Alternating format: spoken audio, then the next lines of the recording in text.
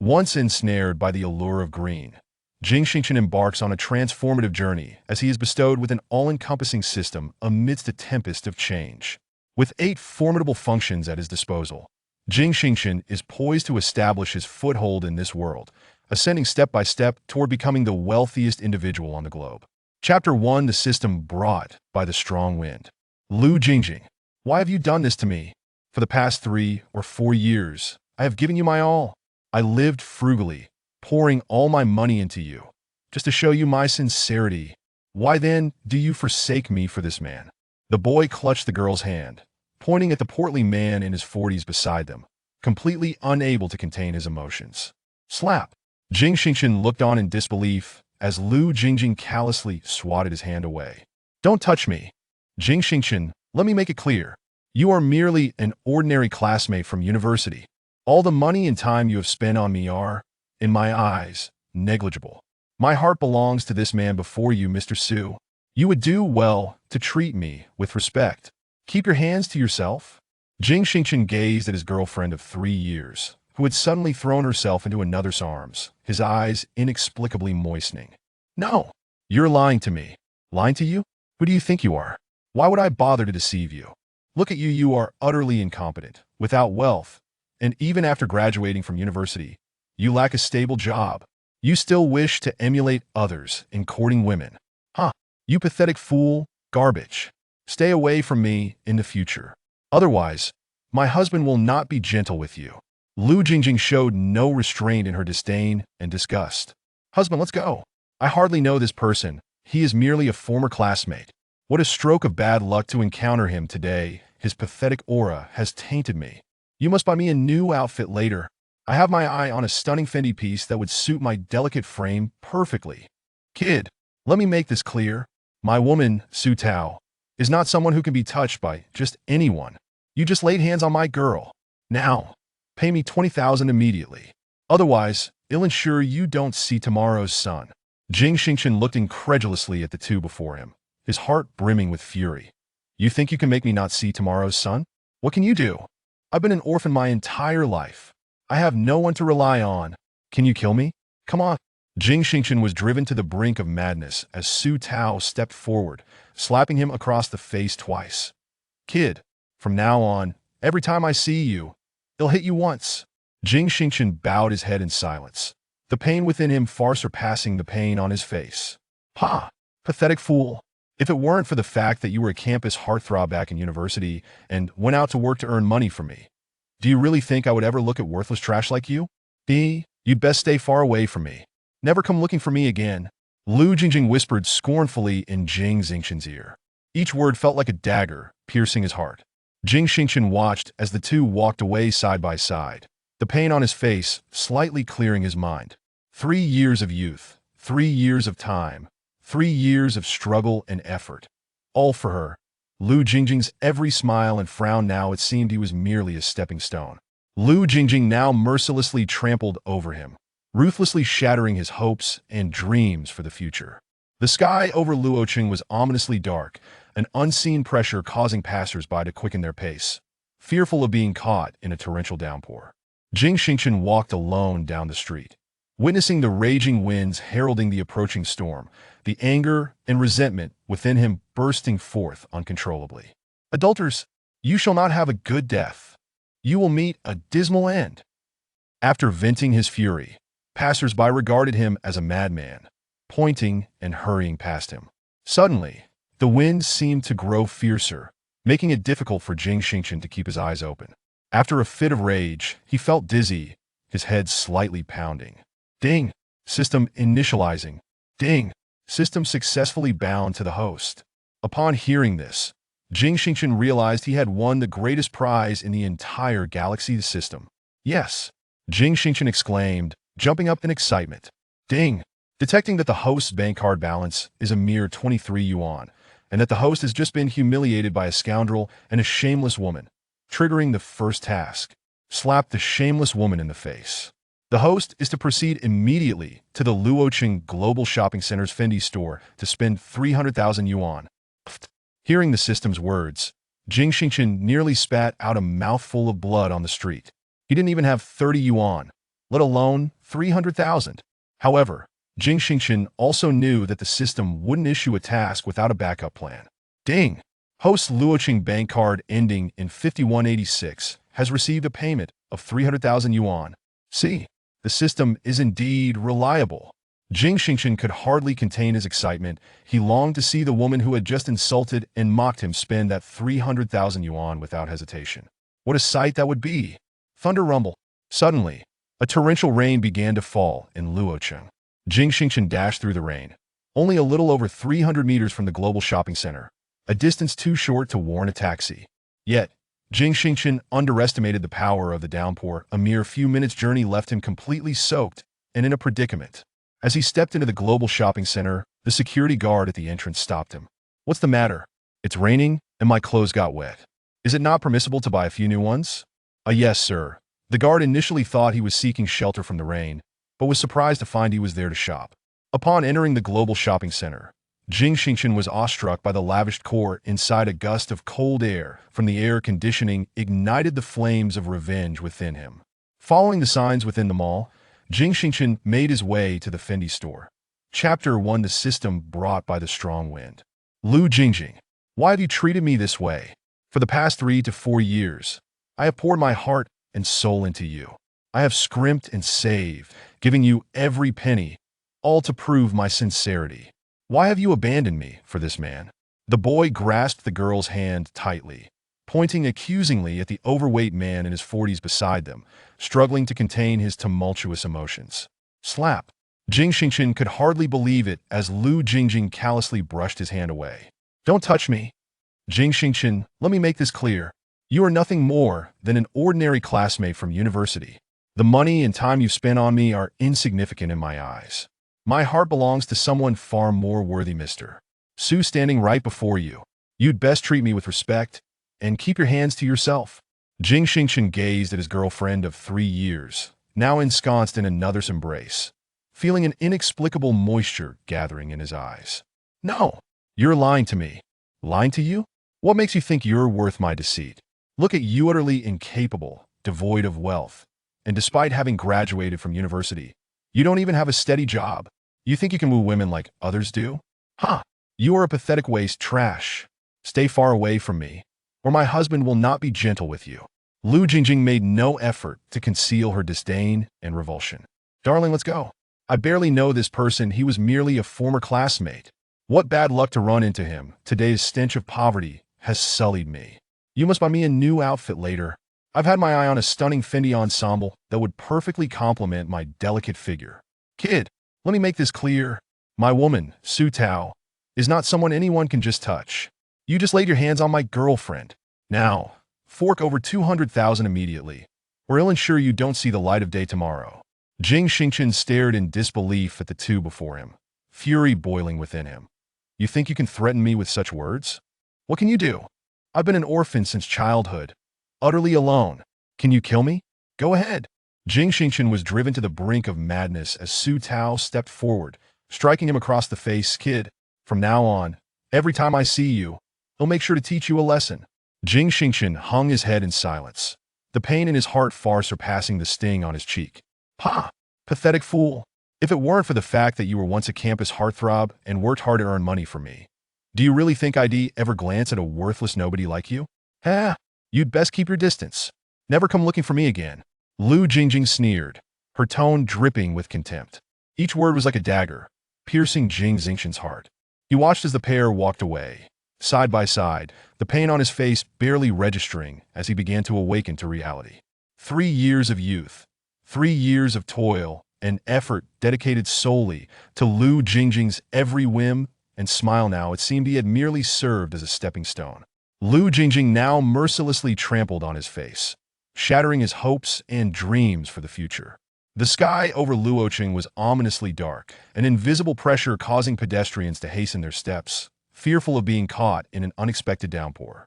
Jing Xingchen walked alone down the street, witnessing the furious winds heralding the approaching storm, and his pent-up anger and resentment erupted.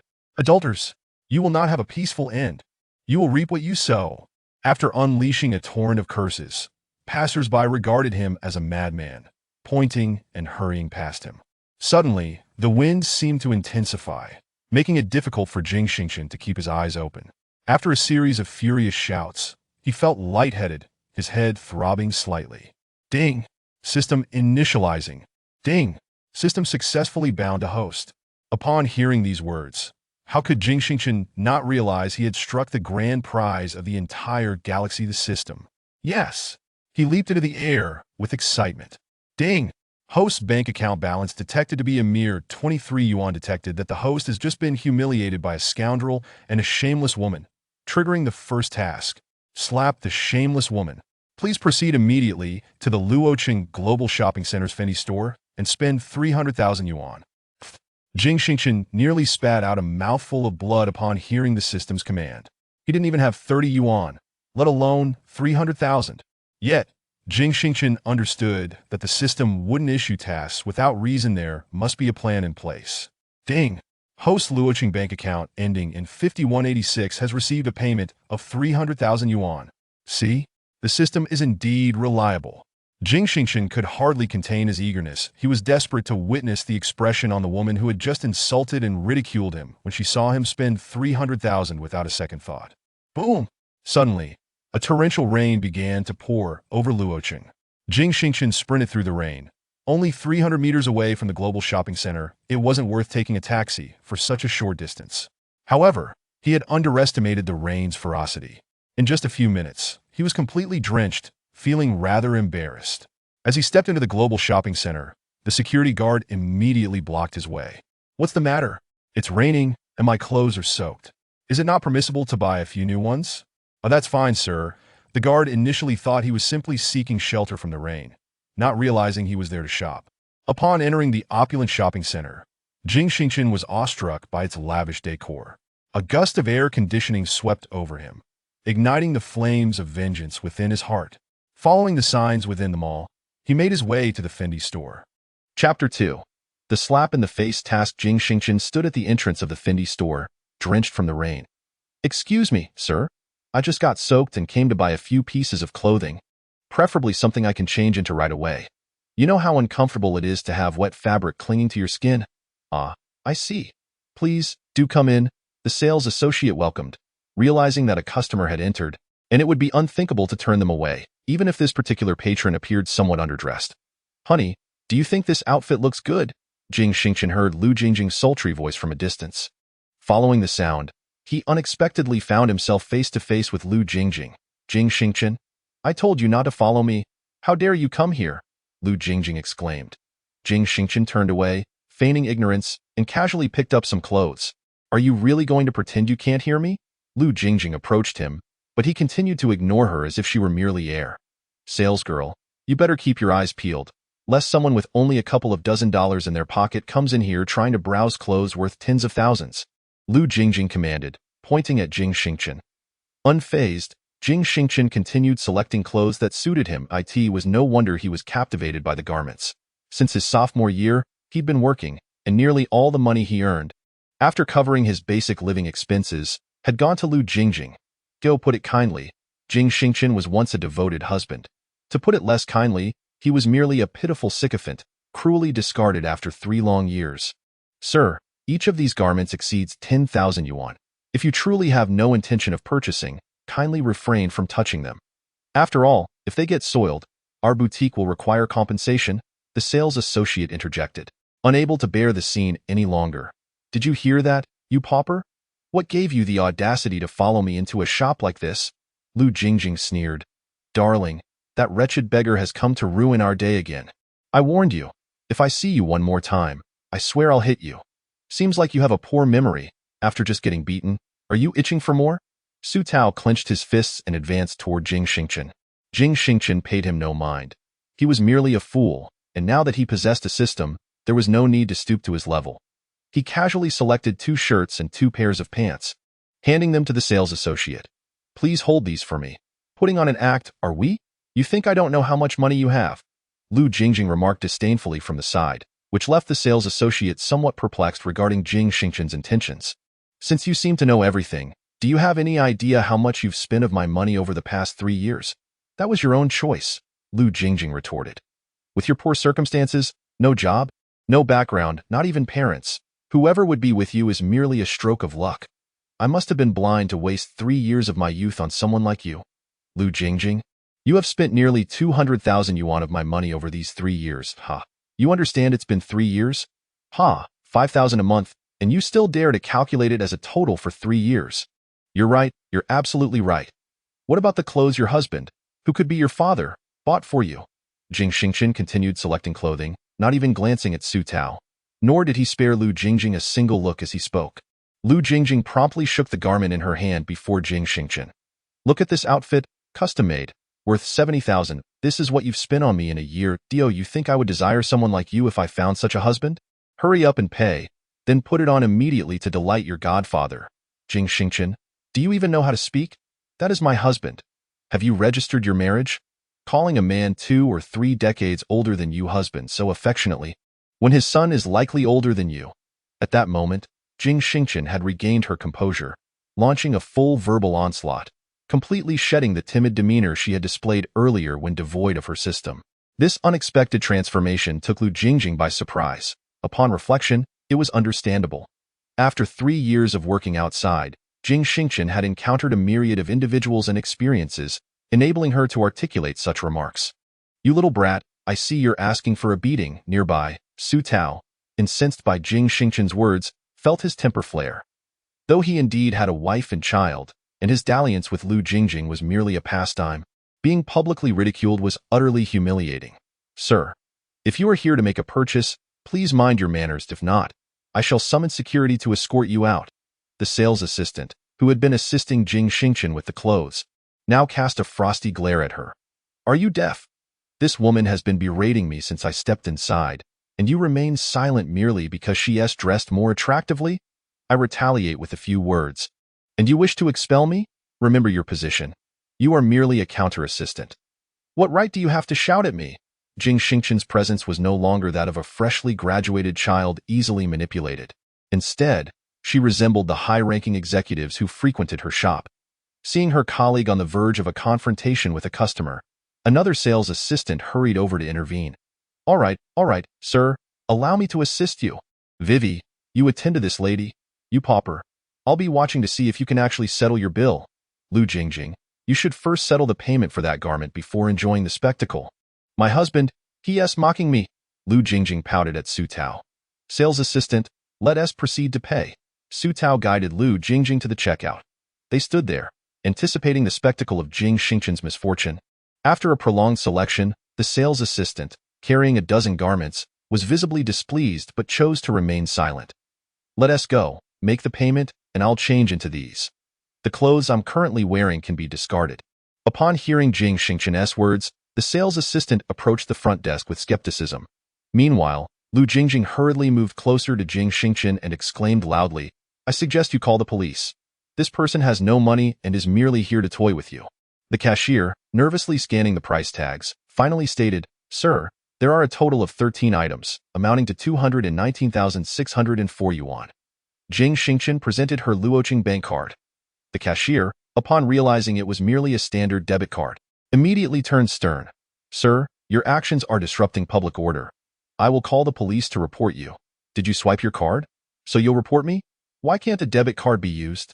It is indeed astonishing that the market value of your modest Fendi boutique surpasses that of the Los Angeles bank. Of course, your parent company may well hold a higher valuation than the bank. But you go ahead and swipe your card, dear attendant. I wonder what will happen if that card fails to process. The cashier at the counter took Jing Xingtian's debit card and swiped it through the POS machine, followed by Jing Xingtian calmly entering the password. Lo and behold, the receipt emerged. The surrounding onlookers were left utterly dumbfounded. Impossible. How could you possibly possess over 200,000? Lu Jingjing exclaimed incredulously. Jing Xingtian seemed oblivious to her astonishment, selecting a few items from her newly purchased garments before retreating into the fitting room to change. Before long, the crowd beheld a dashing young man with impeccable poise. Jing Xingtian approached Lu Jingjing and softly remarked, There is a bag behind you that is simply exquisite, perfectly complementing your complexion. Perhaps you should take a look and have your your husband buy it for you. Lu Jingjing, taken aback by Jing Xingtian's transformation, momentarily flustered, felt an irresistible urge to explore the bag upon hearing his words. After all, Jing Xingchen had a keen eye for style, having previously gifted her several delightful trinkets that she truly cherished.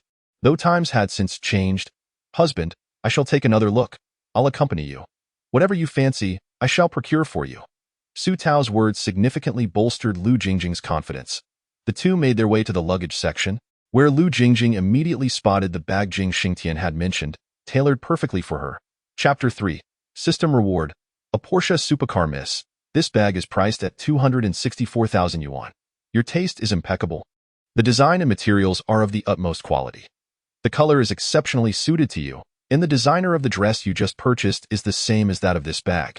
Therefore, donning the dress along with this bag will undoubtedly render you even more youthful and radiant, the sales attendant remarked, eliciting delight from Lu Jingjing. "Husband, it's just over 260,000. That is hardly extravagant. Buy it for me immediately," Lu Jingjing demanded assertively. Su Tao, upon hearing this, felt a surge of dissatisfaction. He was not the type to indulge in the role of a sugar daddy. Rather, he had simply agreed to take her out for a meal and buy a few items, moved by her pitiable situation as a recent graduate without a job or savings. When he learned of Lu Jingjing's ex-boyfriend's relentless pursuit, his protective instincts had flared up, yet he was taken aback by her insatiable demands. Fury ignited within him. Jing Xingchen calculated that she was still around 80 to 90,000 away from completing her task, so she decided to continue browsing, casually selecting 2 pairs of shoes, perfectly rounding her total to 300,000. As she was in the midst of payment, a commotion erupted from the luggage section, prompting a triumphant smile from Jing Xingchen. How audacious! To think oneself of such importance as to openly demand money for a bag. How generous of me to have already purchased that 7,000 or 8,000 yuan outfit for you. Truly ungrateful. Then came the sound of a slap. Judging by the intensity of the sound, Jing Xingchen concluded that this blow was undoubtedly far more severe than the 2 she had endured herself. Nevertheless, she would certainly seek retribution for those 2 slaps in due time. Still, she swiped that card. Jing Xingchen presented the debit card she had just used for payment. "Yes, sir. I sincerely apologize for any offense caused earlier. I beg your forgiveness." Jing Xingchen had just completed the payment when Su Tao, clutching the garments he had recently purchased for Lu Jingjing, strode towards the cashier. "Return this clothing immediately," he thundered. "No, darling, please," Lu Jingjing pleaded. "I no longer want that bag." "Don't return it." Jing Xingchen observed the commotion with a sense of satisfaction. "You wretched creature. Do you take me for a cash cow? Do you think I am like that foolish boy? I merely wish to toy with you. Remember this, darling. I no longer want that bag." "I was wrong." Lu Jingjing immediately adopted a posture of pity and remorse. Jing Xingchen was taken aback by the despicable behavior of someone he once cherished, feeling an acute drop in his own standards. And he suddenly lost all desire for revenge as he passed by Lu Jingjing with his own garments in hand. He muttered under his breath, "How pitiable indeed." Lu Jingjing watched Jing Xingchen's retreating figure, filled with animosity, but predominantly with regret. Upon exiting the doors of Fendi, Jing Xingchen was delighted to hear a voice in his mind. "Ding. Host has completed the face-slapping task. Reward, 20,000 cash, credited in real time. System, is this source of funds reliable?" Jing Xingchen inquired with unease. "Please rest assured, all funds, assets, task rewards, technological distributions, and lottery draws from the system are verifiable and entirely legal. You may use them without concern." The system's reassurances put Jing Xingchen at ease, prompting him to turn around and indulge in a hearty meal at a nearby restaurant as a form of celebration. Having just finished his meal and stepped out of the restaurant, he noticed a middle-aged man suddenly collapse to the ground, appearing unwell. Bystanders and security guards immediately rushed to his aid. "Are you all right? Wake up," the guards urged as they attempted to rouse the fallen man. Witnessing this, Jing Xingchen quickly squeezed through the crowd. He had once done part-time work assisting in hospitals, trained in professional CPR. "Everyone, step back to allow for air," he instructed, pointing at the security personnel. "Call 120 immediately." Then, Jing Xingchen shouted towards the patient. Noticing his lack of response, he straddled the middle-aged man's torso and commenced professional chest compressions and artificial respiration. Before long, the man suddenly regained consciousness. A collective sigh of relief swept through the crowd. "Are you all right, sir?" Jing Xingchen asked. "What just happened?" the man inquired, bewildered. "You fainted." This young man saved you. I've called 120, and an ambulance will arrive shortly. I suggest you visit a hospital for a checkup, the security guard explained. Ah, I cannot thank you enough, young man. I have a congenital heart condition. My heart just became very obstructed, and then I lost consciousness. The man confessed. Do you have your medication? Jing Xingchen asked, concerned. I forgot to bring it. At my age, it's easy to forget many things. Young man, what is your name? I must repay you, the man replied, attempting to rise while reaching for his pocket. Sir, it would be best for you to remain seated. After a heart episode, do not move about recklessly, especially avoid standing up suddenly. I do not require any repayment. I was merely passing by. Please wait here for the ambulance. I have other matters to attend to. Farewell, Jing Xingchen concluded, picking up his belongings and departing. The man gazed at Jing Xingchen's retreating silhouette, reflecting on how this world still harbors many good souls. Mr. Du, what troubles you? Suddenly, two individuals rushed from a distance and approached the middle-aged man. After the security guard recounted the sequence of events, one of them proceeded to the surveillance room to review the situation, while the other stayed with the middle-aged gentleman. Jing Xingchen arrived outside the entrance of the global shopping center, at which moment the security guard glanced at him and suddenly remembered that this was indeed the drenched youth from earlier. How much he had changed! Although his hair still had a slight disarray, he now exuded an air of youthful ambition. Ding, the host, having selflessly rushed to aid another, has received an additional reward from the system. The host is awarded a Porsche sports car. Please check your inventory. Upon hearing the system's announcement, Jing Xingchen felt an inexplicable addition to his pocket. He reached in and pulled out the key, gazing at the Porsche emblem, excitement surging within him. System, where is the car? I have had the tickets for ages and have worked as a driver for half a year. Yet I have never had a car to drive. Host, the vehicle awaits you at parking spot A008 on level B3 of the global shopping center. Jing Xingchen, clutching the car key in his right hand and carrying the clothes he had just purchased from Fendi in his left, hummed a tune as he made his way to the underground parking area of level B3. To his surprise, he encountered Lu Jingjing and Su Tao once more. One was crying out for forgiveness while the other was vociferously cursing. As Lu Jingjing struggled with Su Tao, she suddenly caught sight of Jing Xingchen approaching the Porsche sports car across the way. Jing Xingchen, you deceitful scoundrel! You have tricked me! Lu Jingjing shouted in his direction. Jing Xingchen completely ignored her. Such a woman was not worth his lingering affections. He would consider the past 3 years as a period of blindness. What a repugnant 3 years. With the system at his disposal, he was determined to become a paragon of wealth and the universe's richest individual. What was Lu Jingjing but an insignificant ant? Regaining his composure, Jing Xingchen stood before his red Porsche sports car, an extraordinary vehicle of which he was unfamiliar with the model. A smile broke across his face, and finally, at that pivotal moment, he burst into laughter. Ha ha ha ha. Ha ha ha ha ha. My precious, let me behold you. My grand lady. Moi. Jing Xingchen leaned over and planted a few kisses on the car. Passers-by stole glances, whispering to themselves that it was indeed a fine automobile. Even the license plate was a limited edition.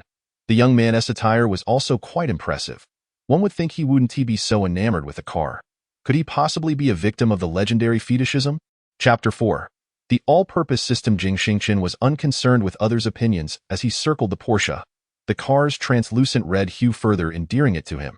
He glanced down at the license plate, which turned out to be sequential numbers, Luo A12345. What an impressive plate. Ha ha ha ha. He retrieved the key and pressed it gently, causing the headlights to flash twice.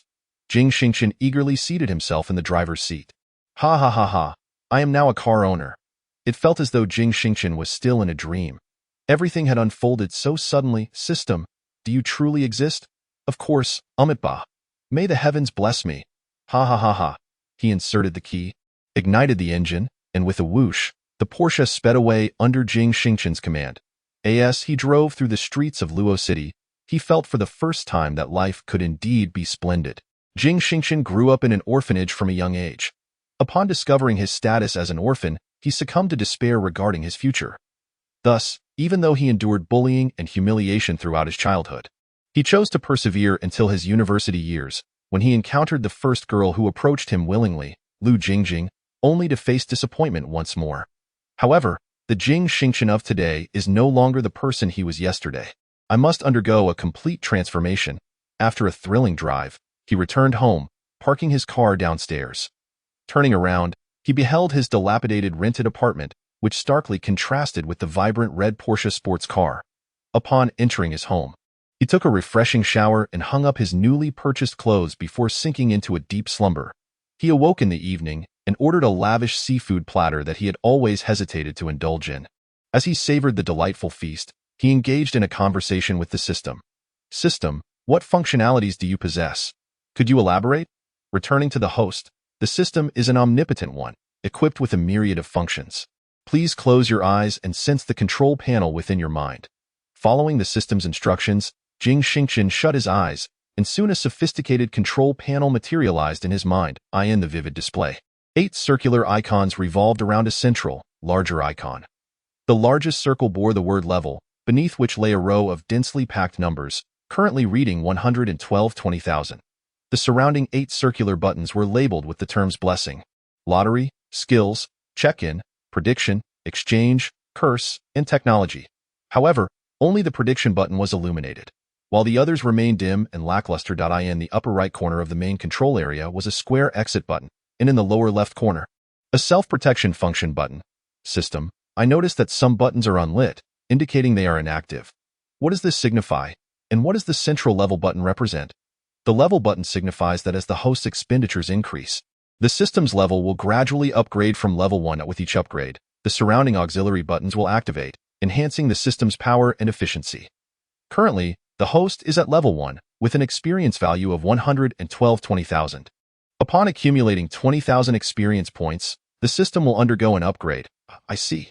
This system is simply perfect. Jing Xingchen gazed once more at the 8 buttons and silently pressed the prediction button. Ding!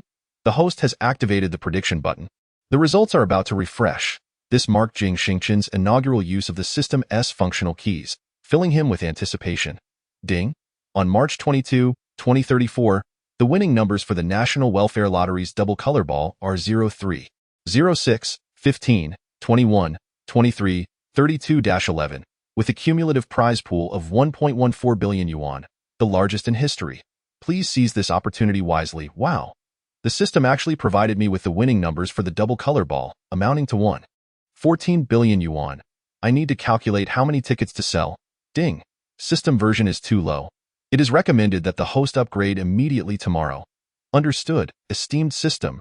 Jing Xingchen was so overwhelmed with excitement that he hardly slept a wink throughout the night. It was not until past 3 in the morning that he finally managed to doze off. Awakening the next day just as the clock struck noon, he freshened up and donned the Fendi attire he had purchased the previous day. He intended to venture out to a lottery station to purchase a ticket and then hasten to invest in upgrading the system. As he descended the stairs, he was taken aback to find a crowd gathered around his red Porsche sports car. Confused, he wondered why so many people were surrounding his vehicle. Before he could approach, he overheard a woman exclaim, "Your child has vandalized someone's car, and you're not even keeping an eye on him." His heart sank at the realization. Just yesterday, he had acquired the precious Porsche, treating it like a treasure. Could it be that a mischievous child had defaced it? He hurried over and squeezed through the crowd, only to be utterly flabbergasted. What the hell? My car! Before him, the side door of his Porsche was adorned with an array of flowers, clouds, towering trees, and peculiar little figures, all drawn with a water-based marker by a child named Xiao Zong. "The owner is here," someone in the crowd announced. "Sir, is this your car?" a woman asked, her voice tinged with anxiety. "Yes, it's mine." "What happened to it?" Jing Xingchen replied, visibly displeased. "I'm so sorry. My child doesn't understand. I wasn't watching him, and he drew all over your car.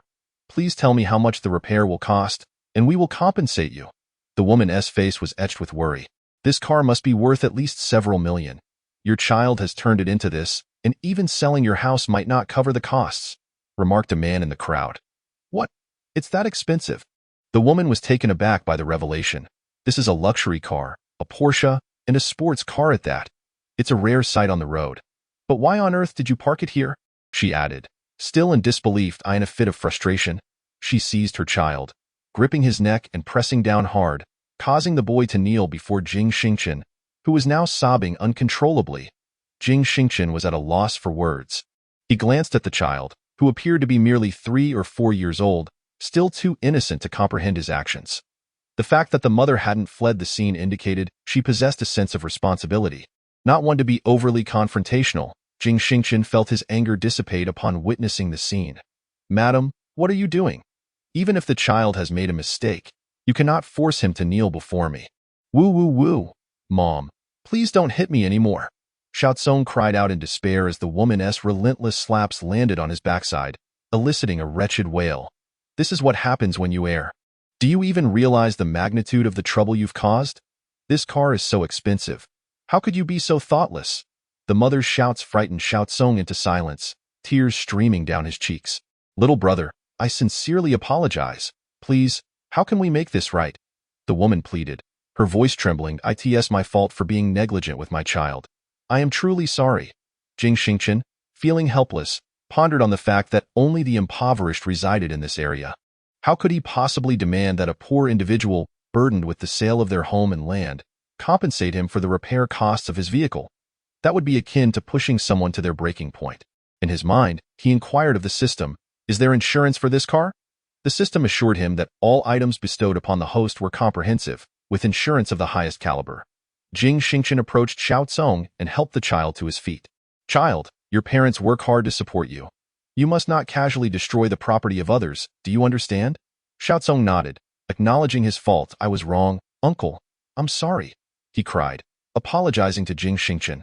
"Little brother, if you are still upset, you may give this child a good beating. Just don't go too far," the woman said with a hint of concern in her voice. "What are you saying?" "Sister, the child has made a mistake. A lesson is enough, as long as he remembers and doesn't repeat the same error. That's what matters. What good will come of hitting him? If he doesn't learn, he will continue to err." Yes, you are right, little brother. Looking at this car, how much do I owe you?" Jing Xingchen glanced at the drawings on the vehicle and then at the pin in the child's hand. "Xiaozong, you have defaced your brother's card. As a punishment, you shall use this very pin to draw the blue skies and white clouds you painted on my car upon your own face. Do you agree?" Jing Xingchen spoke gently. The child, confused, looked towards his mother, who nodded vigorously. Subsequently, Xiaozong handed the pin to Jing Xingchen, who began to draw on the child's face. After a while, Xiaozong's face was a chaotic canvas, eliciting laughter from the onlookers. Wanting to see himself, Jing Xingchen lifted the child to the car window. "How ugly. Now you know it's ugly, so you must not do this again, understand?" "Yes, Xiaozong understands. I will be obedient from now on." "Very well, now go home with your mother." Jing Xingchen's words astonished both the woman and the gathered crowd. "Young man, your car is in this condition, and you are letting her off so easily?" a passerby queried. "The child has erred and has already been punished by me. I am unsure of the exact cost for repairs, but I cannot impose further hardship upon a mother. That will be all. Please disperse. I have matters to attend to and must take my leave, little brother." You are truly a good person. Thank you." The woman bowed with Xiaozong in tow, and Jing Xingchen waved his hand dismissively as he got into his car and drove away. Upon exiting the community, Jing Xingchen parked and, seeing the damage to his vehicle, felt a pang of sorrow once more. He took out his phone and called the 4S dealership, learning that repairs were indeed possible. After scheduling to bring the car in at 3 p.m., he set off in search of a lottery ticket outlet. While on the road, Jing Xingchen scanned his surroundings when, suddenly, the system's prompt chimed in his mind once again. Ding! The host has handled the situation adeptly, earning 1 lottery draw. Would the host like to draw immediately? Upon hearing the system's words, Jing Xingchen felt a sense of balance restored within him. Not yet. I'll wait a little longer. At this moment, the most pressing matters were not the lottery or vehicle repairs, but rather purchasing a lottery ticket while simultaneously upgrading the system. Upon arriving at a lottery station on Central Avenue in Los Angeles, Jing Xingchen stepped inside and handed over a meticulously prepared set of numbers. "Boss, I would like to place a bet for 200 times on this set. Make sure you get it right." 200 times. Such confidence from a young man, the lottery station owner chuckled, shaking his head in disbelief at Jing Xingchen's chances of winning. "My luck has been exceptionally strong lately," Jing Xingchen remarked, receiving the ticket and slipping it into his phone case before turning to leave. Once outside the lottery station, Jing Xingchen pulled out the ticket and scrutinized it for a considerable time. Yet he failed to discern what was so special about it. Glancing at his phone, which was merely a second-hand device he had purchased 4 years ago when he started university, He noted its meager camera quality and decided it was time for an upgrade. With a press of the accelerator, he arrived at a nearby shopping mall and entered the Apple store. "Good day, sir. What can I assist you with today? I would like to purchase a new phone. What are the price ranges?" "They vary from over 6,000 to more than 12,000. I'll take the one priced at 12,000. And please help me select a tablet as well. The total should be under 20,000. "Certainly, sir. Just a moment." Before long, Jing Xingchen placed the lottery ticket, valued at a staggering billion, inside the case of his newly acquired Apple phone. Checking his account balance, he noted he had just over 800 left, and then he proceeded to the 4S dealership. Unfamiliar with the 4S shop, he parked outside and made a phone call. Shortly thereafter, a service representative arrived to collect the keys. Before departing, Jing Xingchen inquired about the repair costs, to which the representative replied that insurance would cover it, and they would contact him once the vehicle was ready. With his new phone and tablet in hand, he hailed a ride back to his modest abode. Suddenly, his phone rang, catching Jing Xingchen off guard. "Hello? Xingchen. What have you been up to lately?" It was Zhao Qianhao, his college best friend. "Not much, just hanging around." "Are you working? How about dinner tonight? At that skewer place outside our university. I just got paid. Let us treat our dorm mates. You must come. It's been ages since the four of us gathered." "Absolutely. What time?" 6:30 p.m. "See you tonight." After hanging up, Jing Xingchen felt a surge of joy. Over the 4 years of university, aside from his 3 roommates, who had never once turned their backs on him and had consistently offered their support, he had hardly any other friends. Jing Xingchen was nostalgic by nature. Should he achieve great success in the future, he would undoubtedly bring his 3 brothers along with him. "System, you mentioned an opportunity for a lottery draw. What is that about?" The host has handled matters with great propriety, earning an additional lottery draw from the system. "Please confirm if you wish to draw immediately. I choose to draw now." Jing Xingchen promptly decided, and in his mind, 6 gift boxes appeared, each adorned with distinct colors and patterns.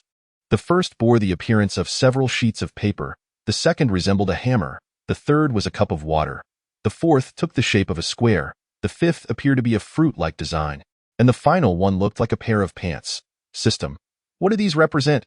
Jing Xingchen inquired.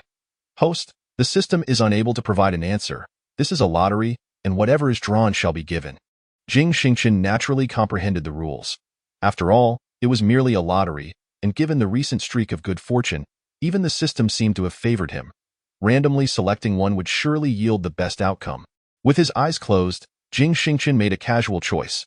He fortuitously landed on the first option, which was a design of several sheets. "Ding. Congratulations, host. You have acquired 79 of the shares of Tianhai Group Company. Limited. The share transfer is in progress. Please hold on. Transfer complete. Please check the contract documents, host." Just as the system's announcement concluded, Jing Xingchen felt a folder unexpectedly manifest in his hand. Upon opening it, he was astonished to find comprehensive information about Tianhai Group inscribed within. This included the company introduction, the scope of global operations, financial statements, details of key personnel, and more. Jing Xingchen's university major was finance, a field that seemed entirely unrelated to Tianhai Group, yet this did not deter his aspirations for his newfound company. Currently, he harbored no concrete plans.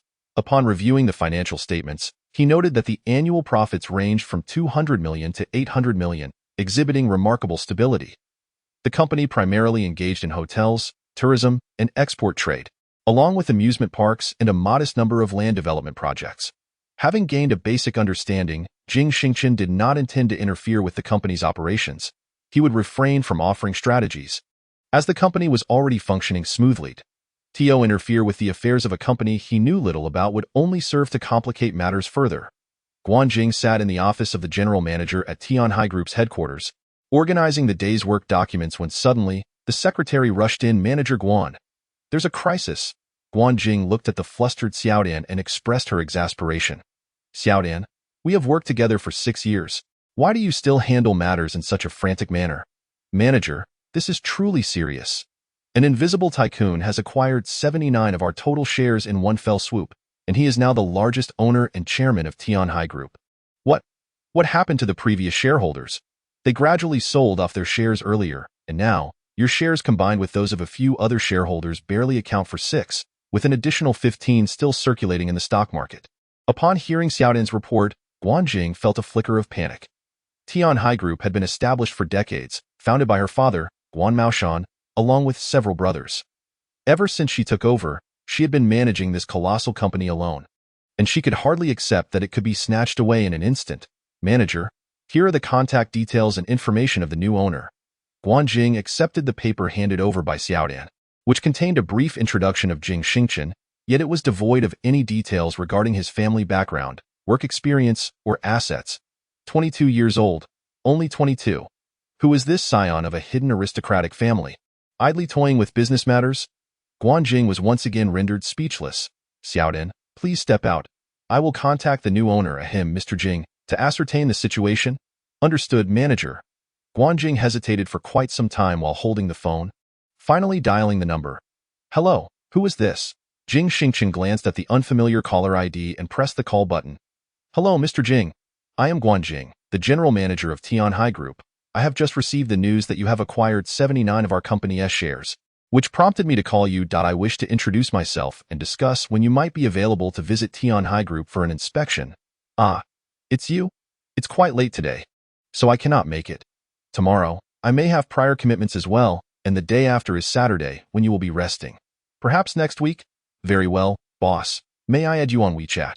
You could notify me via WeChat before your visit next week, allowing me to make arrangements in advance and facilitating future work reports to you. Certainly, you may have my mobile number. All right, Jing Zong, I apologize for the interruption. We shall meet next week. Jing Xingchen hung up the phone.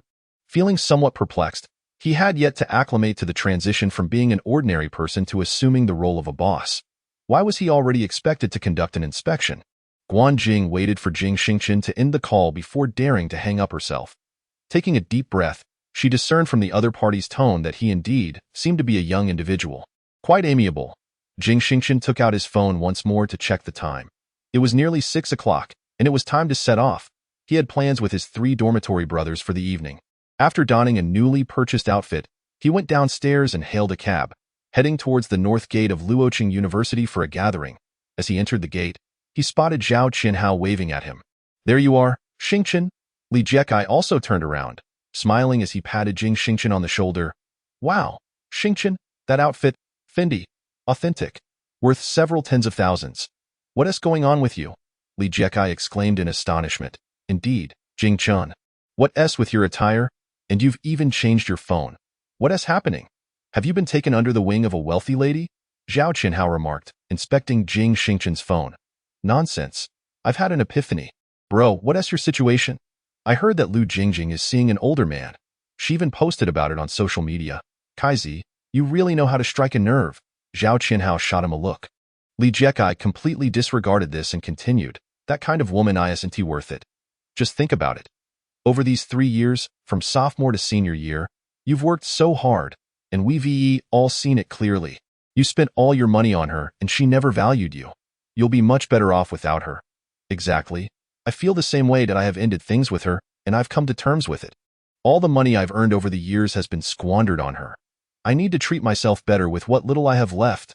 Furthermore, Qianhao, today, I'll take care of the bill. Don't say a word. You 3 have taken care of me these past 4 years. If I ever achieve success and prosperity, I will never forget the 3 of you. Whereas the 3rd one? Just as Zhao Qianhao was about to speak up regarding Jing Xingchen's intention to pay the bill, he was silenced by Jing Xingchen. The 3rd one is stuck in traffic. He'll be here shortly. Li Jiekai said, showing them his WeChat. Chapter 7. The greatest prize in history speak of the devil, and he shall appear. Bi Shao rushed over to the trio. Bag in hand, I'm late. As the end of the workday approached, that tyrannical supervisor Wudenty let me leave and made me stay half an hour longer without any overtime pay. It's infuriating. You're not late. Let us order. Wait, staff, Jing Xingchen called out loudly. Wow, the 4th one. What s with your outfit? In the past, one would live frugally, but how has one become so extravagant now? Purchasing Fendi. Bai Shao adjusted his glasses in astonishment. It's all a story. Ha ha ha. Let us eat. Order some dishes. Jing Xingchen relished the moments spent with his 3 brothers, indulging in drinks, engaging in lively conversation, and venting frustrations, as it all felt so genuine. Through their dialogue, Jing Xingchen discovered that the 3 were not faring particularly well. Currently, Bai Shao had become a designer, constantly pressured by his supervisor to work overtime, with a salary that was far from satisfactory. Zhao Qianhao, whose family was in business, had taken some time off to travel before recently starting a job at his parents' company, and today, he had come to treat a few close friends with his first paycheck. Li Jekai, on the other hand, had taken a position at a Mercedes-Benz dealership as a salesman. What do you plan to do in the future, Fourth? Me? Perhaps start a company, have some fun, ha ha ha, boast a little? Though I'm not quite sure what I'll do. Ha ha ha, I thought you were being serious. Turns out you're just bragging.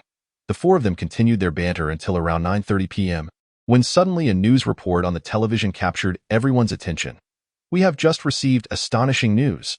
The city has just produced 200 first prize winning tickets for the lottery, bought by a single individual, with a prize exceeding 1 billion. This represents the largest jackpot ever won in the country, or even globally. Jing Xingchen found the voice of the female host to be exceedingly melodious. Wow, did you hear that? Another billionaire has emerged in Luoqing, Bai Shao exclaimed with a sigh. Why care about that? It's not like you won. Come on, let us eat. Let us drink. If you plan to buy a car in the future, you must come to me. I have all models of Mercedes available. You could help me boost my sales. During a brief trip to the restroom, Jing Xingchen took the opportunity to settle the bill at the front desk. 780 yuan. With only a few dozen yuan left, he could just afford a taxi home. The four friends continued their conversations until past 11 p.m. before parting ways. After seeing the three off, Jing Xingchen felt a twinge of reluctance. After all, they were his close friends from university, and in the real world, it always felt like their meetings became rarer, sometimes only occurring once every few years. Upon returning home, he glanced at his account balance. Only 2 yuan remained, prompting him to decisively purchase a bottle of mineral water. Spending it all would trigger the system upgrade. Watching the control panel in his mind, he saw his level rise from 1 to 2. And among the 8 buttons surrounding it, the prediction button lit up once more, and the second blessing button also activated. Ding! The system successfully upgraded to level 2, rewarding the host with 1 million yuan in cash. Wow! Leveling up from 2 to 3 requires 1 million. That's a 50-fold increase. So leveling up from 3 to 4 must mean 50 million, right, system? The system remained silent. Nevertheless, Jing Xingchen returned home in a state of exhilaration, quickly freshening up before retrieving the lottery ticket worth 10 billion. He smiled silently in excitement, perhaps due to having consumed a bit too much alcohol that evening, for even after winning such a colossal prize, Jing Xingchen fell into a blissful slumber. He awoke at dawn, the glaring sunlight outside compelling him to rise. After a swift wash and a clever disguise, he donned his old ragged clothes, masked and hatted, and quietly took a taxi to the lottery center in the heart of Luoqing. At the redemption center, he exclaimed, "Oh my goodness, sir! You have won the largest sum in global history. May I take a photograph with you?" "Oh no, you should first process my winnings," Jing Xingchen declined. The staff, unfazed by the rejection, took out a calculator and computed the figures from the prize pool for Jing Xingchen. "Sir, your single ticket prize amounts to 244,588 yuan. After deducting a 20 tax, your net winnings from this ticket are 4,195,670 yuan. You purchased a total of 200 tickets, resulting in a grand total of 839,134,000 yuan. We have programs dedicated to charitable contributions and Hope primary schools. Would you be interested? Please grant me 835 million and donate the remaining several million to the Hope primary schools." Jing Xingchen decisively made his choice, and shortly thereafter, the staff swiftly processed the paperwork. Jing Xingchen, now holding a check exceeding 800 million, quickly departed the prize center. On the way, he discreetly glanced at the check, noting that it was issued by Guojian Bank, one of the 4 major banks. Thus, he simply needed to open an account there to deposit it. Conveniently, the headquarters of Guojian Bank was not far from the prize center, so Jing Xingchen swiftly entered. After taking a number at the front desk and stating his purpose, he sat down to await his turn. Before long, his name was called. "Good day, sir. What service do you require? I would like to open an account and deposit some funds. Sir, please proceed to the automatic machine next door. The lobby manager will assist you. I am here to deposit a check." "Oh, then please hand the check to me." The bank clerk casually accepted Jing Xingchen's check, glanced at the figures, and was instantly taken aback. "Sir, is this check yours? Isn't that an obvious question? Who else could it belong to? Please hold on a moment. I will arrange for the bank president to attend to you personally." "Ah, that won't be necessary." Jing Xingchen was indifferent to who attended to him. His priority was to expedite the transaction. After a brief 2 minutes, the bank president rushed over. "Good day, Mr. Jing. I am Sun Feifei, the president of the main branch. It is my pleasure to serve you. Given the substantial amount you wish to deposit, we have specially issued you a black gold card. From now on, you will be one of our most esteemed clients." "Oh, very well." Sun Feifei operated the computer for a moment, occasionally stealing glances at Jing Xingchen, pondering, how could someone dressed so shabbily possess such wealth? Surely, the check must be stolen. However, given the enormity of the amount, any loss would surely be reported. "Sir, we need to fill in your work address, if you please." Sun Feifei inquired tentatively. "Oh, let us write down Tianhai Group." "Tianhai Group? Yes, is there a problem? What is your position there? Do we need to be so detailed?" Jing Xingchen asked with a hint of displeasure. "Yes, sir. Could you kindly disclose that information?" "Oh, just list me as the owner." "Sir, you cannot be serious. That position requires verification." "Certainly." Chapter 8 Mobile Live Streaming. Sun Feifei was taken aback. Tianhai Group was a well-established local enterprise in Luoqing, and how could its owner possibly be someone so young? However, the other party agreed to verify. And Sun Feifei, without hesitation, promptly activated the back-end verification mode. Suddenly, the internal phone in the general manager's office of Tianhai Group rang. "Hello, general manager's office. This is Assistant Xiaodan. Greetings. I am Sun Feifei, the president of Guojian Bank in Luoqing. I am calling to verify whether an individual is the general manager or a shareholder of Tianhai Group. May I ask who it is?" "The client's name is Jing Xingchen." "What are you referring to General Jing?" "Indeed. What position does he hold?" "He is our esteemed boss. Please do not treat this lightly. He holds an astonishing 79 of the shares." Upon hearing Xiaodan's words, Sun Feifei was utterly astonished. While others might be oblivious to the significance of a 79 shareholding, her extensive experience in the financial sector made it impossible for her to be unaware.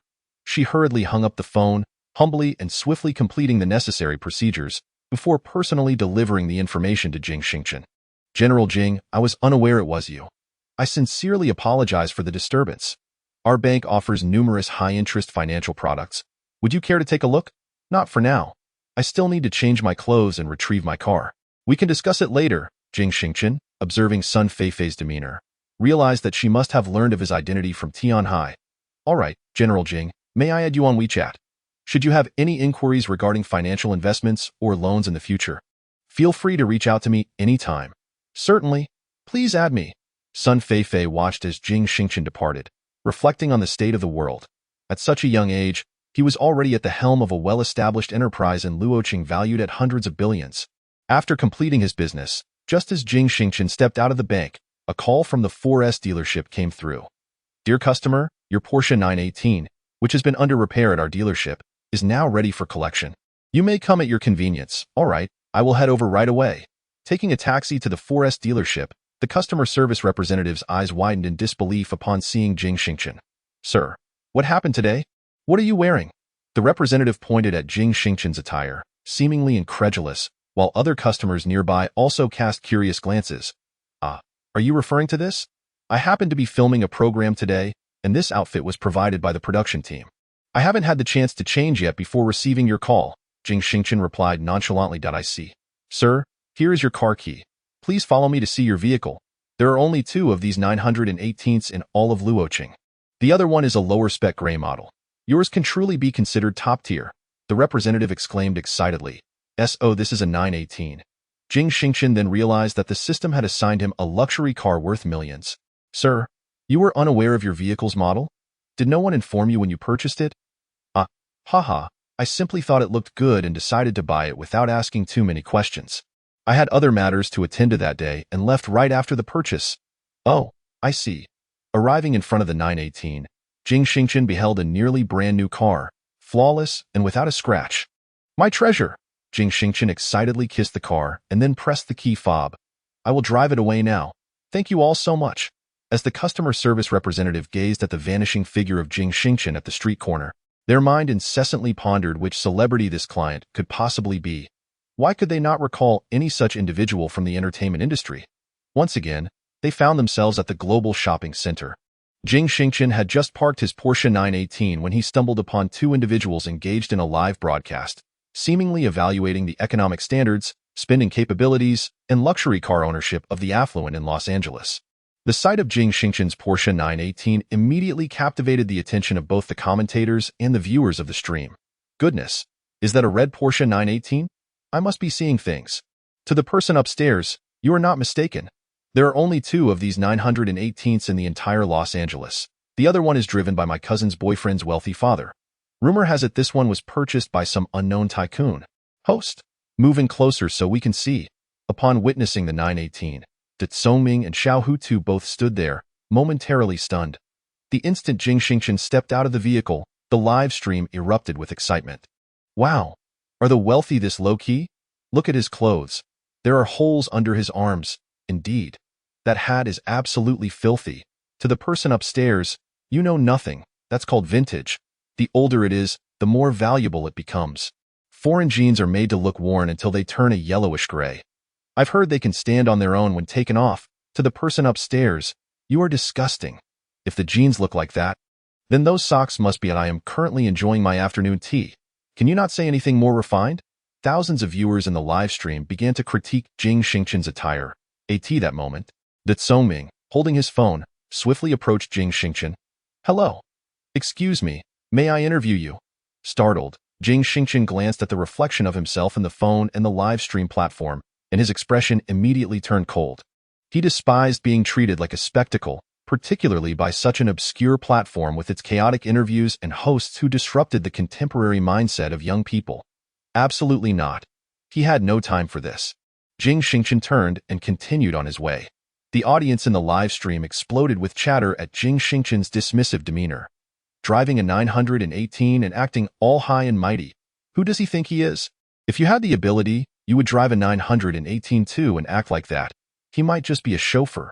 I doubt it. Would you let your chauffeur dress so shabbily? And drive your luxury car? He looks more like a mechanic. Agreed. Agreed. In a chorus of agreement, the crowd suggested that Tsongming and Xiao Hutu follow Jing Xingchen to uncover what brought him to such an upscale shopping venue. Unbeknownst to Jing Xingchen, he was being trailed as he strolled into the Gucci store, phone in hand. Sir, how may I assist you? I'd like to purchase a few outfits and change out of what I'm currently wearing. This is what I wore while filming. Jing Xingchen continued to employ the same rhetoric he had used at the dealership. Very well, sir, please follow me, responded the Gucci associate, who, upon noticing the Porsche key in Jing Xingchen's hand, began to entertain the possibility that this client might indeed be a lesser-known celebrity, and thus led him to the men's section for a shopping spree. Outside the door, the little muddlehead and the clever one noticed someone entering to make a purchase, so they pointed their phone camera at the entrance of the Gucci store, eagerly awaiting the unfolding events. A crowd of onlookers in the live stream continued their animated discussions. Perhaps the individual truly is the owner of a luxury vehicle. After all, they've been inside for quite some time, presumably indulging in a shopping spree. This is Gucci, one of the 6 esteemed luxury brands. Who could afford such a label without substantial means? I beg to differ. It is quite possible that some individuals, despite being financially strained, simply relish the allure of luxury goods. Are you, perchance, speaking of yourself? What concern is it of yours? This is simple.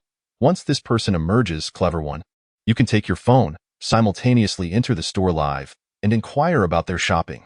Little muddlehead, you continue to trail behind this individual. Doesn't it feel somewhat akin to a detective game? That may not be appropriate. Aren't you curious? A shabby-looking individual driving a car worth over 10 million? Indeed, I am curious. After approximately 20 minutes, Jing Xingchen emerged, adorned in his newly acquired Gucci attire, appearing utterly transformed and radiant, causing the nearby girls to drool with envy. Truly, one is defined by their attire. I too wish to don such garments and look even more dashing. The live stream was rife with envy. Clever one, he has appeared. Hurry and ask him. Upon spotting Clever one outside the Gucci store, Jing Xingchen instantly felt a sense of being followed. He clutched his garments and turned to leave, while Clever one swiftly slipped inside. Good day, sir. May I inquire about your phone? The attendant who had just assisted Jing Xingchen suddenly became alert. Ah, we are filming a segment. That individual is a star of our platform's research. May I ask how much he spent here? The customer had purchased over 10 items of clothing and accessories, totaling 685,000 yuan. What a significant client. Does your production team have more stars like him? We would be delighted to have them shop here, and, before the attendant could finish, Clever one turned and exited. At that moment, the live stream had already cleared Jing Xingchen's name. See, he is indeed wealthy, just casually purchasing clothes worth 6 or 70,000. If we pooled some funds, it would be enough for us to buy a house. Sigh, the disparity between individuals is truly vast. I currently earn only 4,000 yuan a month. Earning 4,000 yuan a month is commendable. I only make 800, clever one. Where has the wealthy gentleman gone? Keep up. Under pressure from the crowd, clever one continued to stealthily follow Jing Xingchen. Jing Xingchen made another round, purchasing some daily necessities and skincare products. In the past, he had always sought various ways to please Lu Jingjing, leading him to conduct thorough research on skincare products, not in terms of ingredients, but rather their prices. Lu Jingjing often spoke of classmates who had purchased items like La Mer and Helena Rubinstein. Jing Xingchen, recalling the prices he had once learned about, bought a selection without concern for whether they were marketed towards men or women. In his view, if something is suitable for women, it is even more fitting for men. Sir, the total for this set of La Mer 21-day renewal serum and these items is 24,211 yuan. Not a problem, sir. This exquisite set from Helena is priced at a total of 9,728 yuan. Can I assist you with a WeChat scan? Sir, the complete set of La Prairie's essence and rejuvenating cream amounts to 49,885 yuan. Please, do scan my code. With a vigorous spirit, Jing Xingchen had been wandering for quite some time, feeling utterly exhausted, and upon glancing at the time on his phone, he realized that only 20 minutes had elapsed.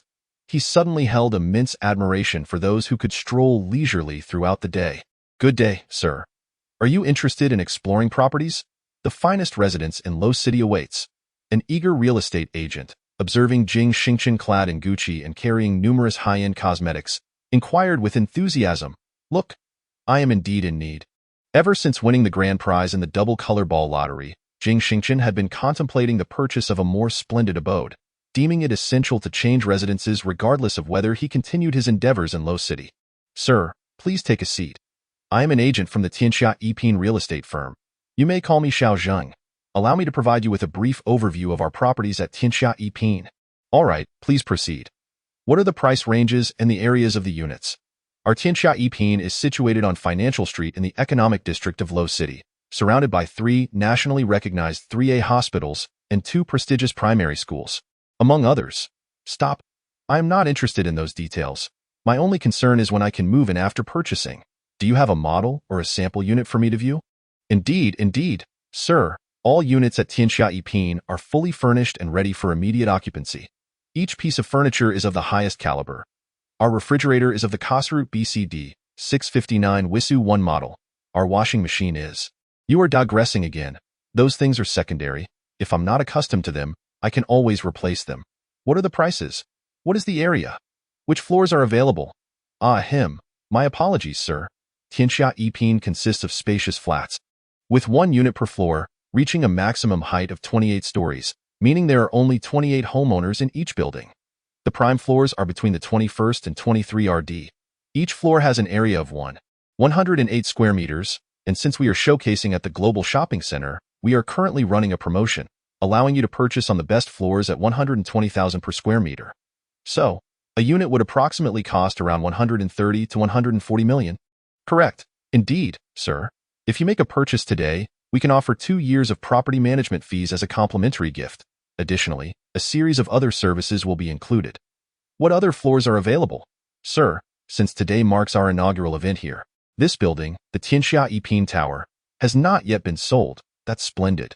My lucky number is 23. I shall purchase the 23rd floor. Please prepare the contract so we can proceed with the necessary formalities. Ideally, I would like to move in tomorrow. Yes, sir. The 23rd floor is indeed the finest choice, however. Should you find the price too steep, lower floors are also. What a contract! Xiao Zheng was taken aback. Can one truly purchase a house in such a manner? Yes, please hurry. My time is limited.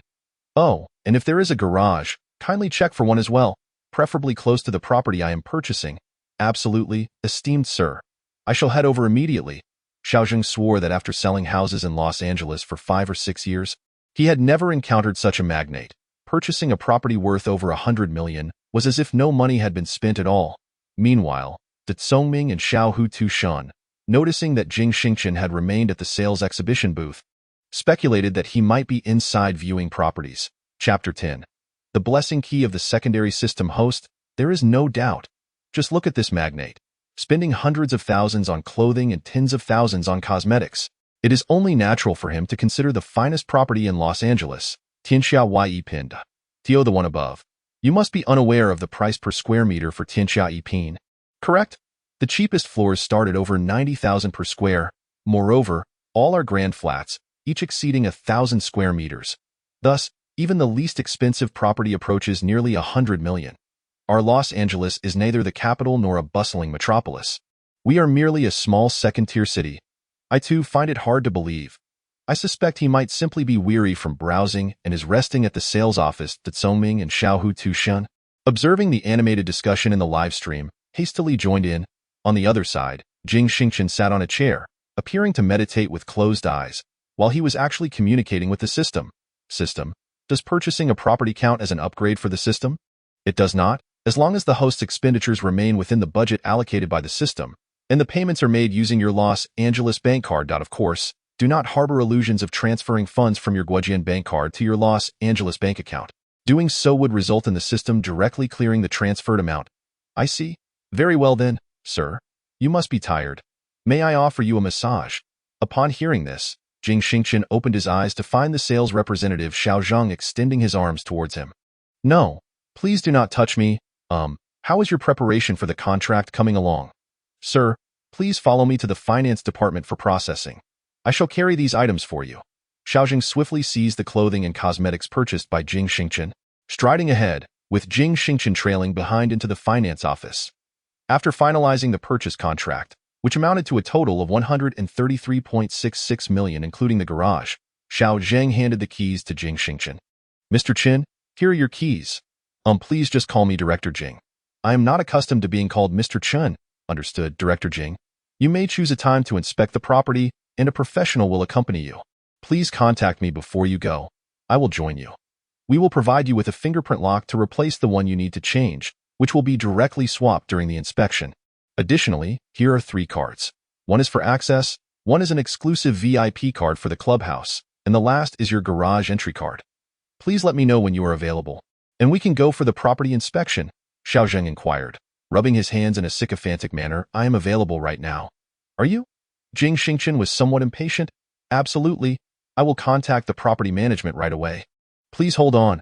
A few minutes later, arrangements were in place, and Jing Xingchen asked, I drove here. How about you? I will call a car. Forget that. I will drive you.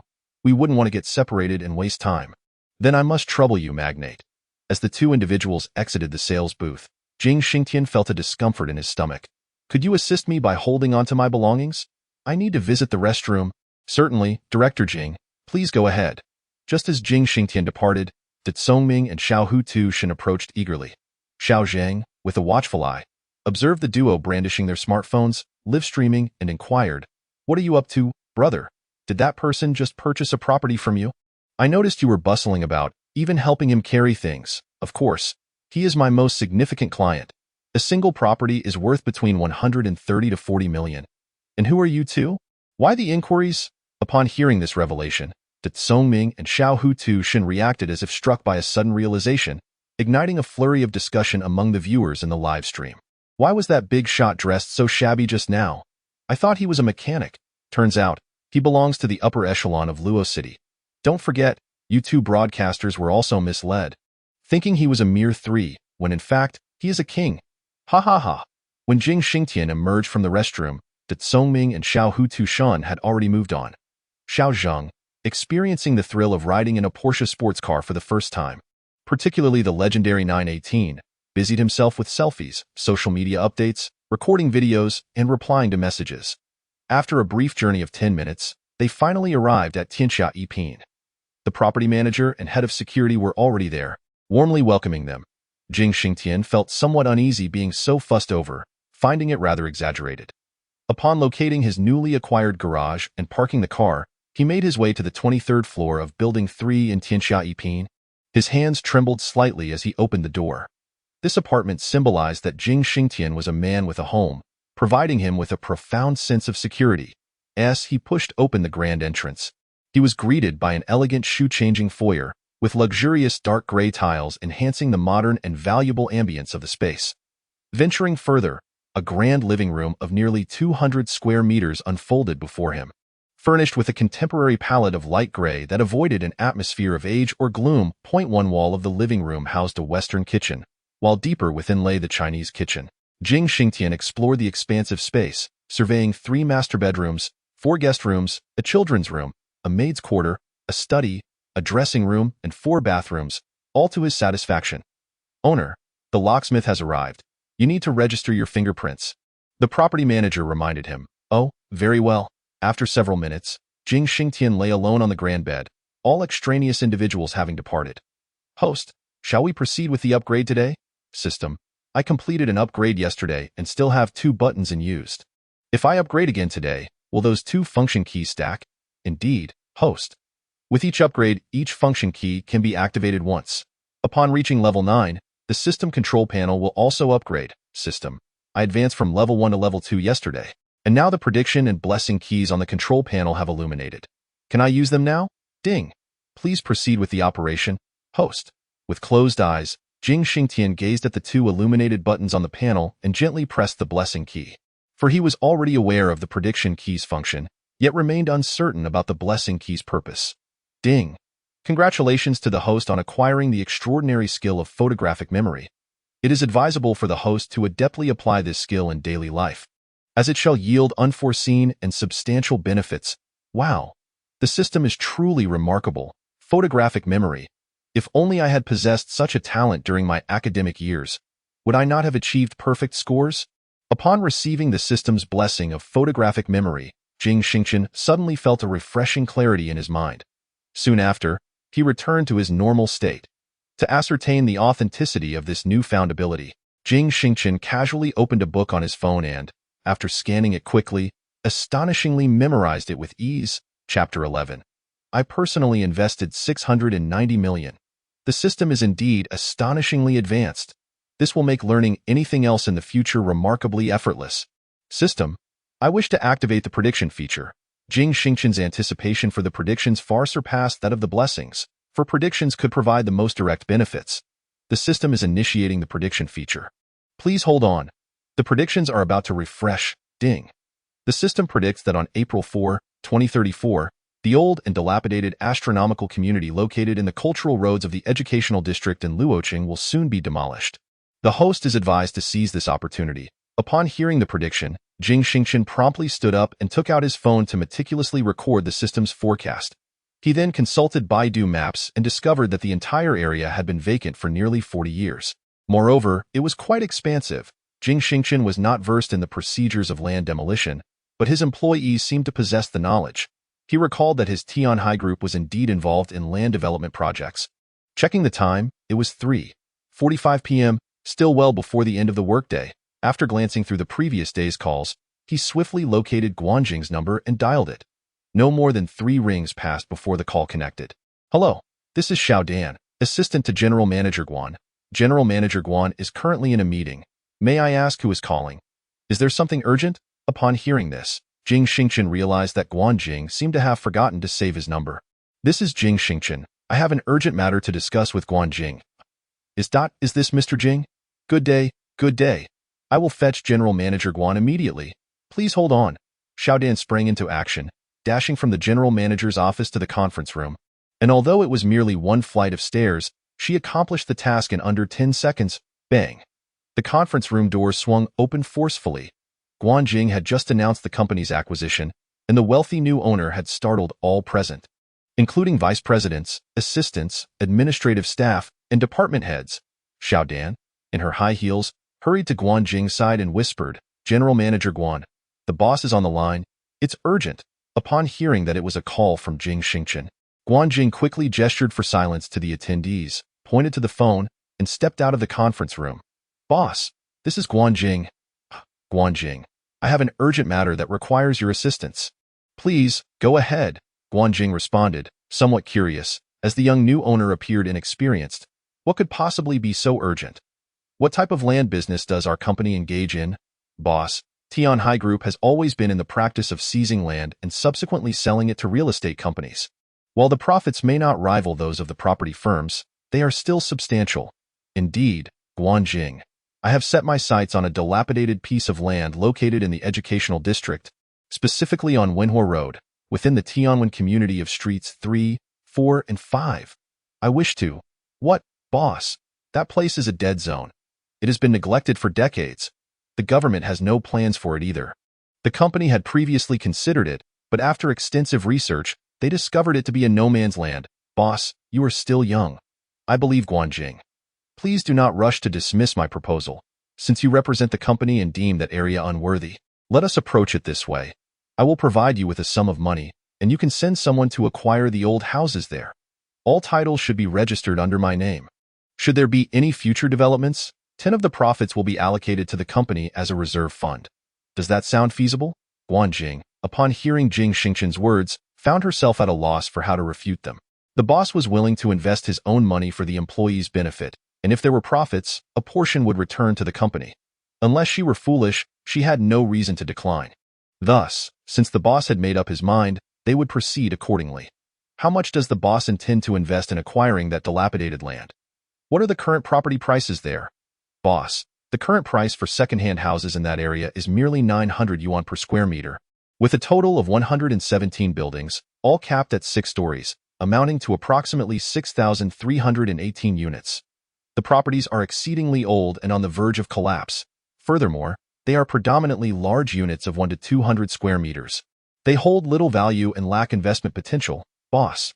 Many major developers have considered relocating that area, but there seems to be something underground that prevents the construction of high-rises. Currently, the population residing there is sparse, with everyone attempting to sell their homes. Additionally, there are no purchase restrictions in that area. As long as you are willing to buy, you can acquire them all. Boss, I genuinely advise you that this type of investment is bound to incur losses. I understand. Jing Xingchen calculated simply. Having won 835 million in the lottery, after deducting 140 million for purchasing a house, he had 695 million left, which seemed barely sufficient to acquire all the properties in that area. Guanjing, I am assigning you a task. I will personally invest 690 million, transferring it to the company's account. You, along with the person responsible for the land, must ensure that all the old, dilapidated houses are acquired before April 1 st. Remember, I mean all of them. There shall be no room for dissent or inquiries. If the funds are insufficient, let me know. Boss, this is my decision, Jing Xingchen asserted firmly, then promptly transferred 690 million to the account provided by Guanjing. Guanjing, if this endeavor is successful, I will personally reward everyone who assists with a bonus of 20,000 yuan each by the end of next month. Very well, boss. Since you have made your decision, we shall strive to accomplish this. Next week, you all should prioritize this matter. I will make time on Monday to deliver my identification to you. After hanging up the phone, Guanjing felt somewhat dazed.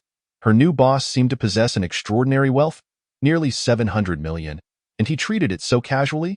Upon returning to the conference room, Guanjing cleared her throat and began. The new boss has issued the latest directive. The new boss has personally invested 690 million, instructing us to acquire all the old houses in the astronomical community on Cultural Road, streets 3, 4, and 5, before April 1 st, placing them under the new boss's name. If we succeed, each of us will receive an additional 20,000 in our April salaries. What? That place is a dead zone. What kind of vision does this boss have? Never mind, they have the wealth to spare. Since they are investing their own money, we, as employees, must strive to make the purchase for that extra 20,000. Guanjing observed the murmurs of skepticism and disdain directed at Jing Xingchen from the audience, feeling somewhat helpless, as she herself held little faith in Jing Xingchen. Chapter 12.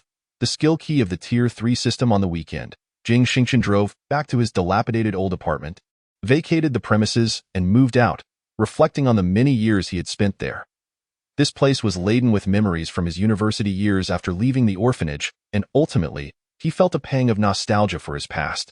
Spending 400,000 to purchase the small studio it was convenient for him to return and reminisce whenever he wished. On Monday afternoon, before heading to Tian High Group, Jing Xingchen received a call from Guanjing.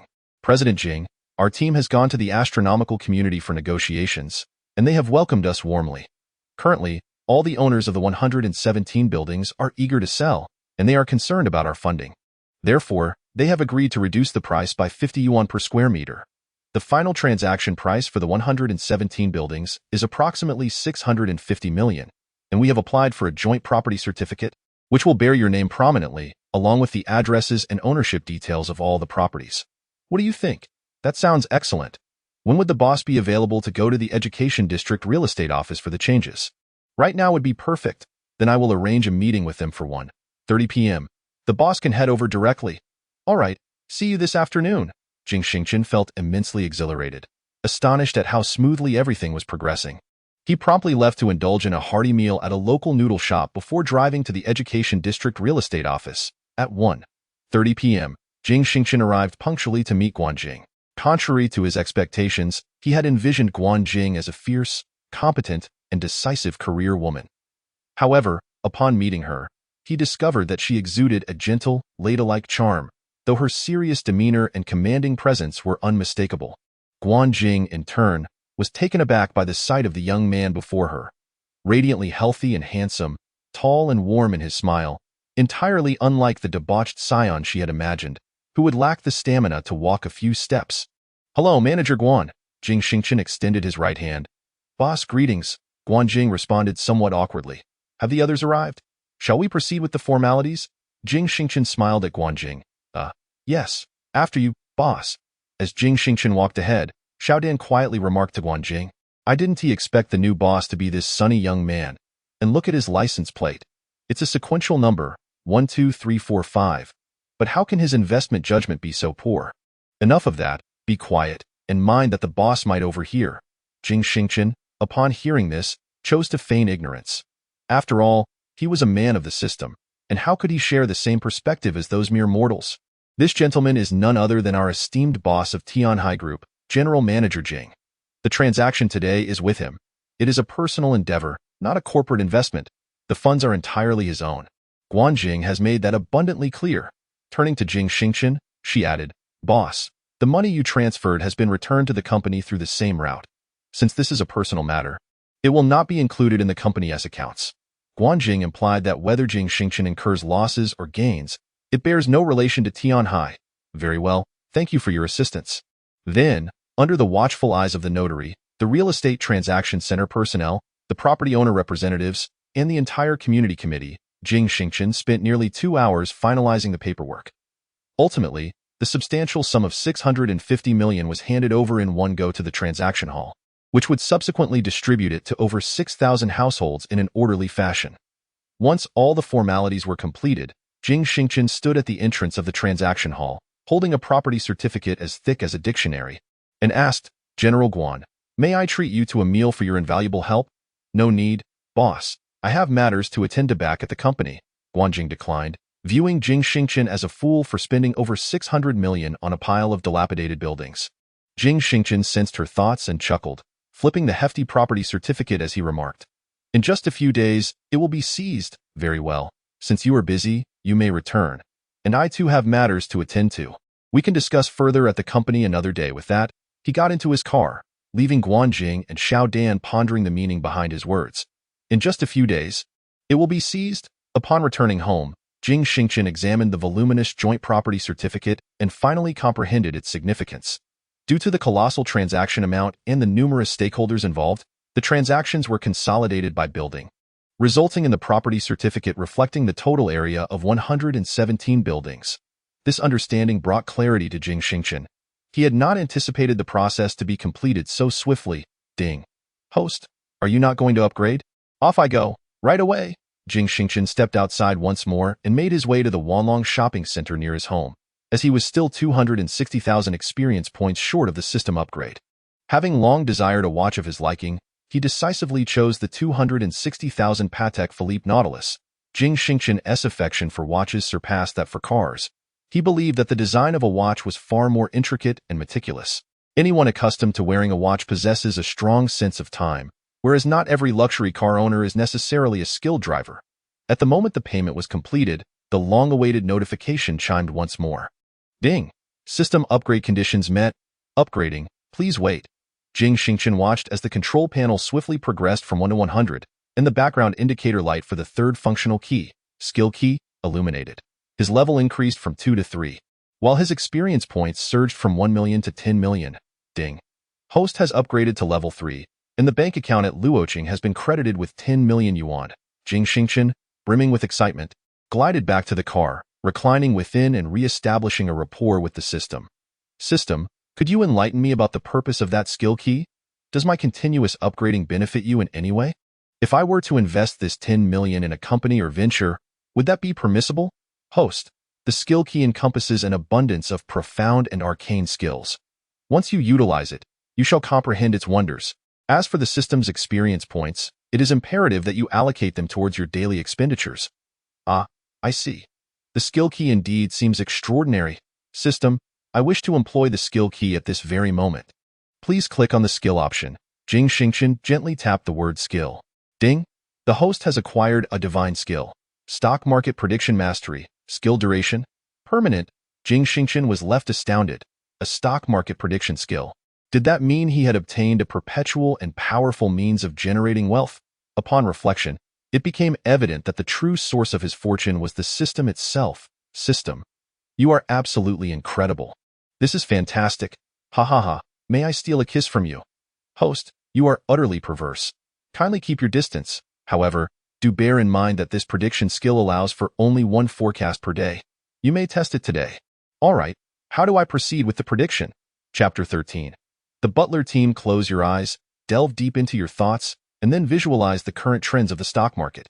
You will perceive the stocks that are poised to hit their ceiling tomorrow. Upon hearing this, Jing Xingchen complied, and indeed, 6 stock codes materialized in his mind. He jotted them down on his phone, intending to compare them the following day. After engaging in conversation with the system for some time, he drove home, noting that it was already quite late, and the brokerage firm had closed for the day. He would have to wait until the next morning to open an account. At dawn the following day, Jing Xingchen visited the largest brokerage firm in the country to establish his account, depositing all the remaining funds from his lottery winnings. Upon opening his account, he examined the 6 stocks predicted the day before. And to his astonishment, 3 of them had opened at their peak. The other 3 were also steadily climbing.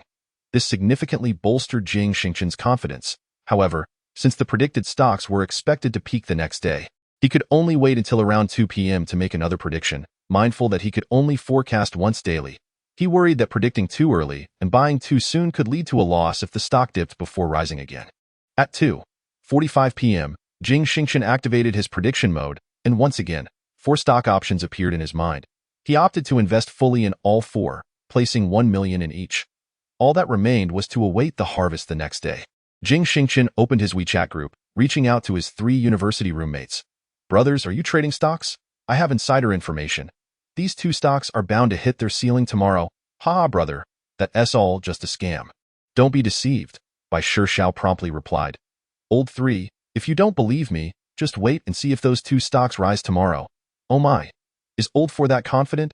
Then I'll buy a little.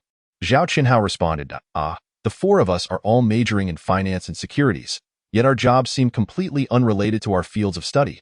Li Jekai has also joined the conversation. Who says one must work in the profession they studied? After a few minutes of discussion, a sudden silence enveloped us as each individual returned to their own pursuits, leaving Jing Xingchen alone. Glancing at his phone, Jing Xingchen felt a twinge of boredom and realized he ought to find something to occupy himself with, especially since he needed to continue upgrading the system. Upon driving home, he noticed a layer of dust settled on the floor, and both the bathroom and the toilet appeared somewhat unkempt, prompting Jing Xingchen to contemplate whether he should hire a housekeeper. After all, maintaining such a spacious residence by himself would be an exhausting endeavor. Nowadays, he certainly could afford to employ domestic help. As for the property management, do you offer housekeeping services? Housekeeping? As for our homeowners, they all have personal housekeepers to manage such matters. If you wish, I can introduce you to a reputable housekeeping agency. A housekeeper? Jing Xingchen was somewhat taken aback. Do wealthy individuals truly have housekeepers? It seems that way. Please assist me in making contact. All right, esteemed homeowner, please hold on for a moment. Before long, the property management returned the call. Esteemed homeowner, the housekeeping agency will contact you shortly. When would be a convenient time for you? I am available at any moment today. Excellent, esteemed homeowner. I shall arrange for the agency to reach out to you now. Jing Xingchen found himself quite intrigued by the prospect of a housekeeper and wondered whether this expenditure would count towards the system's upgrade costs. Ding. Host, this is indeed included. as it qualifies as part of your regular living expenses. You need to gradually immerse yourself in the lifestyle of the upper echelons of society while broadening your horizons. Do not mistakenly believe that merely possessing a small amount of money equates to wealth. In other places, you would merely be considered to have escaped poverty. Understood, understood. Must you be so discouraging? Just as he was conversing with the system, a call from the housekeeping agency came through. Hello, may I speak with Mr. Jing, the owner of Unit 23 on the 3rd floor of Tianxia Yiping? This is he. Greetings, Mr. Jing. I am the manager of the housekeeping agency. Your property manager informed me that you are in need of a housekeeper. What are your specific requirements? I'm not particularly familiar with this, so could you please provide an overview, including the types of housekeepers and their pricing? Certainly, Mr. Jing. We offer 5 categories of housekeepers, ranging from the most basic, who are responsible solely for periodic cleaning, to the highest tier, who reside in your home and manage your daily needs, security, personal medical care, dedicated drivers, and a team for various occasions, depending on your needs. Upon hearing about the extensive services of the latter category, Jing Xingchen thought to himself that it must come at a considerable price. How is the final tier priced? It depends on the configurations you require. The last option allows you to choose the personnel and their numbers according to your preferences. For instance, if you feel unsafe, you may opt for 5 to 10 bodyguards. Similarly, you can select chefs specializing in various cuisines, and we can provide makeup artists and personal assistants as well. Allow me to ponder for a moment. I require a butler, primarily tasked with managing others, a chef, a driver, 3 bodyguards, and a personal assistant. This should suffice for now. Wouldn't you agree? How fortuitous, Mr. Jing, that we possess a professional team perfectly aligned with your requirements. The cost for this team is 2 million per annum, of which our agency fee amounts to 100,000. What do you think? I am in immediate need and can arrange for them to commence work right away. Very well, Mr. Jing. I shall contact them forthwith. Our fee is 100,000, which you will remit to us, while the butler's remuneration will be negotiated directly between you and her. No problem at all. Once they arrive, I shall transfer the funds to you.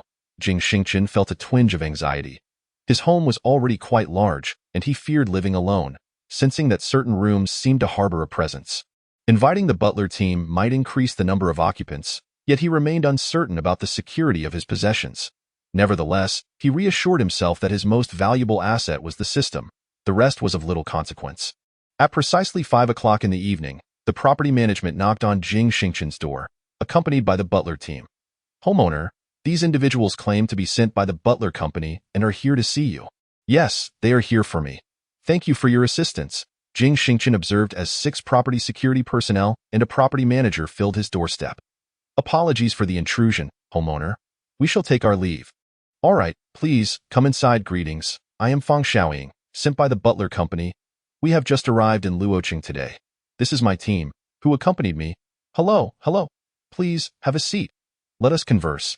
I am not well acquainted with the role of a butler, yet I feel an immense need for one. Sister Fang, could you kindly provide me with an introduction? Chapter 14. An annual increase of 1 million. Jing Xingchen surveyed the individuals before him, each one exuding vigor. The leader, a woman named Fang Xiaoying, appeared to be in her 40s, clad in a sharp professional outfit, her hair neatly tied in a ponytail, and her subtle makeup enhancing her features, both competent and not overly youthful. The 3 accompanying her were clearly bodyguards. Despite their jackets, their muscular physiques threatened to burst through the fabric. Next to them stood a stout man with a large head and thick neck, unmistakably the chef, while another, donned in a formal suit and exuding seriousness, wore gold-rimmed glasses and carried a box that suggested he was ready to administer an injection at any moment. To the left and right of Fang Xiaoying sat 2 individuals. A demure young woman, presumably the assistant, and a middle-aged man with a square face, likely the driver, Mr. Jing. As you can see, this team consists of 3 personal bodyguards, a chef, a private doctor, and a driver. This lady is your personal assistant, and I am the butler. Our annual salary is 2 million, encompassing all matters pertaining to your daily life.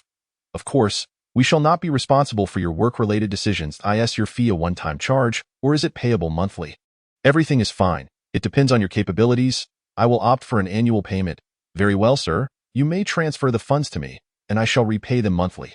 Sister Fan, please provide me with the account details. You may call me Ingjia. That is how everyone addresses me. From this day forth, we shall serve as your personal attendants. There is no need for excessive formality. I have no parents, and in my childhood, Others called me Xiaochen. If it is not too much trouble, you may address me as such. Oh, that is not appropriate. We have our own rules. Henceforth, you shall be referred to as young master. Jing Xingchen felt somewhat uneasy about being called young master, as it seemed rather unrefined, almost reminiscent of a certain profession. He transferred 2 million to Fan Xiaoying through his phone, followed by a payment of 100,000 for the agency fees. After some contemplation, he decided to transfer an additional 3 million to her. Ingjia, the initial 2 million is your salary, and the remaining funds should be allocated for your daily expenses. Additionally, please procure 2 vehicles for your outings, and secure 2 parking spaces, as we will need a place to park in the future. Fan Xiaoying gazed at the young man before her, somewhat astonished by Jing Xingchen's financial capability. It is essential to note that this is Luoqing, not Modu or Daidu. Casually transferring 5 million prior to signing an agreement is quite audacious. Reflecting on this, she realized that even the distinguished individual her family had once served did not possess such boldness. Young master, are you not concerned that we might abscond with your money? Fan Xiaoying inquired. What is there to fear? I have faith in you. Do as you see fit. However, let us not prepare any meals today.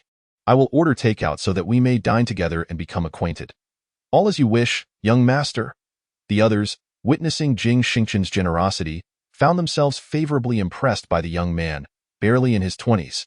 Jing Xingchen inquired about everyone's preferences and ordered a variety of dishes. Throughout the process, Fan Xiaoying diligently noted Jing Xingchen's possessions. Young master, aside from the valuable watch on your wrist, your assets consist merely of furniture, cosmetics, and clothing. Here is the inventory. Please confirm it. In the future, we will record any new acquisitions, and should any items go missing, we will compensate based on the extent of the loss. There is no need for that. Ingjia, I possess little of value. By the way, do not forget to purchase the vehicles and the necessary kitchenware for the chef, as well as the instruments required by the doctor tomorrow. I have just moved in, and I lack many essentials. I will require your assistance in keeping the inventory updated. Should funds run low, do not hesitate to inform me. Young master, thank you. It is I who should be expressing gratitude to you, Ingjia, for assisting me with such significant matters. The food has arrived. Let us dine first. Following that, you may allocate the rooms among yourselves. I have calculated that with 8 of you, each will have their own room, though the bed in the children's room will need to be replaced tomorrow. Young master, there is no need to replace it. If you have children in the future, it may still be utilized. Let us replace it. For now, you may stay here. If I move to another city later, I will find a larger residence. There will be ample time to arrange for a children's room then. For the moment, we shall make do. If anyone else had overheard Jing Xingchen's words, they might have been infuriated, for he described the most exquisite house in Luoqing as merely making do. 9 individuals gathered around a table, engaged in lighthearted conversation. Jing Xingchen gradually grew more acquainted with the others. 3 bodyguards, named Wang Zhong, Wang Yi, and Wang Wu, were brothers who had been sent to Shaolin Temple to learn martial arts due to their families' impoverished circumstances. Jing Xingchen sensed a certain camaraderie among them, believing they could easily team up to take on a group. The doctor, Fan Xijing, was the younger brother of Ingjia. The chef, Li Yuanyi, was skilled in a variety of cuisines and, upon learning of Jing Xingchen's fondness for sweets, promptly set about crafting a menu. The driver, Shen Yuan, had once been a race car driver but had ceased due to some unspecified incident that instilled fear in him. The private assistant, Fan Tingjia, was the daughter of Ingjia's brother. Jing Xingchen discerned that the entire team seemed to hail from a prominent family. However, now that they had stepped out into the world, they would accompany Jing Xingchen, who indeed required both care and companionship. After the meal, everyone busied themselves with various tasks. Fan Tingjia approached Jing Xingchen. Young master, do you need to hand over any work matters? At present, there is nothing urgent, but in the future, there may be in abundance. When you find yourself overwhelmed, I will arrange for a secretary to assist you. Understood, young master. Tingjia, how old are you, and what is your field of study? In response, young master, I am 26 years old and hold a master's degree in business administration from Tsinghua University. Impressive. I feel as though the compensation we provide you is rather inadequate. Only then did Jing Xingchen realize that the individuals brought by the housekeeper were indeed extraordinary. He rose and approached Fan Xiaoying. Ingjia, from now on, you shall receive an annual raise of 500,000. Is 500,000 sufficient? Perhaps we should increase it by another 100,000 each year. Agreed. It is settled. After Jing Xingchen concluded, he departed, leaving Fan Xiaoying in a state of astonishment. Tingia, what did you just discuss with the young master? Oh, nothing much. He simply inquired about my field of study, and I mentioned that I graduated with a master's in business administration from Tsinghua University. I see it seems our young master holds us in high regard. Well, let us retire to our rooms. We must prepare for other matters tomorrow. Understood, Aunt? Chapter 15. The host is truly clueless. Unable even to spend money the following morning, Jing Xingchen awoke to the enticing aroma of breakfast, marking the first time in his memory that someone had prepared a meal for him. The young master has awakened. Please, enjoy your breakfast. Today, Yuan Yi has prepared a traditional Chinese breakfast of soy milk, fried dough sticks, steamed buns, congee, and several side dishes. Young master, do try them meanwhile. Fan Shaoying served the dishes while updating Jing Xingchen. Have you all eaten? Jing Xingchen glanced at the time. It was nearly 9 o'clock, and in half an hour, the stock market would open. Young master, we have all eaten. Each of us has a set time for rising and our shifts. Do you have any plans for later? Nothing in particular, by the way, Jia. I happen to have a close friend who works in sales at a Mercedes dealership. If you plan to buy a car today, you should purchase it from him to help him with his sales. No problem, young master. Jia, here is his number. I will send him a message on WeChat to inform him. Just contact him if you decide to go. All right, young master, but let us eat first, after dinner. Jing Xingchen sent a WeChat message to Li Jiekai, informing him that a friend would be purchasing a vehicle today and would contact him beforehand. Li Jiekai replied that if the deal went through, he would transfer the commission to Jing Xingchen, only to be firmly declined by him. Young master, I need to step out for some shopping today. For the car purchase, I will require your identification. Fan Shaoying inquired from the side. Sister Ing, just use your ID. It's perfectly fine. One car can be used for grocery runs during work, while the other can be a business vehicle that accommodates more passengers. Jing Xingchen replied. Understood, young master. We shall set off at once. Fan Shaoying departed with Fan Tingia and Shun Yuan, leaving 3 bodyguards to take turns on duty. Meanwhile, Dr. Fan Xijing also left to procure essential medications and medical equipment. As Jing Xingchen's house had only recently been acquired and many necessities were still lacking, 9:30 in the morning, Jing Xingchen's phone began to buzz incessantly, leading him to wonder if something had gone awry. To his surprise, it was Zhao Qianhao shouting in their group chat, frantically tagging Jing Xingchen. Old 4. The 2 stocks you recommended yesterday have hit their limit up. Is this for real? Oh my. Yesterday Xingchen mentioned them casually, and I didn't take it seriously, and now it's happened. How much did you invest? I only put in 20,000. That nets me a profit of 2,000. Old 4 even recommended a client to come view the car today, and the client has already contacted me, arriving shortly. Li Jiekai also chimed in. Xingchen, what is going on? It's true. I just saw it. They've hit the limit up. Insider information. Ha ha ha ha. I have more news this afternoon. If you're interested, feel free to follow along. If you're worried about losses, just invest a little less, Jing Xingchen replied. Old 4, are you applying what you learned in college to your work? Not at all. The finance knowledge I picked up in university, I realized once I started working, is of no use whatsoever. Not at all. Enough of that. I must get back to work. If there's any news this afternoon, remember to inform the brothers. If we make a profit, I'll share half with you. I don't want any money. If I hear something, I'll let you know. Don't worry. After closing WeChat, Jing Xingchen opened his stock trading software to find that 4 stocks were all trading at limit up, accumulating nearly 400,000 in profits for the day. Ecstatic, he calculated the timing. Next week, the thousands of properties he had purchased would be undergoing relocation, and he wondered how much he would receive from that. Jing Xingchen felt it necessary to conduct some inquiries beforehand to avoid being deceived during negotiations at the time of relocation. Although he was currently affluent, he understood that in business, one must always seek to maximize profits. Manager Guan. Are you busy? Not particularly. Is there something you need, boss? Jing Xingchen sensed that Guan Jing did not hold him in high regard as a superior, but he could understand this perspective. After all, Guan had clawed her way up through years of hard work to achieve her current position, while the fruits of generations of effort had been inexplicably acquired by others. It was difficult to command respect from someone whose capabilities seemed uncertain. Nonetheless, he remained unfazed. The esteemed Jing Xingchen remains utterly unconcerned, for one day, they shall lament that being in the presence of Jing Xingchen is a fortune accrued from a previous life. However, there is a matter that eludes my understanding, and I seek your guidance. Boss, a few days ago, I purchased an old, dilapidated property. If it were to undergo relocation, how would the authorities typically calculate its value? Boss, the compensation offered during a standard relocation is generally based on the average market price of the area. Currently, the average price in Luocheng hovers around 15,000. Such a sum would enable one to relocate to a new abode. Ah, ha ha ha, that is splendid. Boss, you don't genuinely believe that there will be a relocation, do you? Setting that aside, are there any pressing matters at the company lately? For now, there are no significant issues, boss. I can manage most things. Excellent. Should anything arise that proves insurmountable, feel free to consult me for assistance. Certainly, boss. Guanjing possesses an intimate understanding of Tianhai Group, thus any inquiries posed by Jing Xingchen appear merely symbolic to her. Finding a moment, she sold the stocks purchased the previous day and prepared to step out. It was time for an upgrade to the system.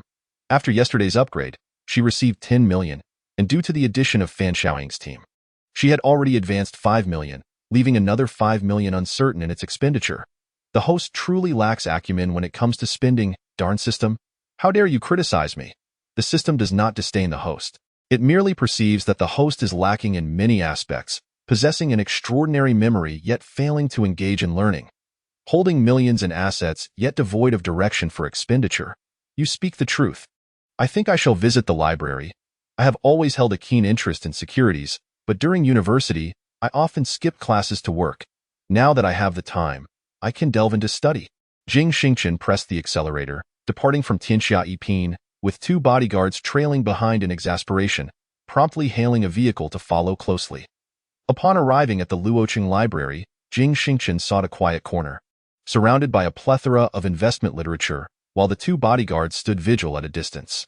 After hours of reading, Jing Xingchen realized that her prior education had been far too rudimentary, and many complex terms now held fresh meanings. Chapter 16. Just over 6,000 units. Having returned the books, she stepped out of the bookstore and encountered Wang Zhong and Wang Yi.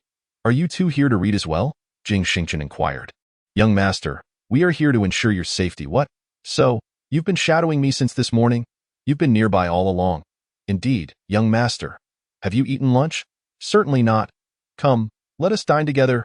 Young master, Yuan Yi has prepared a feast at home for you to enjoy upon your return. Ah, right, I now have a chef. Young master, allow me to drive you home.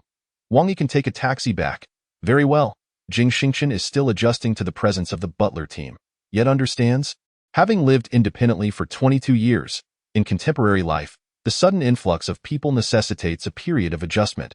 Seated in the car, Jing Xingchen closed his eyes, contemplating the stock market's performance for Wednesday, before sharing his insights in a group chat. However, he only disclosed one stock, exercising discretion in his recommendations. A single stock reaching its peak was ample for the 3 others to invest. Upon seeing his message, the trio swiftly allocated their funds. Xingchen, I cannot thank you enough today. Your friend is incredibly reliable. He just took away 2 vehicles, one large business van and another sedan, without any fuss, brother. Once I receive my commission next month, I will transfer the funds to you. Li Jekai remarked in the group. No need to transfer anything. Keep your own earnings. If anyone else around you wishes to purchase a vehicle, I will recommend you again. After a brief exchange, Jing Xingchen suddenly pondered a question. System, if I acquire a girlfriend in the future and spend money on her, will that count towards my system upgrade experience? Yes, romantic partners are indeed an essential part of your life. Oh, splendid. And what about the house staff? If I purchase items they require for my household, does that count? Certainly, Jing Xingchen chuckled, seemingly having discovered a loophole. Upon returning home, he was greeted by a lavish spread of French cuisine. Welcome back, young master, Ing Jie called out, simultaneously organizing the newly purchased items and documenting them on a ledger. Please eat, young master. Before your return, Wang Yi informed me, so I arranged for the chef to prepare a dish of cheese lobster. So much food. You all must join me, young master. We have our rules. We cannot. Fan Xiaoying began, but Jing Xingchen interrupted. Listen to me. We must eat together. Such an abundance of dishes would go to waste if I were to eat alone. You've all worked hard today. Ing Jie, how much did you spend on the cars and other items? Young master, the total for the 2 vehicles, including registration and parking spaces, along with these household supplies, amounts to 2.26 million. Come, sit down. Let us dine together and have a conversation. The group, ultimately persuaded by Jing Xingchen, settled at the table. During the meal, Jing Xingchen proposed buying each person a car for greater convenience, as he felt remorse for neglecting his 2 bodyguards earlier. The suggestion stirred emotions among the group. However, Fan Shaoying promptly objected. Young master, there is no need for so many cars. 2 are sufficient for our current travels. You must recognize that wealth is hard-earned. We should be prudent with our expenditures. It's all right, by the way, Ingjie. I am considering establishing an investment company. Would it be better to set it up in Luoqing or in the Magic City or capital? That largely depends on the scope and amount of your investments, young master. I haven't settled on an amount yet, but I am considering focusing on securities. If your investment is modest, Luoqing would suffice for securities. However, if you have broader ambitions, such as seeking angel funds for new projects, then the Magic City or capital would be more advantageous. The opportunities there far exceed those in Luoqing. Understood. Luoqing is too small. May I inquire about what work you are currently engaged in? Me? There is not much work to speak of. I merely possess a company, of which I take no active management, and I have acquired numerous relocation properties awaiting redevelopment. Relocation properties, you ask? Indeed. The joint property certificate resting in the drawer of my bedside table attests to those relocation properties. A joint property certificate. Fan Shaoying was taken aback. She understood the implications of a joint property certificate. If it allows for multiple names, it must pertain to no ordinary collection of properties, certainly at least 100 or more. Young master, if I may be so bold, how many properties do you own in total? Just over 6,000. Why do you ask? My goodness. Hiss. The entire table of individuals was once again astounded by Jing Xingchen's wealth, which soared to unprecedented heights, reaching the pinnacle of affluence.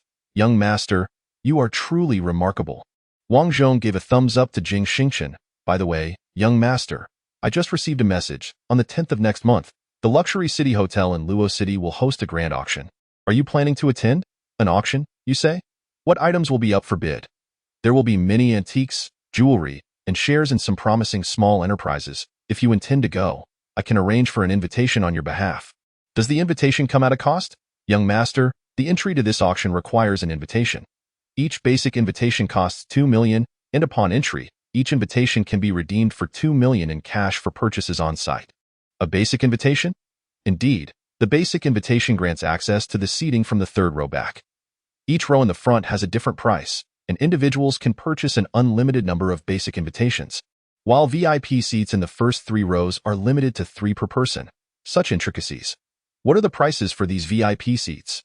The 3rd row is 5 million per ticket, the 2nd row 8 million, and the 1st row 12 million, with only 12 seats available in each row. However, these prices are already quite steep for the wealthy in Luo City. Chapter 17. Demolition negotiations. Jing Xingchen calculated that he currently had less than 10 million on hand. Of course, if there were a demolition or system upgrade, the amount could vary significantly. Sister Ing, may I respond to you a bit later? I am uncertain if I will have any matters to attend to in the coming days. That is perfectly fine, young master, as long as you reply to me by the 18th.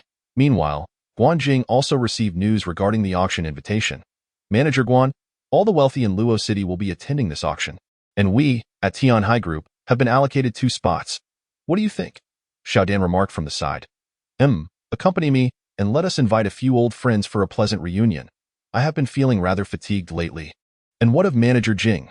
Why concern ourselves with him? It is of no importance. Oh, understood.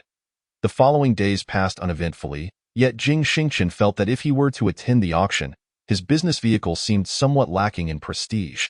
Following Sister Ying's suggestion, he purchased a Bentley business vehicle worth over 4 million, a convenient 7-seater that would certainly convey the right impression. April had finally arrived.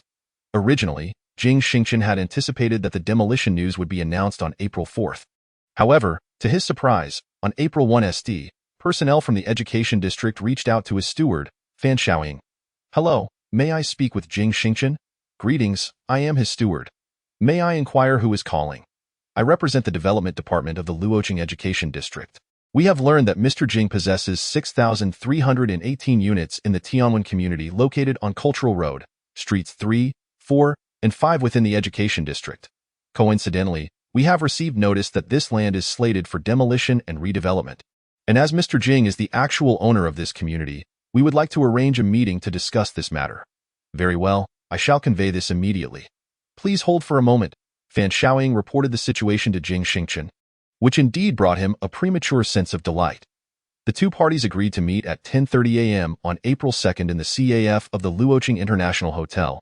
On the appointed day, Xin Yuan drove his newly purchased Bentley, transporting Jing Xingchen, Fan Xiaoying, assistant Fan Tingjia, and bodyguards Wang Yi and Wang Wu in grand fashion. Upon arriving at the Hotel CAF, the two representatives responsible for the negotiations from the Education District's Planning Department were quick to recognize the significance of Jing Xingchen's presence. With over 6,000 properties to his name, he was undoubtedly a formidable figure. They hurried forth to extend their greetings. "You must be Mr. Jing. Truly remarkable to see such youthful achievement, handsome, elegant, and affluent. I am Zhang Chong, the person in charge of this negotiation. This is Ma Huan." "Hello," Jing Xingchen nodded. Once seated, Zhang Chong commenced the discussion. "Mr. Jing, as you are aware, that community is rather dilapidated, and it occupies a substantial area. The funds allocated to us are quite limited. Mr. Zhang, let us bypass the pleasantries and discuss the price directly. My time is invaluable. The community is indeed exceedingly old, which will significantly reduce the complexities of demolition, thereby saving you considerable expenses. My company also operates in real estate, and I am well versed in industry practices, so let us be forthright and avoid wasting time. Indeed, since Mr. Jing has expressed it so, I shall be straightforward. The directive we have received stipulates a price of 7,000 per square meter. It is the highest offer available for that area. I must say, Mr. Zhang, your offer lacks sincerity. While 7,000 may seem generous for a rundown property, current policy dictates that regardless of the present valuation of my properties, the compensation for demolition should at least align with the average market price in Luoqing. At present, the average price stands at 14,500.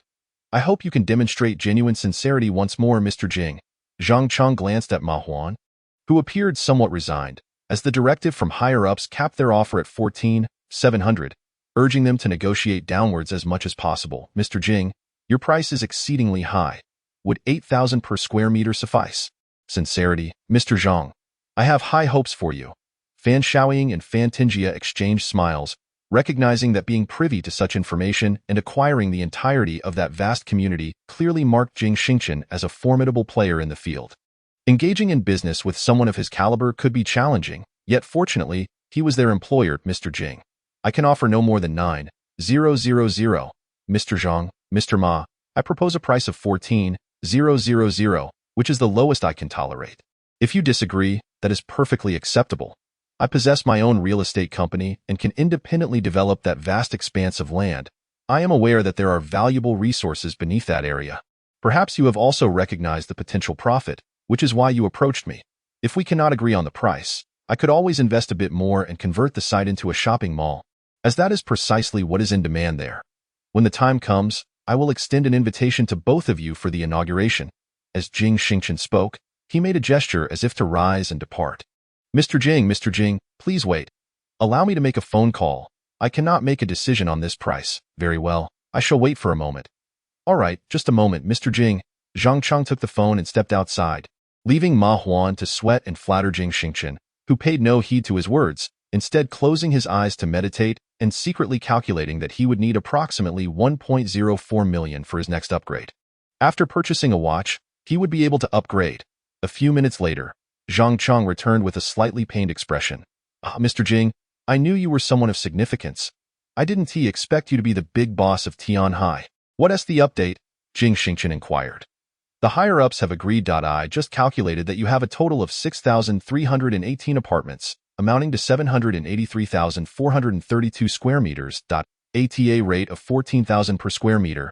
Your total income will be 1,096,804,800 yuan, which is approximately 10.968 billion.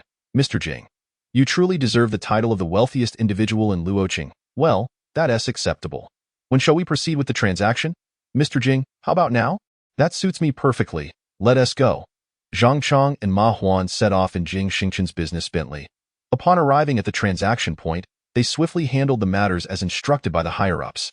In an instant, Jing Xingchen's Guojian bank card received 1,096,804,800 yuan, and combined with the previous balance, it totaled around 1,097,000,000 yuan. "Mr. Jing, next week, we are organizing an auction in Luoqing. You must grace us with your presence." Zhang Chong beamed as he held out 3 invitation cards. Jing Xingchen glanced at them before handing them to Fan Xiaoying, who opened the invitation and examined it. Young master, these are 3 VIP seats in the center of the first row. Chapter 18.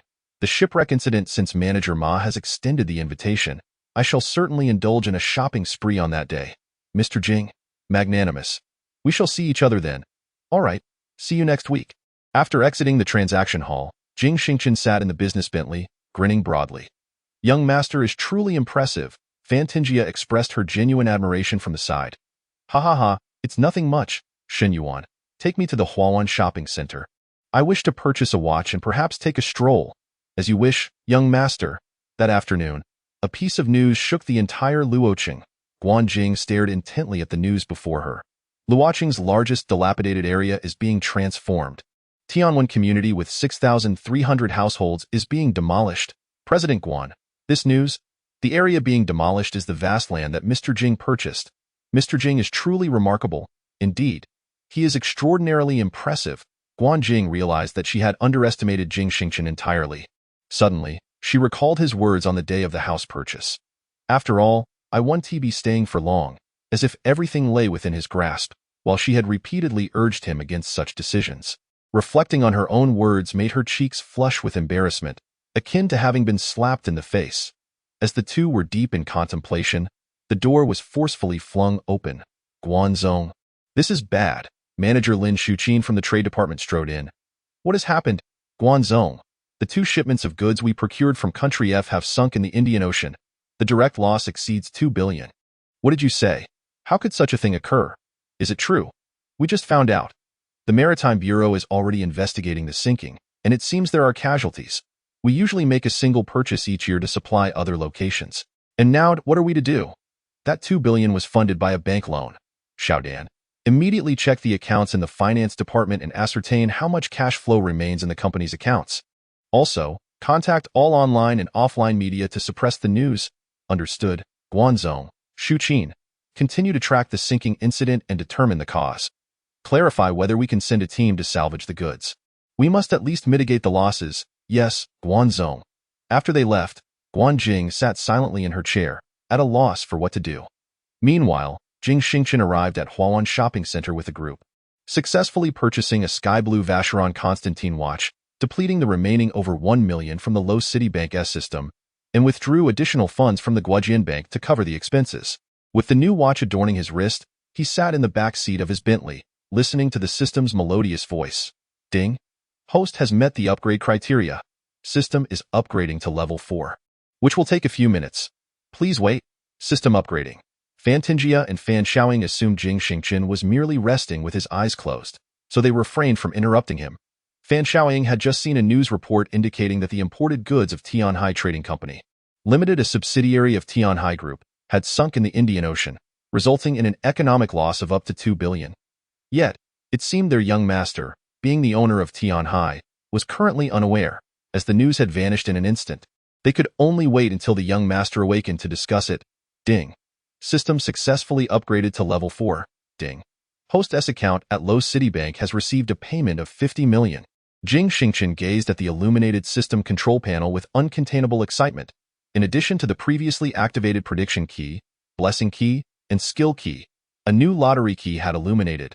Wait a moment, system. When I was at level 3, neither my blessing key nor prediction key worked. Why haven't they stacked? Jing Xingchen detected a discrepancy. Ding. The functionalities of all keys will no longer stack from now on due to the host S previously predicted content being excessively extraordinary. I can't believe you didn't mention this earlier. Please refrain from using foul language. Host, fine. I'll hold it in. With eyes wide open, Jing Xingchen appeared rather despondent. Young master, are you all right? Fan Xiaoying, noticing Jing Xingchen's lack of cheer, assumed he had learned of the recent events concerning her company. It's nothing, merely a bit fatigued. What is it, Ingjia? Young master, I just came across a piece of news regarding your Tianhai Group. However, it seems that the report has been retracted through monetary influence. Oh, what was the content? In essence, it detailed that Tianhai Group's subsidiary, Tianhai Trading Company Limited, incurred a loss of 2 billion due to a shipwreck in the Indian Ocean while importing goods from other countries. It appears that this shipment was financed through a bank loan, indicating that the company will face substantial losses. Upon hearing this, Jing Xingchen was suddenly reminded of Guanjing's countenance. In no worries. Jing is there. If she truly cannot handle it, she will naturally come to seek my assistance. Understood, young master. Shall we head home directly? Indeed. I am quite exhausted today and need to rest. Having been preoccupied throughout the day and barely glancing at his phone, he noted the time. It was nearly 3 o'clock. He hastily made predictions and shared the news in the group chat, then proceeded to manage his account, ensuring everything was unfolding as it should. Chapter 19, Divine Blessing, Never Fall Ill. Upon returning home, everyone was engrossed in their own affairs.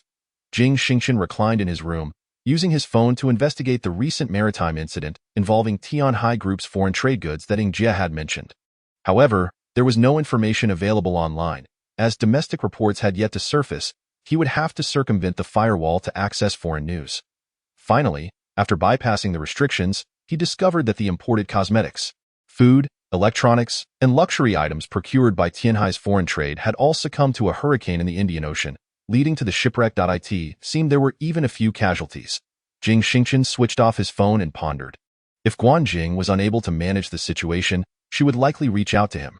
Yet, the time that had elapsed without her contacting him suggested either she had resolved the issue independently or she did not regard him as her superior. If it were the former, that would be acceptable. If it were the latter, then he could not be blamed for being ungracious. After all, he had contributed little to Tianhai Group and had never even visited the place.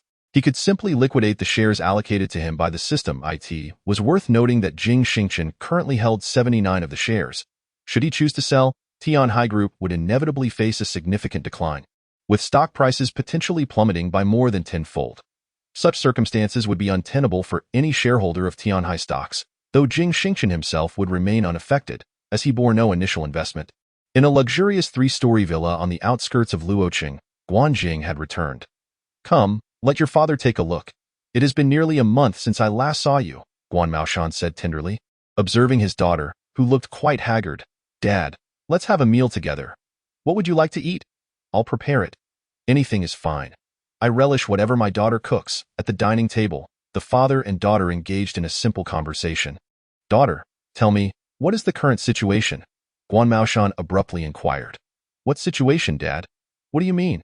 How much longer do you intend to keep me in the dark? The last time the company was acquired, you concealed it from me. Now, with the trade division facing such a significant crisis, you also choose to remain silent. Do you truly believe that just because father has retired, he is oblivious to everything? Dad, very well, Dad. We have incurred a loss of 2.2 billion in goods, which were purchased with a bank loan. Currently, the company's account holds only 900 million in liquid assets, which is utterly insufficient. I have already secured the cooperation of some media personnel to keep this matter under wraps for the time being. However, should this information come to light, we will not only face the bank's demands for repayment, but also contractual compensations from our partners in the trade division. Look, Dad, how long has this situation persisted? It has been over 7 hours since I received the news, and it has been 19 hours since the incident occurred. Have you spoken to the new owner of the company? Speak to him about what? He is merely enough. Do you still think of yourself as the owner of this company? Your shares amount to less than 1/10 of his, and you dare to believe you can wield such power? Do you understand that if you do not inform him about this situation and handle it yourself, leading to a significant drop in stock prices and causing him immeasurable financial losses, he could sue you, and you would face imprisonment? Daughter, how could you be so foolish? Has your long tenure in a high position blinded you? I have not, Dad. I care about Tianhai Group more than anyone else. I cannot stand by and watch Tianhai falter because of this incident. Moreover, the new owner has yet to visit the company since the acquisition. I believe he is entirely unreliable. He shows no genuine interest in Tianhai. He merely wants to reap the rewards of our hard work due to our impressive performance and high profits, leveraging his family's wealth. Jing. I must remind you once again, Tianhai is no longer our Guan family's enterprise. Do you comprehend the power of the individual or the background of those who can acquire such a substantial share of Tianhai Group in one fell swoop? Dad, let us eat first. Let us not discuss anything further. I will find a way to overcome this hurdle. Maoshan sighed as he looked at his daughter, choosing to say no more.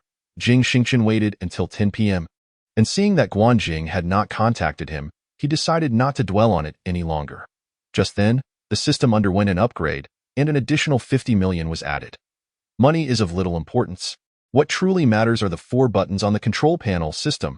I wish to utilize the prediction keyboard. Ding. The system is predicting. Please wait. Ding.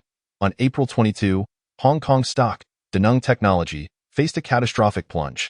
The decline reached as much as 93. Host. Seize this opportunity. Wow. Another chance to amass wealth. In 93 drop. Jing Xingchen felt exhilarated. He could easily short the stock with 10, 20, or even 50 times leverage, allowing him to potentially multiply his capital several times over. Glancing at the calendar, it was the 22 ND, a Thursday. Thus, he could certainly open an account 2 days in advance and coordinate with banks and brokerage firms for leveraged short selling in India. I need to go to Hong Kong on the 20th. Please help me book the tickets in advance. I obtained a travel permit last year, and I want you, Tinjia, and Wang Zhong to accompany me, Hong Kong. Is the young master going there? Tinjia inquired casually. I possess a stock that I intend to short over there, yet I have not established an account in that location. I must make arrangements a few days in advance. Upon hearing Jing Xingchen's words, Fan Xiaoying contemplated, Young master, I am acquainted with individuals in that domain. I can inquire on your behalf. How much do you plan to invest? Sister Ing, you know people? That's splendid. I wish to leverage 20 times. Or even 50 times. I am uncertain about the maximum leverage allowed in the Hong Kong stock market. I shall inquire tomorrow, young master. The family from my previous workplace is engaged in stock trading, and they possess a branch in Hong Kong. Is that so? Then I must trouble you. Sister Ing, young master, you are too polite. Jing Xingchen returned to his room, feeling elated, and lay on the bed, activating the second skill key. To his astonishment, he discovered that he had acquired the ability to pilot an aircraft, and the system kindly issued him a pilot's license. Gazing at the small blue booklet that read Aircraft Pilot License, Jing Xingchen was taken aback. Given this, should he consider purchasing an aircraft? Perhaps it is wiser to wait and see. System, I wish to click the blessing key. Ding. The host has received a divine blessing. Eternal health. Is this for real? Indeed, it is true. Chapter 20. Is there any difficulty? Jing Xingchen assumed that the blessing would grant him a formidable skill, similar to the extraordinary memory he had gained previously. To his surprise, this time the blessing manifested as robust health. At first glance, it seemed unremarkable. In reality, it was the most fortuitous blessing for Jing Xingchen. Thank you so much, system. One final lottery. I wish to draw immediately. Ding! Please enter lottery mode. Jing Xingchen closed his eyes, and 3 gift boxes adorned in gold and crimson hues swiftly circled before him. Just as he felt dizzy from the spinning, he randomly seized one of the boxes. This one.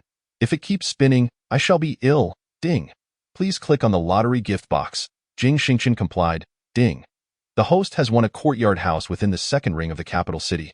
Valued at 4.2 billion. Please collect the keys and documentation. The system's words sent shivers down Jing Xingchen's spine. That was the capital, and a courtyard house. He had previously seen such houses on television, yet had never entered one. Now, he had acquired one overnight, worth 4.2 billion. Upon reflection, how immense must that house be? Due to the system's influence, Jing Xingchen promptly decided that upon returning from Hong Kong, his entire family would relocate to the capital. After all, having such a grand house left unoccupied would be a waste, wouldn't it? Thus, he had exhausted all 4 functional keys in a single night, allowing him to relax without the worry of unforeseen system upgrades leading to waste. The following morning, he once again sold the stocks he had purchased the previous day, relishing a sumptuous meal prepared by Li Yuanyi. Young master, I recently inquired. If you desire a leverage of 50 times, the maximum principal permitted by the Hong Kong Bank would be 1 billion. Should you opt for 20 times, then your principal could reach up to 3 billion. If you choose a leverage of 10 times, your principal could amount to 100 billion. This is related to the risk of liquidation. The greater your principal, the lower the probability of liquidation, thereby necessitating a reduced leverage ratio. Conversely, with a diminished principal, the likelihood of liquidation escalates, permitting a higher leverage ratio. DOUC. Therefore, I shall proceed with 10 times leverage, contributing a principal of 100 billion. You all should also prepare your passes. Ingjia. We shall depart on the 20th and return on the evening of the 22 ND. I will execute the operations on the 22 ND. All right, young master. Fan Xiaoying has reliably arranged everything. Meanwhile, the young master of the Shangguan family in the capital, upon learning that Fan Xiaoying is serving someone intending to invest 100 billion with a 10 times leverage to short a stock, expressed considerable interest and assisted Fan Xiaoying in expediting the connection with the third-party operational units, brokers, banks, and operators. There is something I wish to share with everyone. Jing Xingchen summoned the 8 members of the Butler team. Young master, if you have matters to address, please feel free to command us, Fan Xiaoying said. Well, I plan to move to the capital starting next month. Would it be convenient for you to accompany me? Upon hearing this, the 8 individuals were momentarily taken aback, then exchanged glances. No problem, young master. Wherever you go, we shall naturally follow. However, do you possess property there? Yes, Ingjia, I have a small Sihiyuan there. We can reside in the Sihiyuan. Very well, young master. The following days passed in serene leisure, with daily outings for strolls and shopping. Yet, most of the time, Jing Xingchen still frequented the bookstore, discovering a burgeoning interest in medicine, astronomy, geography, and even metaphysics. He even fashioned a bagua, dedicating himself to daily research. Meanwhile, the Tianhai group remained excessively quiet, almost causing Jing Xingchen to forget the losses incurred from the shipwreck incident. On the 10th during the day, just as Jing Xingchen was about to step out, young master, there is an auction today. What is this? Fan Xiaoying intercepted him. Indeed. I completely forgot. I promised Zhang Chong and Ma Huan I would attend. Young master, what do you plan to wear? I am uncertain. I have never been. Young master, I have arranged for personnel from a clothing brand to arrive at 11 o'clock. They will select today's attire for you. Ah, is that so? Yes, young master. As for accessories, you need only bring the Vacheron Constantine in star blue. It is youthful and elegant, perfectly suited for you. Oh. At 11 o'clock sharp, numerous individuals arrived at the residence, bringing in truckloads of clothing. All were freshly hung and brand new, and a designer measured each piece against Jing Xingchen, keeping those deemed satisfactory while discarding the unsatisfactory ones. Ultimately, before 3 exquisite suits, the designer remarked, General Manager Jing, these 3 are splendid. You may take them all. After all, there is a cocktail party following the auction. What does this imply? Jing Xingchen, perplexed, inquired. Young master, it is quite customary to bring along an extra set or 2 of attire for a grand occasion such as an auction. One wears a suit at the auction venue and then changes for the cocktail party, keeping another set on standby to avoid any unforeseen circumstances, as Fan Xiaoying elucidated. Oh, there are such nuances. Then let us proceed with these 3 ensembles. Very well, Mr. Jing, these 3 sets are primarily from Stefano Ricci, totaling 480,000, along with 3 pairs of leather shoes and other accessories, amounting to a grand total of 770,000. What? Jing Xingchen was momentarily taken aback. Mr. Jing, if you find this too expensive, then I cannot. No. It's not expensive. I shall take everything you just mentioned, and these 2 sets as well, this one and this one. I particularly fancy this color. I shall keep it, and please provide outfits for the other 8 as well. After all, if I present myself well, they cannot appear shabby. That would be quite the embarrassment for me. Let us arrange it as if each one is outfitted with a budget of 1 million. What? The designer was somewhat bewildered. He recalled that the conversation had indicated only 1 male employer was to be outfitted. How could this employer be so extravagant? He was equipping his driver, bodyguard, chef, and doctor. What is the matter? Is it too challenging? No. I shall return to procure additional garments immediately. Please hold on, Mr. Jing. No rush. I will transfer the funds to you first to alleviate any concerns you might have about me absconding. Jing Xingchen promptly transferred 10 million, and upon seeing the transaction, the designer began making arrangements. Young master, we really don't need this. I'm just a driver, and I won't be going anywhere. It's far too extravagant for you to buy me such costly garments. Chapter 21. Where is Mr. Jing? Indeed, young master. We bodyguards typically wear flexible attire. You're having us fitted for suits, but we're uncertain when we might wear them. Keep them for future occasions. I cannot predict when I will find myself at a particular event. When you accompany me, you must embody sophistication. It is imperative to present an air of refinement. Jing Xingchen quietly observed that the system had not indicated any objections.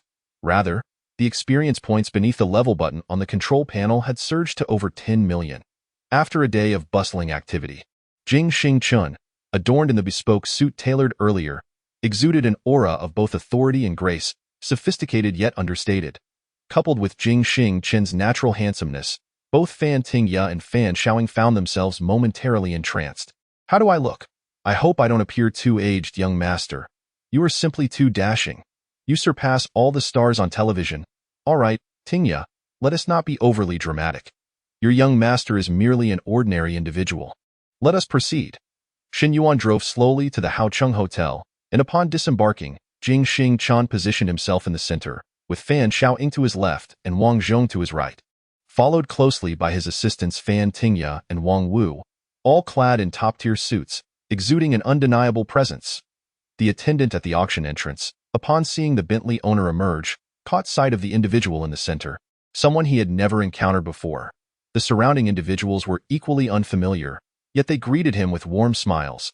"Good day, ladies and gentlemen. Welcome to the Low City Haocheng auction. Kindly present your invitation letters." Fan Xiaoying promptly handed over 3 invitation letters. Upon seeing them, the receptionist. The front row of VIP seating, particularly the 3 central positions, is a privilege that wealth alone cannot procure. Those occupying these seats are either extraordinarily affluent or hold significant status. It is highly probable that one of them is a person of considerable renown, and it appears that these 3 positions have been claimed by a singular individual, namely, the strikingly handsome young man standing in the middle. Could it be that this young man possesses an extraordinary identity? The reception staff dared not entertain further thoughts and hastily ushered the trio into the venue. "Young master, bodyguards are not permitted inside. I, along with Wang Wu and Xin Yuan, shall await you outside." "Very well, find yourselves a place to rest. Do not stand idly." The 3 were granted unfettered passage, bypassing even the verification procedures. As they passed the verification area, they coincidentally encountered Guan Jing, who had just completed her verification with Xiaodan President Guan. "Is that President Jing? I caught only a glimpse of his back, but it certainly resembled him. Could it be?" Guan Jing began to regret her decision to attend today, yet the auction represented a significant opportunity. She had learned that her lender, Sun Feifei, the president of the Guojian Bank in Luoqing, would also be present today. Upon entering the venue, Jing Xingchen promptly announced, "I need to use the restroom. Please wait for me. Young master, I wish to accompany you." "Let us go together." "Young master. Tinjia is a girl. Ha ha ha, I was merely jesting." "Let us proceed." Guan Jing and Xiaodan entered the venue but did not spot Jing Xingchen. However, they quickly noticed Sun Feifei seated in the aisle of the front row, engaged in lively conversation with the chairman of Jinshan Group. "President Sun, it has been a while." Guan Jing's sudden appearance momentarily stunned Sun Feifei.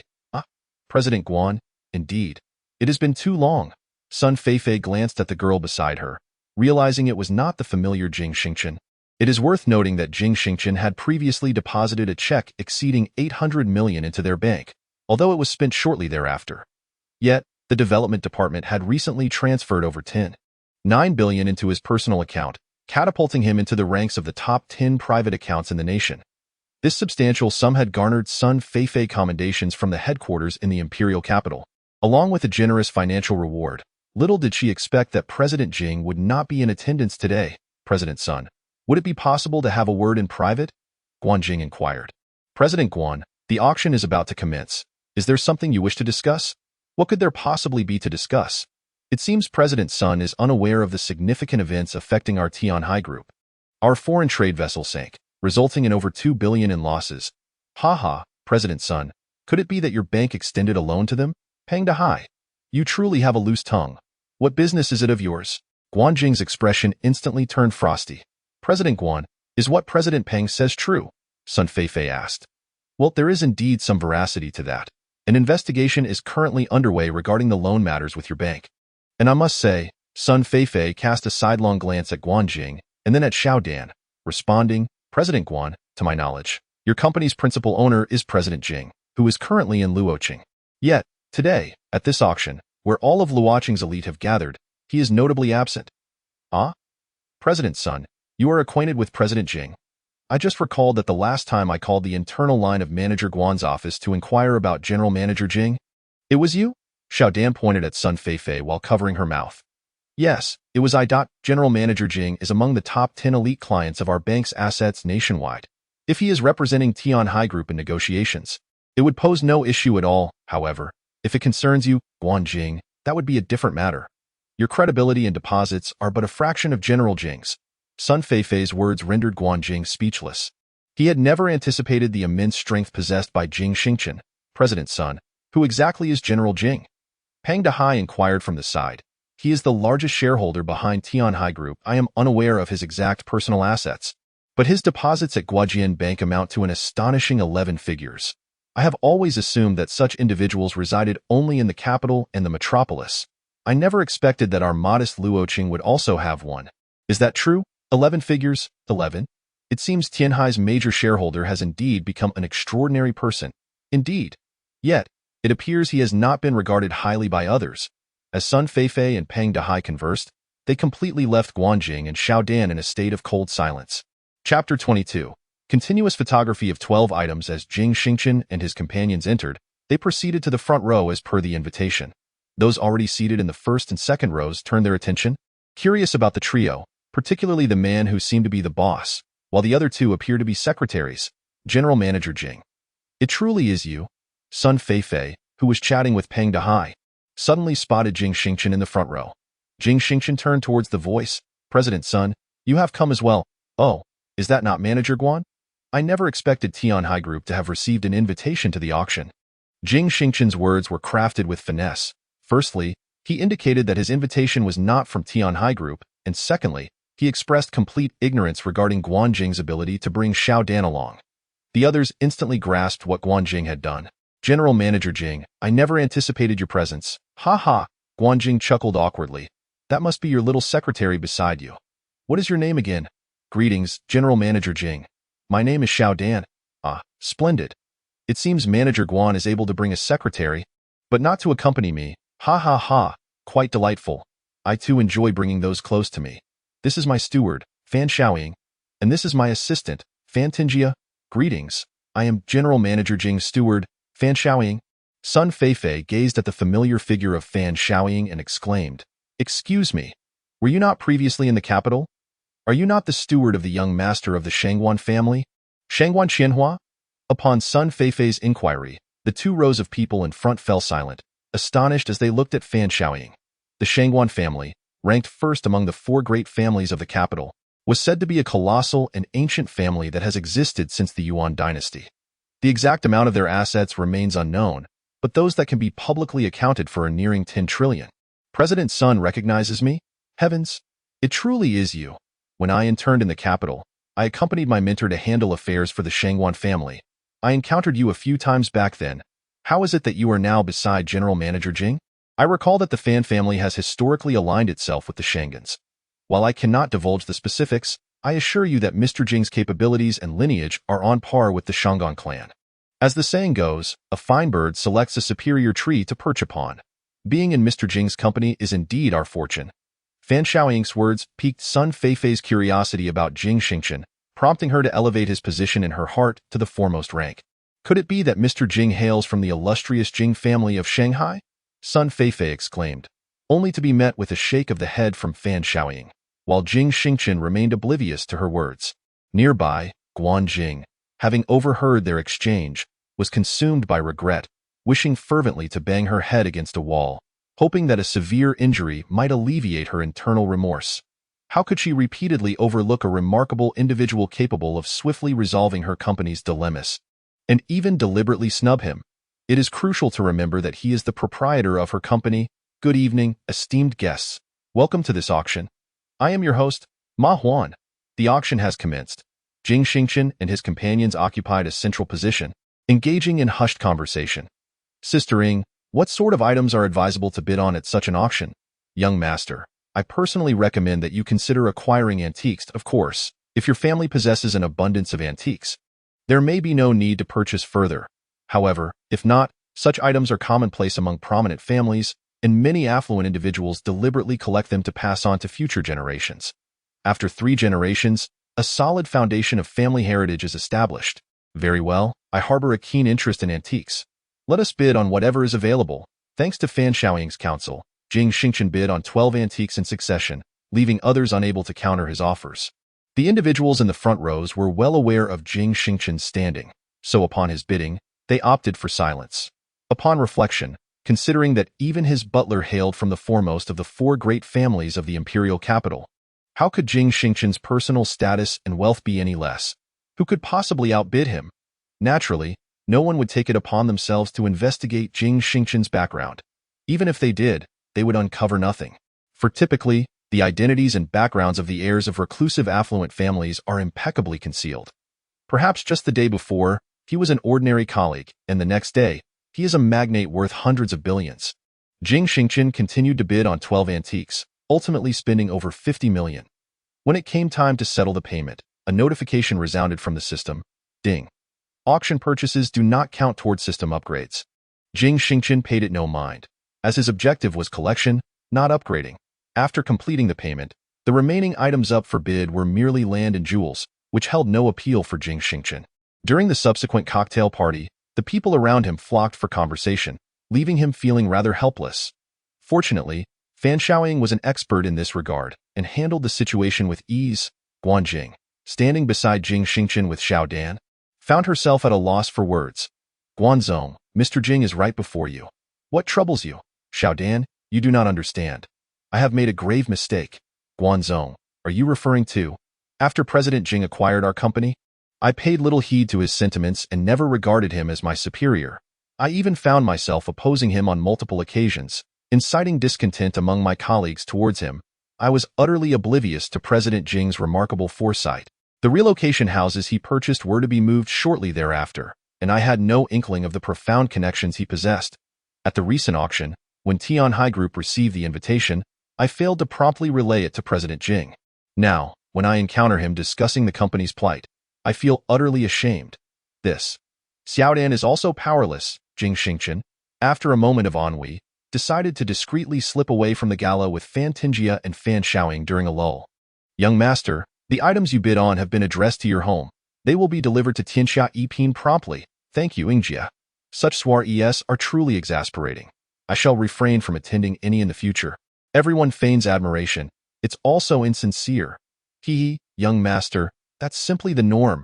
However, I did notice that those two from Tianhai Group seemed to wish to converse with you, yet they did not approach. It appears Tianhai is on the brink of collapse.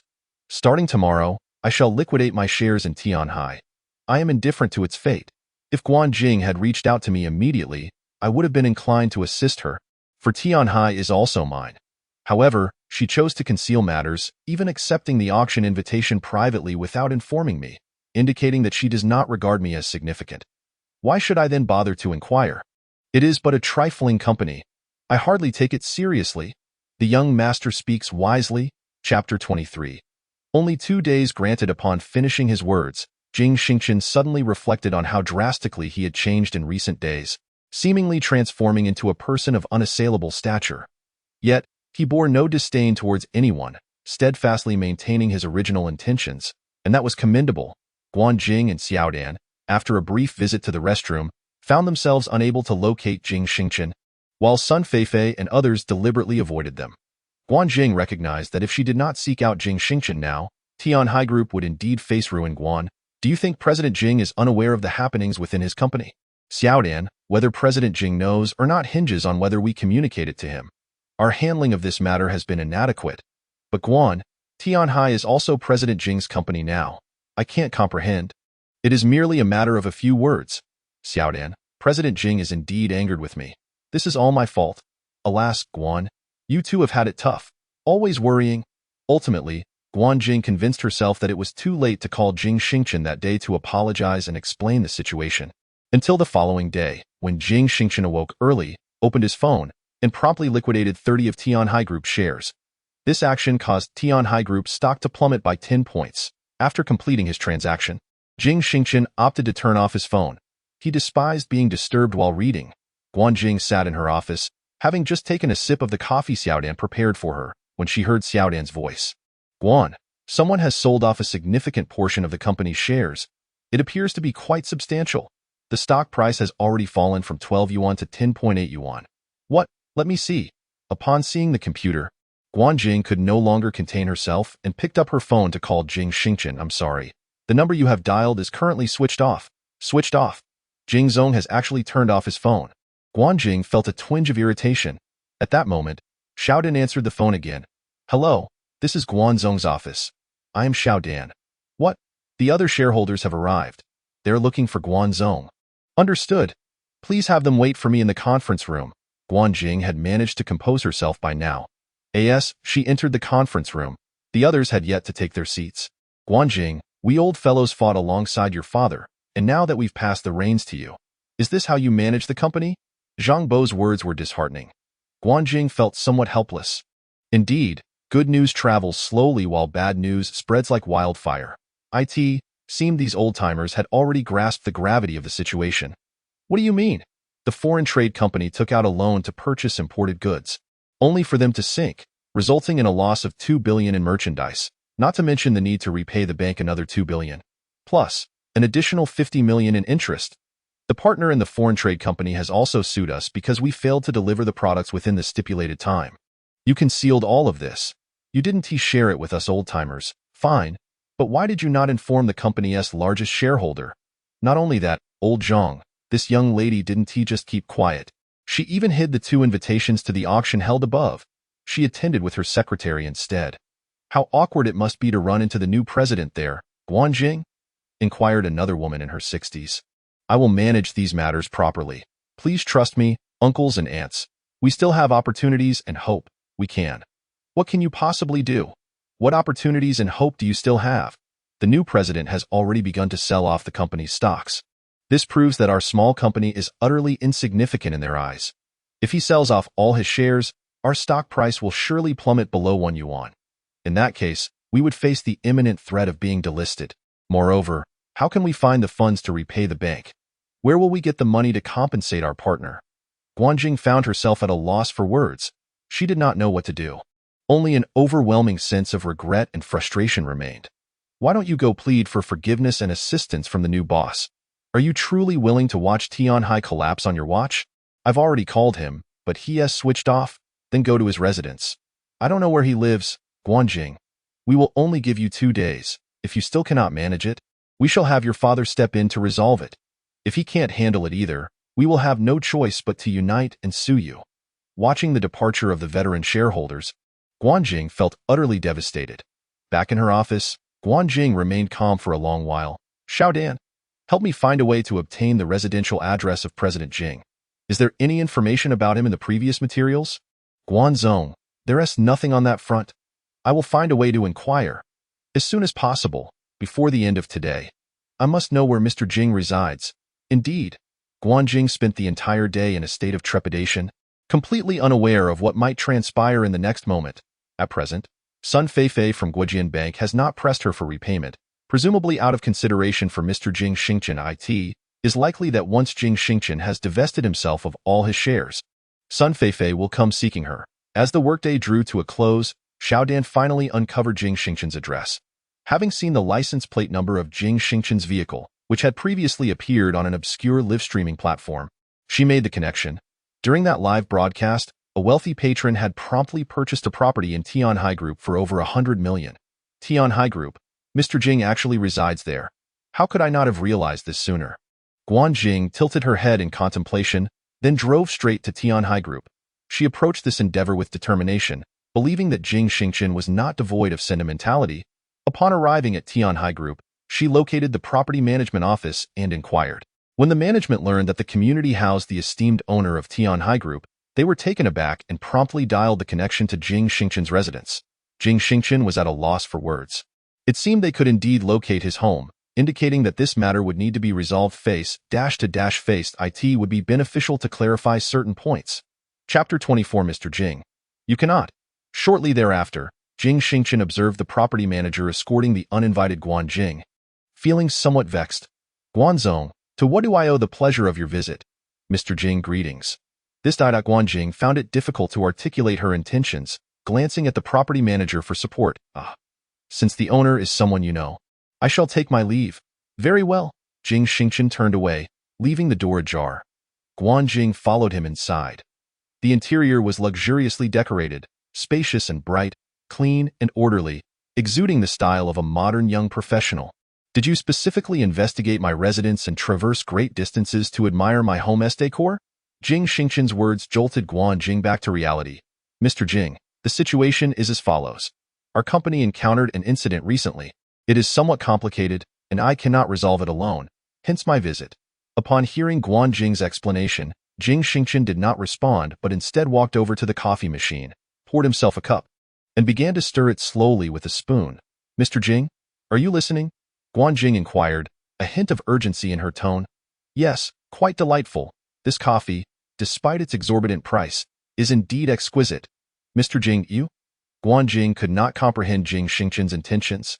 He was deliberately keeping her at arm's length. His demeanor had made it clear. Since he had initially refrained from inquiring or intervening in Tianhai's affairs, he would now completely disengage. What did it matter if a small, insignificant company went bankrupt? Jing Xingchen would be more than happy to liquidate his shares into cash, especially since he planned to head to the capital soon. And what of it? Would you care for a cup? Mr. Jing, I shall be candid with you. The current situation at the company is critical, and I am at my wit's end, which is why I sought your assistance. So, in essence, if you had the means, you would not seek me out. Indeed, I merely hold a slightly larger share, a stake of 79.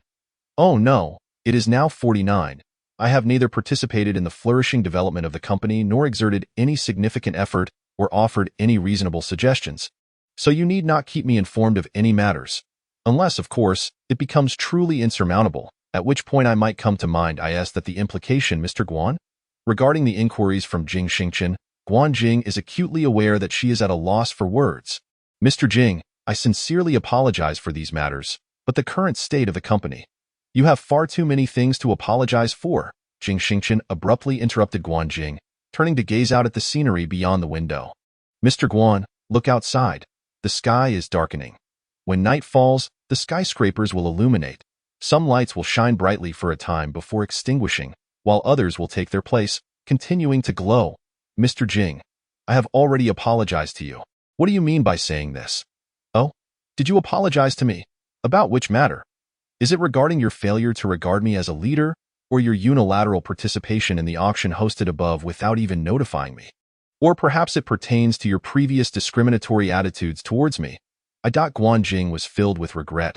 Her perception of Jing Xingchen had been utterly transformed. This young man is not to be trifled with. Mr. Guan, I believe you are well aware of the current situation of the company. I am not aware. If you do not communicate anything with me, how could I possibly be informed? Perhaps the thousands of employees in the company are far more aware than I. The owner. Mr. Jing, please refrain from speaking in anger. If you would, I have come to implore you to assist the company in resolving its issues. Jing could no longer contain her temper or tone, raising her voice at Jing Xingchen. Perhaps due to the volume of her voice, Fan Shaoying and Fan Tingjia emerged from the bedroom, coming to stand beside Jing Xingchen. Look, Mr. Guan, what an imposing presence you have. I have yet to say anything, yet you are already raising your voice at me. Ha ha. Realizing her own demeanor, Jing hastily clarified. Mr. Jing, I truly care deeply about the company's situation. I apologize for my poor attitude towards you. Please forgive me. Regarding the company's affairs, what do you think? Mr. Guan, do you know why I initially chose to acquire your company? Jing Xingchen assumed a facade of a professional mogul, beginning to speak nonsense. Mr. Jing, do enlighten us.it is because I hold great optimism for your company's developmental trajectory, its profitable endeavors, and its investment potential. I, too, possess several promising projects and intended to discuss them with you. However, during our numerous communications, you have consistently disregarded me, even openly critiquing the flaws in my investment ventures. Ha ha. I believe my gravest error was acquiring Tianhai. Therefore, you may as well return today. Seeking me out will be fruitless, for I have become utterly disillusioned with you. Mr. Jing, you cannot say this. Upon hearing Jing Xingchen's words, Jing cried out in anguish. Jing, I have afforded you more than 5 opportunities, yet each time you have failed to regard me with the respect I deserve. It seems to me that your commitment to the company is rather lackluster, and your regard for me is minimal at best. In matters of business, we may not achieve an amicable resolution, but rest assured, I will not pursue legal action for the losses I incurred from my investment shares. However, as for the losses stemming from your personal shortcomings that have hindered the company's timely and proper handling of affairs, it is incumbent upon you to devise a solution. Jing Zong, are you not at all concerned about a potential plummet in stock prices? Is your wealth not at stake? It is of little consequence. Merely tens of billions, after all. How much more can one possibly lose? Jing was taken aback by Jing Xingchen's words. Who exactly is this young man? He speaks of tens of billions as if they were trifles. Indeed, I am not one to enjoy being indebted to others. The last time I made a real estate investment, it was the Tianhai company that assisted me in negotiations. Although they exerted minimal effort, I am one to honor my commitments without hesitation. Please tally the number of individuals involved in the acquisition of the relocated properties. At 20,000 each, I shall ensure the funds are transferred. I also pledge to allocate 10% of my profits to the company as reserve funds. However, your previous words and actions have left me quite displeased. Nonetheless, I am one to cherish old ties. So I shall reduce that 10% to 3%. I will transfer the funds tomorrow. Do you have any further matters to discuss? Jing Zong, can you not? Ingjie, see our guest out. Jing Xingchen had no desire to hear another word regarding Tianhai. He turned and retreated indoors. Chapter 25. Arrival at Port City Manager Guan. Were I in your position, I would retreat quietly and contemplate how to resolve the situation ahead. The young master has already extended his utmost generosity by agreeing to provide you with several billion. Should you persist in your current course, provoking him further, I can assure you that Tianhai will cease to exist by tomorrow. Fan Xiaoying's words rendered Guanjing immediately silent. May I inquire, who exactly is Jing Zong? Fan Xiaoying shook her head and gestured for her to leave. Guanjing departed from Jing Xingchen's residence, weeping in her car for an extended period. All of this was her fault. How could she have looked down upon him? That he could effortlessly acquire her company was a feat far beyond what an ordinary person could achieve. Why had she been so foolish, failing to take him seriously and even ridiculing him in the past? Buzzing, Guanjing looked down to see a call from Guan Maoshan. Hello, Dad. Guanjing answered the phone, her voice laced with tears. Jingjing, where are you? I just left Jing Zong's house. Are you crying? It seems Jing Zong has washed his hands of the matter. Correct? Yes, I suspected as much. You have handled this situation appallingly. Those old shareholders have been in dialogue with me all day, and it's been quite overwhelming, Dad. What should I do now? Humph. How dare you even ask? The only course of action now is to liquidate our assets, pooling together whatever funds we can muster, and then apply to the bank for an extension or to prolong the installment period once more. You should also consider divesting some of the company's holdings, Dad. I was wrong. I truly erred. Woo-woo. Guanjing wept bitterly. Daughter, I hope you truly learn a lesson. From now on, never look down upon anyone. In the following days, Jing Xingchen spent his time immersed in his own plans. He had devised his own strategy regarding the system upgrade, and thus, when the system urged him, he remained unperturbed, diligently enriching his knowledge and skills each day. Furthermore, he engaged in a gradual divestment of his shares in Tianhai Group. However, the quantity of shares he held was so substantial that the 30 he attempted to sell on the first day could not be fully offloaded. It took 3 days to barely clear the initial order. By that time, Tianhai Group's stock price had risen to 9.37 yuan. During these 3 days, Tianhai Group successively sold off its most lucrative assets, including Luoqing Paradise Amusement Park, Luoqing Tianhai International Hotel, and Tianhai Cultural Tourism. Coupled with the 300 million yuan provided by Jing Xingchen and the funds already in the company's account, Tianhai Group had once again managed to gather a total of 1.7 billion yuan. Guanjing's father and Guanjing also liquidated all their properties, amassing a total of 1 billion yuan, bringing the grand total to 1.8 billion yuan, half of which was returned to the bank, while the other half was reinvested in foreign trade goods from F country, as the foreign trade company had now become Tianhai Group's most profitable venture. On April 19th, it marked the 5th consecutive day of decline for Tianhai Group stock. Over these 5 days, Jing Xingchen had sold off 44 of his shares, retaining 35 in his possession, successfully cashing out 5.4 billion yuan. Now, the total amount in the Guojian Bank, including daily interest, had reached 15.5 billion yuan. Young master, we shall depart tomorrow. I have prepared everything you need. Just remember to bring your bank card containing billions, your ID card, and other essential documents. Thank you for your hard work. Ingjie, young master, arrangements in Gangqing have been finalized.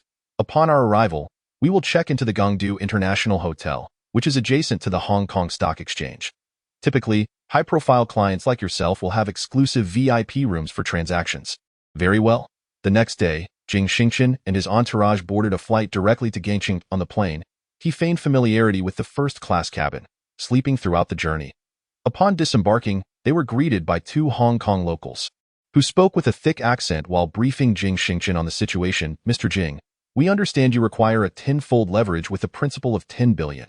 This would be the largest transaction our securities firm has seen in the past 7 years. May I inquire which stock Mr. Jing intends to operate on? Mr. Sun, do you think I would disclose such a significant trade in advance? Jing Xingchen replied, visibly displeased. My apologies, Mr. Jing. Please do not take offense, and no harm done. Mr. Jing, Let us proceed to the trading hall where I will assist you in opening an account. Today, you will need to sign the leverage agreement with the bank, and tomorrow, the funds will be transferred to your account. For this transaction, Mr. Shangwan has specifically assigned Assistant Hu and Assistant Zhou to assist you in the operations. The notary will also arrive on site before 9 a.m. Mr. Shangwan? Indeed, Mr. Jing, you. Young master, I made the arrangements. Fan Shaoying hurried forward to explain. Oh, it's quite all right. Do go ahead and open your account. After a busy day, upon returning to the hotel, Jing Xingchen beckoned Fan Shaoying to his side. Sister Ing, are you not inclined to discuss with me why you and the others left the Shangwan family? Young master, are you worried? I harbor no worries. Rather, I simply seek to understand you better. After all, we are friends to some extent. If you are facing difficulties, perhaps I might be of assistance. Jing Xingchen held a deep trust in Fan Shaoying. Yet he remained skeptical of the Shangwan family. Setting aside their lack of acquaintance, in the face of such a significant transaction, should the other party harbor ill intentions, his funds could easily be squandered. Young master, Fan Shaoying hesitated for a moment before speaking. Young master, we actually escaped from the Shangwan family. Escaped? Jing Xingchen exclaimed in astonishment. Indeed, young master. The Shangwan family is quite extensive. The patriarch Shangwan Wenduang is nearing a century of age. He has 2 sons and 3 daughters, and currently, only the second son is still alive. These children also have their own sons and daughters, making the family consist of over 70 members in this generation alone. Yet, they are all quite straightforward business people. The head of the current generation is the second son of the elder's first son, namely Shangwan Tianrong, who is the father of the young master I previously served. How convoluted. So many individuals, and with such a large family, it must be quite chaotic. Not particularly, young master. Their respective enterprises are quite distinct, so there is generally little conflict.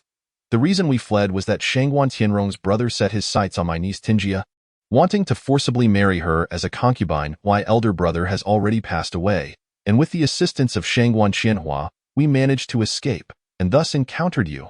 Chapter 26. A plummet from the cliff. I felt dizzy.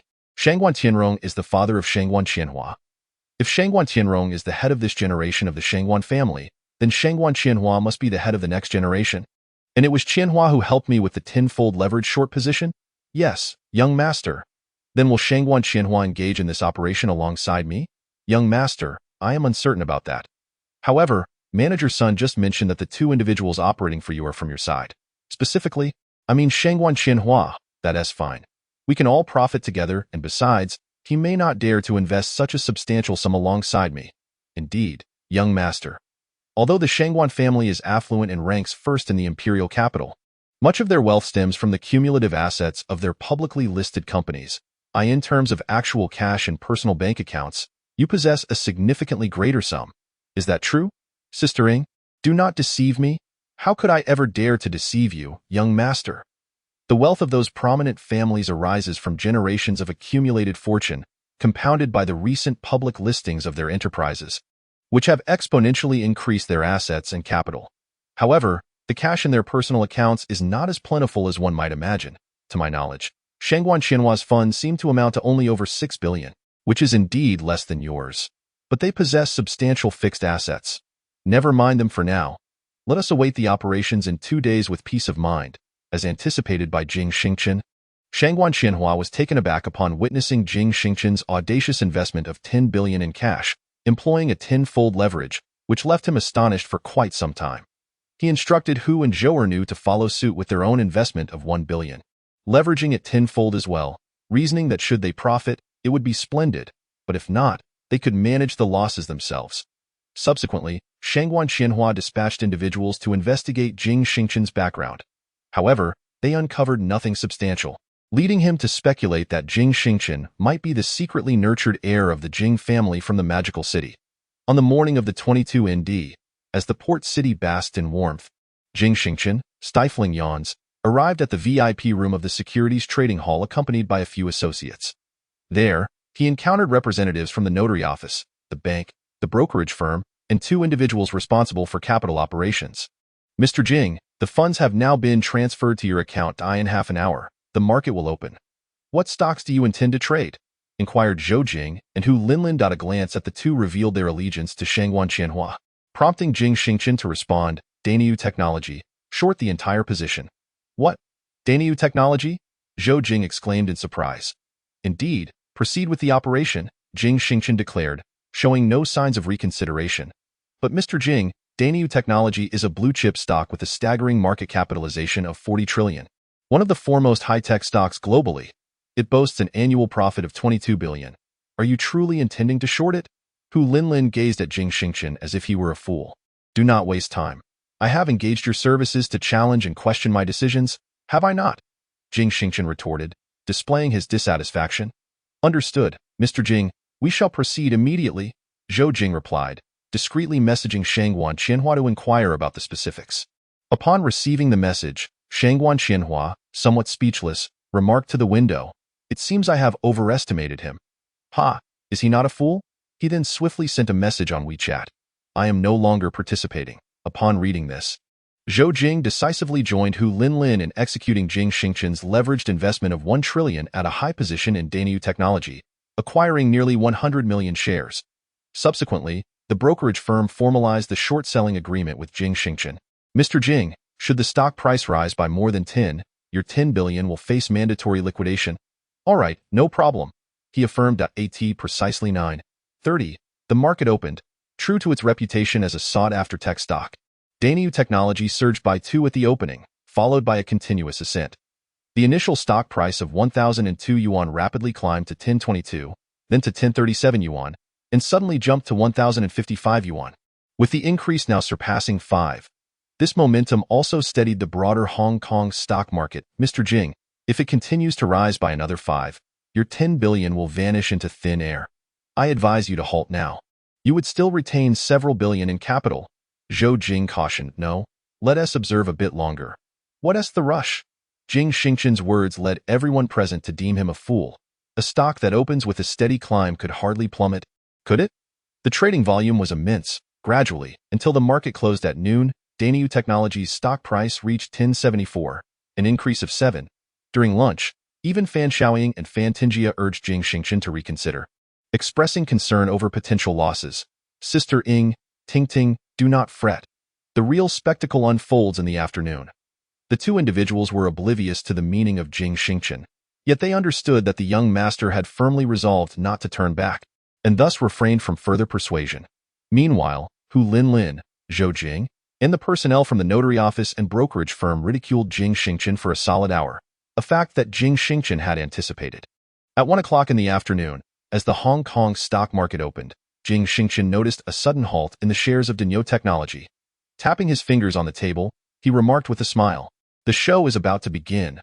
Others, observing Jing Xingchen's demeanor, inwardly scoffed at his theatrics.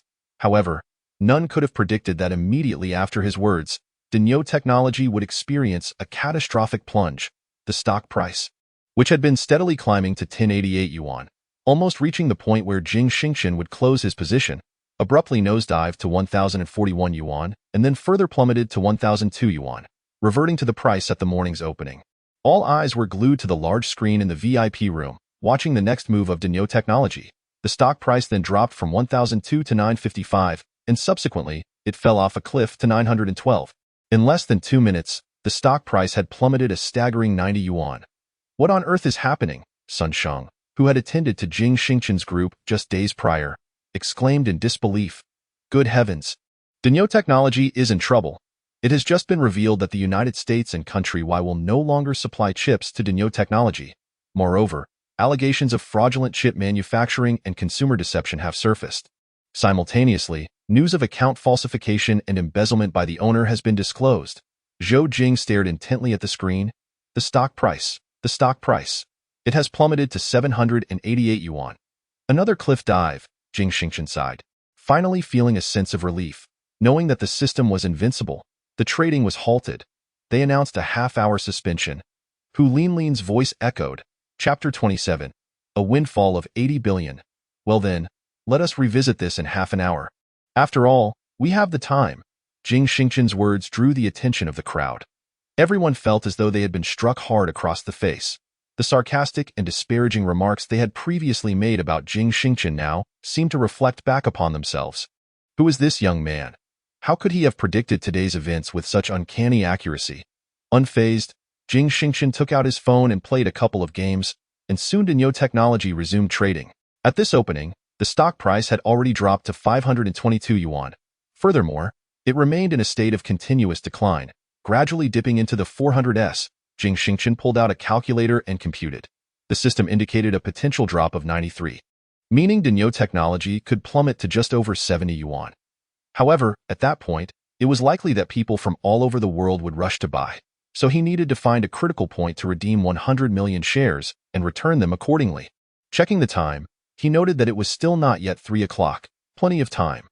While Jing Xingchen was not in a hurry, the entirety of the Hong Kong market, including retail investors, speculative traders, and even large institutional investors holding Denyo Technology stock, were utterly flabbergasted. They frantically listed their shares at rock-bottom prices. Sell, sell, sell. Ultimately, at 3:48 in the afternoon, when the stock price had fallen to 98 yuan and the crowd had grown numb, Jing Xingchen finally spoke. Redeem immediately, hurry. Zhou Jing and Hu Linlin, hearing Jing Xingchen's command, hurriedly took action.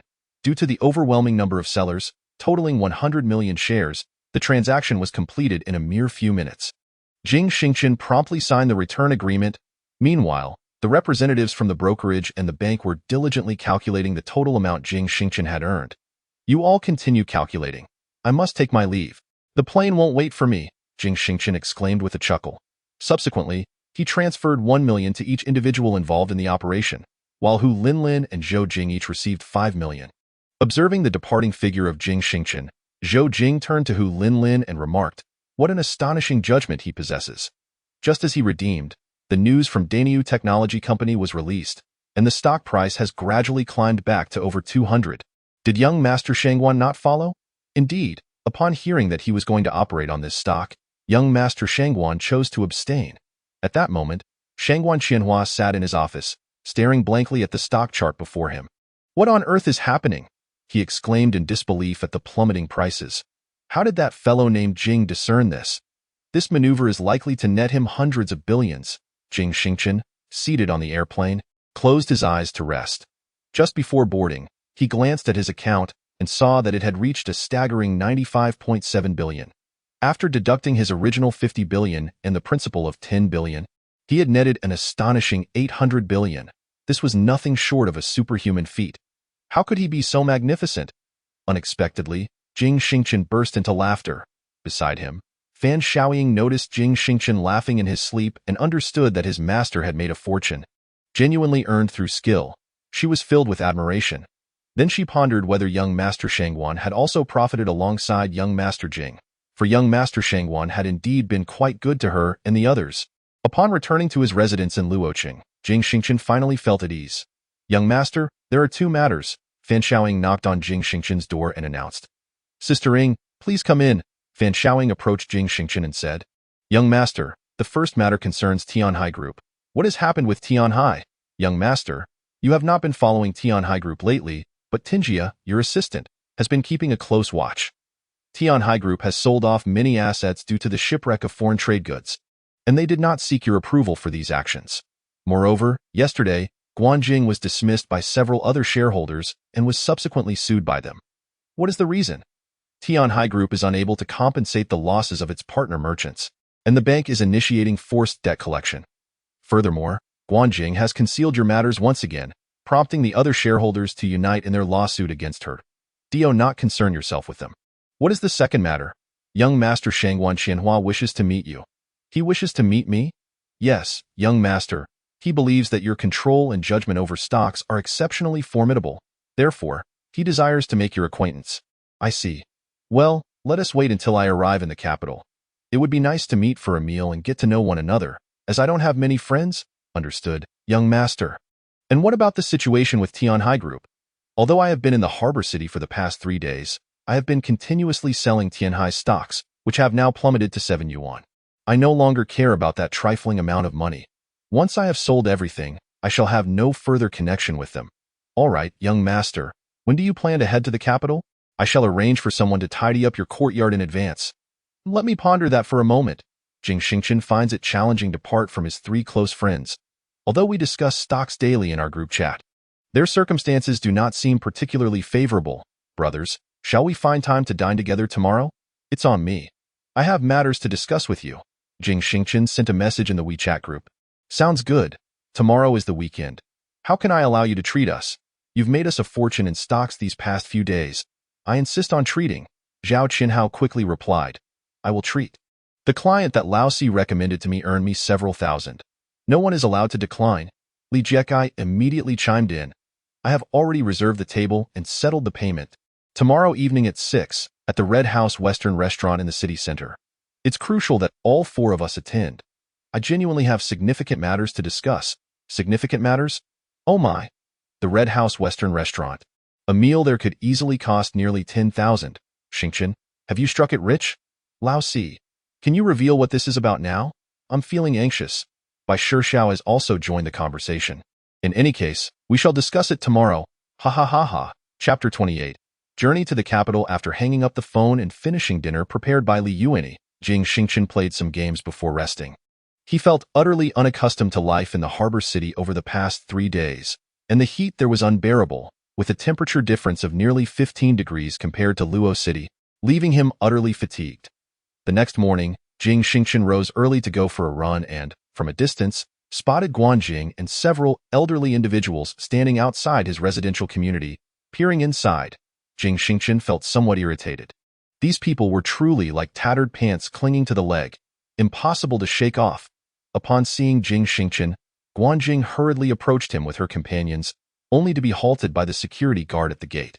You are not residents of our community. You cannot enter. We are here to find someone. That person is our boss, one of the elderly men stated. Then you should call him directly and have him let you in. How can you not understand? We have matters to discuss with our boss. A business deal worth billions. Can you afford to delay it? Another old man stepped forward, pointing at the guard. I cannot afford to take a loss, which is why I will not get involved. However, since this lady visited last time, our property manager personally escorted her to the resident's home, and our resident steward has filed continuous complaints against us for 3 days. Therefore, this time I absolutely will not allow you to enter. Who knows who you truly are? Are you here to solicit our resident or to harass them? The group was left dumbfounded by the guard's words. How could he have guessed? Guanjing, you are truly more hindrance than help. I am done with you. Let your father come to resolve this. I'm not sticking around. Me too. The elderly gentlemen vented their frustrations at Guanjing once more before departing in their cars. Guanjing had been waiting at the entrance for an entire day, yet she had not seen Jing Xingchen emerge from the residential complex. It was not until 4 o'clock in the afternoon that she finally departed. Later, at around 5 in the evening, Shen Yuan drove Jing Xingchen to the renowned Hongfangzi Western Restaurant in the city center. The Hongfangzi Western Restaurant is the most upscale establishment in the entire Luo city, with average expenditures ranging from tens of thousands to over 100,000, epitomizing the quintessential notion of service where one merely has to sit back and enjoy. Jing Xingchen, having made a reservation the previous day, entered the restaurant directly. Good evening, sir. I made a reservation yesterday under the surname Jing. Mr. Jing, please follow me. Certainly. Upon entering the private dining room, Jing Xingchen took a seat, and 4 attendants promptly adorned him with a scarf, sanitized his hands, and even polished his shoes. Sir, here is today's menu. You may peruse it at your leisure. Our set meal prices range from 9,999 to 119,999. Jing Xingchen suddenly felt that perhaps there was a rationale behind the exorbitant prices. Many of these dishes had not even been prepared by their own chef. I would like the most expensive one, priced at 119,999. Very well, sir. Shall we wait for your friends to arrive before dining? Yes, please process this card for payment. Of course, sir. After a brief interval, the waiter returned Jing Xingchen's card, and he sat in a daze until Li Jiekai and the others arrived one after another. Old 4. What incredible luck you've been having lately. Your stocks are hitting the ceiling every day. Zhao Qianhao exclaimed from beside him. Isn't that just luck? If it weren't, they wouldn't be soaring, by the way. What are those people behind us doing? Bai Shixiao inquired, a hint of trepidation in his voice. They're here to serve you during your meal, to assist with hand wiping and such. That's quite unnecessary. I can manage on my own. Ha ha ha ha. Waiter, please serve the dishes. Then, several chefs entered the private room, preparing a variety of delectable dishes on site, while the 4 enjoyed their meal with great relish. Old 4, what did you want to discuss with us? Li Jiekai asked. Well, I plan to head to the capital in the next few days for development, and I need people to join me. Would you 3 come along? What? You're going to the capital? Why? Zhao Qinhao exclaimed, somewhat astonished. There are abundant resources there. I intend to establish a financial company focusing on stocks and then explore other industries. What do you all think? Wow, so you've struck it rich. Tell me, wasn't that several hundred million in Luo City recently you're doing? Bai Shao queried. Guess. Ha ha ha. Old four, I can't go. My parents have their business here. If they ever stop, I might come to join you. Zhao Qinhao outright refused that I can't go either. I just started dating someone a few days ago. I can't leave now. Bai Shao stammered. Wait, old three, you found a partner? When did this happen? Jing Xingchen asked. Surprised. Just a few days ago. That's great. Ha ha ha ha. And what about Jiekai? Jing Xingchen turned to look at Li Jiekai. I wish to go, but I must first return home to discuss it with my parents. I work as a salesperson at a 4S dealership, which is not a sustainable career. My parents have always encouraged me to pursue a position in a public institution or as a civil servant. Yet I feel inadequate for such pursuits. These past few days, I have been quite interested in trading stocks with you. Very well. Once you have deliberated with them, feel free to message me on WeChat at any time. Let us, the four brothers, raise a toast with juice in place of wine. Ha ha ha. Jing Xingchen is quite understanding of the circumstances of the other three brothers, as not everyone is as carefree as he is. That evening, Li Jiekai reached out to Jing Xingchen, expressing his apologies as his parents forbade him from going. Jing Xingchen offered some words of comfort and subsequently instructed Fan Shaoying to purchase tickets for April 26th. Flying to the capital. Young master, we do not have much luggage, so we managed to pack everything within half a day. We have carefully wrapped your antiques, ensuring no damage during transportation. As per your request, I have arranged for Wang Wu and Yu Ting to leave a few days later. Once we have settled in over there, they will contact the logistics team to transport the antiques and your 4 vehicles. Thank you, Ingjiet. On the morning of the 26th, the 7 of them boarded a flight to the capital.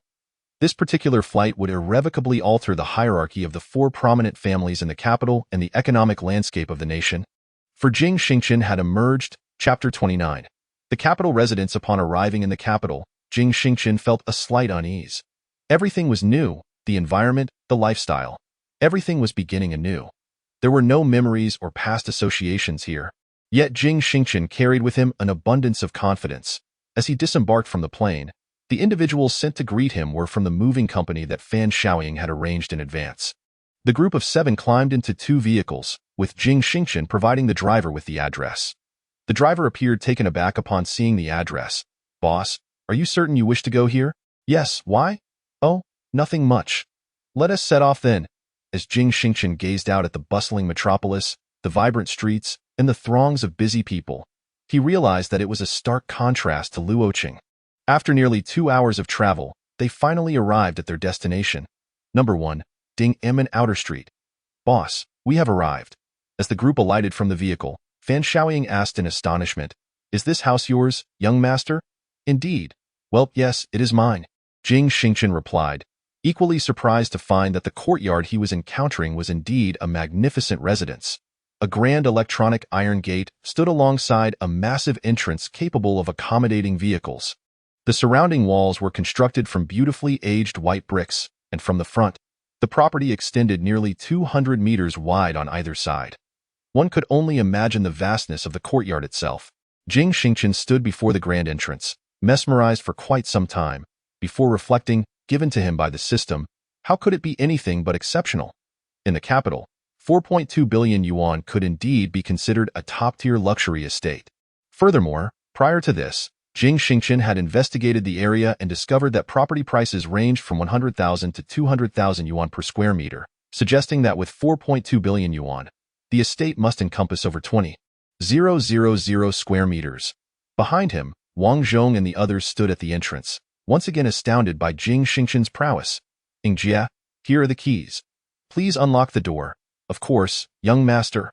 Fan Shaoying, having experienced the world in the capital, was no stranger to such courtyard residences, having once resided in one herself. After all, the esteemed elder of the Shangguan family and the current patriarch, Shangguan Tianrong, had lived in a similar courtyard, albeit not as splendidly located as this one owned by Jing Xingchen.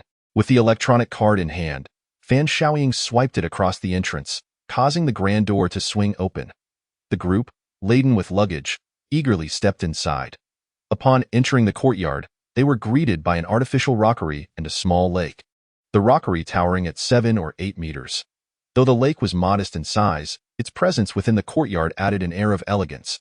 To the left of the rockery lay a paved asphalt road for vehicles, leading to a parking lot with 12 indoor spaces and dozens of outdoor spots. On the right, a bamboo grove flourished, with vibrant green shoots sprouting, creating a refreshing ambience. "Young master, where shall we stay?" one inquired. "Let us explore first. It's my first visit as well." A few glanced at Jing Xingchen's retreating figure, pondering the wealth of their young master. How affluent must he be to purchase such an expansive courtyard yet leave it unoccupied? The daily costs of maintaining such a grand estate must be substantial. The 7 traversed the path between the rockery, lake, and bamboo grove, soon arriving at the reception hall, a magnificent, traditional hall constructed with white walls, wooden beams, and green bricks, harmoniously paired with modern glass elements. Jing Xingchen found himself quite taken with the place. Behind the reception hall stretched a variety of residences, surrounded by a vast courtyard interspersed with smaller gardens, each with a plaque adorned with melodious names. "Ingjia, please take a look around and see how many rooms there are. Then you all can decide where to stay," he instructed. "Certainly, young master. Please wait in the reception hall." With that, Fan Shaoying and the others dispersed, their spirits high as they explored and documented their surroundings. Jing Xingchen climbed atop the rockery for a better view, exclaiming, "This courtyard is indeed expansive." It seemed that behind the reception hall lay another residence, even more grandiose. After a brief exploration, he realized they had entered through the main gate, while the other 3 sides of the estate led to different paths. The main street outside Dingen Gate served as the primary thoroughfare, hence the estate's entrance faced south, directly aligned with it, while the other 3 sides opened to smaller roads. Jing Xingchen noted with intrigue that the layout of the house was meticulously designed. Even the positioning of the restrooms, which were not only included within each residence, but also had a separate facility established in the southwest corner. Furthermore, buildings had been thoughtfully constructed in each cardinal and intercardinal direction, infusing the courtyard with the 5 elements of metal, wood, water, fire, and earth. This place undoubtedly seemed to be a treasure trove of fortune. "Young master, we have completed our count. This can no longer be called a courtyard. It is a true estate, perhaps once the residence of some noble or minister. Altogether, there are 48 rooms, including several annexes, a kitchen, and restrooms. The estate boasts an impressive 11 independent courtyards, each containing 3 rooms. Young master, we have discovered a residence that is ideally situated within the entire manor, featuring the largest rooms and the most comprehensive amenities. It appears to be the abode of the homeowner. Shall I escort you there?" "Certainly, let us proceed." Following Fan Shaoying, Jing Xingchen arrived at the residence they had just glimpsed atop the artificial hill, and indeed, it was exceptional. The secluded courtyard was positioned not far behind the reception hall, with a man-made landscape chessboard set between 2 buildings. Upon entering the courtyard, to the left lay a study along with a small sitting room, while to the right were a spacious kitchen, a restroom, and a hot spring room. Directly opposite was the living room, and behind it, one could find a swimming pool. The surroundings were adorned with lush lawns, an artificial beach, and various sunbathing chairs and umbrellas. "Where will I reside, and where will you all stay?" asked the young master. "You shall have me and Wang Zhong to your east, while Wang Yi and Si Zheng will be to your west. The others will be located to your north." Although I initially feared for security in such a vast courtyard, I discovered a fully equipped control room at the back, featuring an entire electric security system, as well as surveillance and operation guidelines. The perimeter walls, standing at a height of 2.3 meters, are electrified. Should anyone attempt to scale them, they would be incapacitated instantly. Each courtyard is also fitted with surveillance and thermal security devices, triggering an alarm upon the entry of any unauthorized personnel. Chapter 30. The deposit of 11 digits. Such advanced technology, how splendid! Otherwise, I would truly feel apprehensive residing in such a large courtyard alone. Indeed, young master, yet I still recommend employing additional staff to maintain the courtyard, as well as to manage your daily needs appropriately. I share your sentiments, Ingjia. Please assist me in this matter. Having more people around would create a livelier atmosphere, including security personnel. Do you have any reliable acquaintances who could join us? Additionally, we should recruit more chefs from Yuan Yi, as with so many guests dining in the future, one individual simply cannot manage alone. Not to mention a driver, and, rest assured, young master, I shall arrange everything. Fan Shaoying smiled at Jing Xingchen, pleasantly surprised by how agreeable and approachable he was, in stark contrast to the offspring of those prominent families from before. Ingjie, please have the plaque at the entrance replaced. Let it read Jing Fu or perhaps Qin Fu? No, let it remain as Jing Fu, understood. Young master. Jing Xingchen casually transferred 30 million to Fan Shaoying. Here, Ingjie, take this for your immediate needs. Should you require more, do let me know. I have another matter to discuss with you. Young master, please proceed. Previously, you mentioned that you and Tingjie were compelled by the people of the Shangguan family to marry her against her will. Now that you have returned because of me, what of the Shangguan family? Young master, I believe that if the Shangguan family were to learn of our current position as stewards in your household, they would refrain from harassing Tingjie any further. Ingjie, I have just arrived in the capital, and everything begins anew. I wish for Tingjie and the others to remain here in the manor until I have established an unassailable position. Then, I will bring Tingjie along with me. I believe that day is not far off. Yes, young master. Very well. You may proceed to tidy up your belongings, and afterwards, we shall go out for a meal. Followed by our subsequent endeavors, Jing Xingchen, accompanied by the group, sought out a renowned hotel nearby to indulge in a sumptuous feast. During this time, Jing Xingchen engaged in an extensive conversation with the system, learning that the renovation of the house, the hiring of workers, and the procurement of daily necessities all fell within the purview of system upgrades. Given the number of people involved, the transportation options required by Jing Xingchen would also increase. Under the system's default settings, Jing Xingchen was permitted to acquire up to 25 vehicles. This revelation nearly sent him soaring with joy. It indicated that he could elevate the system to the next level in a short span of time. Presently, he needed approximately 20 million more to achieve another upgrade. This prospect was exceedingly enticing for Jing Xingchen. After a brief respite, the following morning, having enjoyed breakfast, he set off with Shun Yuan, Wang Zhong, Wang Yi, and Fan Xijing to purchase vehicles. Having previously resided in the capital, do you know where we might find a dealership?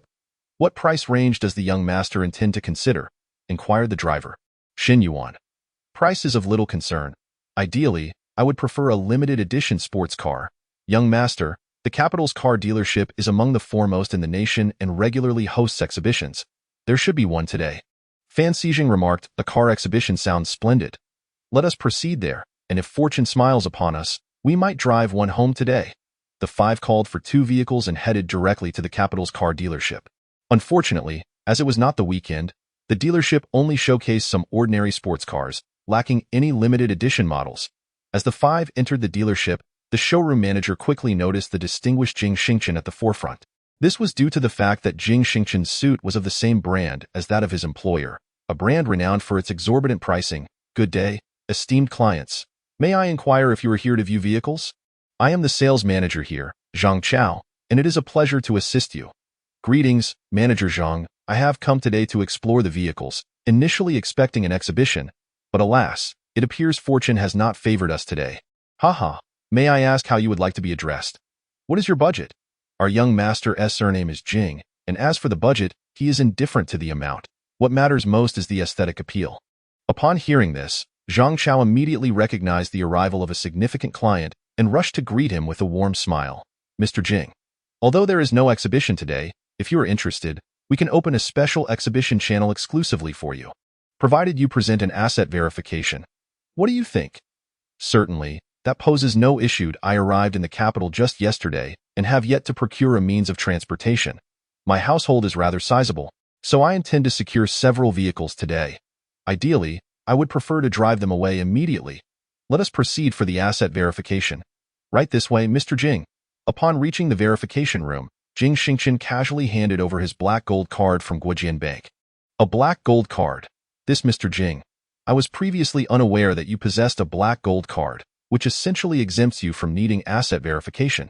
Since we're here, let us conduct the verification anyway. It won't take long. Very well.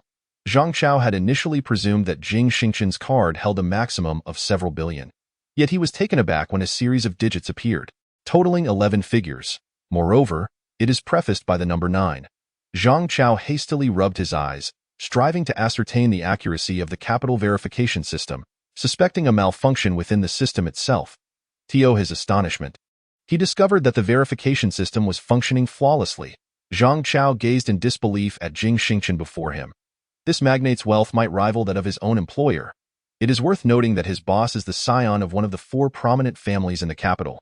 The individual before him, who claimed to have arrived in the capital just yesterday, must surely be an heir from another prestigious family in a different city. Mr. Jing, you are truly exceedingly affluent. The funds in your account are sufficient to purchase our entire dealership. I shall immediately grant you access to the VIP channel. Please wait here for a moment. Zhang Chao hurriedly exited, instructing all the staff on duty. Everyone, pay attention.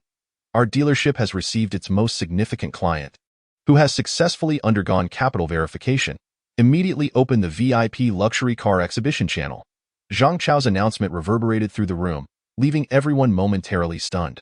Those who pass the capital verification are invariably wealthy or noble, typically making reservations for specific models.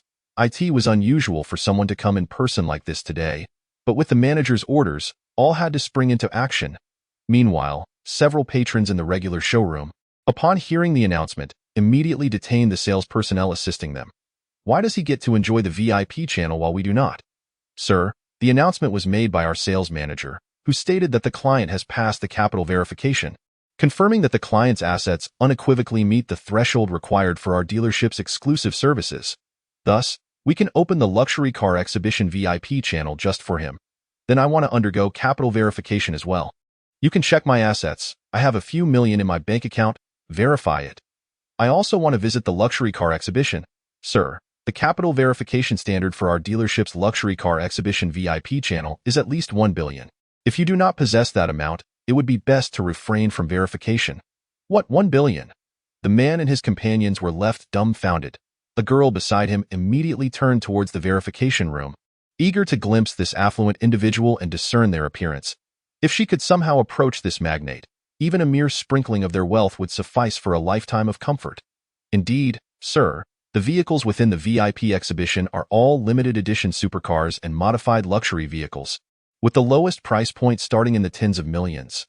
Therefore, anyone wishing to view them must undergo capital verification. Oh, ha ha ha, let us continue to watch. Ha ha ha, let's keep watching. The man chuckled awkwardly, while the sales personnel continued to elaborate on the pricing and details of the models before him. Mr. Jing, thank you for your patience. The VIP channel has been opened. You may proceed. Please follow me. Excellent. A group of individuals followed Zhang Chao's lead, traversing the hall to the rear exhibition area. As they passed through the crowd, onlookers marveled at the wealth of Jing Xingchen, whispering in astonishment at how someone so young could possess such riches. Could he be the young master of a certain conglomerate? The group arrived at the VIP exhibition hall. Before the eyes lay 3 exquisite Lamborghini Veneno, with their fluid lines adorned in sophisticated shades of gray, elegant purple, and vibrant orange, each hue captivating the heart of Jing Xingchen. Behind them stood an Aston Martin 1, a Maybach, a Ferrari F60, a Pagani, a Bugatti Veyron, and at the far end, a Koenigsegg 1-1. These magnificent vehicles, of which Jing Xingchen had only glimpsed images on his phone, now rendered him utterly entranced in their presence. Mr. Jing, allow me to provide you with a brief introduction. Before you are these 3 Lamborghini Venenos. Their price is, however, Jing Xingchen paid no heed to Zhang Chao's incessant chatter, preoccupied instead with calculating whether acquiring these cars could elevate his system by 2 levels. Ding! The system alerted him that permissions could only increase by 1 level per day. Jing Xingchen was left speechless, yet he genuinely adored the cars before him. Noticing Jing Xingchen's prolonged silence, Zhang Chao continued, Mr. Jing, if these do not pique your interest, we have one more vehicle. It is part of our private collection, with only one existing globally, and it is also the most expensive. Would you like to see it? Look, Mr. Jing, follow me. Zhang Chao led several individuals to a white wall within the showroom, opened an electronic panel on the side of the wall, entered a password, and then the wall slowly ascended. Before Jing Xingchen appeared an exceptionally gentle vehicle, a blend of silver and white, resembling an aircraft. Mr. Jing, this is the Silby, custom-made abroad by our boss. There is only this one in the entire world. It is entirely different from any other Silby. This model can reach speeds exceeding 414 kilometers per hour. What a remarkable vehicle indeed. Mr. Jing, what do you think?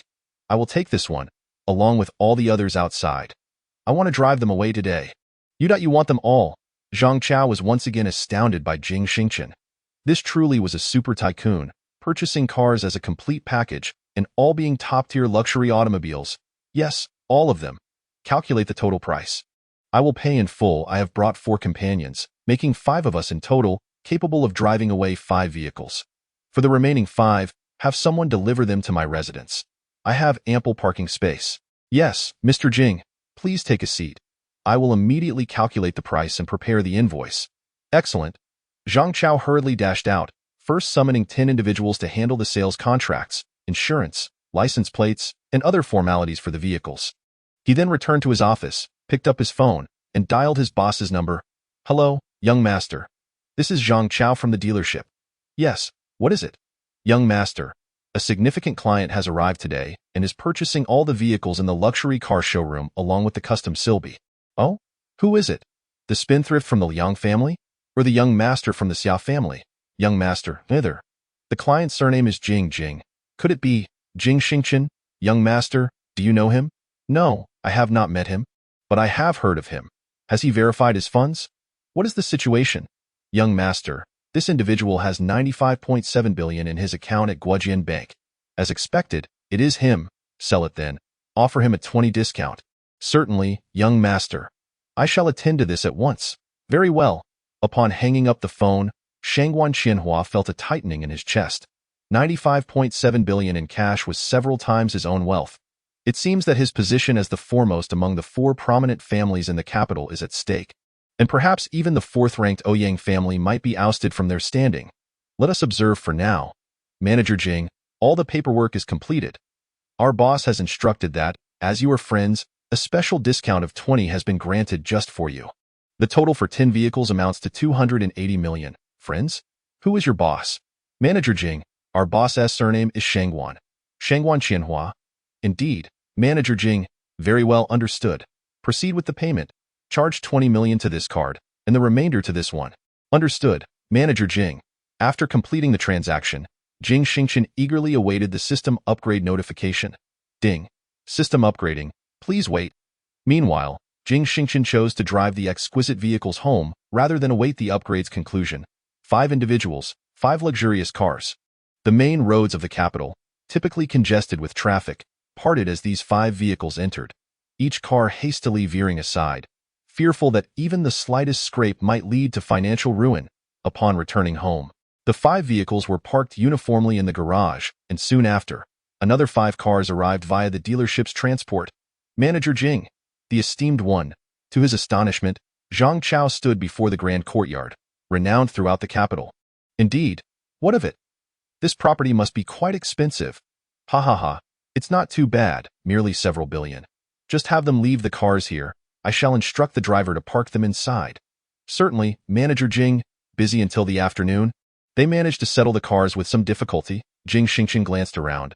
They were all sports cars. As for the utility vehicles, he would either purchase them or wait for Tinjia and Wang Wu to arrive from Luoqing before bringing them over.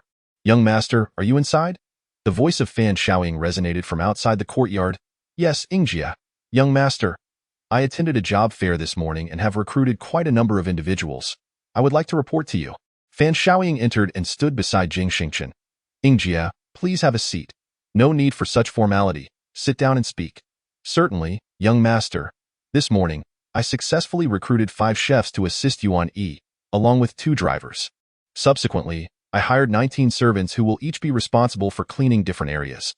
Wang Zhong contacted his previous 10 associates, and upon hearing the compensation you offered, they agreed to come and serve as your security guards. Additionally, I have brought over a family member who previously managed cleaning at the Shangguan residence to oversee the 19 servants and coordinate their duties. Excellent. I appreciate your hard work, Ingjia. I am truly grateful for your assistance in these matters. Without you, I would be overwhelmed. Therefore, I propose an annual salary of 8 million for your team going forward. Young master, there is no need to raise my salary. You have already increased it once. Such generosity makes me feel that my contributions fall far short of expectations. In a different context, dear Ingjia, earlier you were with me in Luoqing, where the remuneration was incomparable to that of the imperial capital. Now, let us calculate according to the standards of the imperial capital. From the 30 million I transferred to you, deduct 6 million to allocate to Wang Zhongshan and his associates. There shall be no refusal. I will inquire with them, young master. Fan Shaoying was deeply touched. Jing Xingchen's kindness towards them was not born from pity but stemmed from genuine compassion, a sentiment that each of them clearly recognized. Very well, Ingjia. You may return to your duties. I am rather fatigued today, and shall take a brief rest. Yes, young master, I shall take my leave. Fan Shaoying wiped away the tears that were about to fall from the corners of her eyes and stepped outside. Jing Xingchen was not weary. Rather, he was eager to cultivate a bond with the system. Observing that his system was a mere one away from a successful upgrade, Jing Xingchen felt a surge of excitement and curiosity, pondering why the duration for system upgrades had been increasing. Ding. The system has successfully upgraded to level 5. Ding. The host's bank account in Luoqing has been credited with a total of 100 million. Faced with the system's control panel, Jing Xingchen beheld the illuminated function buttons, which now included a new one-label technology patent, alongside prediction, blessing, skill, and lottery. System. Does this technology patent signify cutting-edge technological advancements? Indeed, host. Upon acquiring patents and technology, you are required to revolutionize the living conditions of modern individuals with the aim of achieving swift profitability. Wow. The functionality of the system is truly impressive. Does the host wish to utilize the function now? Yes. Since it is available, why not take advantage of it? I shall first click on the patent technology button. Jing Xingchen pressed the patent button. Ding. Congratulations, host. You have obtained the era-defining perfect chip, galactic chip, along with a chip manufacturing device and user manual. Please select a delivery location. System. How large is this machine? In response, host, it is quite compact, roughly the size of a mobile phone. That sounds excellent. Please place it on my desk. Kindly ensure to check for its arrival. No sooner had the system spoken than Jing Xingchen noticed a photolithography machine, comparable in size to a mobile phone, resting on his Wangwali wooden desk, with a thickness of approximately several centimeters. Simultaneously, a bag filled with numerous tiny chips materialized before him. Jing Xingchen opened the packaging. Each chip was exceptionally well protected, ensuring no wear and tear amongst them. Beside it lay a user manual, which stated that the galactic chip is the pinnacle of chips in the era, suitable for any electronic product and weapon. Its dimensions are 2 mm x 2 mm x 0.2 nm. Jing Xingchen opened one, measuring it briefly, and was astonished at how diminutive it was, roughly a 2 mm square. It was dozens of times smaller than current chips. Moreover, its thickness was virtually negligible. He quickly took out his phone to research and discovered that the world's most advanced chips currently measure 5 nm, while his own chip was an astonishing 0.2 nm. This was a staggering difference of several dozen times. My goodness. This bag is more precious than gold. Jing Xingchen let out a sigh, then continued to peruse the user manual for the lithography machine's operating techniques. This lithography machine, no larger than a mobile phone, seemed to possess no intricate usage skills. One merely needed to insert the single crystal silicon material for chip manufacturing into one side of the machine. Press start, set the speed, and await the final product. Such divine operation. Jing Xingchen set the machine down, deep in thought.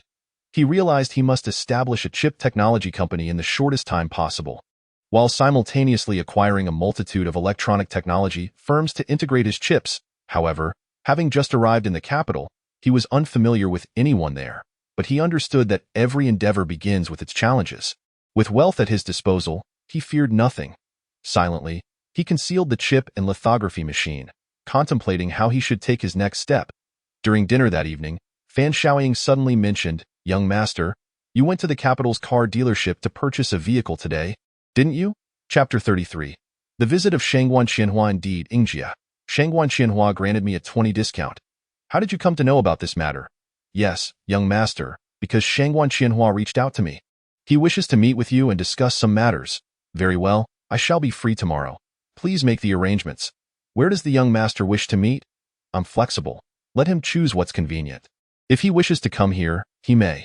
If he prefers to meet elsewhere, that works too. Understood, young master. I shall make the arrangements. At 10 p.m. that night, Fan Shaoying approached Jing Xingchen once more.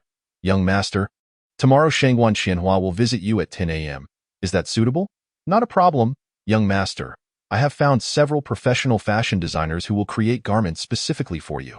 They have previously designed for international luxury brands, including the former design director of Hermès, as well as those from Chanel and CK. Their annual salaries are around 1.2 million. What do you think? That is acceptable. Just let me know if you find yourself short on funds. Hee hee, the phrase you repeat most often to me, young master, is let me know if funds are insufficient.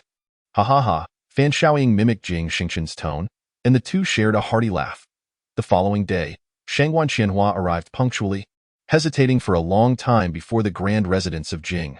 This courtyard, the largest in the capital, was one he had endeavored to purchase, but to no avail. He had never imagined its owner to be so youthful. Shangguan Qianhua, Jing Xingchen, the two introduced themselves, then shook hands and took their seats. Shangguan Qianhua gazed at Jing Xingchen for an extended period. "Why do you look at me like that, Shangguan?" Jing Xingchen inquired with a smile. "I apologize, Jing Xiong. Do you happen to have any connection to the Jing family from Modu?" "None whatsoever. I have never even visited Modu," Jing Xingchen replied, puzzled by the question. "Why, brother? You bear an uncanny resemblance to an elder of the Jing family from Modu. I was utterly astonished upon first seeing you. It is merely a resemblance. I truly have no ties to them. I have been an orphan since childhood and have achieved my current status purely by chance." Jing Xingchen thought to himself, thanking the system a million times as he spoke. Certain system. It wasn't even that many times, was it? "I shall not require your gratitude. Indeed, there are indeed far too many individuals who bear a resemblance. Brother Jing purchased an extravagant vehicle for me yesterday. Is he satisfied? He must be. Each one is my favorite. Is Brother Jing planning to reside in the capital for an extended period? Yes, he intends to develop his career here in the capital. Does Brother Jing have any specific plans? Indeed, I currently aim to establish two companies. One will focus on finance and stocks. As you are aware, I possess a rather keen insight, while the other will delve into technology and chips. However, at present, I am brimming with ideas but lack a suitable position. The finance and stock sector? To be frank, I am involved in this area at the Shangguan family business, which encompasses everything from account openings to the profits derived from transaction fees and software development. You have misunderstood me, Shangguan. I do not engage in your kind of business. What I intend to pursue is actual asset management. A trader? Yes, but not exactly. I shall not oversee others. My primary focus will be on managing my own assets. You know I could readily allocate 10 billion specifically for this purpose. How extravagant. How old are you this year, Brother Jing? I am 23. And you, Shangguan? I am 29. I should address you as younger brother. Ha ha ha. I wonder if your stock company, once operational, could assist your elder brother in managing some assets. No problem. Just transfer the funds to me, and I shall have someone manage the trades directly. If there is profit, we shall all share it. But, Shangguan, do you truly trust me so much? Ha ha ha, younger brother, I must believe in you. Your operations in Hong Kong are nothing short of exemplary. I am utterly astonished by your brilliance. It is merely good fortune. That is not luck. Your capabilities, techniques, trading proficiency, ability to manage fund flows, insights into market trends, and understanding of shareholder perspectives are all extraordinary. If I cannot trust a master like you, whom can I trust? Upon hearing Shangguan Qianhua's words, Jing Xingchen expressed his gratitude to the system a million times. Certain system. What the hell are you rambling about? Where's the gratitude, brother? What do you mean by the chip technology company?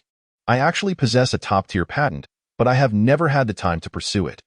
This time in the capital, I am determined to launch my advanced chip technology into the market. Do you have a finished product? Of course. What of it? In the Shangguan family business, we have a plethora of electronic products, including the currently popular orange phone, which is part of our industry. Yet, we have always relied on imported chips, and with the rising tariffs on imported products, prices have become increasingly prohibitive.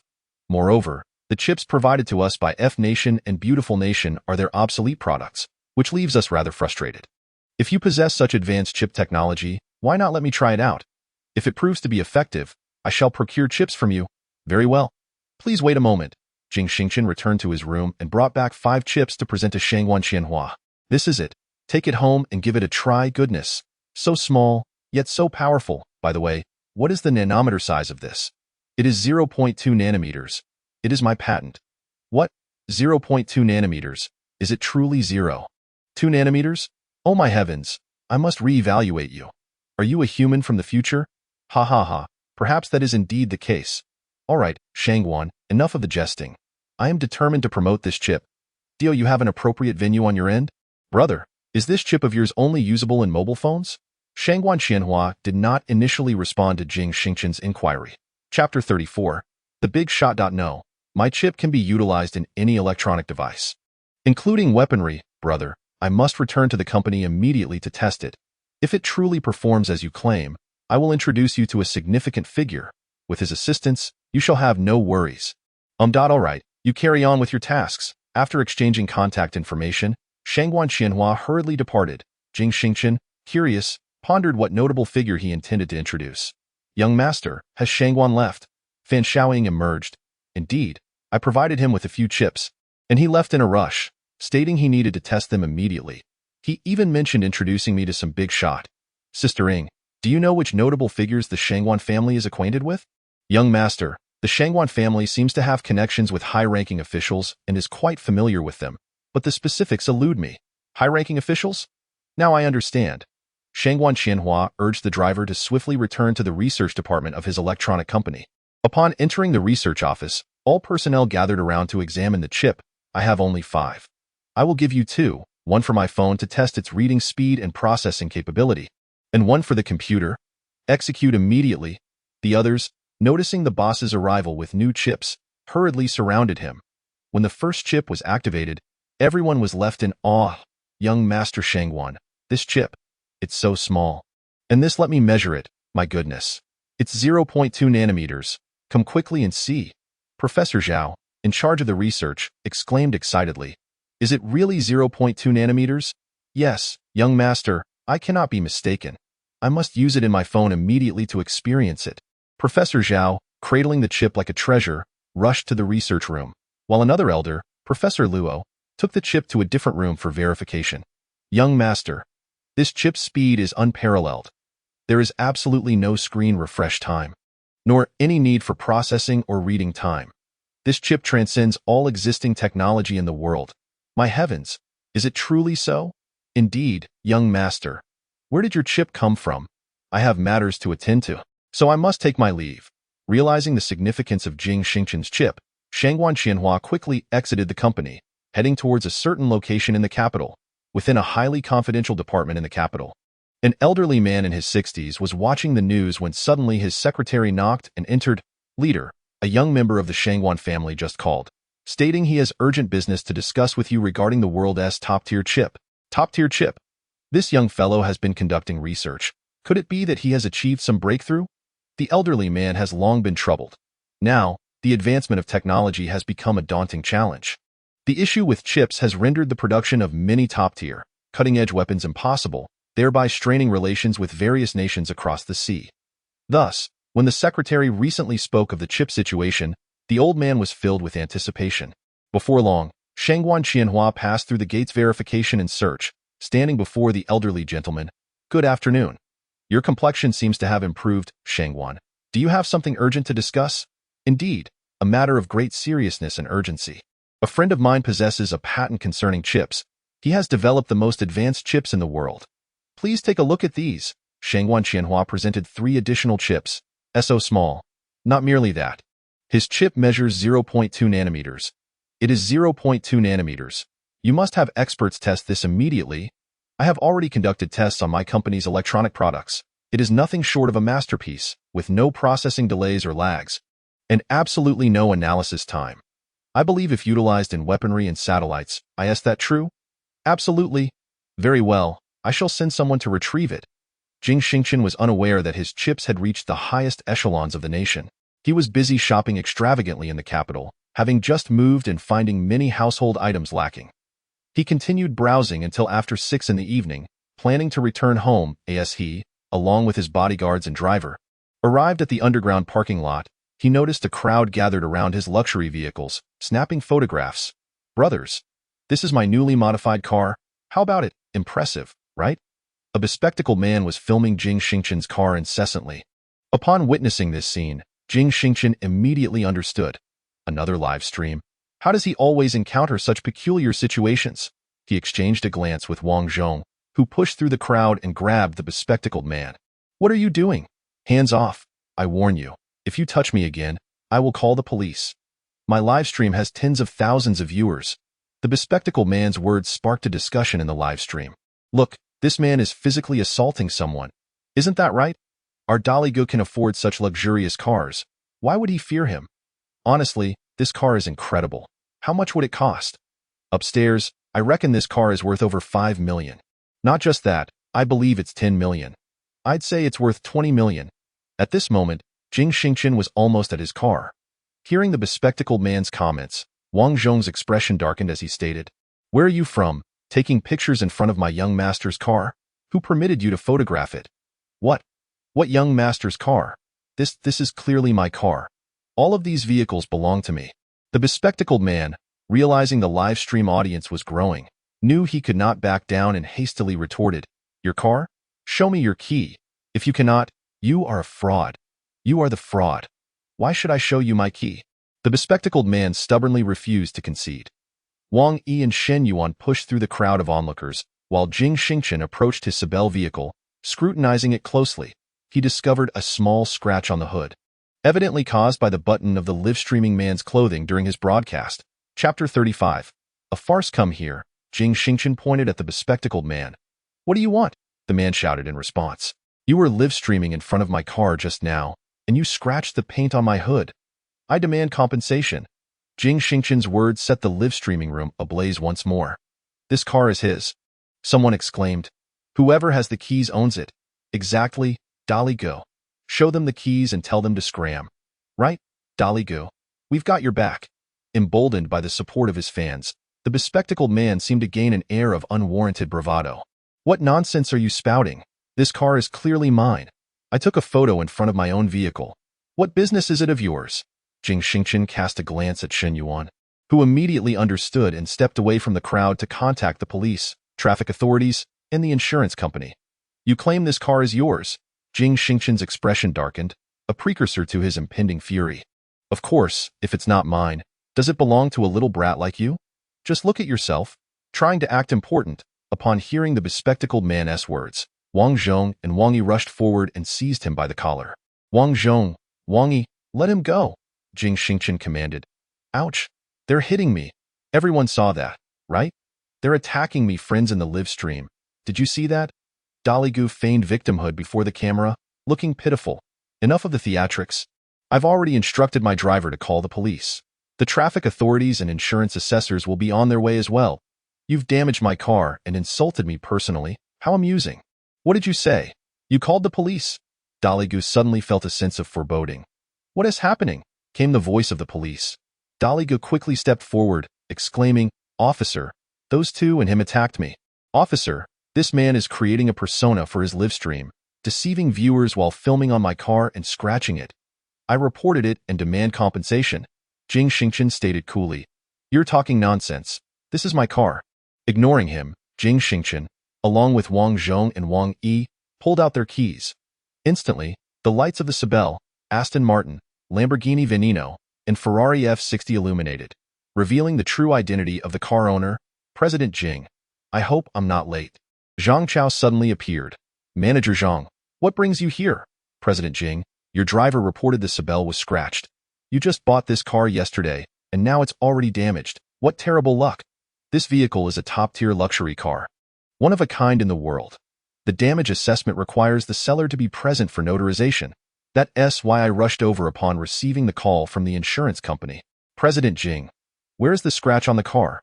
"It's on the hood, caused by this scoundrel, who took advantage of my absence to live stream in front of my car, somehow managing to scratch it." Jing Xingchen pointed at Dolly Gu and exclaimed, "You were speaking nonsense. I did not scratch your car. Just a moment ago, you claimed that this car belonged to you. How has it suddenly become someone else's?" A passerby interjected with indignation. As the words left the passerby's lips, the live stream erupted in chaos. "Heavens, I have been deceived. That car is truly not his. I too have been duped. I have supported him for so long, and he turns out to be a fraud. I shall unfollow him. So shall I. I am curious, how much does that car actually cost? How much does Dolly Gu need to pay for scratching someone else's vehicle? Is there anyone who has reported this to the insurance company?" At last, the representatives from the insurance firm arrived. "I reported it. My car was scratched by this individual, and I need an assessment to determine the damages." The insurance agent stepped forward, and upon seeing the vehicle, he gasped in astonishment. "Sir, your car is a Sibel. The hood has been scratched, and it requires a complete repainting. This is indeed a Sibel. Your vehicle was insured by our company the moment it hit the market in the capital, and we have conducted an appraisal. How much is this car worth?" Dolly Gu asked apprehensively. Nearby, Two police officers and a traffic cop were watching with keen interest. This gentleman purchased the car yesterday from our top-tier VIP collection at the dealership in the capital. Along with 9 other luxury vehicles, Mr. Jing spent nearly $300 million in total, and this particular car is the most expensive, valued at $130 million. As Zhang Chao's words echoed, Dali Gu shouted in disbelief. Impossible. You are colluding to defraud me, officers? You see them scamming. He is not lying. When this vehicle was insured by our company, we all saw its model and photographs. If you doubt my words, you may investigate my company's records. I am with People's Insurance, and my employee number is 040321898889. Impossible. What car could possibly be worth that much? I refuse to believe it. The police, noticing Dali Ge's obstinate demeanor, promptly inquired, "Are you planning to make compensation?" I will not. I intend to sue them. This is a case of organized fraud. I believe you are the one committing fraud, staging a live broadcast to deceive people, and now you refuse to acknowledge having damaged my private property. I shall be the one to sue you, Jing Xingchen retorted. How much does it cost to repair this minor scratch? The traffic officer asked. Although it was merely a small scratch, the Seabull is a globally limited edition. With no identical models, meaning there is no standard paint available for repairs. Thus, the stipulation for Seabull vehicles is that any repainting necessitates a complete respray. The estimated repair cost for this vehicle is around $7 million. The insurance representative stated candidly, "I have no money. You are extorting me. I refuse to believe it." The police, recognizing Dali Ge's refusal to accept responsibility, hastily took him away, while Jing Xingchen instructed Wang Zhong to handle the matter. Dali Ge's live stream audience was left in shock. Someone pinch me. That tycoon's car costs over $100 million. Good heavens. My husband is incredibly wealthy. He casually buys a car worth over $100 million. That wretched woman upstairs, that is my husband. Which poultry farm did you crawl out from, you wretched creature? How dare you compete with me? You are the truly despicable woman. Your entire family must have emerged from a poultry farm. You are the offspring of a mongrel. Enough with the noise. The big shots have departed. I am going to unfollow this trash, Dali Gu. Not only does he deceive, but he also refuses to acknowledge his mistakes. Trash? Yes. Unfollow? Unfollow. As this farce comes to a close, Jing Xingchen feels that he is utterly destined to be at odds with the car. The first Porsche was marred by a child's drawings, and now encountering such a situation again is simply unbelievable. Chapter 36. The arrival of the big shot back at home. After a brief respite of a few minutes, Jing Xingchen receives a call from Wang Zhong. "Boss, this scoundrel refuses to compensate. What should we do? If he won't pay, let him rot in prison." "Yes, boss. For this matter, I will contact Sister Ing. She will directly engage a lawyer. Once there is a resolution, I will inform you. Your Seabull has already been sent for repairs, rest assured. Thank you for your hard work." "What is the boss saying?" "We are here beside you, enjoying the finest food and clothing, and even driving luxury cars. It is only right for us to serve you. You need not be so polite with us subordinates." All right then, boss, I will go handle this now. You keep busy. Goodbye, boss." After hanging up, Jing Xingchen feels that he may indeed require a legal team in the future. Whether in running a business or any endeavor, professional legal counsel will be essential. In a certain department of the capital, Qianhua exclaims, "This chip is simply ahead of its time. It is entirely applicable in any weaponry and technology field, with absolutely no errors, nor the delays and glitches associated with the obsolete chips we currently use. I must meet with the holder of the chip patent immediately to discuss." Looking at the man before him, who is over 60, the excitement and tension in Qianhua's eyes are palpable, an emotion that has not graced this elderly gentleman in many years. "All right, leader, I will have him come over immediately. Wait. We shall go in person to express our sincerity. Leader.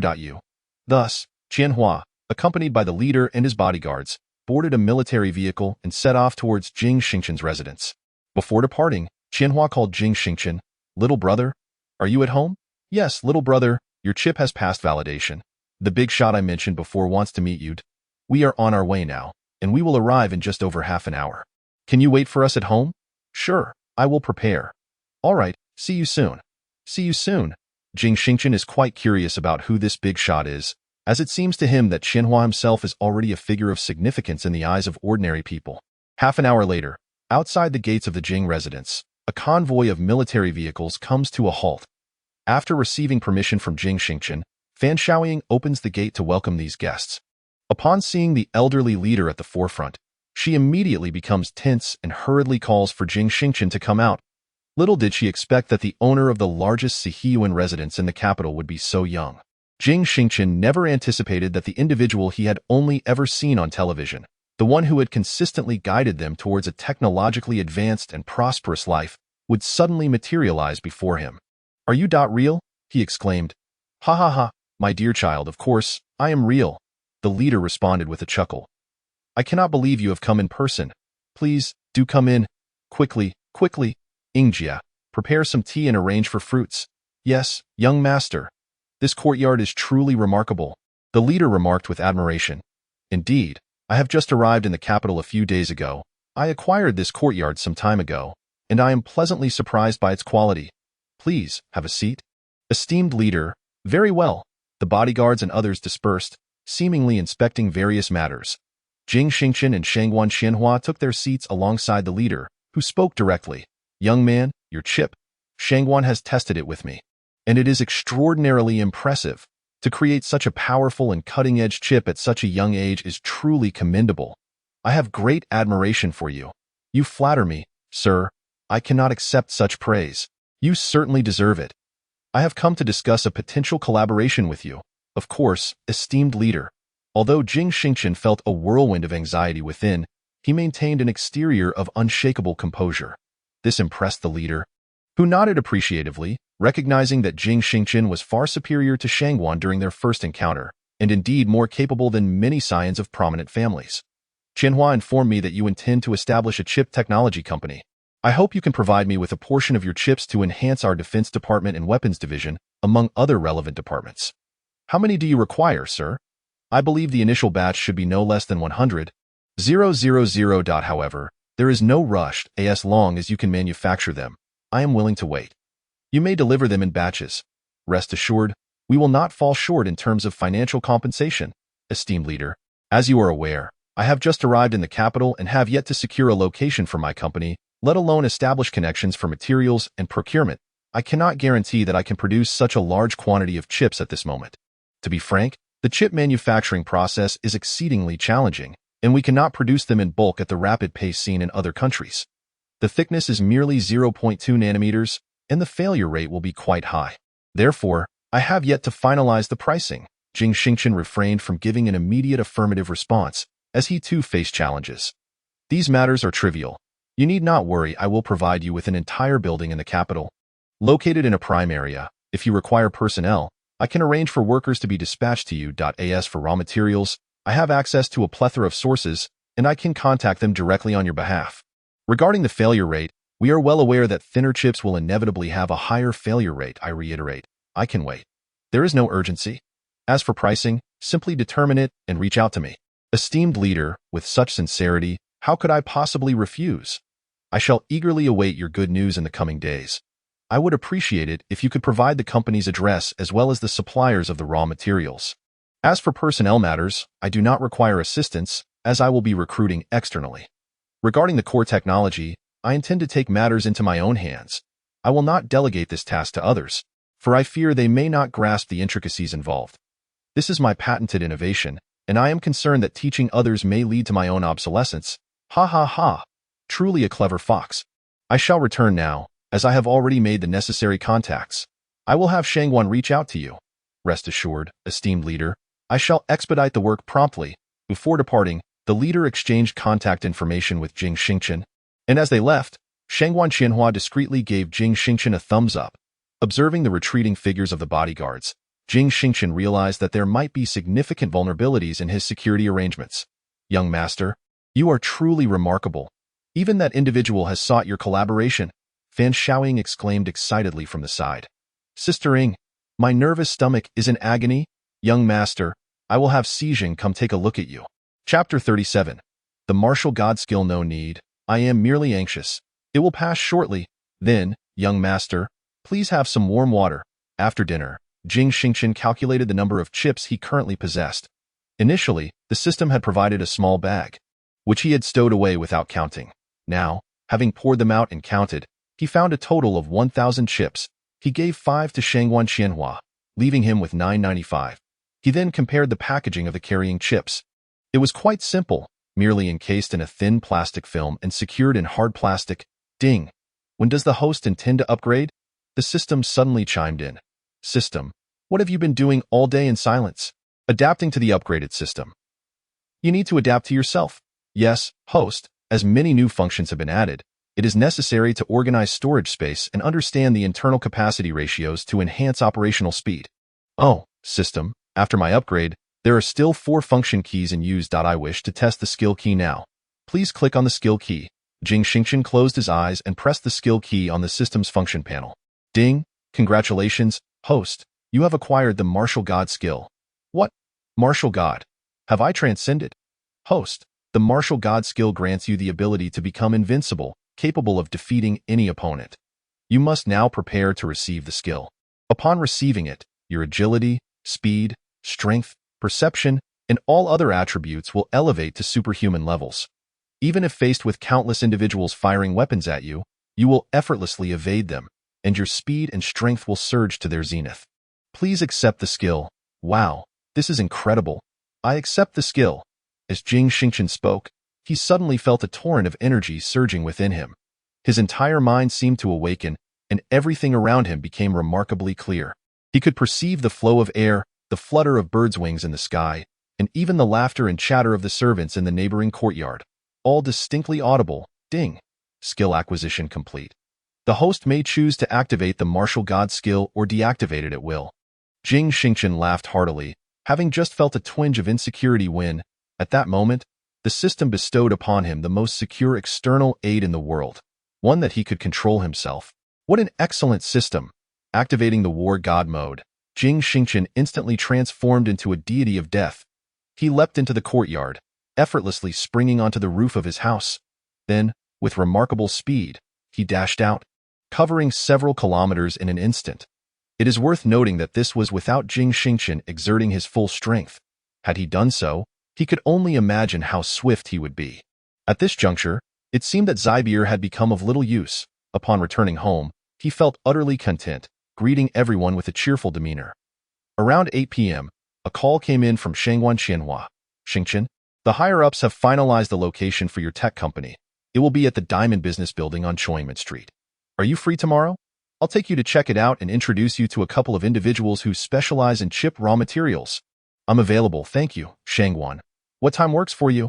Any time is fine. Just remember, once your chip company begins operations, you cannot forget about your brother's chips. Ha ha ha, you needn't worry about that. Great.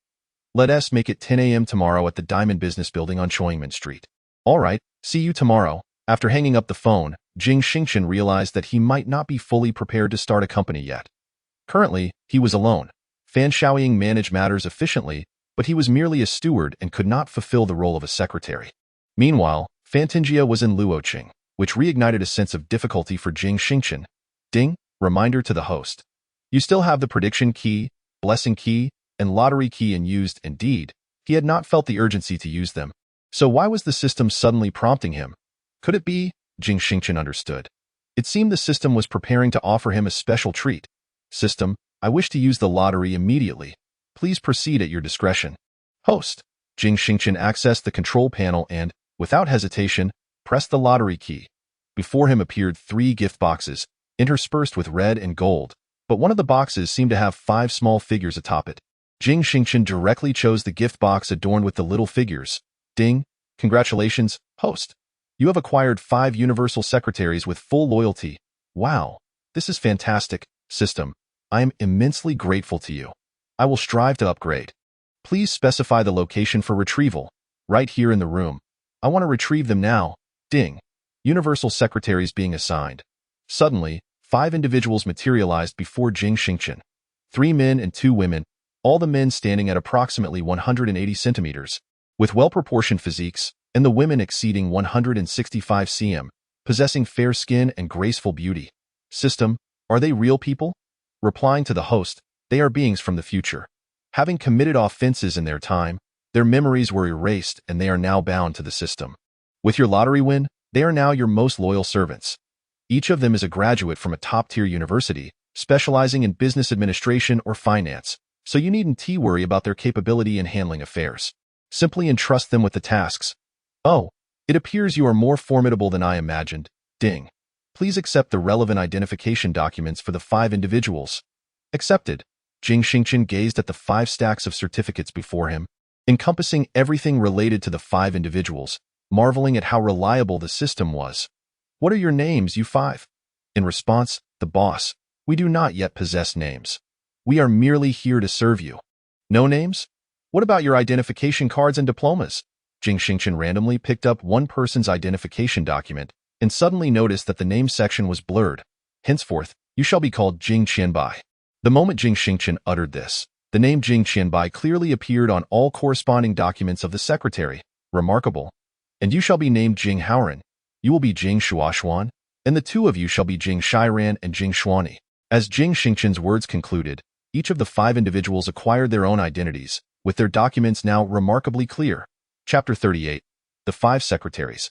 System. These 5 individuals are real, correct? Yes, host. All 5 are as real as you are. That is reassuring. Jing Xingchen led the 5 to find Fan Shaoying. Upon seeing 5 unfamiliar individuals suddenly appear in her home, Fan Shaoying was taken aback, but upon realizing they were brought by her young master, she quickly calmed down. Jia, these 5 are my personal secretaries. They have been assisting me in the capital and have come to help me now. They will temporarily stay at my home today, so please arrange accommodations for them. I will take them out tomorrow for business, of course. Young master, please follow me, everyone. Fan Shaoying could distinctly sense that these 5 individuals were extraordinary. Their aura was unlike that of any ordinary assistants. Her niece, Fan Tingjia, who was also an assistant, paled in comparison to even one of them. Please have these 2 ladies reside in this courtyard, and the 3 gentlemen can stay next door. The 2 courtyards are adjacent, one with 3 rooms and the other with 2. Very well, thank you, Jia. You are too kind, sir. A night passed without incident, and Jing Xingchen remained exhilarated by his newfound abilities. The following morning, he sold the stocks he had predicted the day before, now boasting an account balance of 6.75 million, with profits of 10% daily, leaving him quite satisfied. Shen Yuan drove Jing Xingchen, while several other drivers escorted the 5 secretaries and a few bodyguards. Jing Xingchen mused that a grand business arrangement was indeed preferable. 2 or 3 vehicles could transport everyone without the current hassle of needing at least 3 to 5 cars each time they ventured out. Today was even better, as they directly set out in 8 luxury vehicles, exuding an air of ostentation. Arriving at the Diamond Business Building in the capital, Jing Xingchen gazed at the towering structure before him with delight, astonished that someone could be so extravagant as to secure such a tall building, boasting over 60 stories, the tallest in the vicinity. Brother, you have quite the entourage. Ha ha ha. Shangguan Qianhua observed the dozen or so individuals trailing Jing Xingchen, marveling at the contrast to his own 4 companions. As a prominent figure in the capital himself, he wondered how his display could be so vastly inferior. My dear brother, please refrain from mocking me. You are well aware that the vehicles I have purchased from you are all collectible sports cars. I have yet to acquire a business vehicle. Among the individuals accompanying me, there are 4 chauffeurs and 6 bodyguards, of whom 5 are here today to assist me, along with my personal secretary. Such a grand entourage you have, my dear brother. By the way, regarding this magnificent building, I am curious about the individual who previously constructed it in their personal capacity. If you are to establish the headquarters for the chip technology, I believe it would be prudent for you to make a nominal contribution, lest you find yourself indebted to someone. You speak wisely, my brother. I share your sentiments. Considering the size of this grand edifice, I am contemplating an appropriate sum to offer, as I fear that an insufficient amount would be rather unbecoming. Based on the pricing in the capital, such a building, particularly in this prime location, would undoubtedly command at least 50 billion. What do you think, my dear brother? That sounds entirely reasonable. Where shall I proceed to complete the transaction? You may simply deal with this individual. Just go ahead with the handover. As long as you both sign the contract and transfer the funds, he will take care of the rest. Shangguan Qianhua gestured towards the individuals behind him. No problem, Qian. Please take my card and proceed with the transaction. Very well, young master. Jing Qian followed the other party, while Jing Xingchen was led by Shangguan Qianhua on a tour of the Diamond Business Tower. The entire structure boasts 66 floors, with the first 3 levels serving as the reception hall and comprehensive office space. From the 4th to the 20th floor, the design resembles that of a factory. while the 21st to 66th floors are entirely dedicated to office environments. Remarkably, every aspect of the interior decoration, including tables, tiles, and network systems, has been meticulously arranged, ensuring that Jing Xingchen can commence operations immediately, provided he has the necessary funds. My dear brother, are you satisfied with this location? I am exceedingly pleased. Each floor features floor-to-ceiling windows, providing a bright and clear view, and with the factory-like configuration, I can promptly hire workers to commence their tasks. Ha ha ha, then best of luck, my brother. The transaction has been completed, boss. The total amounts to 54 billion. Shortly, the ownership of the building will be transferred to your name. The property management company will charge an annual fee of 290,000, while the security company will require 440,000 each year, with utilities billed separately. Additionally, Jing Qian quickly provided a report. Excellent, Qian. From now on, you shall be responsible for matters concerning this building. Rest assured, young master, my dear brother, the representatives from the raw materials suppliers have arrived. Let us go and meet them, Shangguan Qianhua said, glancing at his phone. Very well.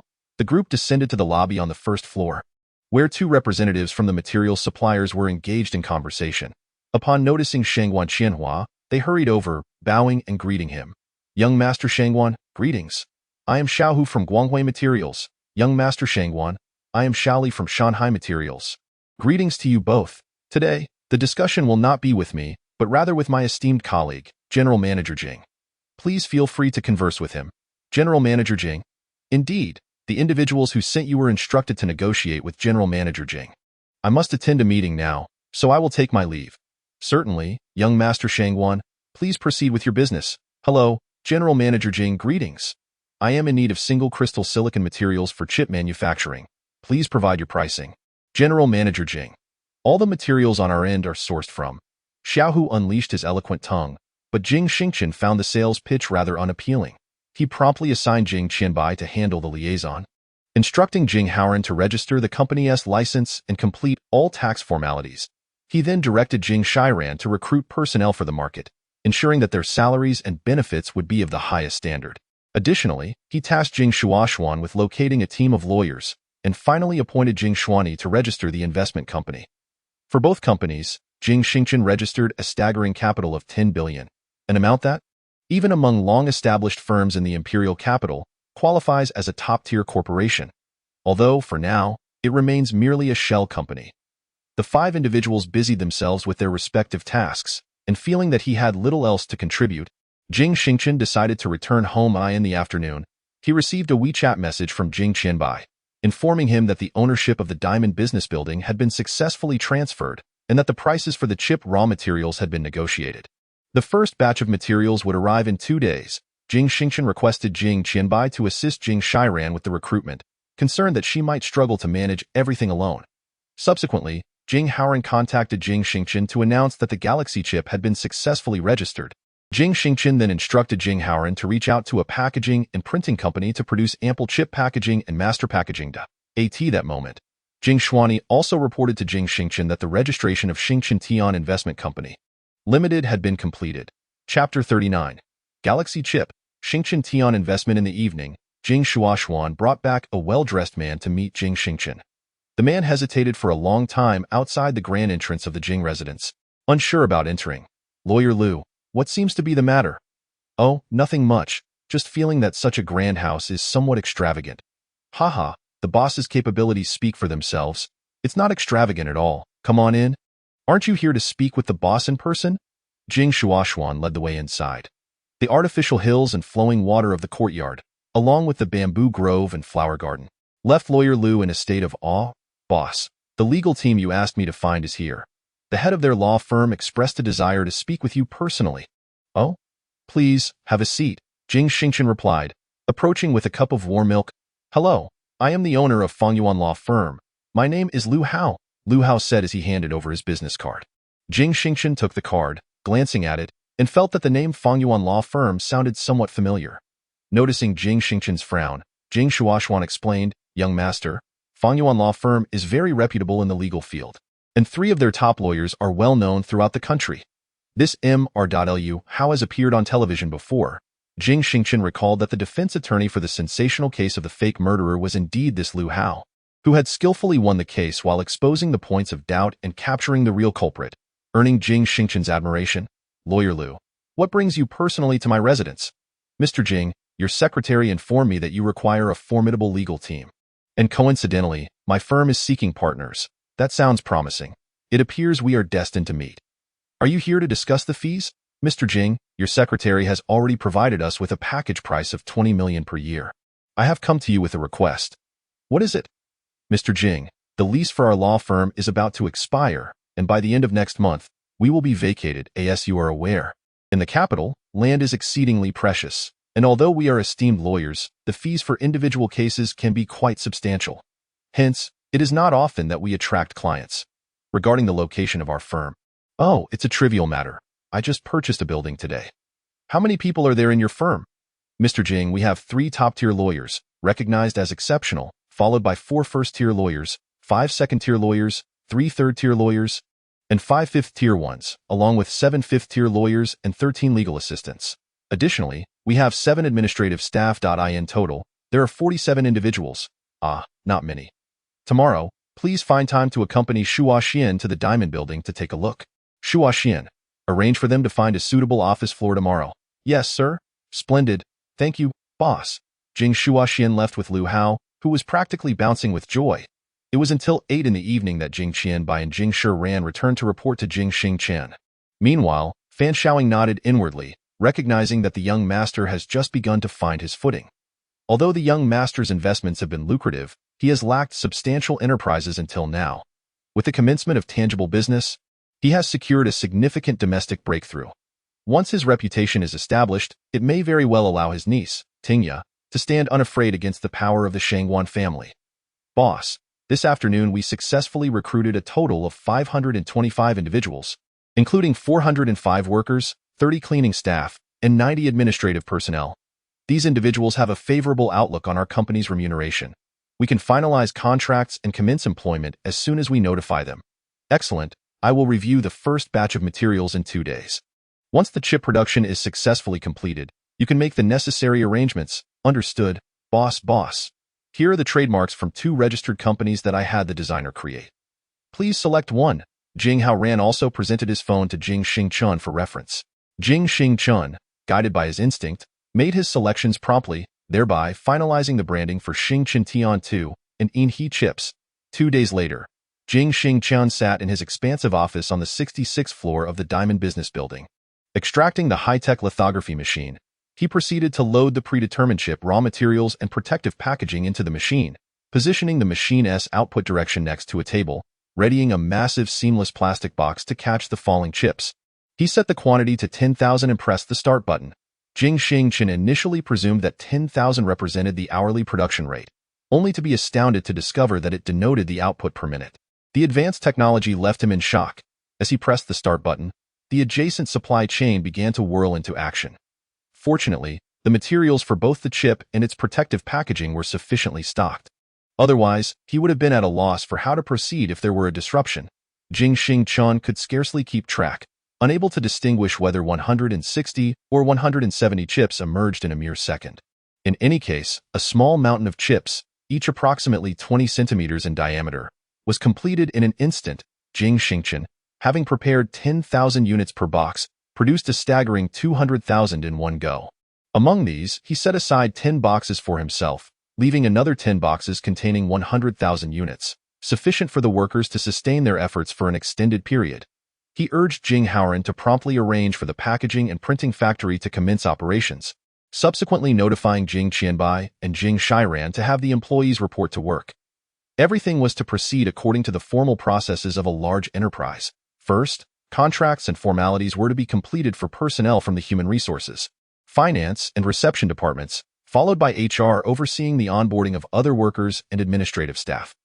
Meanwhile, the legal department reached out directly to Hao, delegating the responsibility to his team of lawyers. On another front, at Xingchen Tian 2, Jing Xingchen adjusted the predictive securities timing, with the assistance of the system, to 2:45 p.m. on each trading day to forecast the following day's trends. Once predictions were generated, the system would promptly send the results to Jing Xuani, who, under Jing Xingchen's guidance, had recruited over 200 individuals to operate Xingchen Tian2.I in addition to the stocks and securities provided by Jing Xingchen. Most of the staff were engaged in angel fund activities. Whenever a suitable investment project emerged, these employees would report back to Jing Xuani, who would meticulously sift through the options and make the final decision.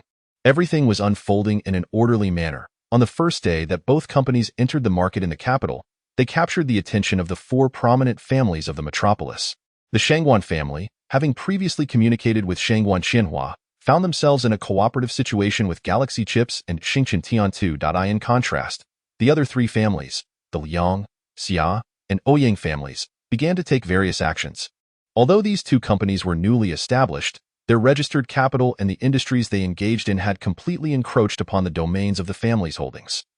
Typically, they would not pay any mind to ordinary small businesses, but these two firms boasted registered capitals exceeding 100 billion, and their company addresses were located in what was once a prestigious building. Upon investigation, the three families discovered that Galaxy Chips possessed unique patents and had established a partnership with that notable figure, igniting their intense interest in Jing Xingchen. Chapter 40. Dynamics from all sides. Liang Wang, the head of the Liang family, summoned his son, Bowen, find an opportunity to make contact with the owner of Galaxy Chips, Jing Xingchen. We need to ascertain his background and circumstances, as we have several electronics companies under our banner. See if there's potential for collaboration. Father, do you genuinely believe this young man is capable of producing any remarkable chips? Look at how much Shangguan Qianhua invested with little to show for it. How can this inexperienced novice achieve anything of substance? I command you to do this. If you utter another word of nonsense, I shall break your legs. I've heard that the higher-ups personally approached this Jing fellow for a collaboration. Although we are currently unaware of the specifics, you better pay close attention. If you fail to clarify this matter, be prepared for your bank card to be frozen. Understood, father. Could you not be a bit kinder in your tone? Get lost. At the Xia family in the capital, Xiaotian, have you heard about Galaxy Chips? I have heard about it, though I have yet to witness it myself. I reached out to Qianhua, and he mentioned that Galaxy Chip has indeed shattered the conventions of our time, achieving the seemingly impossible. Thus, I intend to seize an opportunity in the coming days to meet their owner. The chips currently employed by my gaming company can no longer meet the demands of colossal modern games. Should such a chip emerge, I would be willing to procure it at a premium. Please keep me informed of any developments. Rest assured, father. By the way, if you do meet with the owner of Galaxy Chip, do bring Yungu along. She is nearing her university graduation and should contribute to the family. Summer, upon hearing this, chuckled. Father, my sister is still young. Why the rush to involve her in the company? She has such a lively and playful disposition. Perhaps it would be better to let her enjoy herself for another couple of years. After all, the company is well managed by me and several uncles who are quite busy. Xiaotian, your uncles have expressed their reluctance to continue overseeing company affairs numerous times. They claim they are aging and wish to enjoy their twilight years. Thus, I hope Yungu can assist you swiftly, liberating my brothers from their burdens. What do you mean by liberating? Father, your choice of words is somewhat misplaced. All right, go about your business, and do ensure Yungu accompanies you to the company at the earliest opportunity. Yes, I will. Summer exited his father's room with a sigh, fully aware of his sister's temperament. She is clever, yet her intellect is predominantly devoted to amusement. From childhood to now, Summer has found it challenging to manage Yungu. Within the confines of the Longxian Manor in the capital, Yongquan, I must make a trip to the beautiful nation soon. You, Lu Xian, and Jiexiong will temporarily oversee the national operations of the company. Ouyang Zhenshan addressed his son, Ouyang Yongquan. Father, what is your purpose in visiting the beautiful nation? There seems to be little activity at the branch there lately, son. Tianheng Technology has recently unveiled a new chip, and I intend to inspect it. Our Wuxing Group's communication devices can no longer afford to wait. On this trip, I will acquire it at a high price. Father, in recent days, a chip company has emerged in the capital, named Galaxy Chip, and they appear to have developed a cutting-edge chip. Should you not consider investigating it first? I could go as well. Son, it is not that I speak harshly, but the domestic chip technology firms are subpar. If they were truly reliable, why have they not surfaced over the years? Instead, they only emerge now when everyone is in need. At Tiomi, it seems like a deliberate maneuver by a certain family. Having investigated the circumstances of the Shangguan, Liang, Xia, and our Ouyang family, leading us to fly into the fire. Very well. Since you have made your decision, when do you plan to depart? In a couple of days. The four prominent families have begun to take different actions, with their target being Jing Xingchen, who is now frantically disposing of his remaining shares in Tianhai. Since the shares of Tianhai Group were ruthlessly sold off by Jing Xingchen, the stock price has plummeted dramatically, currently hovering around the price of 1.3. During this time, Guanjing has made numerous attempts to contact Jing Xingchen, managing to reach him twice. However, upon sensing Guanjing's hostile disposition and perceived threats, Jing Xingchen promptly blocked him. Undeterred, Guanjing resorted to waiting outside Jing Xingchen's residence, only to discover that Jing Xingchen had long since departed from Luoqing to the capital. With no other options available, Guanjing was compelled to focus on managing the company. Although several senior shareholders had already dismissed him, the lack of capable individuals within Tianhai forced them to retain Guanjing in his position to salvage the situation. Meanwhile, upon realizing that Jing Xingchen was no longer a shareholder of Tianhai, Guojian Bank immediately demanded the repayment of the remaining amount. With no funds left in Tianhai's accounts, Guojian Bank, in conjunction with other partners of Tianhai, proceeded to file a lawsuit against the company. Tianhai now faces disintegration and forced liquidation. Jing Xingchen, witnessing the complete dissolution of his last stake in Tianhai, couldn't help but reflect on the situation, pondering how one individual's attitude could lead to the downfall of an entire group. It seems that one must remain humble and never underestimate others. He worries that since he possesses a system, what if others do as well? The Galaxy Chip and Xingchen Tian investment have now entered a stable phase, with workers diligently working on the packaging for the Galaxy Chips. Once completed, the distribution of the initial batch of 100,000 chips will commence. He promised to allocate 80,000 chips to one party, reserving the remaining 20,000 for Shangguan Qianhua. The day after registering Xingchen Tian investment, Jing Xingchen injected 10 billion in assets into the company account. The operations of the stock were entrusted to Jing Xuani, who leads a team of 30 individuals. Each day, they meticulously follow the system's directives to execute transactions based on the varying market values of the 10 billion assets. Some stocks are only valued at a few billion, thus Jing Xuani refrains from selling in the hundreds of millions, opting instead for smaller purchases in the tens of millions to ensure they can be sold when the market opens the next day. Xingchen Tian investment has become Jing Xingchen's first profitable venture, generating daily profits exceeding 200 million, with a maximum nearing 500 million. Cumulatively, this results in nearly 8 billion in profits each month, establishing it as one of the country's top revenue-generating companies. With costs so minimal they are nearly negligible, the profit margins are rapidly approaching those of certain oil and telecommunications giants. Chapter 41. Unmatched musical talent and the prevention of unforeseen events. On the fourth day after the company officially commenced operations, the packaging of 100,000 chip units was completed. Originally contained in a small box, the chips were transformed into a large carton filled with high-end chips through the skilled hands of Jing Xingchen's workers. After carefully weighing the pros and cons, it was determined that each chip would be priced at $2,999. His chips are versatile and can also be utilized in certain advanced electronic devices. Previously, chips for such high-end instruments were priced between tens of thousands to hundreds of thousands. However, Jing Xingchen's chips have disrupted this norm, as he cannot justify charging different prices for the same product based on the varying machines used by clients. Thus, the final price was set at 2,999 yuan. On this particular day, Wang Wu accompanied Fantingia from Luoqing to the imperial capital. Upon learning of Jing Xingchen's intentions, Fantingia felt a sense of reassurance and chose to remain in Jing Xingchen's residence.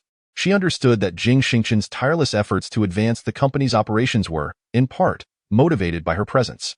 Although this contribution was minuscule, it deeply moved her. After successfully producing 100,000 finished chips, Jing Xingchen did not hastily reach out to the aforementioned Shangguan Qianhua. Instead, he decided to wait until after the May Day holiday. After all, during their initial discussions, Jing Xingchen had mentioned the complexity of his chips, suggesting that the process might take considerable time. During the May Day Golden Week, Jing Xingchen granted all his employees a 7-day holiday, which was a full 4 days longer than the typical break in society.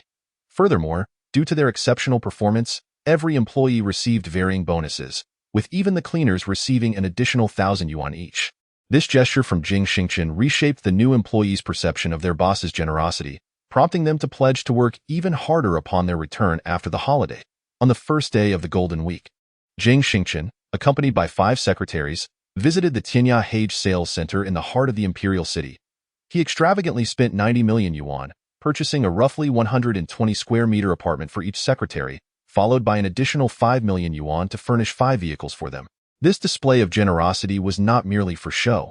To Jing Xingchen, these 5 individuals were not just his personal secretaries, but rather his very arms and legs.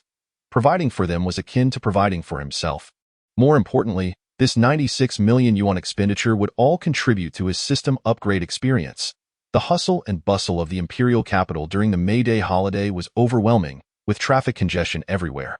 After purchasing the vehicles and leaving the 5 secretaries to handle the transfer of ownership, Jing Xingchen hurried home to relax.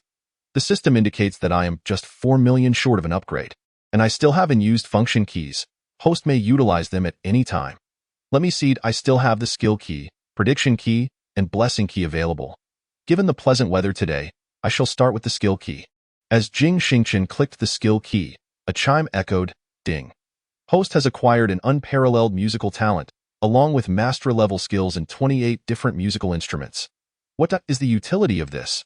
Host, as you ascend to higher societal echelons, such personal cultivation skills will prove increasingly significant. Oh, understood. Now, I shall use the blessing key, ding.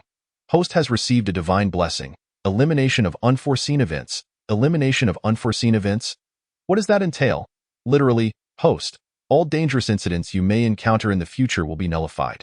If a mishap involves a group that includes the host, this cannot be negated and applies solely to the host or those closely accompanying the host. Jing Xingchen comprehended that the previous divine blessing ensured immunity to illness. While this one eradicated personal calamities, the system was quietly safeguarding the host's longevity. Once again, I express my heartfelt gratitude to the system 100,000 times. Enough, host. You may proceed with your tasks. During the night, Jing Xingchen pondered meticulously over the trajectory of his future plans. The more he contemplated, the more he felt the inadequacy of his knowledge. It seemed more prudent to seize the opportunity of the Golden Week to immerse himself in the world of books. For Jing Xingchen, while his mobile phone could indeed serve as a tool for exploring knowledge in management, investment, and other fields, searching for information one book at a time proved to be exceedingly cumbersome. Especially considering his utter lack of understanding, it was akin to a headless fly. A visit to the bookstore would be far more efficient. He could simply choose whichever book he desired from the management and investment section. For the next 3 consecutive days, accompanied by his bodyguard and driver, Jing Xingchen diligently absorbed knowledge at the largest bookstore, Wancheng, in the capital. Until the 5th of May, when he encountered the girl who would change his life. Everything was proceeding as normal. Jing Xingchen sat in the management and investment section of Wancheng, rapidly engrossed in a book, when suddenly, a beam of light, once bright, was obstructed. He looked up to find a girl gazing at him. Is there something you need? Jing Xingchen inquired. How much longer will it take you to finish that book? The girl asked. Jing Xingchen glanced at the thickness of the book, estimating there were about 70 pages remaining, and replied, perhaps another 7 or 8 minutes. 7 or 8 minutes. You can finish such a thick book in that time? What a boast. You must just be flipping through it, she retorted. Do you have something to say? If you have no business, please do not disrupt my reading. The book you are holding is the last one here, and I wish to purchase it. Could you let me have it once you're done? You? The girl felt a tinge of frustration but maintained her composure, saying, then please read quickly. I will wait for you here. Suit yourself. The girl found it peculiar. She was the belle of the capital university, with a family background at the pinnacle of the social hierarchy. Others typically showed deference or acted exceedingly friendly in her presence, so why did this fellow not even spare her a glance? She looked down at her attire, an entire ensemble by Chanel. Even her small handbag was a limited edition Hermes Kelly. Surely, there was nothing amiss. Could it be that she lacked charm? The girl circled around Jing Xingchen and noticed that his clothing brand seemed to match her brother's, and he wore a watch worth millions. Beyond that, she could discern little else. Observing Jing Xingchen's speed of reading, she was rendered speechless. This was hardly earnest study. It resembled the flip of a carousel. His rapid page-turning indicated he was merely skimming. Chapter 42. Xia Yunj found herself at a loss, feeling that Jing Xingchen was merely wasting time. She remarked, "Is this how one reads a book, flipping through it so rapidly? Do you consider yourself a prodigy? Can you truly comprehend it?" Upon hearing Xia Yunj's words, Jing Xingchen lifted his gaze once more to regard the girl before him, refreshing and poised, with fair skin and a playful charm. Her large, expressive eyes seemed to converse, and dimples adorned her cheeks, exuding a sense of comfort. Her mid-length hair cascaded naturally over her shoulders, slightly curled, while her attire, in soft lavender, perfectly complemented her graceful demeanor. At first glance, Jing Xingchen found himself intrigued. Perhaps I am indeed a prodigy. You can keep boasting. Don't believe me? Only a fool would believe that. Very well. I just glimpsed at page 221. Feel free to quiz me on any content from the preceding pages. Jing Xingchen chuckled and handed the book to Xia Yunj. Xia Yunj gazed at the tall young man before her, bathed in sunlight, radiating warmth and vitality. His smile seemed to possess a healing charm, providing a sense of comfort. His eyes, though not large, sparkled with brilliance, complemented by a prominent nose and slightly raised sword-like eyebrows. A mole at the corner of his eye added a touch of scholarly elegance. All right, this young lady shall see for herself whether you are truly as remarkable as you claim. Xia Yunj took the book, casually flipped a page, and announced, the first question, what does it mean to be a smart investor? It signifies having patience, discipline, a thirst for knowledge, the ability to manage one's emotions, and a capacity for self-reflection. Impressive, word for word. I refuse to believe it. Next question. Xia Yunj flipped a few more pages. What is the primary duty of investment? To protect oneself. What is the foremost understanding in investment? To know oneself. How many types of investors are there, and what are they? 2 types, defensive and aggressive. Xia Yunj continued to pose a dozen questions, and Jing Xingchen answered each one flawlessly, earning her deep admiration. Now, may I have the book back? I have just a few more pages to finish. Oh, here you go. It seems you truly are formidable. Just average. Hee. Xia Yunj sat quietly beside Jing Xingchen, watching him read the last few pages, then reached out to take the book he offered. Here you go. I have matters to attend to, so I shall take my leave. Oh, goodbye. Jing Xingchen stepped out of the bookstore, while Xia Yunj's gaze lingered on his retreating figure, slightly lost in thought. Young master, that girl seems to be from a prominent family. Wang Yi remarked from the side. Wang Yi, do you find her familiar as well? Shen Yuan chimed in. No, it's just that when the girl passed by me, the other 2 girls beside me mentioned that her bag costs tens of thousands and is a limited edition. I thought, with such youth, beauty, and wealth, she must be a young lady from some esteemed family. Young master, I find that girl somewhat familiar. Perhaps she is from one of the 4 major families, Shen Yuan suggested. Forget it, let whoever chase her. I currently have no time to pursue any girls, as I am far too busy with work. Jing Xingchen glanced out the car window. Everything appeared beautiful, and he couldn't quite comprehend why he felt so content today. On the following day, Jing Xingchen returned to the company and spent the entire morning manufacturing another 200,000 chips, storing them in the office's storage box. On the 3rd day, May 17th, Jing Xingchen again visited the Wancheng bookstore in the morning. To his surprise, as he browsed the investment section for a few books, a slightly familiar voice reached him. You finally made it. I've been waiting for you for 2 days. Jing Xingchen turned towards the voice. It was Xia Yunj. Waiting for me? Is there something you need? Jing Xingchen smiled politely, and that smile rendered Xia Yunj momentarily entranced once more. Haha, yes, I wish to inquire about certain matters regarding investment. The other day, I observed that you seemed quite knowledgeable and possessed a unique perspective on the subject, so I thought it would be delightful to discuss it with you. Would that be convenient for you? It should be manageable. Are you involved in investment? You don't seem the type. Not the type. In what way do I not fit the mold? Xia Yunj asked, puffing out her chest. Jing Xingchen was amused by the girl's gesture. I didn't mean to imply that you don't look the part. Rather, you appear younger than your age. You seem as though you're still in college. I'm in my final year. I will graduate in July and will continue to work while pursuing my master's degree. What about you? You don't look too old yourself. I am a year older than you. I graduated last year. Then why do you seem so experienced and dotted? And what? And you appear to have been in the field for many years. I've only recently ventured into the realm of investment, so please don't overestimate my capabilities. Go ahead. Ask me what you wish to know. Yes, I sought you out because I have questions.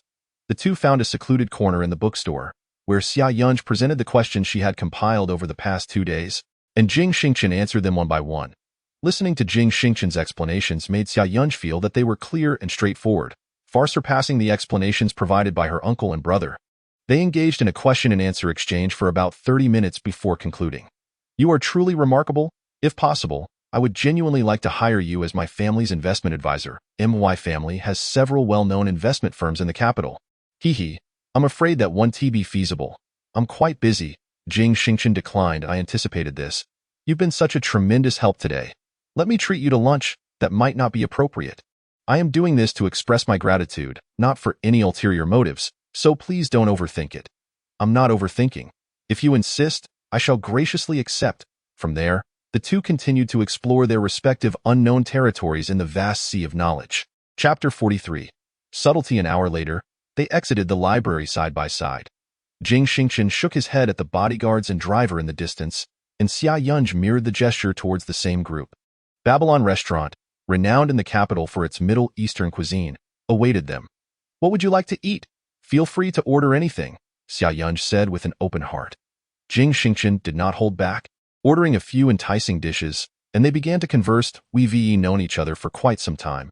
Yet I still don't know your name. I am Jing Xingchen, and you? I'm Xia Yunj. By the way, are you a professional investor? Which university did you graduate from? Upon hearing Xia Yunj's question, Jing Xingchen pondered for a moment before responding. I wouldn't classify myself as a professional investor. I have numerous responsibilities that encompass investment, research, and securities. I graduated from Luoqing University. Oh, I see. My family is based in the capital, and I attended the capital university. My parents insisted that I shouldn't stray too far, so I usually return home to stay, leaving me with little experience of university life. They're looking out for your best interest. As long as your parents are around, you will always have a warm embrace to rely on. With them, you have two mountains shielding you from the storms of life. How could you say such a thing? As if you have no idea. I am an orphan, having never seen my parents since childhood. Ah? I'm so sorry, I didn't know. Summer Yungu noticed a hint of sadness in Jing Xingchen's eyes, which made her inexplicably anxious. It's all right, ignorance is no fault. Are you interested in investments? Not in the slightest. Then why do you come to study every day? Jing Xingchen asked, perplexed. I have no choice. My father and brother expect me to return home after graduation to assist them. While simultaneously pursuing my master's degree, I primarily attended university for leisure, hence my mediocre academic performance. In a month's time, I must begin an internship at a company, so I am hastily brushing up on my knowledge to avoid embarrassing myself in front of my brother and father. You truly are something, coming in such a rush. Initially, I was pressed for time, but since meeting you, I feel I still have a chance. You're not considering asking me to be your academic mentor, are you? Is that not permissible? I find your explanations far more engaging and comprehensible than those of my brother, father, or even our university professors, who merely engage in pedantic translations and recitations. Whenever I struggle to grasp a concept, they simply say, you'll understand once you start your internship. How frustrating. Ha ha ha, my previous mentor used to say that as well. So, will you agree to my request? I am indeed quite busy with work, but if you need assistance, I could spare a day each week for a couple of hours to help clarify your doubts. That would suffice. I am immensely grateful. How shall you charge for your services? Just treat me to a meal. No payment necessary. It's settled then. Cheers. As they began their meal, Jing Xingchen gazed at the young woman before him, feeling an inexplicable allure that compelled him to trust, draw near, and wish to help and protect her unconditionally. This left Jing Xingchen himself baffled by the reasons. While enjoying their meal, Summer Yungu conversed with Jing Xingchen, learning about his past, dreams, and growing admiration for this sunny young man, which intensified her desire to understand everything about him. This realization startled Summer Yungu. After their meal, the two exchanged contact information and bid farewell. Upon returning home, Summer Yungu was filled with excitement, singing and dancing in her room. Two bodyguards approached her. Young master, today Miss dined with a man. Oh? What sort of man was he? What does he do? The subordinate is unaware, but for the past 3 days, Miss has been visiting the Wancheng bookstore. On the first day, she encountered a man and conversed for a while. The following day, she seemed to have gone to the bookstore deliberately but did not meet him. Today, however, they ran into each other at the bookstore, conversed for quite some time, and subsequently went out for a meal, which Miss paid for. My sister footed the bill. What did the man look like? How old did he appear, and how was he dressed? Summer Tian was quite concerned about his sister, as she was the daughter of the third-ranking family among the 4 great families of the capital, and not just anyone could approach her. It had to be a match of equal standing. Young master, the man is relatively young, quite fair-skinned, and his attire is quite decent. The bodyguard replied candidly, forget it. What you said is tantamount to nothing. I will go have a chat with my sister. As Xia Tian arrived at the doorway of Xia Yunji's room, He could hear her humming a tune inside, her mood evidently buoyant. Sister, what's wrong? Is there something on your mind? I heard you've been frequenting the bookstore lately. Indeed. You and Dad have asked me to assist at the company next month, so I must put in some effort beforehand. I certainly can't show up and embarrass myself. Oh? Have you learned anything? I won't tell you. La la. I simply won't tell you.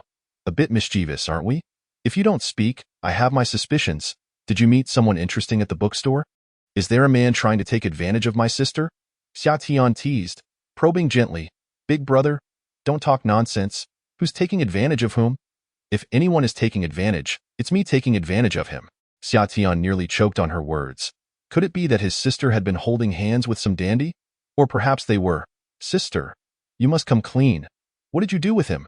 What are you talking about, big brother? I merely asked him to explain investment topics to me. He is quite impressive, presenting the information in a clear, concise manner that's easy to grasp. He must be a formidable investment expert. Go ahead and boast. The most skilled investment experts in the capital belong to our four prominent families. Shangguan Wenhao from the Shangguan family, Ouyang Yuzhu from the Ouyang family, Liang Chenhan from the Liang family, and your uncle Xia Yuan Shan from our Xia family. If there truly is an exceptional investor as you claim, he would have already been snatched up by one of our families. That is not true. He has his own company. Oh, then you should ask him the name of his company and see if you've heard of it. Big brother, why are you arguing with me? I'm not arguing. I'm merely concerned that you might be deceived. Chapter 44. Stay away from him, big brother. I'm not foolish. I'm about to graduate from university. How could I be deceived? Xia Yun's words made Xia Tian realize that although his sister might not focus all her energy on academics, she certainly excelled in other areas and possessed many talents. Such a sister would likely not fall prey to deception. Could it be that the person she spoke of was indeed remarkable? The siblings then agreed that the next time Xia Yun met with Jing Xingchen, she would record their conversation and later allow Xia Tian to evaluate it. Otherwise, she would not be permitted to meet men alone. With no other option, Xia Yun reluctantly agreed, thinking that Jing Xingchen would undoubtedly give her brother a sound thrashing. As the Labor Day holiday came to an end, Jing Xingchen contacted Shangguan Qianhua and the other party on the morning of the 8th, informing them that the 100,000 chips were ready, priced at 2,999 each. Neither of them haggled over the price. Given the advanced technology of these chips, selling them for anything less than several hundred thousand would have been unreasonable. 2,999 was undoubtedly the lowest price Jing Xingchen could offer, and without hesitation, they transferred 239.92 million and 59.98 million to the account of Galaxy Chips. Once the company's account received the funds, Jing Qianbai promptly arranged for the shipment. Upon receiving the goods, Shangguan Qianhua placed a call. Xingchen, I have something to discuss with you. The news about your company manufacturing chips has spread like wildfire, and numerous representatives from small companies have already reached out to your secretary. I hope you can set aside a portion exclusively for me. I am willing to accommodate a slight increase in price. Shangguan's words were clear. My set price is fixed, and I shall not alter it. Rest assured regarding the chip quantity. I will not fall short. The second batch is already in production, still totaling 100,000 units, and I will reserve 20,000 for you once it is completed. That's splendid, my brother. Thank you. Additionally, next week, the four prominent families of the capital will host a banquet, attended by many chairpersons of large corporations. I would like to extend an invitation for you to join. You are well aware that the heirs of the other three families have expressed considerable interest in you. How did they come to know of me? Your chip company and investment firm? It's quite uncommon for someone to directly register 100 billion. Most start with a few billion and then expand before making adjustments, so, can you make it next week? What day is it? Next Sunday at 5 p.m. At Wanhua Haoqing in the capital. I cannot confirm just yet. If I decide to attend, I will reach out to you in advance, if that is acceptable. Absolutely, but do inform me ahead of time if you decide to come. I will prepare an invitation for you. After hanging up, Jing Xingchen inquired about the details concerning the four prominent families. Young master, the four families of the capital are ranked based on wealth, influence, and heritage. The Shangguan family, which I have previously introduced to you, ranks first, with total family assets amounting to approximately 10 trillion, much of which is tied to publicly traded companies, hence the inflated figures. The Liang family ranks second, involved in electronics, technology, and banking with total assets around 8 trillion. The Xia family, ranking third, engages in electronics, food, investments, and real estate. While the Ouyang family, fourth, is a major player in tobacco, gaming, and securities, Jie elaborated. The Xia family? Jing Xingchen pondered. Could Xia Yunj be part of that family? What a coincidence. A week of busyness swiftly passed. In 5 days, the securities trading at Xingchen Tian Investment netted Jing Xingchen an impressive 2.4 billion. Under the guidance of Jing Xian and I, the 30 individuals were oblivious to the intricacies of stock trading. In the afternoon, they purchased whatever the leaders instructed, diligently completing their orders and then waiting for the stocks to hit the ceiling before selling them off, only to resume buying in the afternoon. These 30 individuals were selling their properties and land in unison to join in the trading. Due to company confidentiality, no one outside this group was privy to the operations. Meanwhile, Jing Xingchen successfully manufactured another 100,000 chips for Shangguan Qianhua, who indicated that his latest mobile phone and computer would soon be launched, featuring the Galaxy chips within, priced at 10,999. He then inquired about Jing Xingchen's plans for Sunday and whether he could attend the gathering. It was only then that Jing Xingchen recalled his prior commitment with Xia Yunj, which coincided with the banquet. He quickly explained that he was engaged in the final stages of research and could not be absent, thus declining the invitation on Sunday evening. At the Colombian restaurant, Xia Yunj donned a student uniform and placed her phone beside Jing Xingchen. For 2 hours, Jing Xingchen elaborated on investment industries, liquidity, investment scope, and the effects of investment chains. Xia Yunj listened intently, captivated by the realization that the cold, sterile content found in textbooks could be articulated so vividly. Well, I've finished my explanation, and we also completed our meal. Shouldn't we head home? Jing Xingchen remarked, glancing at his watch. It was already past 7. Oh, yes, it is time to return. The two parted ways with an inexplicable sense of reluctance. Father of the Liang family, I believe the owner of the Galaxy chip is merely a facade. He didn't even dare to attend the banquet hosted by the 4 prominent families today. Is that so? Indeed. The conversation continued among the Xia family. Upon returning home, Xia Tian eagerly pulled Xia Yunj into the dining hall on the first floor. Sister, you didn't actually go to meet that man, did you? Which man? Just then, their father, Xia Yichen, appeared unexpectedly. Yunj, speak honestly. Xia Yunj's father wore a stern expression. Brother, look at the nonsense you're spouting. You've made Dad misunderstand everything. What man? He is my teacher, teaching me about investment. You all make it sound as if I've done something scandalous. It's truly infuriating. You didn't see Dad behind you. Xia Tian expressed his apologies. Yunj, if you wish to learn about investments, study under your third uncle. Don't learn from those dubious individuals outside, Dad. He is not dubious. He speaks very well. If you don't believe me, listen. Xia Yunj retrieved her phone and played back Jing Xingchen's words. After a few minutes, Xia Tian began to feel that the person his sister knew indeed seemed quite impressive, while Xia Yichen grew furious. Yunj, stay away from those unreliable individuals. Never see them again. What nonsense. Utterly preposterous, Dad. What is wrong with you? What he said is exactly what I learned at university. Why are you reacting this way? Xia Yunj looked at her father, puzzled. Chapter 45. Shorting the island. Xia Tian shook his head at Xia Yunj as Xia Yichen retreated to his room. Xia Tian understood his father's concerns well. He feared that his daughter might marry too soon, or worse, be deceived by someone untrustworthy. After all, Xia Yunj was the daughter of a respectable family, and shouldn't he grow too close to a stranger? Upon returning home, Jing Xingchen opened the system. Recent expenditures had brought him mere hundreds of experience points away from reaching level 6. He hadn't yet utilized the level 5 prediction key. Such a significant benefit must not be squandered. System, activate the prediction key. Ding. The host has successfully used the prediction key. The system is currently predicting, please wait. Ding.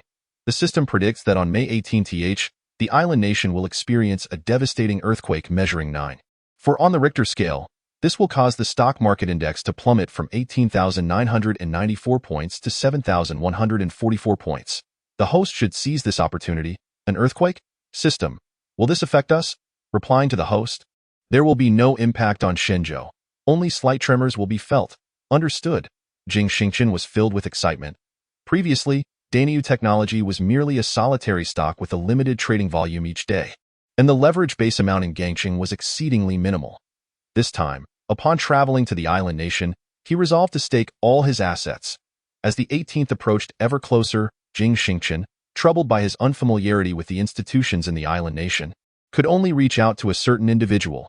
Upon learning of Jing Xingchen's intent to short the island's index, this person expressed enthusiastic support. but also urged him to avoid incurring losses. They connected Jing Xingchen with someone from the island, who, upon hearing Jing Xingchen's thoughts, erupted in laughter, mocking his ignorance.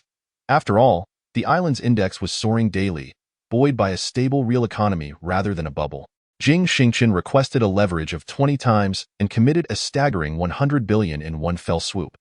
The representative from the island regarded Jing Xingchen with incredulity, akin to a fool, yet hastily acquiesced. The aforementioned individual attempted to dissuade him for several minutes, but to no avail. Jing Xingchen's resolve was unwavering. On May 16th, Jing Xingchen boarded a flight to the island. This time, he chose to travel alone, even foregoing the company of his personal bodyguard, as this journey could potentially be perilous. However, with his divine martial skills at his disposal, once activated, he would be invincible, allowing him to return with utmost confidence. Before boarding the plane, he postponed his previously arranged meeting with Xia Yunj by 2 days and subsequently upgraded his system. With the assistance of the system's capabilities, he unlocked the 6th-level skill key, acquiring the skill of global language fluency, signifying that communication would become effortless in any country, with any language serving as a foundational tongue. He then set off for the island nation. Upon arrival, Jing Xingchen, alone, proceeded to open an account at the exchange. Under the guidance of his contact, he signed the necessary agreements and transferred funds. Throughout this series of operations, Jing Xingchen's composure and remarkably fluent island language astonished those present. How could someone who appeared so competent and normal choose to short their index with 20 times leverage? Had he been kicked in the head by a donkey? Amidst the laughter, mockery, and derision directed at him, the fateful 18th arrived, later dubbed the island nation's doomsday by its own people. Early that morning, at Jing Xingchen's insistence, everyone conducted operations outdoors in the square. In his words, he believed in the energy of the earth and sky, which would bring good fortune. Though everyone was speechless, they complied. After all, a guest is a guest, especially one bringing substantial funds. Once the market opened, 20 trillion of capital was converted into the island's currency, nearly 40 trillion, which was immediately poured into short options. The market experienced a slight uptick, yet it did not reach a state that could liquidate Jing Xingchen's funds. Around 11 a.m., as Jing Xingchen had anticipated, a cataclysmic earthquake struck, revealing the Earth's might. No one could escape its wrath. A 9.4 magnitude earthquake erupted in a maritime region 220 kilometers north of Jing Xingchen, plunging the entire island nation into panic. Skyscrapers trembled violently in all directions. Jing Xingchen clung to a nearby railing, striving to maintain his balance. Baka! Baka! Such a tremendous earthquake. Where is the epicenter? It's unclear. It shouldn't be here. How terrifying, Baka! The ground trembled for approximately 2 minutes before settling into stillness. Due to the considerable distance from the epicenter, local communication devices remained fully operational. However, the island's index experienced a precipitous plunge at that very moment. Onlookers watched in disbelief as the index plummeted from 18,994 points to 16,230 points, then further to 15,221 points, before experiencing a catastrophic drop to 12,011 points. Everyone stared incredulously at their computer screens, having completely forgotten that the individual before them was shorting their index. Suddenly, an alert flashed across the screen. 5 minutes later, trading was halted, resulting in a circuit breaker being activated. This 5-minute window was the last opportunity for Jing Xingchen, who promptly retrieved his phone to start the timer. The index continued to nosedive, registering 10,701 1 second, then plummeting to 9,487, followed by 8,211, until, with just 2 minutes left before the halt, the index had already fallen to 7,356. That's it. Execute the operation immediately. Trade now. Jing Xingchen's words jolted everyone back to reality, and they promptly followed suit. The brief 10-second window felt like an eternity to Jing Xingchen. Mr. Jing, the operation is complete, the redemption has been processed, and the funds are currently being converted into Huaxia currency. They will be deposited into your account shortly, a woman reported weakly. The moment Jing Xingchen glanced at the amount received, 12.46 billion, accompanied by a plethora of jumbled decimals, he approached the person in charge and directly transferred 30 million, distributing it among the group. Heavens, such a sum. Mr. Jing, you truly are magnanimous, but it seems you cannot return now.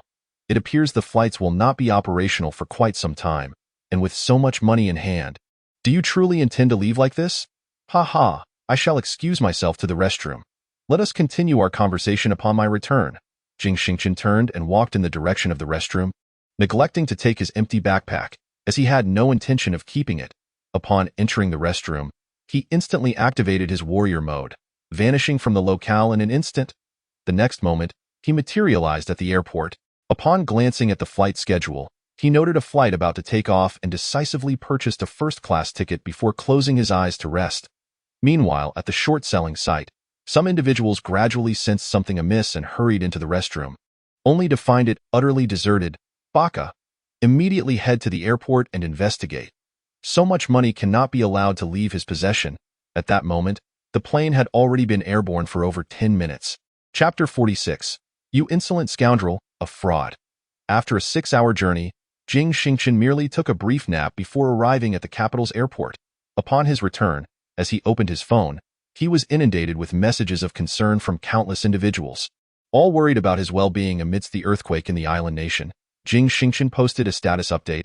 All is well, I have returned home. Then turned off his phone, seeking a secluded spot to once again activate his warrior mode. Returning to his estate, upon arriving home, he closed his eyes, observing the control panel of the system upgraded to level 6, where, in addition to the original 5 buttons, a new one labeled Exchange had unexpectedly appeared. System. What does this exchange function entail? Host. The term exchange is quite literal. On one hand, this function allows you to swap it with other lighting features, while on the other hand, the host can bring in used high-tech or practically valuable items to the system's backend. The system can then engage in item exchanges with individuals from other parallel universes. Individuals from other parallel universes. Host, do not be overly astonished. There are over 100 million life-bearing planets in the universe, and your planet is among the most primitive, hence there are only 1 or 2 individuals possessing a system. Wait a moment, system. Are you implying that aside from me, there is another person on Earth who possesses a system? Returning to the host, the system is currently uncertain whether the other party possesses a system, as they operate at the highest level, rendering the system incapable of identification. The highest level. It seems I must strive harder. May fortune spare me from encountering him. All right, host, the function of the exchange key has been fully explained. Do you wish to utilize it? Not for now. I am feeling a bit disheartened. Indeed, I had believed myself to be the sole individual with the system, only to discover from the system that another person possesses one as well, and at the highest level. I suddenly feel stripped of my advantage. What am I to do? Buzz. The phone rang. Jing Xingchen glanced at it. That leader, you rascal. How did you return? I received notification that the island country is hunting for you. I returned normally by plane. They are only thinking of me now. Soon they will be preoccupied with the major earthquake. You must tell me honestly, do you have inside information about their earthquake? Leader, how could I possibly possess such insider knowledge? It's all mere coincidence. Really? Indeed. All right, by the way, I still need 1 million chips. Expedite it. I need them just in case at your command. Well then, I want to delay your celebration. Remember, once you have ample wealth, you should engage in philanthropy and assist others. Yes, rest assured, leader. Jing Xingchen hung up the phone, reflecting that there was no celebration to be had. He was all alone, and even with wealth, he would not squander it. Glancing at the time, it was already evening, so he sent a WeChat message to Xia Yunj. I'm back. So soon. I thought you would take a few more days to return from your trip. Well, I booked a ticket back for the same day once the matters were settled. So can I treat you to dinner tonight? Let me treat you. I earned quite a bit on this business trip. What would you like to eat? The food in the imperial capital is repetitive. I'm not sure where to go. Let us try the Soulful Cuisine restaurant. This restaurant has been renowned for many years. I heard it was opened by the leader of the 4 young masters in the imperial capital many years ago. I've never been, but it seems quite expensive. No worries, I'll treat you regardless of the cost. Let us meet at the entrance of Soulful Cuisine. Sounds good, haha. The two agreed to meet at Soulful Cuisine. And when Shen Yuan drove up in the recently retrieved Siebel, Jing Xingchen inquired, what about that live-streaming fraud? Boss, that swindler has already picked up the soap in the cell. All right, let us go. The two of them sped off to Huanji, trailed by several luxury cars, while Wang Zhong and a few others stealthily followed behind for protection. Meanwhile, Xia Yunj had just stepped out, and Xia Tian along with Xia Yichen followed suit. Dad, isn't it inappropriate to shadow my sister like this? What's wrong with it? I'm her father. Is it not permissible for me to watch over her? Xia Tian, feeling helpless, discreetly followed Xia Yunj to Huanji, where he was somewhat astonished upon seeing a young man. Xingchen felt an intense anger rise within him, especially thinking about the exorbitant prices at the Huanji restaurant, which would be on his daughter's tab, prompting him to storm into the restaurant without waiting for Xiaotan to stop him. Inside the restaurant, Jing Xingchen had just finished paying with a Guojian bank card when he spotted two men, one old and one young, rushing in from outside, heading straight for him. Xiaochen seized Jing Xingchen by the collar and exclaimed, "You pathetic loser! Swindler! Dad brother! What are you doing here?" Xia Yunj was left speechless. Outside, Wang Zhong and the other two bodyguards rushed in collectively, and the waiter hurried to intervene, but to no avail. "Dad, brother." Jing Xingchen pointed at the two unfamiliar men. "What have you done to my daughter to make her think about you day and night? How much have you spent on her? Let me tell you, keep your distance from my daughter, or I'll ensure you vanish from the capital," Xia Yiqin declared passionately. Xia Tian hurriedly interjected, "Dad, please don't be so agitated. What are you saying, Dad brother? You've been following me. How can you restrict my freedom like this?" Xia Yun shouted. Wang Zhong and his companions surrounded Jing Xingchen, and Wang Zhong spoke up. "You'd better show some respect to my young master and refrain from any unnecessary physical contact." Jing Xingchen raised his hand, signaling Wang Zhong to hold his tongue, then extended his right hand towards Xia Yiqin and said, "Good day, uncle. I am a friend of Xia Yunj. My name is—" "Shut your mouth. I didn't ask you. I don't care what relationship you have with my daughter. Get out of here immediately." Jing Xingchen glanced at Xia Yunj, smiled faintly, and said, "Uncle, my relationship with Yunj is merely that of ordinary friends. Since you do not wish to see me, I shall take my leave. This establishment is one that Yunj has long desired to visit, and I have already settled the bill. Now that you are here, it is only fitting that you accompany your daughter to enjoy the joys of family. So I bid you farewell." Jing Xingchen's words were eloquently articulated, instantly earning him Xia Tian's favor. Jing Xingchen subtly shook his head at Xia Yunj, gesturing near his ear, implying for her to call him, to which Xia Yunj understood immediately and nodded in agreement. Chapter 47. Unsavory characters. Xia Tian watched as Jing Xingchen departed with his bodyguards and driver, secretly following behind. He then noticed a Bugatti, a Ferrari, and two Lamborghini Veninos driving away, leaving him slightly astonished. When did such a wealthy individual emerge in the capital, someone he didn't even know? Returning to his seat, he found Xia Yunj glaring at him and his father with indignation, making Xiaoan feel somewhat guilty. "Sir, madam, the dishes are served." The waiter brought forth the array of dishes that had just been ordered. "Daughter, father, let us dine first. I wish to avoid any quarrels outside. I have long desired to visit this restaurant. Unfortunately, I have never had the opportunity until now. Never mind, let us eat." Xia Tian sensed that his younger sister seemed to harbor some unspoken troubles. Approaching the front desk, he inquired, "Excuse me, how much is our table's total bill?" "I shall cover it." The attendant replied, "Sir, that gentleman has already settled the bill." "Oh, how much did it amount to?" "Your table's total is 5.53 million. That gentleman was quite generous, providing us with 6 million, leaving the surplus as a tip. In all my years here, I have never encountered such a lavish patron." The front desk manager appeared quite pleased. Upon hearing this, Xia Tian felt a twinge of jealousy. That man treated his sister to a meal costing 6 million. What kind of dish could possibly warrant such a price? Furthermore, his sister could not possibly afford it. Her allowance was merely 200,000 a month. He found it hard to believe she would save for 30 months for a single meal. Returning to their table, Xiaotan finally comprehended the exorbitant prices of the dishes. Tianfeng's small snails, sacred golden dragonfish, and 12-section flour abalone sauce. Not only was Xia Tian astonished, but Xia Yiqin was equally taken aback. Xia Yiqin, feeling somewhat embarrassed, took a sip of the tea beside him, only to realize it was the finest Dahong Pao from Xishan, valued at 1 to 2 million. "Delicious. Father, brother, do hurry and eat. This restaurant is truly remarkable. I must return." "Sister, do you have any idea how much this meal cost?" "I don't know. How much was it?" Brother just inquired at the front desk. The dishes totaled 5.53 million, with a service charge of 470,000. What? Xia Yiqin was more astonished than Xia Yunj. It turned out this restaurant was indeed so expensive. Xia Yunj sighed, "Humph, is this amount truly exorbitant?"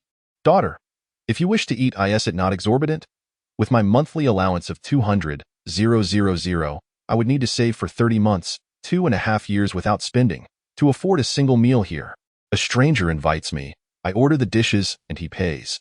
You both rush out to create a scene, and he leaves without taking a single bite. Are you satisfied now? How am I to face him in the future? Xia Yunj interrupted her father before he could finish his sentence. It's better not to see him again. In the future, avoid those dubious men. Their father expressed his discontent. Sister, who is this person? He just drove a car worth over 100 million. And his bodyguards were in luxury cars worth tens of millions. Who cares? What does over 100 million mean? To me, it is but a trifling matter. I tell you, Xia Yunj, without my permission, you are not to leave the house alone from today onwards. You must not meet any males. You must not. Enough. Are you two done yet? I am already an adult. I have the right to make my own friends. By what right do you treat me this way? Just because you are my father and my brother? Do you even consider my rights? By what right can I not see him? By what right can I not have friends? By the very fact that you are my daughter. I am your father, Xia Yichen exclaimed in anger. Father, sister is still young. Why are you so agitated? Let us eat. We are in public. We can discuss matters at home. In the sweltering summer, Xia Tian hastily offered words of comfort, feeling that her father seemed to be making a mountain out of a molehill. Why was he so excessively strict with her sister? It appeared that she would need to return home to perform some maternal duties. The most effective means of dealing with her father was indeed her mother. Xia Yunj chose not to elaborate further, channeling her anger into determination as she fervently piled exquisite dishes from the platter into her mouth. In fact, just as her father was about to serve himself, Xia Yunj preemptively snatched away the food he intended to take, leaving Xia Yichen glaring at his daughter in astonishment. Meanwhile, Jing Xingchen sat in the car with his eyes closed. Attempting to gather his thoughts, he had initially been elated after making a considerable profit and was looking forward to a meal, only to have his plans thwarted, leaving him somewhat speechless. Young master, are you all right? Shen Yuan inquired from the side. I'm fine, just a bit hungry, Jing Xingchen replied. Young master, I have already informed the household to prepare a meal. Today, we are having hot pot at home. If that does not please you, they can switch to Japanese cuisine at any moment. Hot pot it is, sitting in the courtyard with everyone, enjoying a meal together. Just thinking about it brings me joy. As you wish, young master. As the gentle stream flowed and the evening breeze caressed them, in the ancient yet modern courtyard, a group of people savored hot pot beside the tender shoots of bamboo. It was a delightful scene. After consuming a few slices of tender lamb, Jing Xingchen felt his spirits lift considerably. Engaging in cheerful conversation and drinking with others, the once self-conscious orphan was rapidly maturing. In the Xia family villa, Xin Shuero observed her husband pacing restlessly within the room, sighing and shaking his head in confusion. Why are you so agitated? What on earth is happening? The matriarch inquired. Dear, you know our daughter? She has actually befriended a man outside. Moreover, she has allowed him to teach her about finance and even invited him to dinner. It's infuriating. Oh? It seems Yunj has reached an age where such things occur. Learning from others can be beneficial. Why does your demeanor suggest anything but relief, instead appearing to be anger and turmoil? Wife, it is commendable that Yunj wishes to study financial investment, but who knows what kind of person he is. If she wants to learn, she should follow Lao San. That insufferable girl is driving me mad. Enough. Stop pacing and take a shower. I will go speak with our daughter. If you talk to her and she doesn't listen, I shall confine her to the house. Xin Shuero found herself at a loss for words, bemused by how her husband always scrutinized matters concerning their daughter. She approached Xia Yunj's door and noticed Xia Tian knocking. Xiao Tian, are you here to see your sister? Yes, father mentioned that Yunj is associating with questionable individuals. I came to ascertain the situation. What questionable individuals? It is precisely people like you who spread rumors and label others that lead to so many unjust deaths. Xia Yunj shouted as she flung open the door. Sister! Bang! Upon catching a glimpse of Xia Tian, Xia Yunj promptly closed the door and locked it. Xiao Tian, let us discuss this in the living room. Summer mother led Xia Tian to the living room, seeking clarity. Xia Tian recounted her agreement with her sister and the matter of Xia Yichen trailing Xia Yunj, sharing every detail meticulously. Xiao Tian, to put it another way, the young man whom Yun Gu knows has imparted quite accurate knowledge to her, from which she has greatly benefited. What is the young man's family background? What is his appearance like? Which family does he belong to? I am uncertain about this, but he should be considered affluent, as he spent 6 million on a meal for my sister, and he drives a car worth over 100 million. He possesses a bright and clean appearance, unlike a nefarious character. I understand now. Your father is fearful. Fearful? Yes, he fears that Yungu may have developed feelings for someone, which would diminish his standing in her heart. He is also apprehensive about her possibly marrying too young. He constantly reminds me that he must find a suitor for Yungu that he finds satisfactory. However, what pleases your father may not necessarily align with your sister's preferences. Indeed, your father can be quite stubborn. I shall have a word with him later. This old man may inadvertently interfere with your sister's first love, and then she might be left with emotional scars. I worry she may never seek a partner again. Haha, but I've never seen my father interfere with me. You are a boy. You are less likely to be taken advantage of. Your sister is different. She has been pampered since childhood and has not encountered any ill-intentioned individuals. Although we have always showered her with affection, Yunji's character is not one of arrogance. I believe your father's concern is that your sister may not meet a good person. Never mind. I shall refrain from intervening, as I have already divulged matters regarding my sister. Furthermore, my father is following her, which has caused her considerable distress. I need to think about how to appease her. You go ahead. I will return to my room. Good night. Mom. Chapter 48. Official boat Xian Shuiro returned to her room and found Xiaoyichen already finished with his shower, lying on the bed playing with his phone. She approached the bedside and seized his ear. Ouch. What are you doing, dear? What am I doing? You tell me why you targeted Yunji's friend for no reason, making them pay while you, Xiaotan, and Yungu feasted lavishly. What kind of behavior is that? If outsiders learn of our identities, they will say that the head of the Xia family, along with his children, set a trap to swindle an ordinary citizen out of a meal worth 6 million. I wonder where you will hide your face, moreover, a father following his daughter with his son. Don't you think that's excessive? Although you are Yunji's father, she has the right to choose her friends and the freedom of movement. Your actions are already unethical. If outsiders discover this, how will the newspapers report it? Even if Yungu has done nothing wrong, your behavior will be sensationalized, painting her as lacking decorum at that point.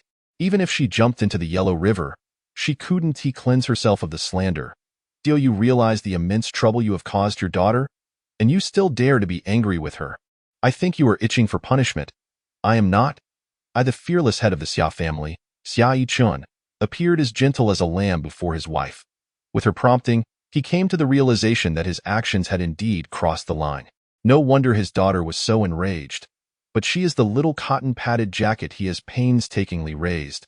He cannot allow her to marry so young and run off with another man. In her room, Xia Yunj found herself repeatedly unlocking her phone to gaze at Jing Xingchen's profile picture. She yearned to say something, yet felt an awkward hesitation, acutely aware of the dreadful impression left by her father and brother.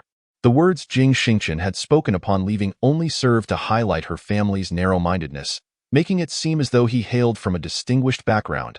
Just as she wrestled with her thoughts, her phone vibrated, an incoming message from Jing Xingchen. Instantly, her spirits lifted as she hurriedly opened WeChat to read. Are you all right?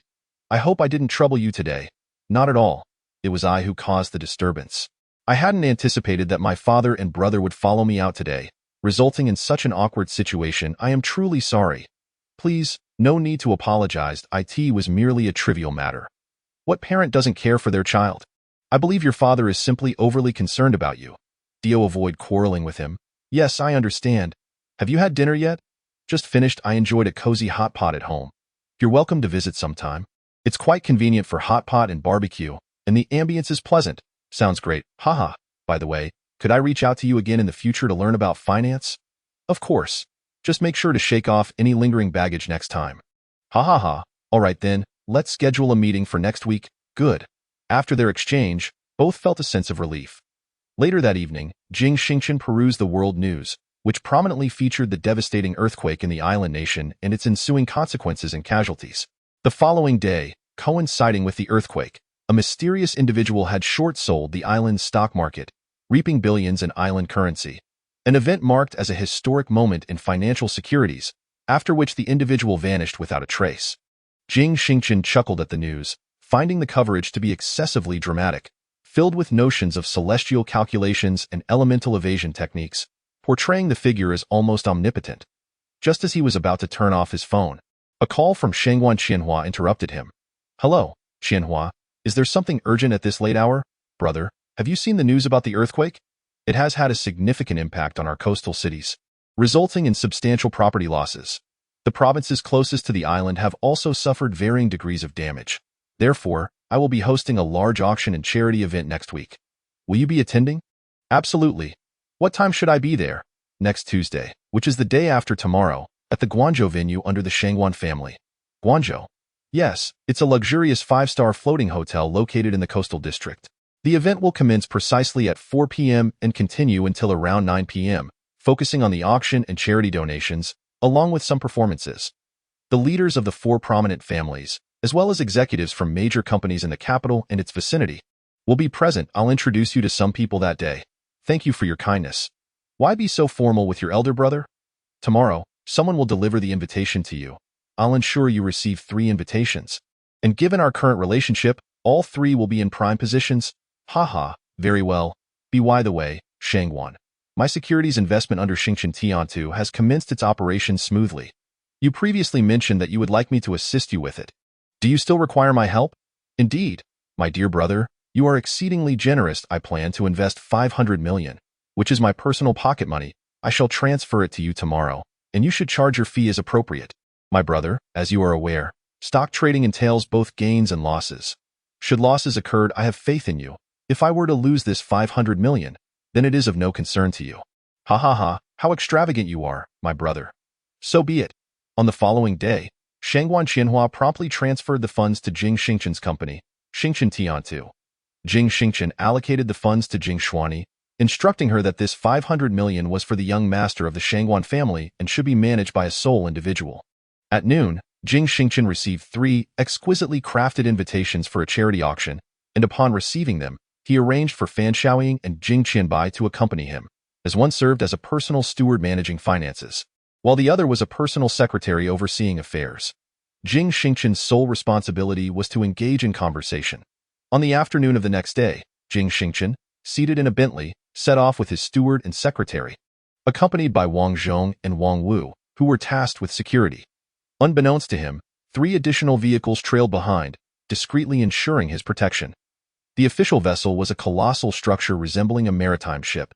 Stationed at the dock of the Binhai International Port, it was not a vessel that could sail away, but rather a nearly 50-meter-tall edifice.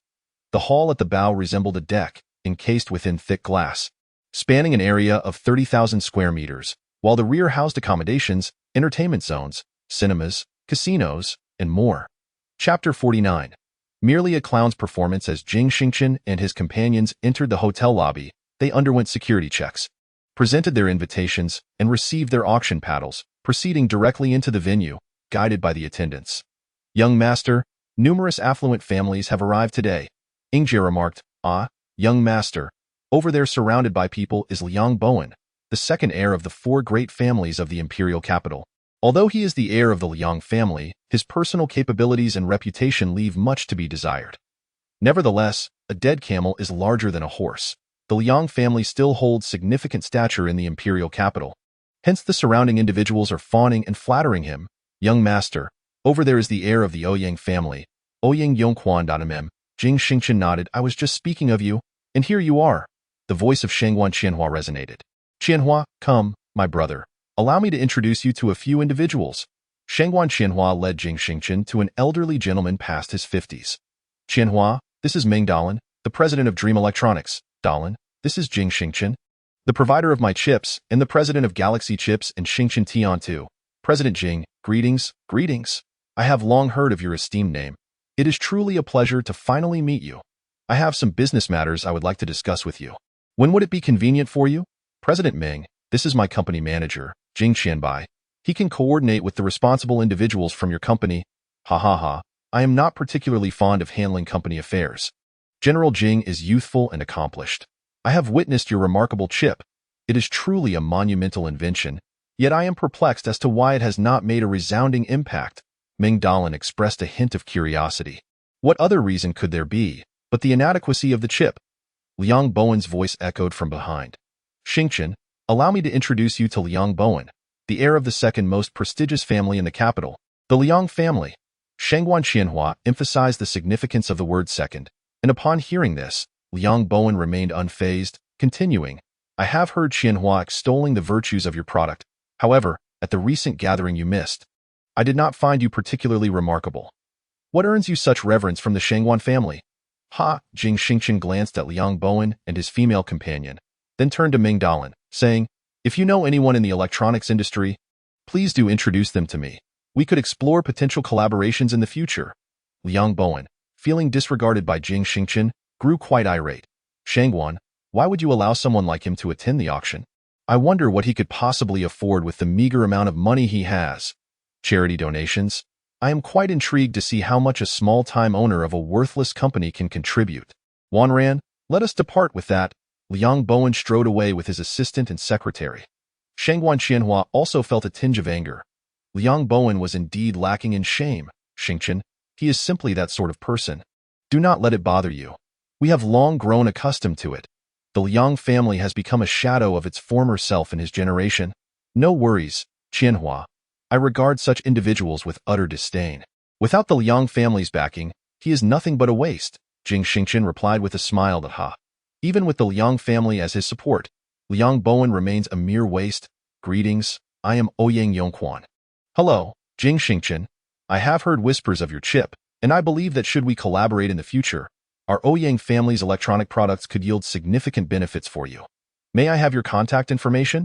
Certainly. Subsequently, Shangguan Qianhua introduced Jing Xingchen to the leaders and executives of numerous giant corporations such as Tianliang Technology, Longhai Real Estate, and Yunzong Group, among others, all while Jing Xingchen maintained an air of calm. Qianhua, has that individual arrived for today's auction? How could that individual possibly attend? However, that person's secretary has arrived. By the way, Xingchen, how much do you plan to donate? I have yet to decide. I will assess the situation when the time comes. Young Master Shangguan, it has been a while. Ingjie, it has indeed been a while. You seem to have gained a bit of weight. It appears that Xingchen treats you well. Haha. The words of Xiao Ying brought comfort to Jing Xingchen, whilst leaving Shangguan Qianhua feeling a tad deflated, as they had escaped from the Shangguan family. Let us proceed, Xingchen. The Xia family has yet to arrive and is likely delayed due to some matters. The auction is about to commence. Very well. Jing Xingchen was genuinely curious about whether Xia Yunj was indeed a member of the Xia family. Based on his speculations, even if she were part of the family, she likely could not be the younger sister of the Xia family heir, as he had encountered Xia Yunj's father, who did not appear to fit the profile of a tycoon presiding over a company valued in the hundreds of billions. Upon entering the auction venue, Jing Xingchen took his seat. The auction was conducted in the form of a wine gathering. It was accompanied by dining. Jing Xingchen, along with Fan Shaoying and Jing Qianbai, took their seats at the foremost table, adjacent to the three members of the Ouyang family, and beside them was that individual. Jing Xingchen recognized that the secretary, who had accompanied him today, seemed to be the liaison for his chip company.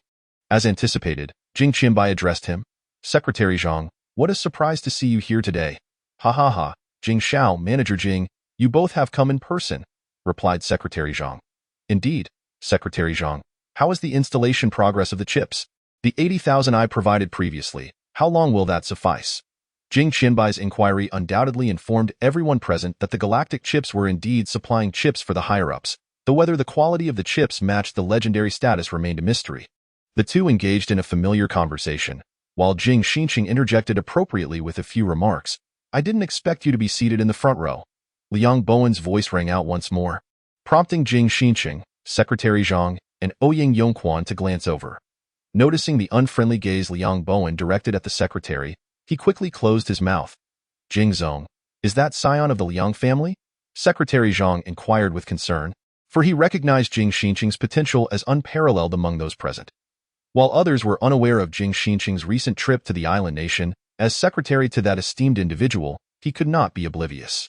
It's nothing, just a clown show, haha, no need to take it to heart. Just as the auction was about to commence, Xia Tian and Xia Yunj finally arrived at the venue. Chapter 50. You are here too, sister? You look so rushed. You mustn't do this next time. Xia Tian admonished, though his tone was laced with genuine concern. Meanwhile, Xia Yunj nodded to the members of the four prominent families present, acknowledging their presence. I understand, brother. Upon hearing the voice, Jing Xingchen quickly turned around. Yunj? Ah, Xingchen, you're here too. Xia Yunj exclaimed joyfully. Xia Tian swore he had never witnessed such brilliance in his sister's gaze towards Jing Xingchen before. It was akin to the sparkle one sees when meeting someone they deeply admire for the first time. Yes, I'm here as well. Oh dear. It truly is fish with fish, shrimp with shrimp, and turtles with turtles. I had thought that the eldest daughter of the Xia family would seek someone from the four prominent families of the capital, or perhaps someone from the magical city or harbor city, yet she has chosen an utterly unremarkable fellow. A girl beside Liang Bowen suddenly interjected. Be quiet, Liang Wanran. What does it matter to you whom I choose? No matter how mediocre my choice is, at least I'm not one to run off and indulge in debauchery at such a young age. Summer Yunja's retort made Jing Xingchen's eyes light up. He adored her fiery temper and unyielding spirit. Who are you talking about? Liang Wanran shouted. Silence. The auction is about to begin. What is this commotion? Secretary Zhang interjected. Hemph. We shall see during the donation segment, Liang Wanran provocatively declared, a remark that Summer Yunj chose to ignore entirely. As the auction commenced, 3 auctioneers took turns to present the items for bidding, conducting the auction simultaneously. Contrary to what Jing Xingchen had envisioned, he believed that the items up for auction would predominantly consist of antiques and relics. To his astonishment, they were merely shares of companies, contracts, land, and a collection of overstocked precious goods and resources. Not a single item was of any use to him. Young master, in such an occasion, it is advisable to bid on something appropriate. Fan Shaoying gently reminded him. I understand, but there is nothing that truly pleases me. Do not be anxious, young master, that I have just inquired and learned that 3 final highlight items will be presented shortly. One of them appears to be an antique that you might favor. You can take a look then, said Jing Qianbai. Upon hearing this, Jing Xingchen felt a flicker of anticipation. After the auctioneer had successfully sold over 50 items, amassing nearly 1.8 billion in total, the grand finale items were finally brought forth. Esteemed guests, we are approaching the conclusion of today's auction. The final 3 items will be sold together at the request of the consignor. The first item is the Fengting Guiguan, crafted entirely from 24K pure gold, adorned with 1,197 diamond chips and 289 colorful gemstones, featuring a 41-carat red ruby carved atop the head of a phoenix, this ruby being among the finest in the world. The starting bid is set at 400 million. The second item is shares from the renowned Union Pharmaceuticals, a venerable firm in the capital, which is currently on the brink of bankruptcy. Hence, the starting bid is merely 900 million. Entrepreneurs interested in entering the pharmaceutical sector may seize this opportunity to acquire and operate it. The third item is an unnamed book. The auctioneer, upon receiving this book, could not comprehend its contents. Nor did he understand how to even open it, resulting in a starting price of only 50 million. All 3 items will be auctioned together. The starting bid is set at 1.35 billion. As the auctioneer's words echoed, murmurs filled the room. Many attendees were captivated by the Phoenix crown, yet felt conflicted as the other 2 items were of no apparent use to them.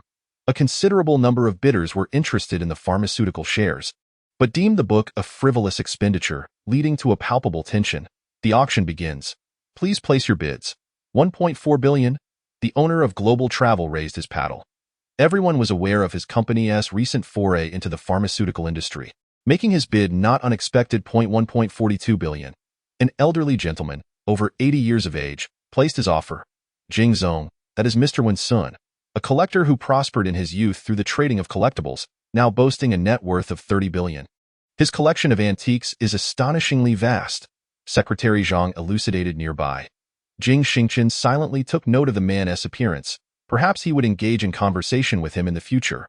1.45 billion, 1.5 billion, 1.6 billion. The prices began to soar. Jing Xingchen also raised his paddle, hovering around 1.8 billion, only to be swiftly overshadowed by competing bids. Ultimately, the price settled at approximately 2.3 billion, at which point no further bids were forthcoming. 2.3 billion. This gentleman bids 2.3 billion. Are there any other esteemed guests wishing to make a bid? 2.3 billion. Going once. 3 billion. Jing Xingchen held up his paddle. The room fell into a hushed awe as all eyes turned towards the unfamiliar young man at the front table.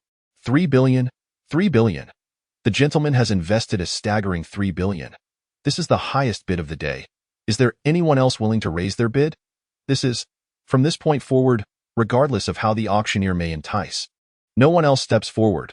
Ultimately, it was Jing Xingchen who secured the item for 3 billion. Xingchen, what do you intend to do with this? Xia Yunj inquired with curiosity. It serves no particular purpose, merely a visual delight. If that phoenix crown were to adorn your head, you would undoubtedly look exquisite, Jing Xingchen blurted out. Upon hearing this, Xia Yunzhi's cheeks flushed immediately. What are you saying? Meanwhile, Xia Tian was astonished by Jing Xingchen's financial prowess. And upon overhearing the exchange between his sister and him, he began to scrutinize the nature of their relationship. Ladies and gentlemen, we now proceed to the donation segment. Today's donation process will differ from the usual format. To enhance the element of fun, we will conduct the donations via an auction-style bidding. All guests wishing to participate can have a sum in mind. Starting from a mere 1 yuan, the donation amounts will progressively increase. Ultimately, the individual with the highest donation will be honored with the title of Heart Ambassador, awarded by the Red Cross Society. Those who do not reach the bidding amount need not feel disheartened. This is merely a game. You may also write your intended amount on your bidding card and hand it to the nearby service staff, who will tally the contributions, which will then scroll across the big screen. The host's words ignited a competitive spirit among the attendees, prompting many to discreetly elevate their donation amounts. Excellent. At last, an opportunity for vengeance has arrived.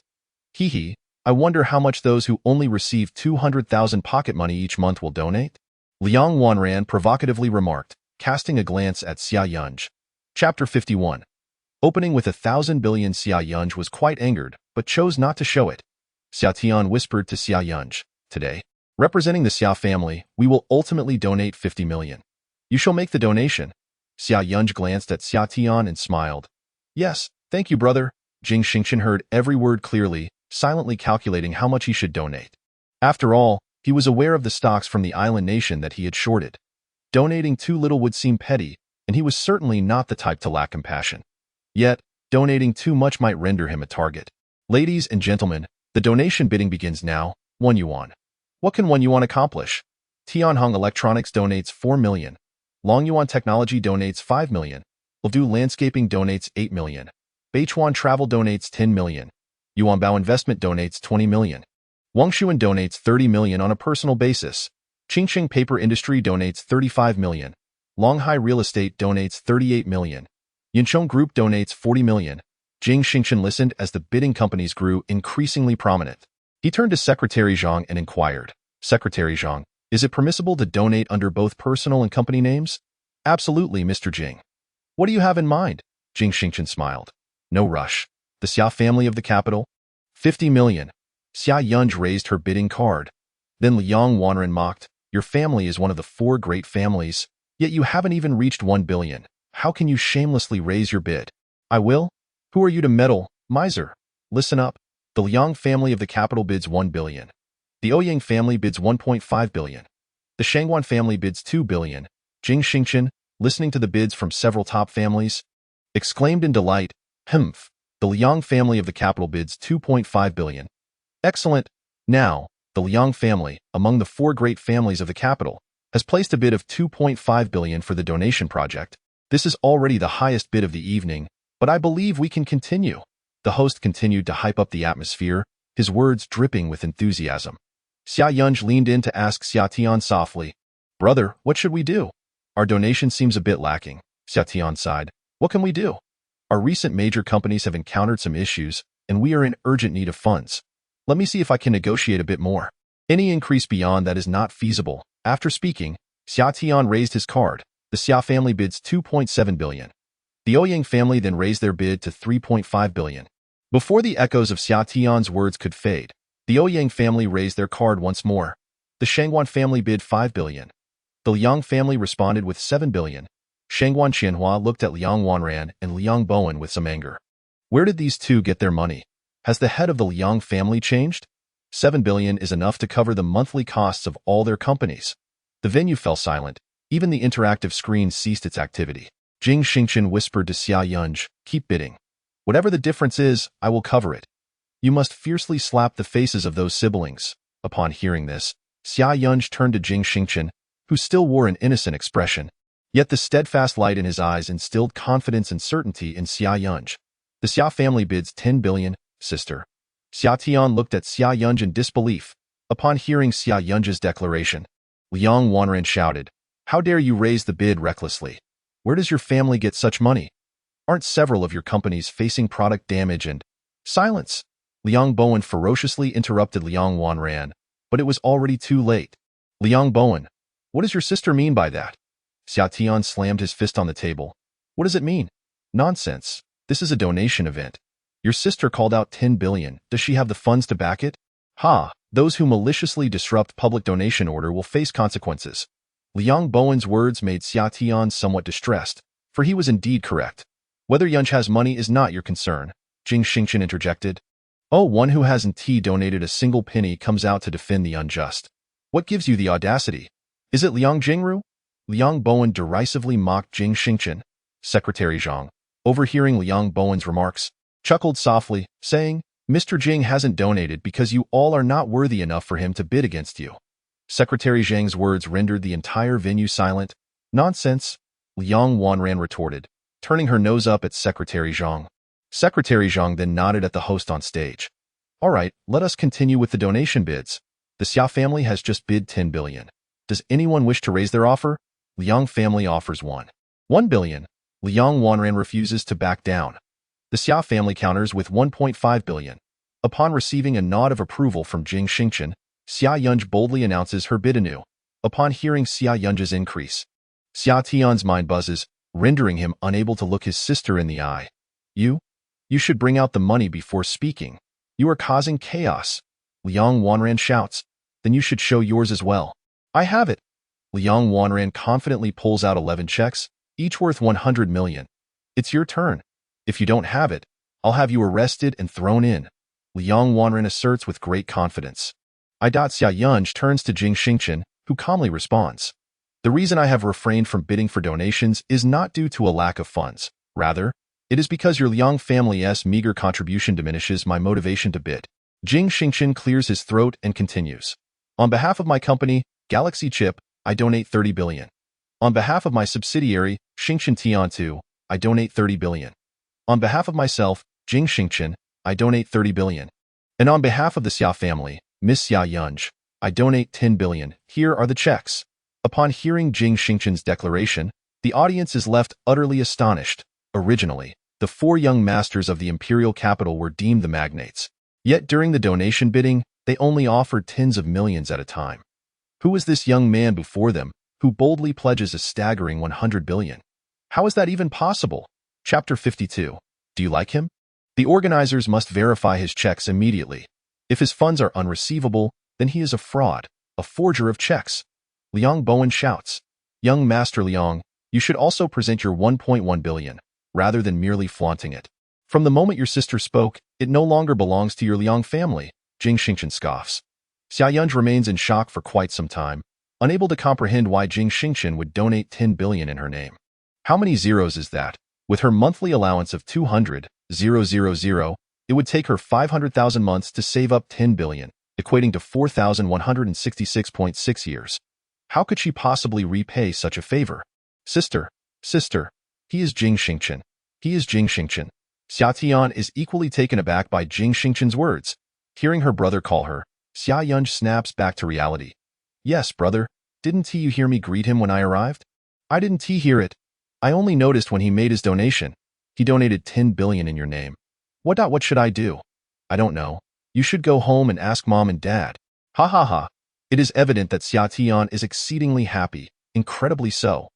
The more he observes Jing Xingchen, the more he is impressed. His sister's suitor is undeniably generous, even going so far as to offer 10 billion to ensure his sister's well-being.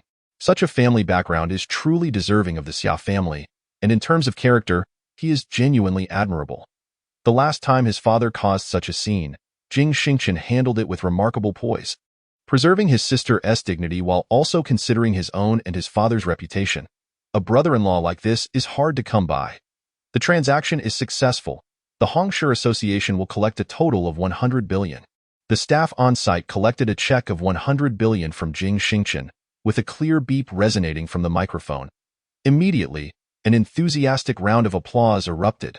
Subsequently, the host lavished praise upon all the donors present, extolling Jing Xingchen's benevolent actions even more fervently. A small medal was then awarded to Jing Xingchen, who simply expressed that he would continue his philanthropic endeavors, once again earning a fervent round of applause from the audience.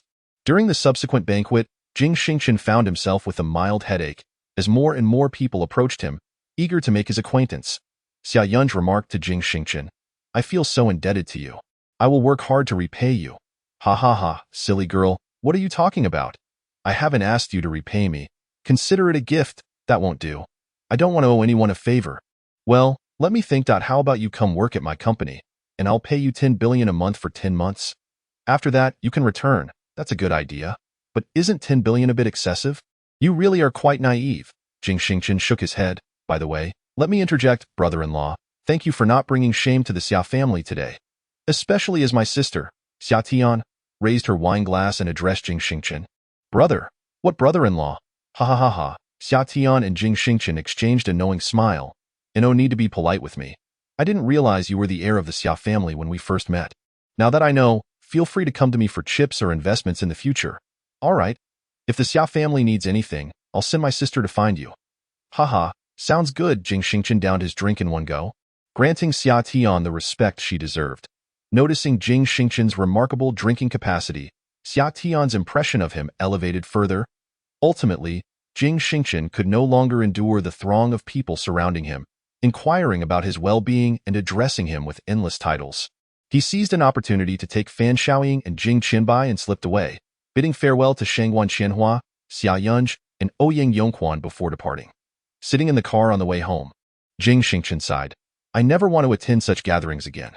This crowd is utterly intimidating. Young master, from their perspective, you are the most intimidating one. Fan Shaoying responded upon hearing Jing Xingchen's remark. How can I be intimidating, young master? When you opened your mouth to mention 100 billion, even I was taken aback that I never anticipated that you were so wealthy. And do you know what 100 billion in cash signifies to them? You could easily outmaneuver them. 100 billion. That's an amount they could never hope to earn in several lifetimes. Sigh, I just don't want to be looked down upon by the Liang family. Those two siblings are truly insufferable, constantly pointing fingers at Yunj. Young master is in love. What? No way.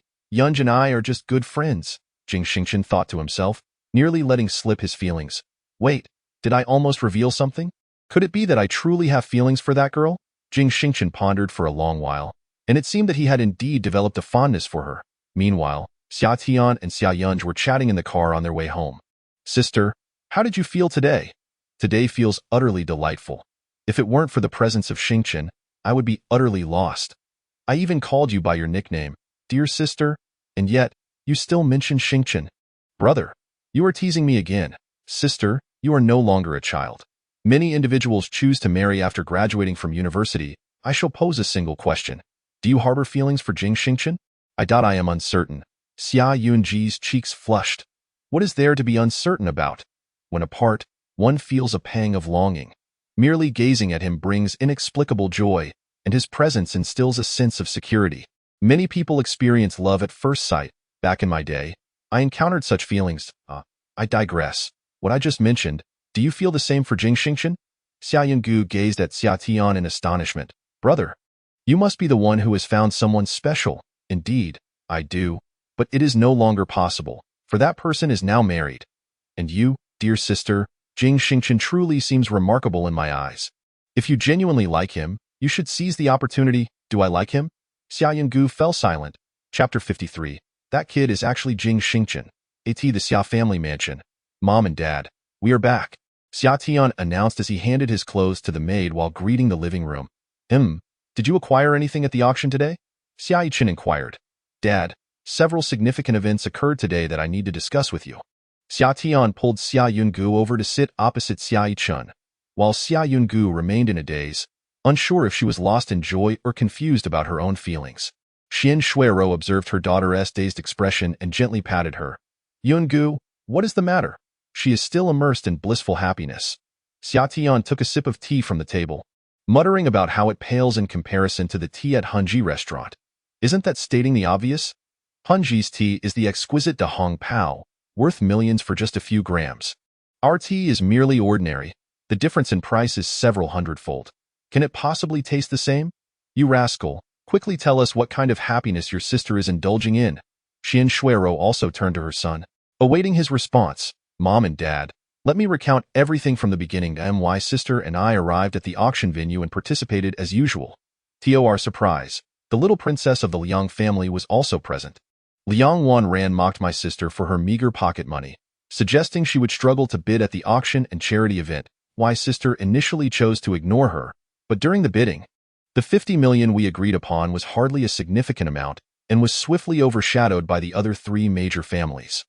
Consequently, I had to draw from my own savings to place a bid, yet we were still outbid by the Liang and Shangguan families, and even the Ouyang family surpassed UAT that moment. Jing Xingchen, my sister's friend, told her to bid freely. He would cover the difference, not wanting her to suffer Liang Wanran's humiliation. Wait a moment, son. What Jing Xingchen are you referring to? Are you speaking of the owner of Galaxy Chip, Jing Xingchen? How does your sister know him? Xiaichan seemed a bit perplexed. Dad, the person you chased away at the restaurant last time was Jing Xingchen. What? You referred to that worthless fellow as Jing Xingchen. Dad, he is not worthless. Why are you always so critical of him? Xiaoyunj exclaimed at Oh my dear daughter has come to her senses. Ha ha ha, darling, have you taken a liking to that young man? Xin Shuero said, chuckling. Mom, oh, please don't say such things. I won't talk to you anymore. I'm going back to my room, Xiaoyunj declared, clutching her bag as she dashed upstairs. How could he possibly be Jing Xingchen? Xiaichin pondered in disbelief. It's true. Mom and Dad, and do you know? Today he generously donated 100 billion, of which 90 billion was contributed by him personally along with his two companies, and the other 10 billion was on behalf of my sister. Oh, he donated 100 billion. What? 100 billion? Shout Eon. You're not joking, are you? Xiaichin was thoroughly unsettled. What sort of background does Jing Xingchen have to be able to donate such a sum so casually? Shout Eon. What do you mean he donated 10 billion on behalf of Yunj? Xin Shuero was equally flustered. This isn't a mere million. It's 100 billion. The total deposits in our Xiao family's companies amount to just about that. And yet, he generously donated an amount sufficient to overshadow the fixed deposits of our family's numerous major companies cultivated over decades. Indeed, Jing Xingchen, seeing my sister constantly bullied by Liang Wanran, couldn't he bear it any longer and directly donated 10 billion for her, decisively overshadowing the Liang family. Ha ha ha, it's truly exhilarating. Jing Xingchen is simply remarkable. That kid is actually Jing Xingchen. What on earth is going on? Xia Fu remained in disbelief, unable to comprehend. His companies were eagerly awaiting the release of chips to seek cooperation with that very individual. And now, he had inadvertently offended the head of the company. 100 billion. Old man, did you hear that? The so-called worthless person you spoke of just donated 10 billion for your daughter. And you still hold such a grudge against him. I wonder how you will repay this debt of gratitude. Xin Shuero asked with a grin. I owe him nothing.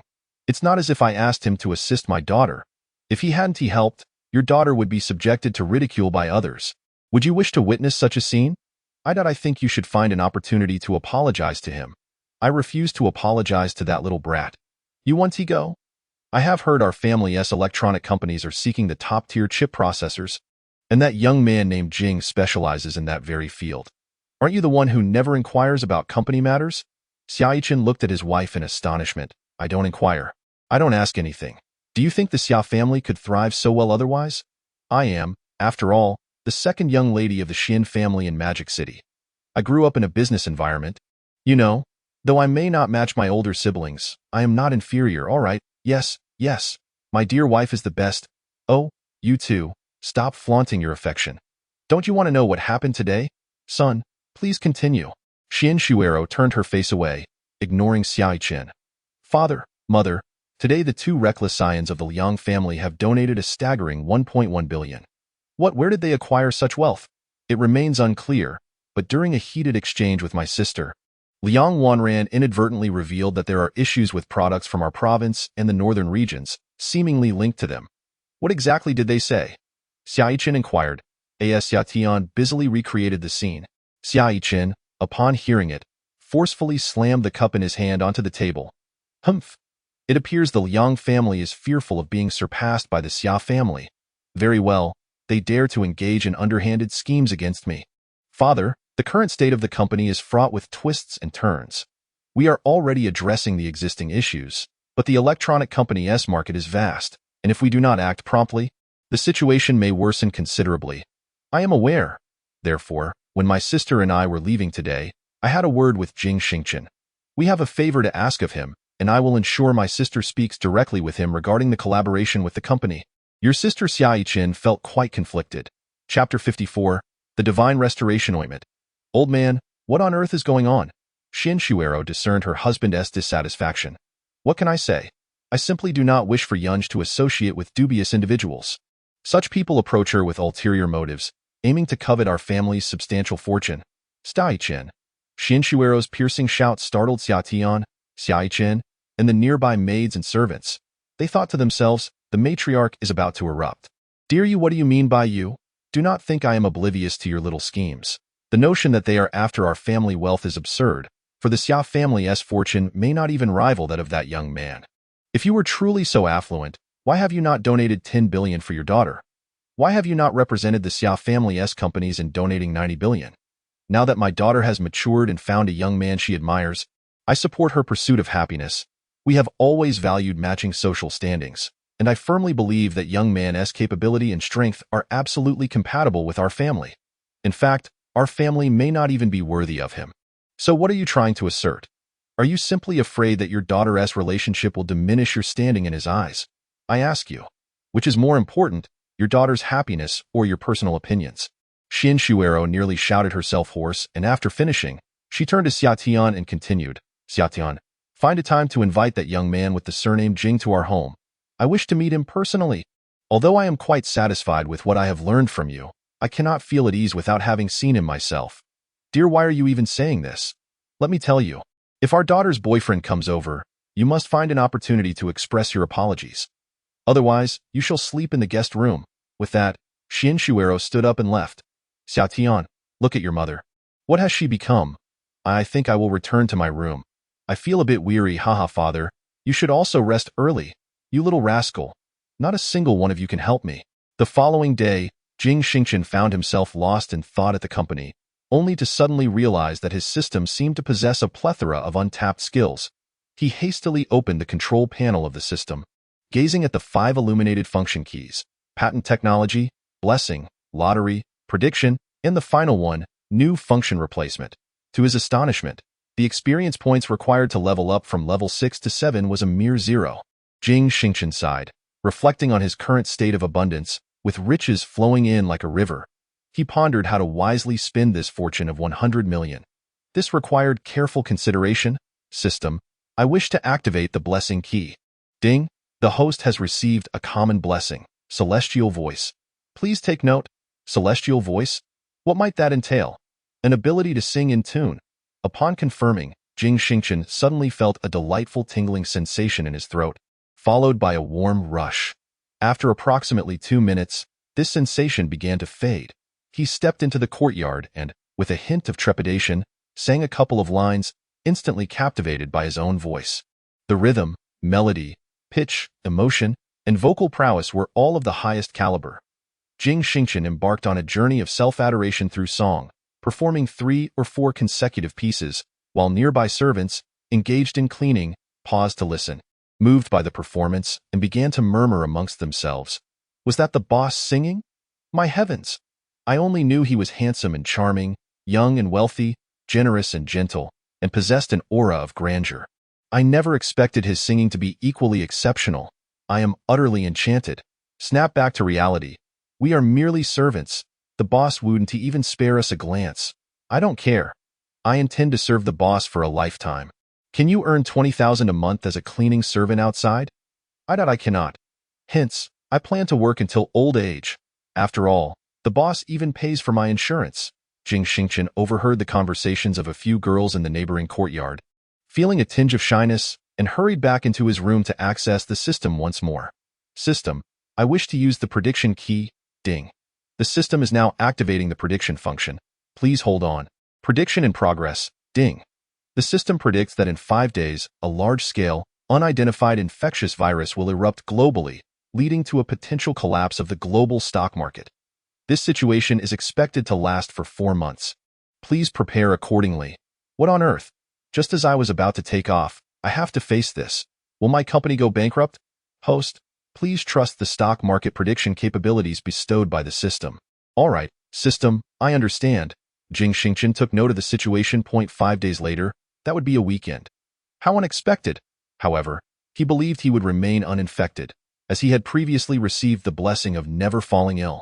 Thoughts of his close friends, companions, and employees flooded his mind, and a sense of panic gripped him. He felt an irrational fear of losing anyone, for his current life brimmed with happiness, and the very thought of loss terrified him. Never mind, overthinking would yield no results. System, activate the patent technology key. Ding. Activation successful. Congratulations, host. You have acquired a divine patent. Unlimited supply of restoration ointment. What? Restoration ointment, and it's unlimited. What kind of technology is that? Jing Xingchen found himself utterly perplexed. Was this truly a remedy for treating injuries? Host, please refer to the instructions, the system stated, and an electronic manual materialized upon the control panel. It contained only a few lines, which Jing Xingchen scrutinized attentively. Restoration ointment, effective in alleviating bodily ailments. It can restore only one ailment per application. If 5 ailments reside within the host, 5 doses of restoration ointment must be administered, with a mandatory interval of no less than 24 hours between each injection. Each dose requires a dilution of 10 tons of water and may be combined with other pharmaceuticals for use as a carrier. Jing Xingchen comprehended. The system had once again provided him with a special boon, predicting a potential viral outbreak and consequently supplying an antidote. Moreover, this restoration ointment appeared capable of treating a myriad of diseases, including leukemia, diabetes, myopia, and more. It just so happened that he had recently acquired a pharmaceutical company, truly a fortuitous convergence of time, place, and opportunity. If he were to remain inconspicuous under such circumstances, he might as well meet his demise headlong into a wall. Jing Xingchen clicked to accept the offer. Chapter 55. The invitation. Almost immediately, a bracelet-like device manifested upon Jing Xingchen's wrist, its hue slightly lighter than gold, adorned with a purple embellishment. He pressed the decorative element firmly, causing it to spring open, revealing a small, square, red, cake-like substance. This must be the restoration ointment. Jing Xingchen extracted a piece, reattached the purple ornament, and upon removing it once more, acquired yet another dose of the ointment. He recalled that this substance needed to be diluted and could also be mixed with medicinal herbs. It seemed prudent for him to familiarize himself with herbal remedies, as he envisioned several health prescriptions paired with restoration ointment being marketed to hospitals and the public.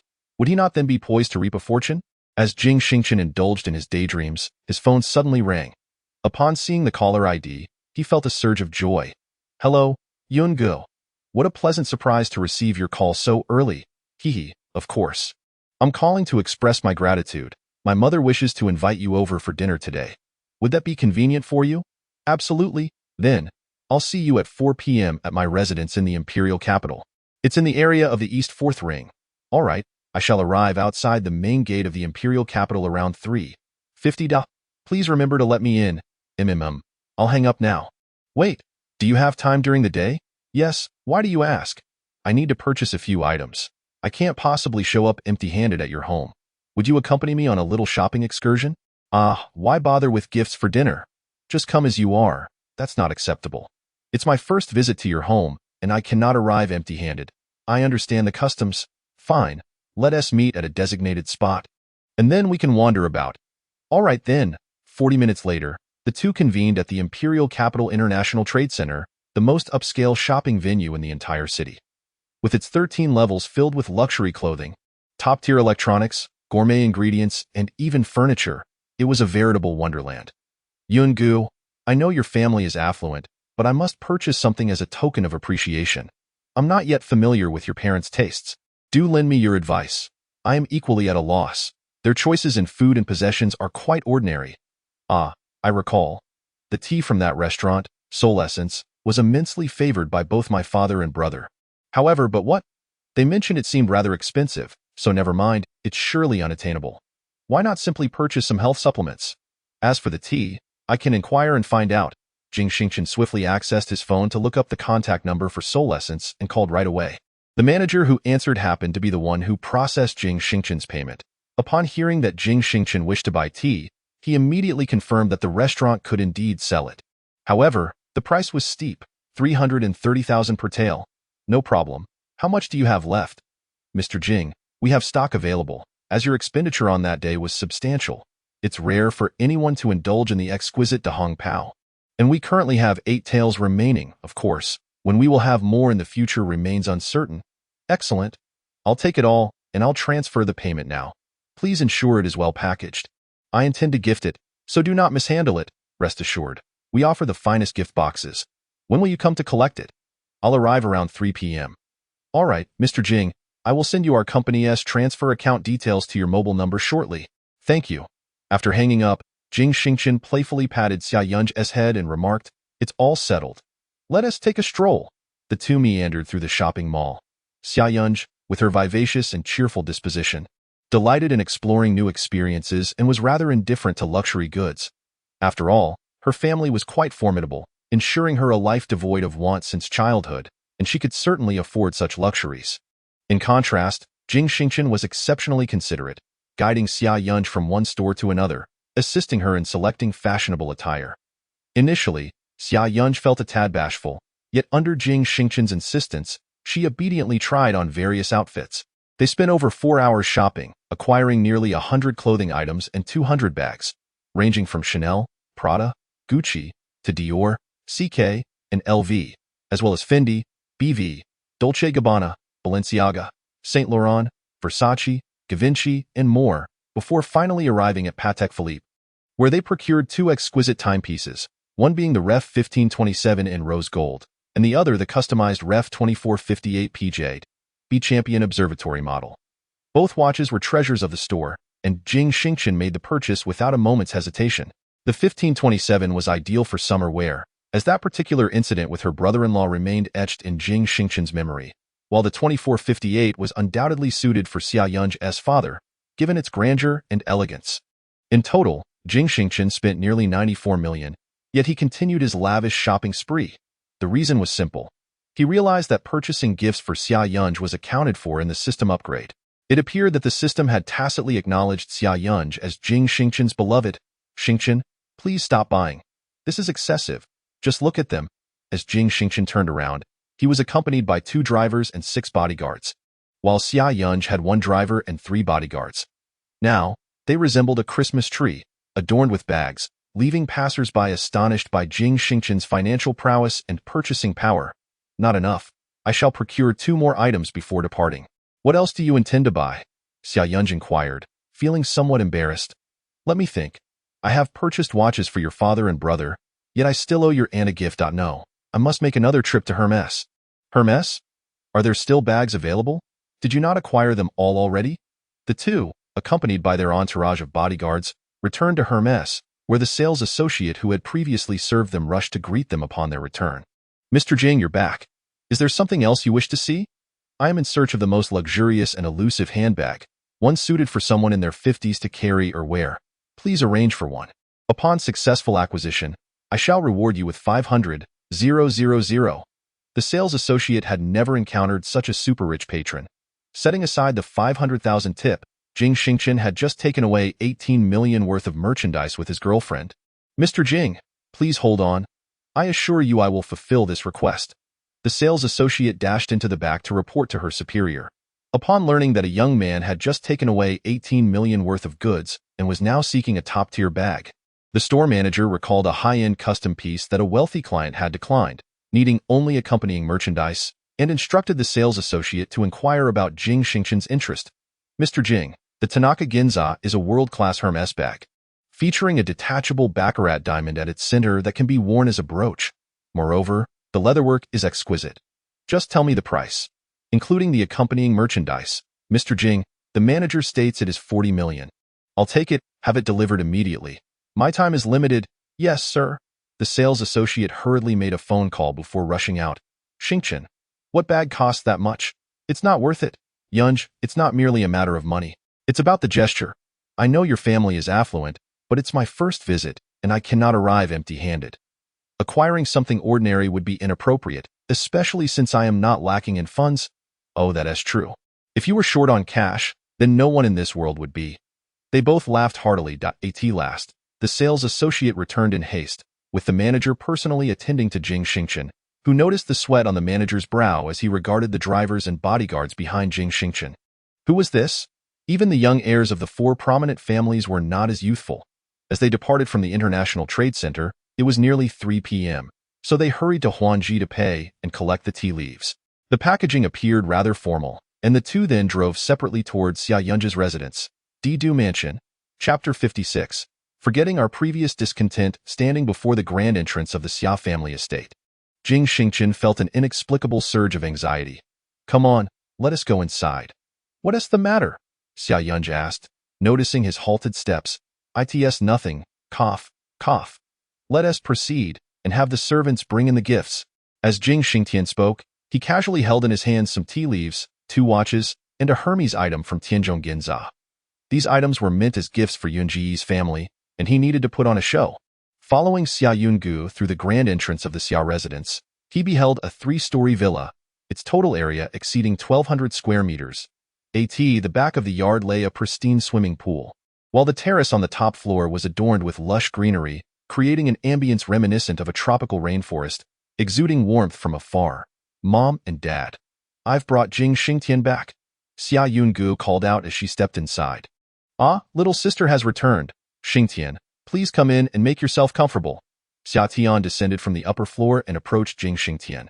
You could have just come without bringing anything, brother. What Xingtian is carrying was specially purchased for you all.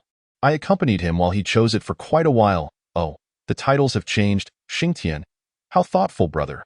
Xiao Tian, quickly let the guests in. Don't tease your sister in front of them. Xian Shuero, dressed in a striking red suit, approached Jing Xingtian. This is my mother, Xia Yungu whispered. Hello, Annie. I am Jing Xingtian, a friend of Yunji's. It's a pleasure to meet you. I brought some simple gifts, and I hope you won't find them lacking. Jing Xingtian greeted politely, extending the Hermes gift towards her. Very well, please come in. Xian Shuero scrutinized Jing Xingtian for a moment, finding his face strikingly familiar, resembling the younger brother of the head of the Jing family from the magical city.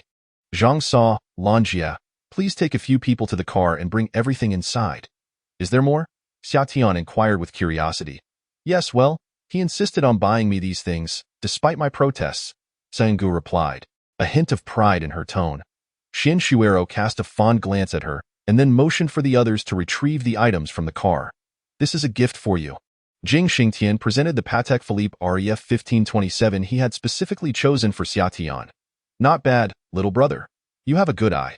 This watch must be worth at least 35 million. Xia Tian recognized its value. It's all right. The last time I saw you, you wore a somewhat outdated Vacheron Constantine with a leather strap, so I thought I'd bring you this instead. Please don't dislike it. Thanks a lot. Haha, Yun-go. How could you let him buy you so many things? Have you moved a luxury goods store into our home? Xin Shuero commented as a large group of servants began unloading the car, bringing in clothes, shoes, and bags. Xingtian, please sit down and make yourself at home. You've spent so much and brought gifts for us. There's no need for that in the future. Annie knows your family is well off, but money is hard-earned and shouldn't be squandered. Xin Shuero's first impression of Jing Xingtian was quite favorable. Mom, look, my brother-in-law bought me this watch, worth several million. Child, don't speak nonsense, brother-in-law. Go pour tea for Xingtian. Yes, yes. And that bag of yours must be worth a few million too. My dear mother, be quiet. Watching the playful banter between mother and son, Jing Xingtian felt a twinge of envy. Having been an orphan since childhood, he had never experienced familial affection and thus cherished this warmth immensely. Xia Yichen descended from upstairs, wearing an expression of dissatisfaction directed at Jing Xingchen. Hello, uncle. We didn't have the chance to properly introduce ourselves during our last meeting. I am Jing Xingchen, a friend of Yungu. I have brought along a small gift for your visit today, and I hope you will like it. Jing Xingchen graciously presented a watch and some tea, gently unfastening the exquisite clasp of the tea's decorative box, releasing a delightful fragrance into the air. This is, Xia Yichen exclaimed in astonishment. Yungu mentioned that you have a fondness for the exquisite Dahong Pao from Hunji. Being new here, I was uncertain what could possibly match your esteemed status, so I prepared this watch along with the tea, hoping you will accept it and perhaps forget our previous unpleasantness. Jing Xingchen's words caused Xia Yichen to blush slightly as he accepted the gifts, grumbling, You didn't even introduce yourself properly last time. With that, he turned and walked away. What does Xingchen like to eat? The chefs are preparing the meal. Is there anything you cannot eat? Anything is fine, Auntie. I'm not picky. Very well. I'll have Yungu and Xiao Tian accompany you for a stroll, and I'll call you when it's time to eat. Xian Shuero replied. Thank you, Auntie. Xian Shuero made her way to the door of her daughter's room on the 3rd floor, noticing the servants bringing in the items purchased during the day. Silly girl, your friend has arrived, and you're here tidying up instead of greeting him? Mom, there's too much. I feel like there's no space left, then tidy up later. For now, go downstairs and chat with Xingchen. Take him for a walk in the yard. Got it, Mom?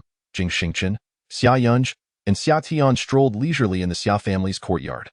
Xia Tian noticed the beads of sweat forming on Jing Xingchen's forehead and quietly inquired, Xingchen, are you feeling nervous? Isn't it obvious? It's my first time visiting someone's home. First time? Yes, first time. Oh, first times are good. First time I'm good, brother. What do you want to say? Xia Yunj asked, somewhat exasperated at its nothing. Xingchen, may I discuss some work matters with you? Of course, go ahead. Our Xia family has 4 electronic product industries, which include video game development, electronic technology, integrated circuits, and robotics projects. Since you have a chip industry, could you provide us with the finest chips? Of course, you will charge your usual price. I know you collaborate with Shangguan Qianhua. Whatever you charge him, I can pay the same. How many chips does the Xia family's electronic industry require? For the 4 industry chains in the first 3 months, we will need at least 20,000 each month for each chain. That's 80,000 chips per month. Given the current output of my chip company, that would be quite challenging. My company produces the Galaxy chips, prioritizing the needs of the upper management before catering to the market. Here's the thing, Xia Tian, I cannot guarantee an output of 80,000 chips per month right now, but in 2 months, I might be able to. For the next 2 months, I can provide you with 40,000 chips each month. Would that be acceptable? Chapter 57. The Enigmatic City. The Xiao family Jing Xingchen has meticulously devised a strategy regarding the quantity of chips his company releases into the market. He is determined not to allow his chips to flood the market, despite his unwavering trust in the technology provided by the system. After all, in the realm of commerce, an increase in production invariably leads to a decrease in the unit price. This holds true regardless of patent status. Although Jing Xingchen harbors profound feelings for Xia Yunj, transcending the bounds of ordinary friendship, he remains resolutely clear-headed. Business is business. Excellent. Thank you, Xingchen. 40,000 is acceptable. As long as there is supply. Xia Yunj exclaimed joyfully, brother, since Xingchen has made the effort to visit, let us refrain from discussing work. What hobbies do you have, Xingchen me? Does making money count? Ha ha ha. Oh, come on. I was being serious. I'm not straying off topic. Well, what do you enjoy doing? Aside from making money, I suppose daydreaming or spending it would be my pastimes. Ha ha ha. You're incorrigible.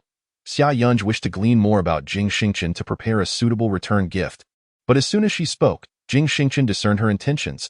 Xiao Tian, Xingchen, Yunj, dinner is served, Xinshuero called out. The trio returned indoors, and at the behest of Xia Mu, Jing Xingchen took a seat beside Xia Tian, directly across from Xia Mu and Xia Yunj, while Xia Qin occupied the seat of honor. Come, let us raise a toast, both to welcome Xingchen and to celebrate the agreement I just reached with him. With Xingchen's Galaxy chips, the electronic industry under the Xia family will undoubtedly flourish, Xia Tian declared, lifting his glass. Cheers, Jing Xingchen responded, raising his glass in kind. Upon hearing his son's words, Xia Fu felt a surge of pride. Although Xia Tian was merely 26 years old and had only taken the reins of the company for 2 years, he had already demonstrated exceptional aptitude in handling certain matters. After setting down their glasses, the group commenced their meal. Xingchen, do try this dish. I prepared it personally for you, Xiaomu said, expertly placing a piece of crispy fish onto Jing Xingchen's plate. He eagerly accepted it and took a bite. Auntie, your culinary skills are truly remarkable. This crispy fish is nothing short of exquisite. The flavors are rich and aromatic, lingering in my mouth long after. Of course, you need only consider whose wife it is. Xia Qin chimed in. Young man, where did you purchase that tea? Xia Qin continued to inquire. If you enjoy it, uncle, should you ever run low, just send me a message and I will deliver some to you. How could I let you spend money? I will buy it myself, Dad. Xingchen bought it from Huanji. 8 taels of tea cost nearly 30 million. You ought to be frugal. Xia Yunj rolled her eyes, bemused by her father's rapid change in demeanor. Understood, just enjoy your meal, Xia Fu retorted, lightly tapping Xia Yunj with his chopsticks. Xingchen, what do your parents do? Xinshuero initiated the customary line of questioning. Upon hearing this, Jing Xingchen thought to himself, here it comes, Uncle Auntie. I am an orphan. I have been on my own since childhood and unexpectedly succeeded in entrepreneurship after graduating from university. Thus, I have achieved my current accomplishments. You are an orphan. Where are you from? Uncle, my family resides in Los Angeles. Los Angeles? I assumed your family was in the Magic City. Xin Shuero expressed her disbelief. Indeed, I was raised in an orphanage in Los Angeles since childhood. And later I gained admission to Los Angeles University, where I studied finance. By the way, I own a company that specializes in investment securities, and the profits are quite satisfactory. If Uncle and Aunt are interested, we could explore some opportunities together. No need for that. My family also has an investment firm. My third brother is one of the top 4 investment experts in the capital. When it comes to investments, Staichen completely disregarded Jing Xingchen. I see, Xingchen. You helped the Xia family and Yunj with a generous donation of 10 billion. We believe this sum is rather excessive, which is why we invited you to our home today. On one hand, we wish to make your acquaintance. On the other, regarding this donation, you see, Uncle, this money was a voluntary contribution for me to assist Yunj. There is no need for any form of equivalent compensation. Please do not misunderstand me, Mom and Dad. Why are you asking so many questions? Xia Yunj found it peculiar, as her mother usually did not behave this way. Haha, silly daughter, it's just a conversation. Just then, Summer's mother's phone rang, and Xin Shuero picked it up to check. I need to take this call. After saying that, she stepped into the courtyard. Xiaichin continued, I will be heading to the northern region tomorrow to address some company matters. Previously, Xiao Tian mentioned to me that the recent issues with our supplies might have been instigated by the Liang family, which I have long suspected. Thus, I will be staying there for a while. As for the company, I leave it in your capable hands, my son. Xingchen, you should also visit the Xia group when you have the chance. Understood, Dad? Yes, Uncle. The conversation meandered through trivial topics until Xin Shuero returned to the dining table. Letting out a sigh. What's wrong, Mom? Is something the matter? Xia Tian noticed his mother's unusual demeanor. It's nothing. Just that your Aunt Xiao from the Magic City called earlier, mentioning that her son will come to the capital to work for a while and wishes to catch up with our family. The Xiao family from the Magic City? Xiao Heron is coming to the capital, Xia Tian remarked nonchalantly. Yes, let us eat first.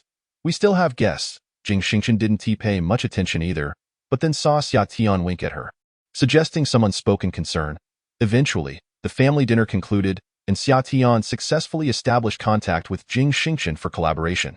Xin Shuero also gained a basic understanding of Jing Xingchen, and even Xia Ichen's impression of her had shifted. After dinner, Xia Tian offered to escort Jing Xingchen out. As they exited through the front door, Xia Yunj waved goodbye to Jing Xingchen from the 3rd floor. Jing Xingchen smiled back. Xingchen, let me share something with you. My mother mentioned at the dining table that the young master of the Xiao family from the Magic City, Xiao Heron, is coming to the capital, so do be vigilant. Does that have anything to do with me? My sister and he are practically childhood sweethearts, having played together until the age of 14. Childhood sweethearts, indeed. However, I genuinely do not like Xiao Heron. Aside from his good looks, he possesses no other merits. He is not particularly handsome, has a poor temper, lacks exceptional abilities, and his taste is quite lacking. Upon hearing the complaints about Summer, Jing Xingchen let out a soft chuckle. I remarked, Summer, Tiangu, could it be that you and him were rivals since childhood? Chapter 58. As long as you are happy, Mama. How do you know? Big brother, your expression reveals all. But I will be cautious. Xingchen, I must ask you a straightforward question. Do you have feelings for my sister? Indeed, Jing Xingchen replied with utmost honesty, gazing directly into Summer's eyes without flinching, causing Summer to nod slightly. Well, bear this in mind. If one day you dare to wrong my sister, I, Summer, will ensure you face dire consequences. Jing Xingchen looked at Summer, somewhat speechless, thinking, Big brother, we haven't even established a relationship yet, and you're already trying to intimidate me. That's rather inappropriate. As Jing Xingchen departed, Summer's mind suddenly conjured an image of his sister, who had always followed Xiao Heron around since childhood, running after him. On his way home, Jing Xingchen found himself somewhat distracted, contemplating Summer's warning. Young master, what's the matter? Did you not enjoy your meal today? Xin Yuan inquired while driving. Nothing's wrong, just got a bit tired, I suppose. You must take care of your health, young master. Upon returning home, Jing Xingchen engaged in a discussion with Jing Qianbai regarding their collaboration with the Xia family, while also instructing Jing Qianbai to regularly visit his office for chip work.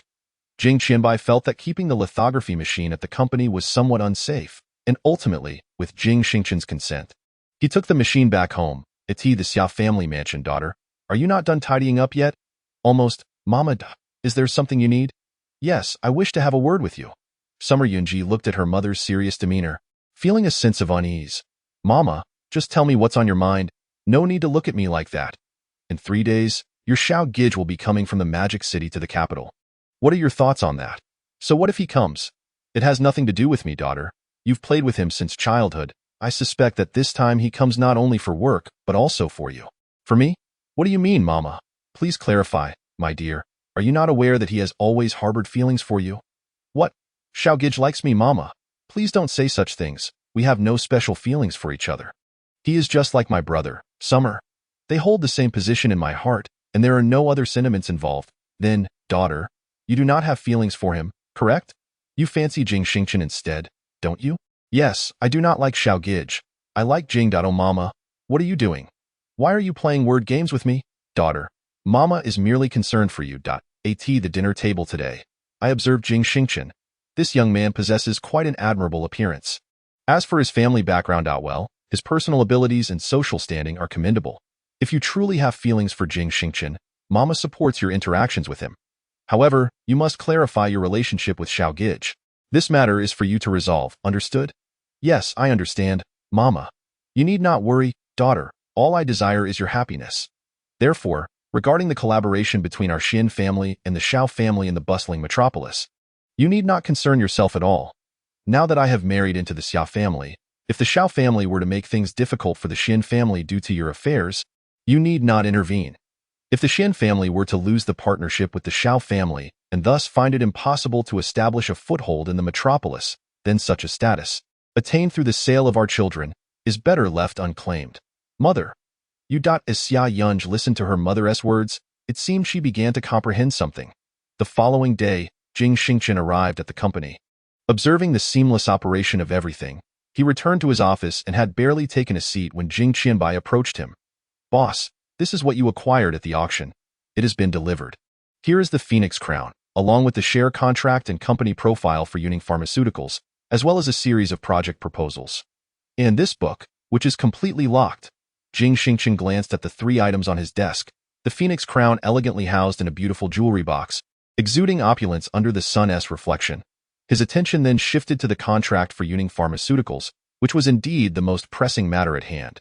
As for the unopened book, Jing Xingchen did not even spare it a glance before securing it along with the crown in the cabinet. Qianbai, what is the situation with Unique Pharmaceuticals? Enlighten me, boss. The current state of Unique is dire, having suffered from negative assets for 5 consecutive years. The previous owner could no longer sustain it and resorted to auctioning it off. Today, he will use the proceeds from the auction to settle all debts of Unique.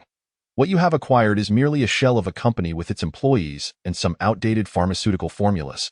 Excellent. What I need is a clean slate for a pharmaceutical company. Devoid of anything is preferable. In the next few days, take Jing Howren with you to Unique Pharmaceuticals. I will inject new assets in medical projects. And the name will be changed as well. Have someone from Fengyuan Law Firm handle the amendments. Understood, young master. Please attend to your matters and do not forget to coordinate the chip project with the Xia family. Oh, and have Howren come to see me before long. Jing Howren knocked and entered. Boss, you called for me, Howren. I have a task for you. Seek out 5 distinct pharmaceutical formulas. Each formula must be unique, yet upon injection, should only serve a health-preserving function. Be swift. The ingredients must be common and inexpensive. Yes, rest assured, boss, I will set off immediately. After Howren departed, the office fell into silence. Jing Xingchen moved to the window, gazing out at the bustling traffic below. Feeling fortunate to have encountered the system, entering the control panel, he saw that he still had 3.22 million.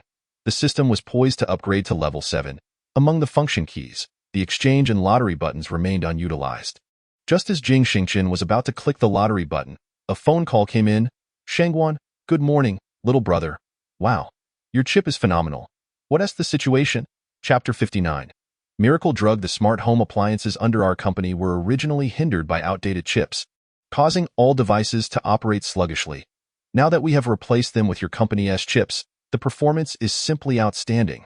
I have already begun marketing the smart appliances. My dear brother, your call is a gesture of gratitude. Haha, there's no need for courtesy. I am not offering this for free. After all, it is a transaction. Haha, my dear friend. Someone has urged me to convey their thanks regarding your monumental sum of 100 billion, which has resolved an immense issue. I am responsible for 90 billion, while the remaining 10 billion belongs to Yunj. Haha, It's quite evident that you share a bond with the little princess of the Xia family. When the time comes to celebrate, do not forget about me. Not so soon. I must say, by the way, I have promised Xia Tian that I would provide chips to the Xia family. Will this affect you? It will have some impact, but it is of no concern. In the realm of electronic products, each family has its unique expertise. The crux lies in the chips. Currently, the chips are the same, and everyone is at the same starting line. It all boils down to who can deliver superior content. That is reassuring. By the way, my dear brother, do enlighten me about the 4 great families of the Magic City. I find myself quite intrigued. Ah, the 4 great families of the Magic City, haha, they are all commercial dynasties. Their depth differs significantly from that of our imperial capital. They possess numerous companies and an abundance of business prodigies. However, when they truly encounter an economic crisis, they disintegrate like mere bubbles, vanishing into thin air. The foremost among the 4 great families is the Shao family, focusing primarily on electronic finance, along with commercial loans and banking. The second is the Chu family, which originated from lending and now operates in various industries, including cloud payments, insurance, and some virtual currency operations and real estate. The third is the Jing family, yes, the same surname as yours. They engage in e-commerce, back-end operational support, as well as education and water conservancy. Lastly, the fourth is the Xian family, primarily involved in investment construction, agriculture, and animal husbandry. Oh, I see, Jing Xingchen mused. It seems Yunja's mother must be from the Xian family. My dear brother, let me ask you a candid question.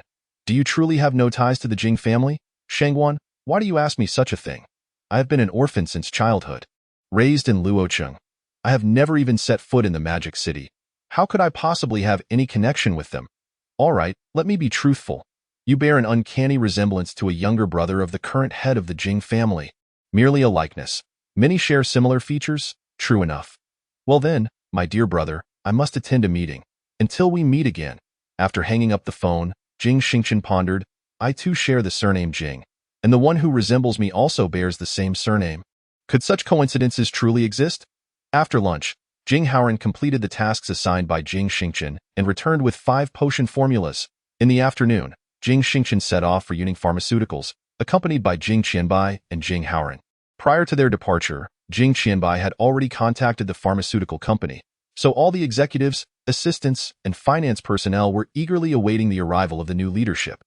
Unique Pharmaceuticals is situated near the North 7th Ring Road of the imperial capital, close to the Imperial Park, covering a vast area, with several large buildings located on the premises, including an office building, a production workshop, a packaging workshop, and a comprehensive workshop. Surrounded by a throng of people, Jing Xingchen made his way to the conference room. Greetings, everyone. I am the new proprietor of Yuning, and my surname is Jing. I do not wish to dwell on the past of Yuning. However, from this very moment onward, Unique Pharmaceuticals shall ascend to the pinnacle of global pharmaceutical enterprises under my stewardship. I assure you, the future of Yuning is undoubtedly promising. I hope that all employees of Yuning can maintain the original enthusiasm they had upon joining the company and strive diligently. The audience erupted into thunderous applause. The reason is simple. The new leader possesses considerable wealth. They understand that this new leadership will guide them toward continued brilliance. Now, I shall proceed to announce a few matters. First, Unique Pharmaceuticals shall be rebranded as Xingchen Pharmaceuticals. Second, I appoint Jing Howling as the general manager of Xingchen Pharmaceuticals to represent me in all affairs. Third, Xingchen Pharmaceuticals is on the verge of unveiling 5 groundbreaking medications that will change the world, for which we will apply for patents. Everyone, stay tuned. Upon hearing the new leader's words, some in the audience were bewildered. What does the new owner mean? Developing medications? Do not be astonished. I possess 5 revolutionary drugs that will transform the world, and we will apply for patents on them. All production of these medications will be carried out by Xingchen Pharmaceuticals, which includes all of you seated here. Do you understand? Incredible? The boss is formidable. Long live the boss. Jing Xingchen waved his hand. There will be a forthcoming salary adjustment. I have reviewed your previous wages, which are pitifully low. After the launch of the new medications, in accordance with the new company's regulations, everyone will receive a raise, along with greater opportunities for advancement. Of course, what I expect in return is your loyalty, your proactivity and diligence. Is that clear? Yes. During the subsequent tour of the facility, Jing Xingchen was quite surprised to discover that the chain processing machines purchased by Unique Pharmaceuticals years ago were remarkably advanced. However, the previous owner lacked effective formulas, leading Yuning to its demise. Thankfully, Jing Xingchen has taken over. Surely, these machines should not go to waste. Jing Xingchen discreetly provided Jing Howren with 2 vials of restorative ointment, instructing him on their use, and commanded him to manufacture injections of 5 formulas, 50 doses of each, within 24 hours. Jing Xingchen resolved to establish the pharmaceutical company before the predicted viral pandemic indicated by the system. Jing Howren was exceptionally efficient. By the morning of the 3rd day, all 5 medications were completed. The first medication is an anti-cancer drug, which Jing Xingchen named AB Sha. The second is a specialized drug for diabetes, named Nyogongqing. The third is a hypertension regulator, called Pinghengsan. The fourth is a cardiac care medication, Jixin Yi. The 5th medication is primarily designed to combat a potential large-scale infectious disease outbreak. As the specific disease remains uncertain, Jing Xingchen instructed Jing Howren to temporarily set this one aside. Upon receiving news from Jing Howren, Jing Xingchen immediately arranged for 50 terminal cancer patients in the capital to be summoned, announcing the development of a specialized medication that could be provided for free treatment, requiring only a signed agreement. That very day, 7 hospitals in the capital saw terminal cancer patients signing agreements and receiving injections of AB Sha. Jing Xingchen generously prepared a regeneration package worth 200,000 yuan for each of the 50 individuals. The following day, Xingchen Pharmaceuticals made a spectacular debut. Newspapers nationwide were reporting on an extraordinary miracle in medical history. Xingchen Pharmaceuticals had developed a miraculous cancer cure. Patients who were on the brink of death found all cancer cells eradicated within just 2 hours. 50 individuals were injected, and all 50 experienced a rebirth. To celebrate their newfound lives, the chairman of Xingchen Medical personally bestowed upon each of them a cash gift of 200,000 yuan. Jing Xingchen gazed at the plethora of newspaper articles and news reports, holding in his hands the patents and efficacy certificates for 4 special medications. Even the World Health Organization had reached out to inquire about the situation. This filled Jing Xingchen with uncontainable excitement. However, the call from the organization was merely a matter of constraint and collaboration, while the WHO expressed a demand for assistance. Just as Jing Xingchen had momentarily lowered his guard, a monumental transformation that would alter the global economic landscape was upon him. That morning, as Jing Xingchen washed his face and brushed his teeth, he listened to Xia Yunji reporting on Xia Heren's daily movements. When several alarming reports surfaced, in South Africa, Europe, and South America, an unidentified virus had emerged, causing severe skin necrosis in infected individuals. The World Health Organization was diligently investigating the source of this virus. The contagion rate was alarmingly high, with the transmission route remaining unclear. Symptoms of the virus included rapid skin decomposition and a host of complications. Tragically, 3 individuals had already succumbed to the illness. Jing Xingchen immediately set aside his toothbrush, confirming the gravity of the situation, realizing he needed to hasten Jing Howren's efforts to formulate the final treatment for the virus. However, he was apprehensive about revealing this particular medication too soon, for fear that the world might suspect him of having engineered the virus himself. On that very day, Jing Xingchen urgently instructed Xingchen Pharmaceuticals to manufacture a substantial quantity of the 5th antiviral medication, Virus Clear. This was to serve as a reserve. He recalled the system informing him that this virus posed a global threat, potentially affecting over 100 million people. Seizing the opportunity before the dreadful virus reached his own country, Jing Xingchen mobilized resources, preparing sufficient formulaic medications. Of course, those formulaic medications were merely trivial. The restorative bomb he possessed was the ultimate weapon. Having not seen each other for 5 days, Xia Yunji expressed her longing for Jing Xingchen. Xingchen, how have you been lately? I saw the reports. You are absolutely remarkable. You've created so many groundbreaking medications. Haha, I'm doing well. What about you? What have you been busy with? Has your cousin or brother arrived in the capital yet? Jing Xingchen inquired, feigning ignorance. He knew that the young man was merely a childhood friend, with no familial ties. Their families had numerous business collaborations and connections in Shanghai. He has already arrived in the capital and has been preoccupied with work. So he hasn't come to see me, Xia Yunji hurriedly explained. Silly girl, why are you explaining so much? Ha ha ha. I'm not asking for an explanation. When are you free? Let me take you out for dinner. You want to treat me to dinner? You must be missing me, huh? Ha ha. Then, will you come? Yunji, there is something I think we should clarify first. I have feelings for you, and I can sense that you feel the same. Would you consider being my girlfriend? Jing Xingchen asked directly. Upon hearing Jing Xingchen's words from the other end of the line, Xia Yunji felt her heart race instantaneously, followed by a buzzing in her mind. her face flushed with warmth. Hello? Yunj, have you lost the connection? Hello? Hello? Ah, I'm here. I'm listening to you speak. I have a question for you. What are your thoughts? All right. Some individuals experience love at first sight, and Jing Xingchen and Xia Yunj were no exception. The two had arranged to meet at the esteemed venue, Huanji. Jing Xingchen had organized his work and arrived at Huanji ahead of the scheduled time. Mr. Jing, you've arrived early, the lobby manager greeted. Indeed, when dining with a lady, one cannot expect her to pay the bill, can one? Let us deposit 10 million first. We can settle the difference later. Understood, Mr. Jing. How extravagant. Before long, he laid eyes on the girl he had been longing for.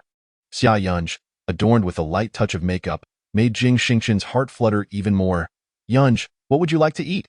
Feel free to order anything. Today, it's my treat. You can choose whatever you desire. All right, you're treating, so I'll pick.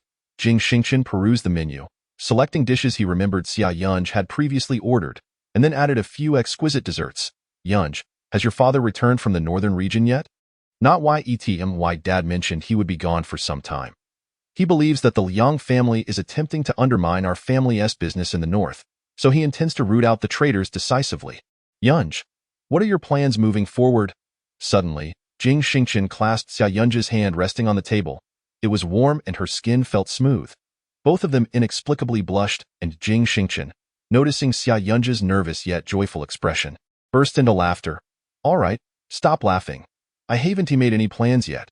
My dad wants me to help out at the company soon, but I don't know anything, and lately, things have been chaotic. You're not helping me either. There's so much I don't understand. If you consider coming to my company to gain experience, it would be beneficial. Go to your place. Wouldn't that just complicate things for you? How could it possibly? Look, I only have 3 large companies under my wing now. Galaxy Chips, Xingchen Tian Investment, and Xingchen Pharmaceuticals, and of course, a law firm, which I doubt you would want to join. So, among these 3 major companies, which one would you like to go to? I doubt I have no knowledge of chips or pharmaceuticals. Then come to the investment company. Xingchen Tian Investment has a broad range of operations, including securities trading, angel funds, and partnerships with small and medium enterprises. You don't need to worry if you don't understand. I can personally guide you that if you feel shy, I can have my secretary assist you. Qianbai is very capable. Can I really go? Xia Yunj wasn't hesitant because she didn't want to go. She was eager to join Jing Xingchen's company so they could see each other every day.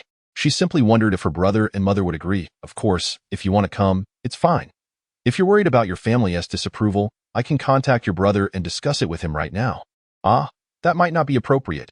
No worries. If you encounter difficulties, I'll help you resolve them. If there are no difficulties, I'll create some, just so I can assist you. As Jing Xingchen spoke, he directly called Xia Tian. Hello, Xingchen, Tian Guo. I'm here with Yunj. There's something I'd like to discuss with you. I have something significant to discuss with you. A major matter. Allow me to begin. Jing Xingchen is utterly unconcerned with the importance of the matters at hand as articulated by Xia Tian. No matter how significant they may be, they pale in comparison to the imperative of keeping an eye on his girlfriend. After all, the so-called childhood friend of his girlfriend has arrived in the capital. Fine. Go ahead. Xia Tian is at a loss for words. Yungu will commence her employment at my investment company starting tomorrow. The internship period is set for 6 months. It's settled. I've finished my part. Now it's your turn. Did Yungu agree? If she disagrees, can I give you a call? She is worried that the Xia family may not approve, but since Uncle Xia is currently unavailable, you are the primary decision-maker. Hence I am informing you of this situation. All right then, do as you both wish. Now it's my turn to speak. You may proceed. Currently, numerous regions abroad are experiencing an outbreak of an infectious virus, resulting in the closure of many cities and the suspension of urban operations. Do you comprehend the implications of this? It signifies that global chain enterprises such as yours are about to incur losses. Indeed, I perceive this as an opportunity for you. An opportunity for me? What kind of opportunity? Chapter 61. Hello, I am Yunji's boyfriend. Your Xingchen pharmaceutical has recently garnered worldwide attention. Have you begun signing import and export agreements? Furthermore, are you directing point-to-point medication supplies to hospitals? Brother, are you investigating me? Jing Xingchen began to perspire. How did the Xia family learn of the recent contracts he signed with several major nations? I am not investigating you. Any businessman with a functioning intellect could deduce this. I believe you can seize this opportunity to develop a remedy for the new virus. This is what I referred to earlier as an opportunity. I understand, brother. Well, Yungu and I need to have dinner now, so I shall take my leave. Jing Xingchen felt unable to continue the conversation, as if every move he made was under Xia Tian's scrutiny. Yet, Xia Tian's intentions were merely to provide guidance for Jing Xingchen, unexpectedly striking a chord within him. What did my brother say? Your brother has consented. I will send someone to pick you up for work tomorrow morning, so you may simply wait at home. Xingchen, please do not trouble your driver. I have my own arrangements. I am not at ease with others providing transportation. Hurry and eat, you silly goose. Jing Xingchen continued to serve dishes to Xia Yungu. After the meal, as the bill was settled, Xia Yungu observed the front desk manager refusing to accept payment and instead offering her 3 million. She instantly understood, seizing the opportunity to subtly pinch Jing Xingchen's side. At the Xia family residence, Aunt, it has been far too long. Xiao Heruan stood at the entrance of the Xia residence, bouquet in hand, greeting Xianzuro. Heruan, how tall you've grown. Ha ha ha, it has been many years since I last saw you. Come in so I can have a proper look. Xianzuro was quite taken aback by Xiao Heruan's arrival. After all, he had been in the capital for 3 or 4 days before making his appearance. Indeed, it has been 6 or 7 years since our last farewell. How is Aunt's health? Quite well. And your mother? It has been many years since I last returned to the enchanting city of Shanghai, and I find myself yearning for her. My mother is in good health, thank you for your concern. Aunt, that is reassuring. Herein, have you resolved everything regarding your work in the capital? Yes, I have just concluded my matters and came over from the branch office. Is my dear sister Yungu at home? Yungu has gone out. Shuero replied, Oh, then I shall wait for her a moment. It has been many years since we last met, and I imagine my sister has grown quite a bit. Indeed, you have grown so tall. So she must have matured as well. Haha, she is on the verge of graduating from university. Perhaps, while away from us, she has already held hands with some other young man. Ha ha ha, Shuero said teasingly. Upon hearing this, Xiao Heren's expression tightened. Aunt, the reason I have come this time is to make a request. Oh? Heren, do share. What is it? It is like this, Aunt. The Xiao family's business in the capital has remained under remote control. Lacking a family member to oversee it, I believe my cousin has matured enough. Could she not take a position at the Xiao family company? This way, we can all rest easy. Yungu knows nothing of such matters. Moreover, she has yet to graduate. Aunt, Yungu will inevitably join the company. Prior to that, she could intern with me to accumulate some experience. This would be beneficial. Such matters must be consented to by Yungu. You are right, Aunt. I shall wait for my cousin to return so that we can have a good chat and reminisce. Yungu and I have played together since childhood. She always enjoyed following me around. And our favorite game back then was playing house. Ha ha ha, Aunt, do you still remember? Xiao Heren spoke gently, and Shuero responded in agreement. Meanwhile, her mind naturally drew comparisons between Jing Xingchen and Xiao Heren. Both are exceptional individuals. A few days ago, Jing Xingchen seemed inferior to Xiao Heren, yet in recent days, Jing Xingchen's biotechnology company has shattered several records, achieving remarkable feats in human medicine, earning widespread admiration. In Shuero's eyes, Jing Xingchen had now acquired the strength to rival Xiao Heren. It was not until 6 o'clock in the evening, accompanied by Jing Xingchen, that Xia Yungu returned to the Xia family mansion. As Xia Yungu opened the door, she immediately heard the voice of a somewhat familiar young man, which sent a chill down her spine. Is that Yungu returning? Xiao Heren, holding a bouquet of flowers, approached the entrance, only to stumble upon Xia Yungu and Jing Xingchen, who were holding hands. Upon seeing them, Xiao Heren's expression instantly turned frosty. Yungu has returned. Xingchen is here too. Come in quickly. Yungu, see if you still recognize him. It is your childhood companion, Brother Xiao. So it is Brother Xiao who has come. Long time no see. How have you been? Xia Yungu greeted naturally. Quite well. It has indeed been a long time. My dear cousin has grown so much. And who might this be? Xiao Heren's demeanor shifted abruptly, his smile faltering. Hello, I am Jing Xingchen, Yunji's boyfriend. Jing Xingchen's introduction caused Xiao Heren's expression to stiffen once more. Yungu, when did you and Xingchen solidify your relationship? How come your mother was unaware of this? Shuero hurriedly interjected. Mom, I thought you knew that I like Xingchen. Indeed, I have promised Xingchen that I shall assist at his company starting tomorrow, accumulating experience while also repaying the favor owed by the Xia family. Xia Yunji is quite astute. Every word she speaks seems to lay the groundwork for something greater. Yunji, what exactly does your family owe this young man? You might share with your cousin, who has come today with matters to discuss with you. Why cousin's family has a total of 43 branches in the capital and is in need of someone to oversee operations. He believes you would be a perfect fit. Why not join my company as the general manager? Xiaohuran said, patting Xia Yunji on the shoulder. Cousin, that would not be appropriate, for I have already committed to Xingchen. Moreover, I genuinely wish to learn from him for a while. Xia Yunji quietly evaded Xiaohuran's arm, but he did not relent, turning to greet Jing Xingchen. Greetings, I am Xiaohuran, the heir of the foremost family among the 4 great clans of Modu, and a childhood friend of Yunji. Hello. You mentioned your surname is Jing. Are you perhaps from the Jing family of Modu? Xiaohuran suddenly inquired, observing Jing Xingchen's face. Ha ha ha, it seems even Huran has been misled. Xian Shuero chuckled from the side. And at you? Xingchen is in no way related to the Jing family of Modu. He hails from Luoqing. He grew up there and only recently came to work in the capital after graduating from Luoqing University. Xian Shuero stated, looking at Jing Xingchen, who nodded slightly in acknowledgement. Luoqing? It does not seem to have any families of notable wealth, Xiaohuran muttered. Chapter 62. The poor fellow. You actually recorded it. What business does your family engage in? Brother Xiao? Jing Xingchen activated his business chat mode. Our family's e-commerce industry spans the globe, and we also own Baihui Bank and Baihui Insurance. Additionally, we have numerous financial investment and service companies. Currently, the annual profits of all our companies exceed 150 billion. May I inquire what business you are involved in? CEO Jing. Brother Zhao's family company is quite substantial indeed. Impressive. Jing Xingchen refrained from answering. Otherwise, how could we remain at the pinnacle among the 4 great clans of Modu? Ah, aunt, I have safely escorted Yunji back. Tomorrow I will send a driver to take her to and from work. You need not worry about her while she is with me. If there is nothing further, I shall take my leave. Very well, Xingchen, take care. I shall not linger any longer. Cousin, remember what I told you. My company in the capital is valued at nearly 10 billion. Keep your eyes wide open and do not be deceived by those of unknown identity and background.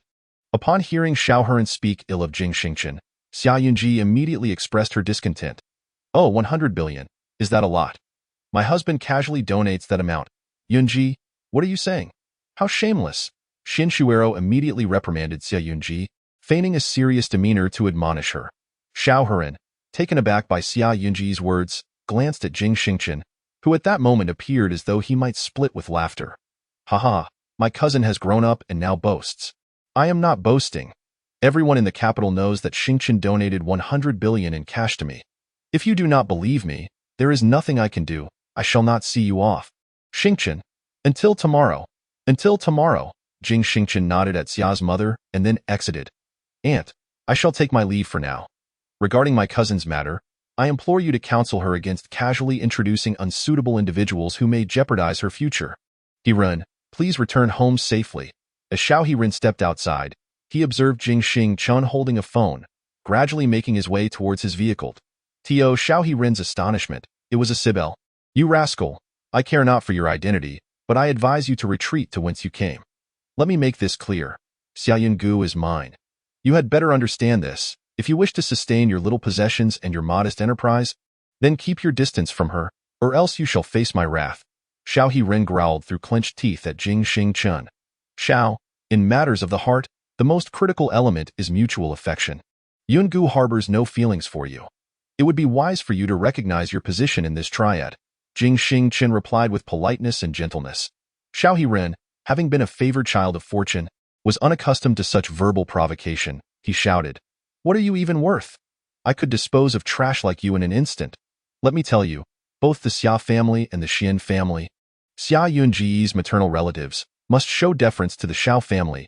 Do you believe that with a single phone call today, by tomorrow, her Xian family would be pleading with me to marry Xia Yunge? I believe it. Truly, you are the esteemed young master Xiao, as your reputation suggests, Jing Xingchen replied, a smile gracing his face as he produced his phone and pressed play. What are you even worth? I could dispose of trash like you in an instant. Let me tell you, both the Xia family and the Xian family must show deference to the Xiao family. Do you believe that with a single phone call today, by tomorrow, her Xian family would be pleading with me to marry Xia Yunge? Xiao Hiren's own words echoed back to him. You insolent fool, you recorded that, Xiao Hiren exclaimed in disbelief. Why would I not record it? Ha! If you think you can handle me in an instant, I must have something to safeguard myself, Jing Xingchen responded, shaking his head. Brother, Your relationship with Yungu is a thing of the past. She has never had feelings for you. Those childhood games you played before the age of 14 were mere child's play. Let it go. Begone, filth, with your unsolicited advice. Xiao Hirin retorted, his hands shoved into his pockets as Jing Xingchen cast a scornful glance. As the saying goes, people strive for higher ground while water flows downward. Young Master Xiao, if the girl does not fancy you, what purpose does it serve to impose yourself upon her? You are the young master of the Xiao family in the magical city. Surely you grasp this simple truth. If this were to be known, the world would mock your family. Jing Xingchen continued to provoke Xiao Hirin, for in the realm of rivals, it is a matter of life and death. He held nothing back. Oh, and young Master Xiao, that last little maneuver of yours. Recording it, be wary of sharing it with others. My words are all truth. Should you let others hear it, they will hold you in even lower regard. I shall take my leave now, young Master Xiao. Good night, Jing Xingchen said as he entered his vehicle. After Shen Yuan closed the door, he drove Jing Xingchen home, leaving Xiao Hirin in the wind. His fists tightly clenched as he picked up the phone to make a call. Who was that person just now, young master? Shen Yuan gazed at Jing Xingchen, seemingly in good spirits, and inquired, What is it? Well, doc, just some rubbish, he chuckled. Upon encountering the esteemed heir of the Xiao family, Jing Xingchen realized that such individuals were entirely beyond his purview. Akin to Liang Bowen, they possessed nothing but their illustrious family backgrounds. Oh. Jing Xingchen unlocked his phone, navigating to WeChat, locating Xiatian, and sent a message. Are you there? Yes, bro. I just ran into that young master from the Xiao family at your place. Wow. Two kings colliding.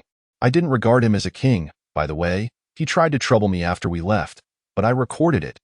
You should listen, but don't get angry, and definitely don't let Yunj hear it. Jing Xingchen was adept at rallying allies, especially since the individual on the other end of WeChat was the brother of his beloved. What did he say? Xiatian inquired with curiosity. Jing Xingchen swiftly forwarded the voice message. After a while, Xiatian replied, Got it. Xiatian, it's enough to be aware of what kind of person he and his family are. Don't take it to heart. Strengthening oneself is paramount. The Xia family is currently not even in the top ranks in the capital. Refrain from acting rashly and conserve your energy. Rest assured, brother-in-law. Jing Xingchen then ceased his replies to Xiatian and shifted his focus to conversing with several secretaries, inquiring about the company's status. Boss, the chip company is operating smoothly. Since I had some spare time these past few days, I've produced an additional 600,000 chips at home. Currently, our revenue has accumulated to nearly 1 billion. Young master. The Shangguan family is still applying for more chips. What are your thoughts? For the Shangguan and Xia families, let us increase their quotas by 10,000 each month, and starting next month, allocate 200,000 monthly to the upper echelon. We just need to ensure that these three families have enough supply for now. The others can wait. Understood, young master. And what about the pharmaceutical company? Young master, Xingchen Pharmaceuticals has received over 100,000 orders from around the globe. We need to produce at least 10 million vials of medicine. This is a significant figure. However, once we complete production, it will all be collected by the upper echelon, who will then distribute it worldwide. Young master, this will reduce our profit margins. Qianbai, it's of no consequence. This is my agreement with that individual. Besides, do you think such a substantial matter could operate without oversight? I will focus on production, while he manages the marketing. It's a win-win partnership. Moreover, my pricing is not low. He won't raise it excessively. Indeed, young master, your pricing is set at 10,000. While it's not low, it's also not exorbitant. Do you think the prices abroad will be lower? Let me tell you, Qianbai, I genuinely do not care about how much profit I can make. I truly hope for a world with fewer sick people. Understood, young master. Based on your pricing and the speed of production, it will take approximately 1 month to produce 10 million vials. Alright, noted. What is the status of the investment company? There is nothing significant. Young master, on the securities front, Xian and I and her team have doubled your principal. The 10 billion startup capital you provided has now grown to 23.2 billion. Impressive. And this is only after a little more than half a month. Your prowess is indeed remarkable, esteemed boss. The stocks you provided have all surged to their limits, and that is under the constraint of controlled positions. Had we not exercised such restraint, they would have likely increased by more than threefold. The 500 million that young Master Shangguan entrusted to us has now blossomed into over 900 million. Very well, let us proceed. Tomorrow, Yungu shall commence her internship at the company. and I will be responsible for arranging her position. Understood, boss. Upon returning home, Jing Xingchen summoned Fan Xiaoying. Sister Ing, could you please investigate the situation concerning the Jing family in the magical metropolis? I wish to see the visage of that individual who bears such a striking resemblance to me. As you wish, young master. Jing Xingchen has long harbored this suspicion. If the other party shares his surname and resembles him so closely, there may indeed be a blood relation. He is deeply eager to uncover the identities of his parents and whether they still exist in this world. If they do, why did they choose to bear him only to abandon him? Jing Xingchen is plagued by questions, yet even more so by resentment. For 22 years, no one has cared for his upbringing. When he fell ill, no one was there to tend to him. His tuition was funded by the orphanage, and his childhood garments were merely cast-off donations. He has never experienced the warmth of familial love. His greatest sorrow emerged during parent-teacher meetings at school, where he would witness his peers' parents clasping their hands, guiding them to their seats, and attentively reviewing their grades. Regardless of whether the report card was commendable or lacking, there would always be someone to acknowledge it, while at his own seat, that segment would invariably remain vacant. Shen Yuan, please arrange for a driver to pick up Yungu at 9 o'clock tomorrow morning.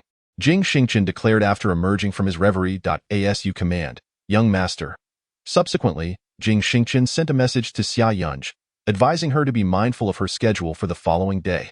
The next day, upon rising early, Jing Xingchen turned his attention to the alarming outbreak of a terrifying skin infection worldwide. Experts have indicated that this contagion spreads through contact, droplets, and air. Any object touched by an infected individual poses a risk to others who come into contact with it, especially if not promptly disinfected. Even more absurdly, some experts have claimed that this disease can be transmitted through mere glances. When Jing Xingchen encountered this news, he felt an overwhelming urge to confront the expert, to thrust him before an infected individual and see for himself if a mere gaze could indeed spread illness. The data reveals that in South Africa, the number of infections has already reached 330,000. With Europe and America accumulating 200,000 cases, it seems the rate of transmission and subsequent illness is alarmingly swift. Moreover, several Asian nations have reported cases, including the island nation recently struck by a devastating earthquake, and India, where a square kilometer can accommodate 250,000 individuals.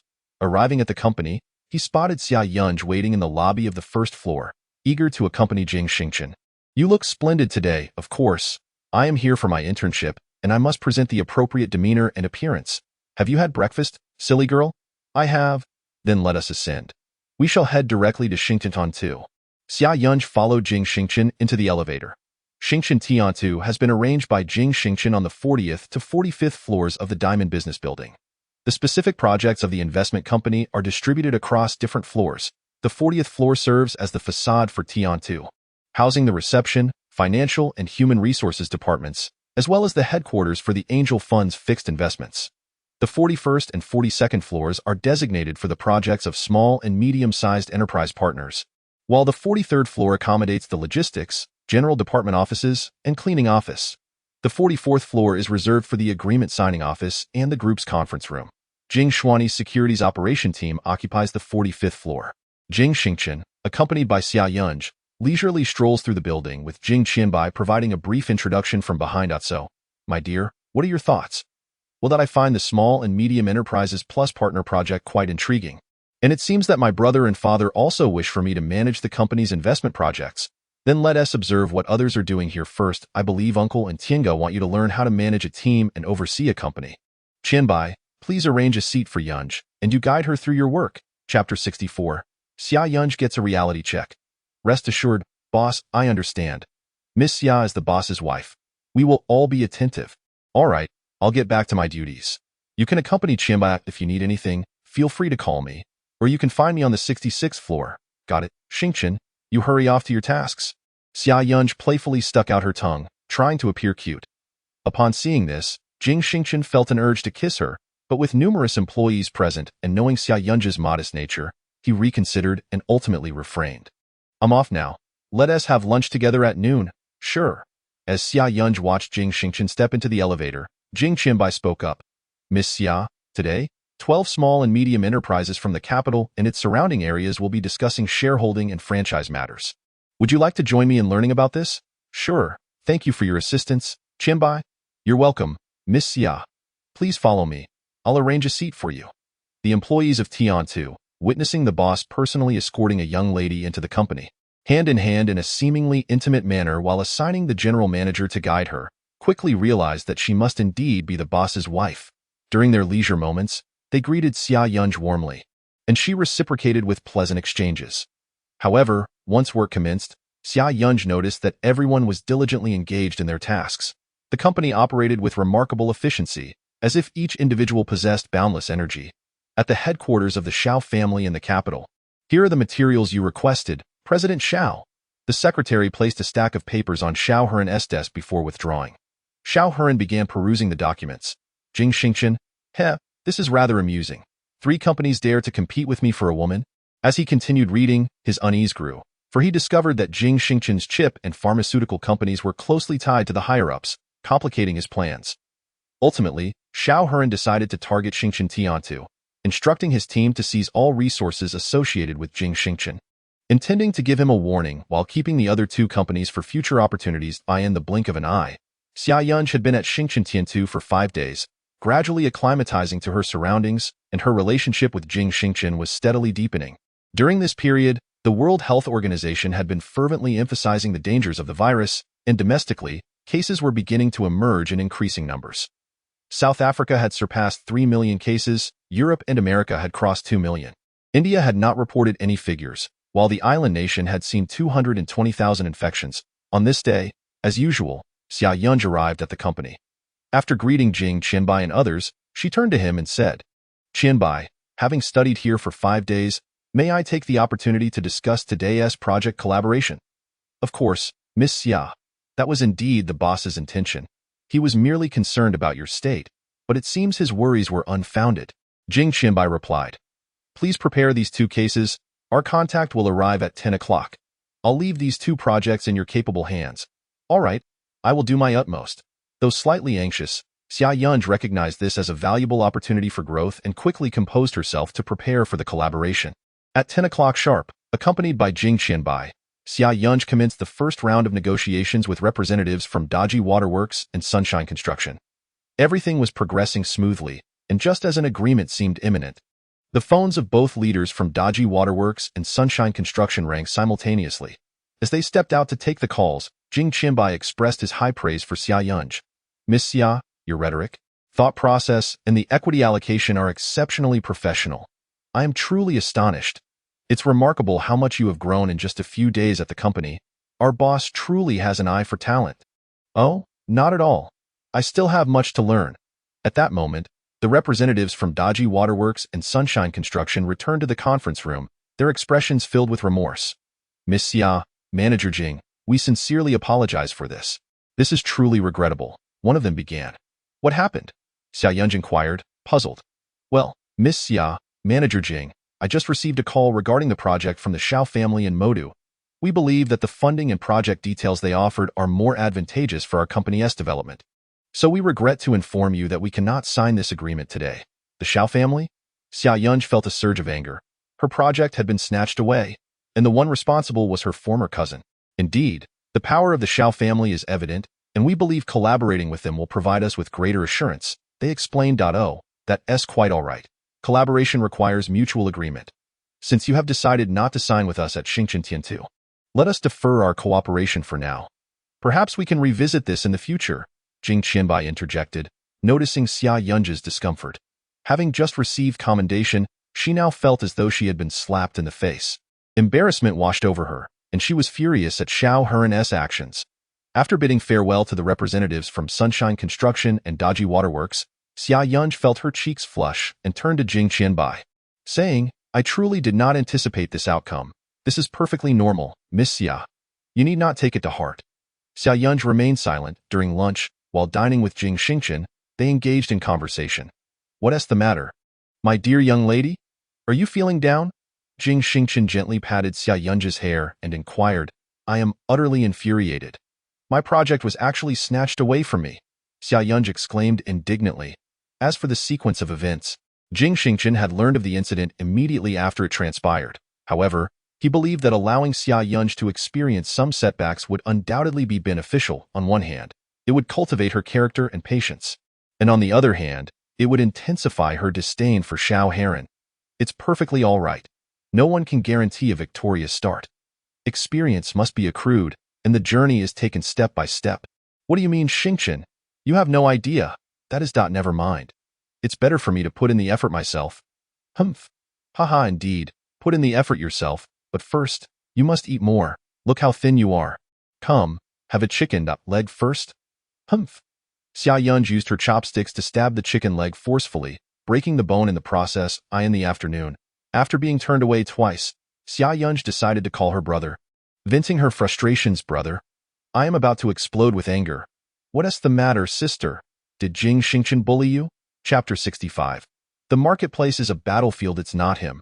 I am feeling both furious and regretful. I even feel a bit sorry for Xingchen. Sorry for Xingchen? Sister, you haven't taken a liking to another man, have you? What nonsense. Let me tell you, today I expressed my desire to discuss a project independently, and Xingchen's associate agreed. Yet, 2 projects in the morning and 2 in the afternoon were all sabotaged by Xiao Heron. Xiao Heron? He audaciously snatched Xingchen's projects. Indeed, I was on the verge of finalizing the agreements. But the project manager received a call from Zhao's business personnel in the capital right before signing the contract, and subsequently, they refused to sign with me. I now feel particularly unlucky and cursed. And I absolutely loathe Xiao Heron. This was my first day officially discussing business in my career. I am starting to doubt my own abilities, sister. Have you spoken to Xingchen about this matter? How could I possibly bring myself to do that? Haha, sister, do you think Xingchen is not clever enough to figure it out? What you mean is that Xingchen has already learned of it, but he doesn't mind these few contracts being disrupted because of me? Xia Yunj retorted.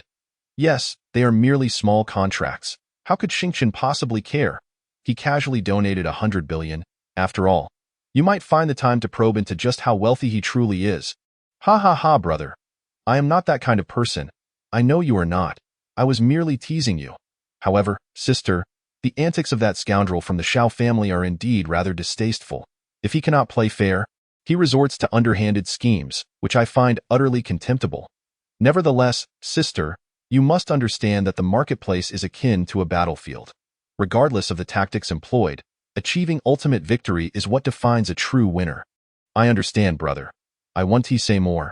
I'm hanging up. All right, in the evening, let us return home for dinner, as mother has decided to personally prepare a meal to commend you for your recent diligent efforts. Ha ha ha, very well, brother. After work tonight, Jing Xingchen invited Xia Yunj to dine on French cuisine. However, Xia Yunj declined, informing him that her mother had prepared a delightful meal at home.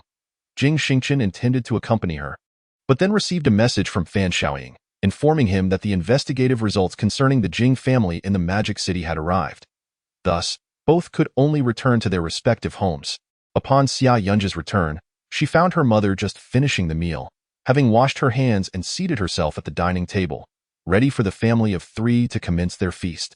Dear daughter, how has your internship at Xingchen's been these past few days? Hee, quite well. Noticing the somewhat sarcastic tone of Xia Yunj, Xin Shuero felt a hint of curiosity. If you are uncomfortable, unhappy, or struggling to adapt, you could always work with your brother, or perhaps visit He Run. He has been inquiring about your situation these past few days. Hee, my unhappiness is truly thanks to him. Mother, please limit your contact with him. He is nothing but trash, only capable of scheming behind others' backs. Daughter, what is the meaning of this? Mother, allow me to explain. Yunj was doing splendidly at Xingchen's, and today even applied to discuss a project collaboration on her own.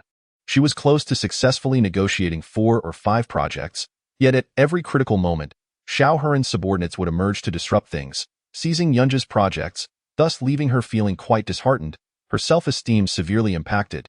Xia Tian interjected to clarify. Xiao Heron has taken your sister's projects. It seems he is openly opposing Xingchen, yet, I never anticipated that Yunj would be the target. His character truly is one that repays flaws with vengeance.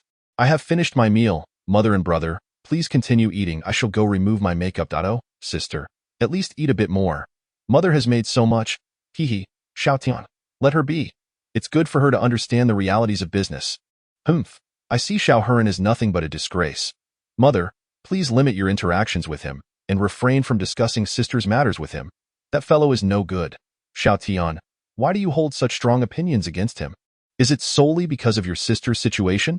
I utterly detest those who present one facade while harboring another behind the scenes, especially those who, relying on their family's wealth, act recklessly. One day, he shall face the consequences. Xia Tian's tone was grave, and Xin Shuero realized that Xiao Heran must have said or done something to provoke anger in both of her precious children. She promptly inquired, Xiao Tian, what has transpired? Nothing, that is impossible. I know your temper too well. If something weighs on your mind, you cannot conceal it from mother. Xia Tian pondered for a moment, feeling that the audio recording should indeed be shared with her mother. For the Xin family, her mother's lineage is closely intertwined with the Xiao family in the Magic City. Should the Xiao family be plotting behind the scenes, the Xin family would suffer greatly. Mother, I have something to tell you, but please do not be angry or overly agitated. Go ahead. Xia Tian took out her phone and played the conversation between Jing Xingchen and Xiao Heran. Initially, Xin Shuero paid little attention, but upon hearing the phrase, let me tell you, whether it be the Xia family or the Xin family of Xia Yunji's mother, both must show deference to my Xiao family. Do you believe that if I make a phone call today, by tomorrow, her Xin family will be begging me to marry Xia Yunji? Xin Shuero's expression faltered, and her right hand slammed forcefully onto the table. Xiao Tian, is the authenticity of the recording reliable? It is indeed reliable. Xingchen spoke with him, and within mere minutes, he sent it to me and checked the timestamps, and post-production could not be that swift.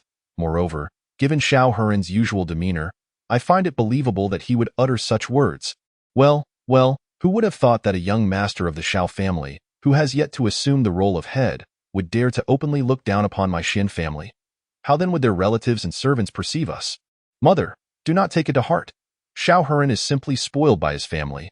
I have yet to inform Yunji of this matter. There is no need to tell Yunji. If one day Xiao Heran once again disrupts the relationship between Jing Xingchen and Yunji, leading to their estrangement, then this audio will naturally be played for Yunji to hear. Yes, mother, father mentioned he would return in a few days. The situation at the company has not been favorable lately. Due to the viral outbreak abroad, 70% of our overseas companies are already in a state of suspension, correct? Yes, the daily costs are substantial. Currently, there is still some money in each company's accounts to sustain operations. However, should the virus erupt domestically, if it lasts a short time, it may be manageable, but if prolonged, our Xia family's capital might not emerge unscathed from this battle. If our Xia family is faring this way, are not other large companies in similar straits? Mother, do not worry about the Xin family. In such circumstances, if we are to perish, let us perish together. Summer understood his mother's sentiments well and spoke to comfort her. Enough of that. Let us eat swiftly, the food is getting cold. Upon returning home, Jing Xingchen dined while perusing the information provided by Fan Xiaoying. The Jing family's business in Modu is extensive. The head, Jing Tian, has only 2 daughters and no sons. Jing Tian has 2 younger brothers, one named Jing Yanwei and the other Jing Yuanjin. When Jing Xingchen saw the photograph of Jing Yuanjin, he was momentarily stunned, then gently caressed the image with his hand. The face in the photograph bore an uncanny resemblance to his own, with an air of arrogance and disdain that mirrored his own. The only distinction being that Jing Yuanjin had a beard, while Jing Xingchen did not. Chapter 66. System Upgrade. Jing Xingchen stared at the photograph for an extended period, only returning to reality with Fan Xiaoying's reminder. Young master, please eat. The dishes will become unpalatable if left to cool. Yes, let me eat first. Jing Xingchen was unaware of when his eyes had become moist. The individual in the photograph could very well be his biological father, yet within him churned a tumult of emotions. He yearned to find his parents, yet equally harbored resentment toward them. Ingjia, what is the current situation of the Jing family? Young master, the situation of the Jing family in Modu is rather delicate. Jing Tian is the head, firmly holding the power shares of all companies under his control, along with his 2 daughters. Jing Yanwei and his own daughter merely work to earn a living, while Jing Yuanjin shows no interest in the Jing family's enterprises whatsoever. This Jing Yuanjin bears an uncanny resemblance to me. Ha ha ha ha ha. Does he have any children? He has a daughter who has just commenced her university studies. With such a vast enterprise in the Jing family, is there not a son? Indeed, young master. The future is uncertain as to whose it shall be. Never mind that. Once I conclude my recent engagements, I shall take Yungu to explore the magical city. Young master, today we received news from Luo City indicating that Tian Hai Group has declared bankruptcy. Oh, let it be. Bankruptcy is of no concern to me. Indeed. Ever since Jing Xingchen and Xia Yunji became a couple, Jing Xingchen has felt that time passes with remarkable swiftness. In the blink of an eye, July is nearly upon us, and the weather grows increasingly sweltering. In the span of 2 months, their affections have intensified to such a degree that Jing Xingchen has nearly forgotten about the system upgrade. During this time, Xiao Heran has not returned to the magical city, frequently appearing before Xia Yunj and Jing Xingchen. However, Xia Yunj has consistently regarded him as merely a cousin, maintaining a certain distance, much to Xiao Heran's chagrin. Meanwhile, the global virus continues to spread extensively, with even the capital where Jing Xingchen resides reporting several cases. Globally, the confirmed cases have surpassed 80 million, with deaths exceeding 1 million. Up to this point, Jing Xingchen has not disclosed his special medicine to the public. As the time is not yet ripe, one morning, awakened by the system's incessant beeping, Jing Xingchen suddenly recalled, "System, oh no, I apologize, I completely forgot to upgrade. Why have you been beeping incessantly?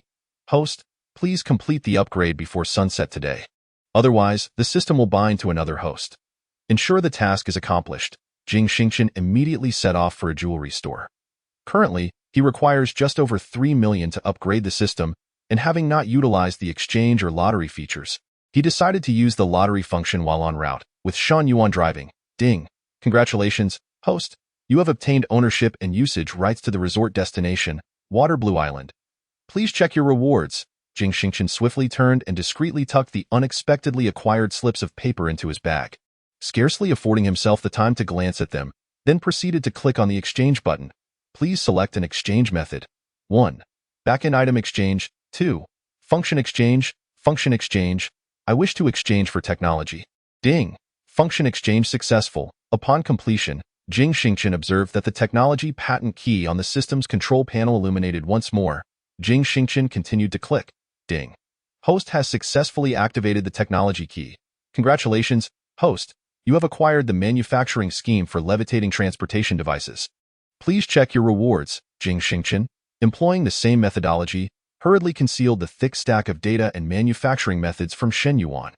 Upon arriving at the Wanjia shopping center in the capital, Jing Xingchen sought out several high-end jewelry brands, pointing at various pendants, earrings, and bracelets, embarking on a shopping spree. This one, this one, this one, and these 4 over here, and that one, that one. Have you remembered all of these? Jing Xingchen inquired of the sales assistant. I have noted them all, sir. Would you like to try them on? These are all for women? The sales assistant smiled. I want to try them on. Pack them all up for me. Quickly, pack them up? Certainly, sir. I shall do so immediately. Jing Xingchen has left the Ka family and turned to the Guli family, where she, much like selecting dishes from a menu, purchased an array of splendid, radiant, and multicolored jewels. At last, she has gathered the over 3 million experience points required for the system's final upgrade. Ding. The host has met the criteria for system upgrade. The system is commencing the upgrade. Please wait a moment. Listening to the system's voice, Jing Xingchen felt a sense of reassurance as she hurried back to the company, carrying more than 20 pieces of jewelry. Upon seeing Xia Yunj engaged in business discussions, she obediently took a seat at Xia Yunj's workstation to await her return. Ah, you're here. Why did you arrive so late today?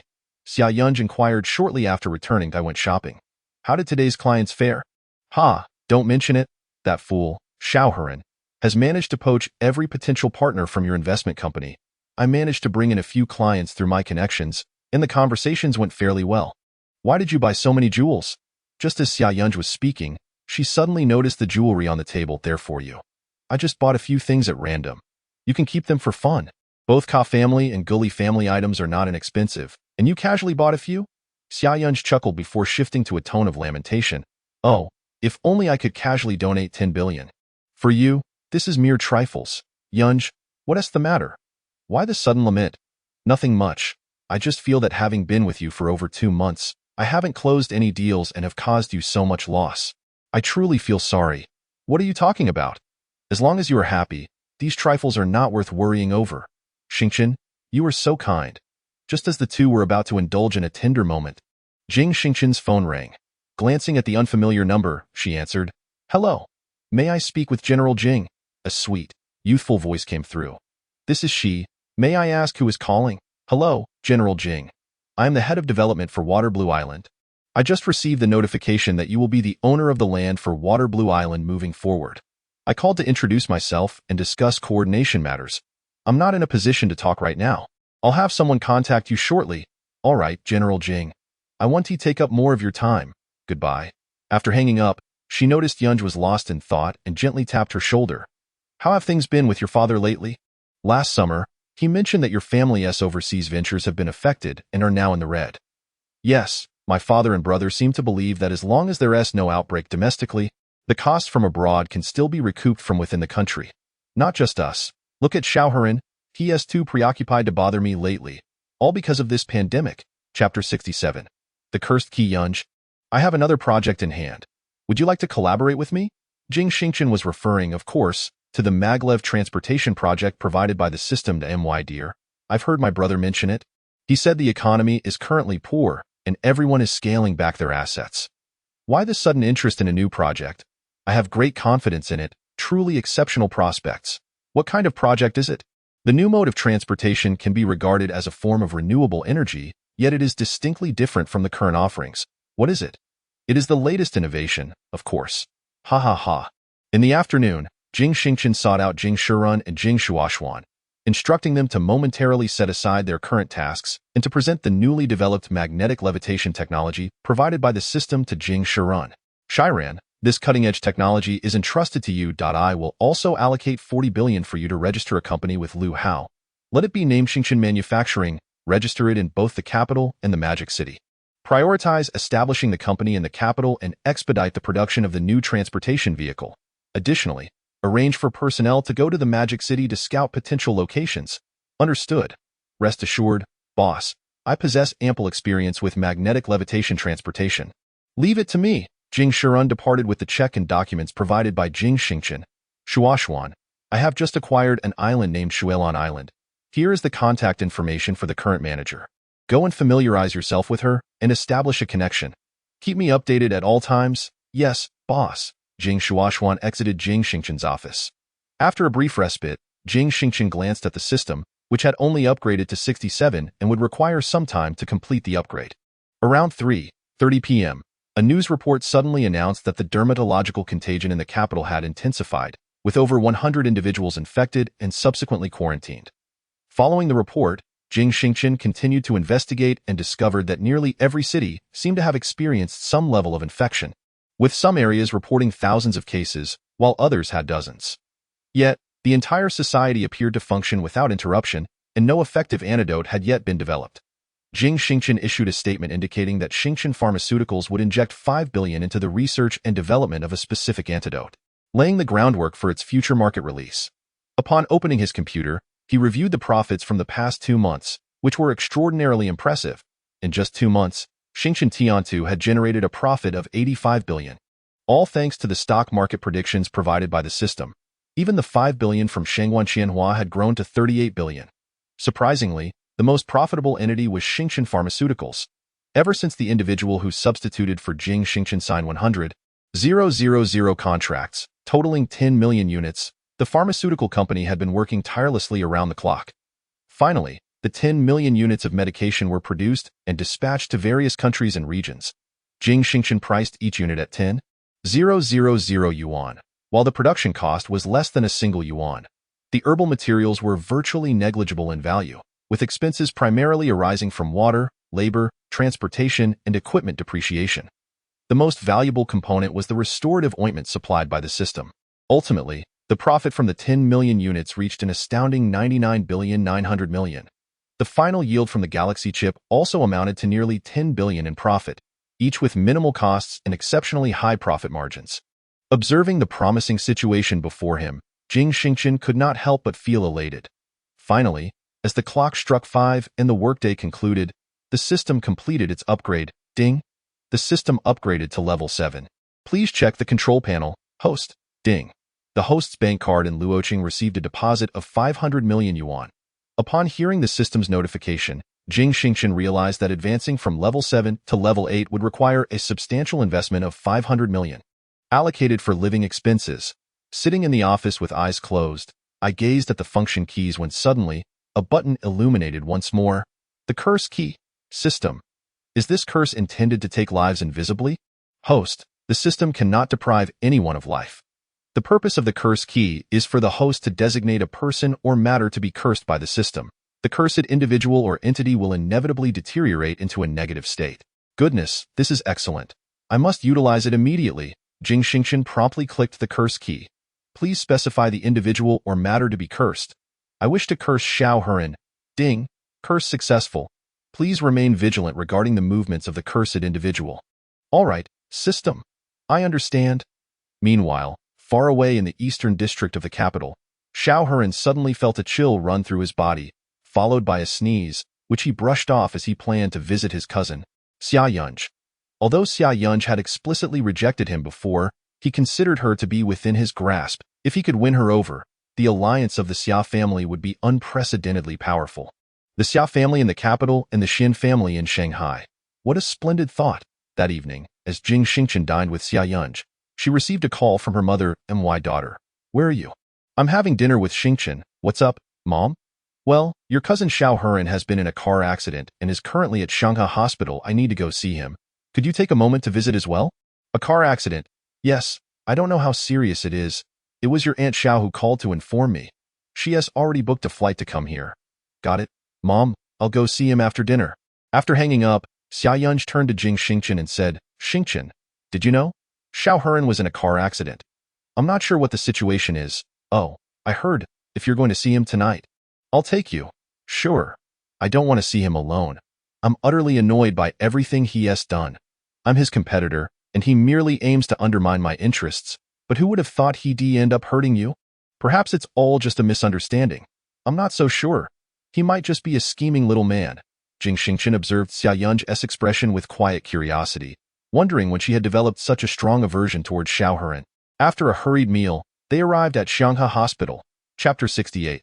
The unexpected car accident. Xiao Heran lay quietly on the hospital bed, one leg fractured and having just undergone surgery, deep in slumber. Xin Shuero feigned concern while Xia Tian looked on in disbelief. "Mom, don't worry too much. You know what I mean, your expression is a bit excessive. What are you saying, child? I've watched Heran grow up.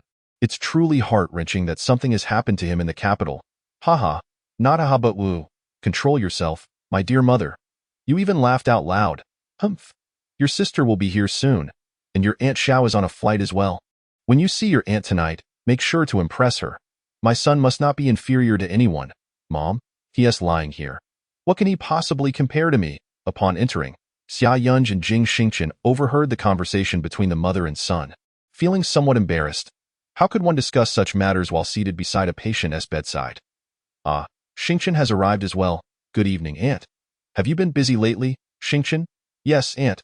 I have recently registered a new company which has just commenced operations. Hence I have been slightly preoccupied."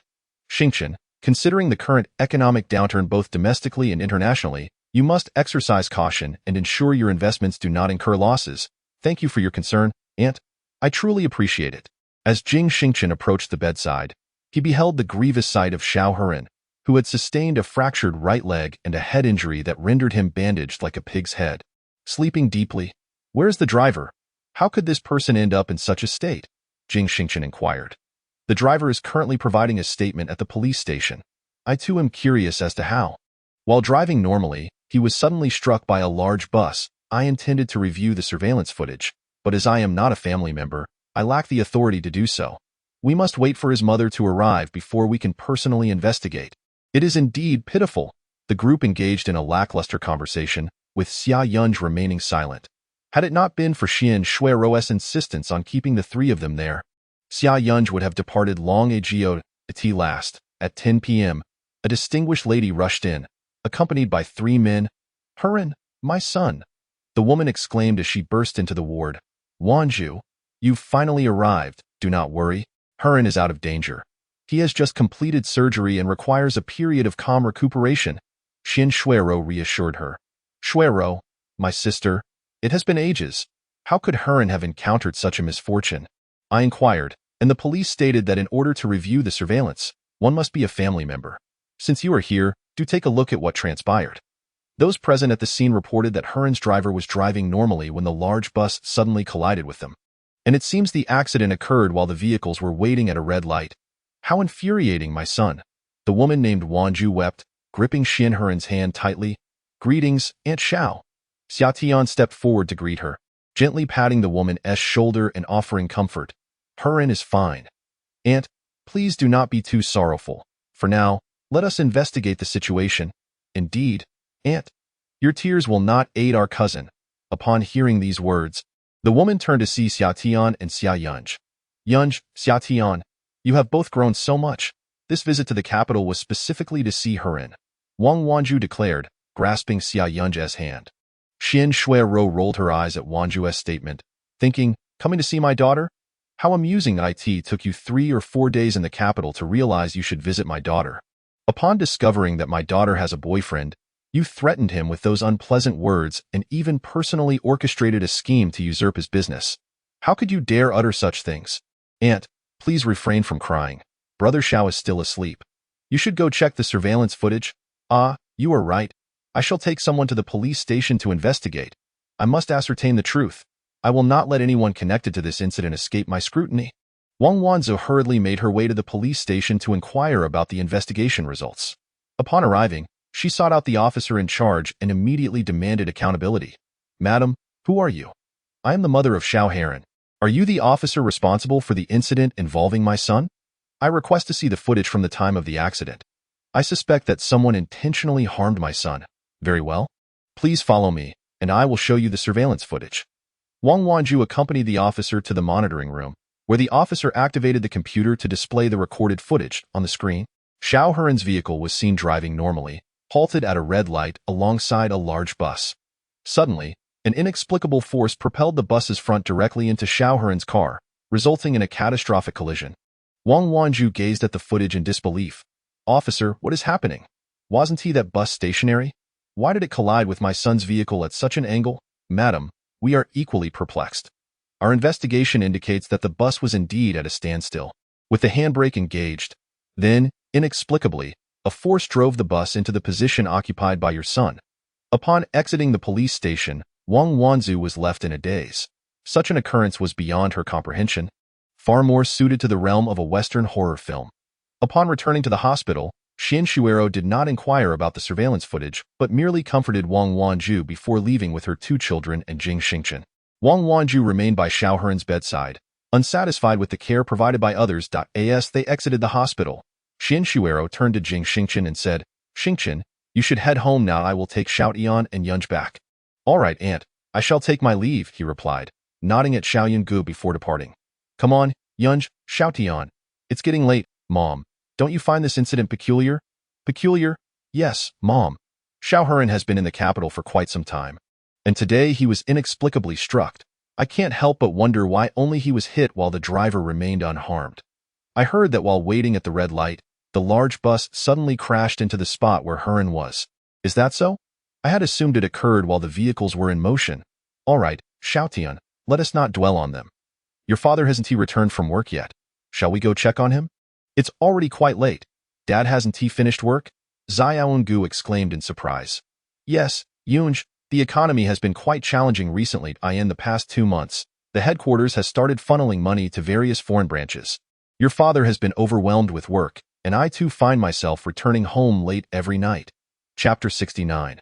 The situation is grave. Is it truly this serious? Silly daughter, if it weren't so grave. Do you think your Uncle Xiao, who dotes on his children so affectionately, would neglect to visit his son after such a significant incident? Yungo, did you not notice anything unusual at Xingchen? Xia Tian inquired.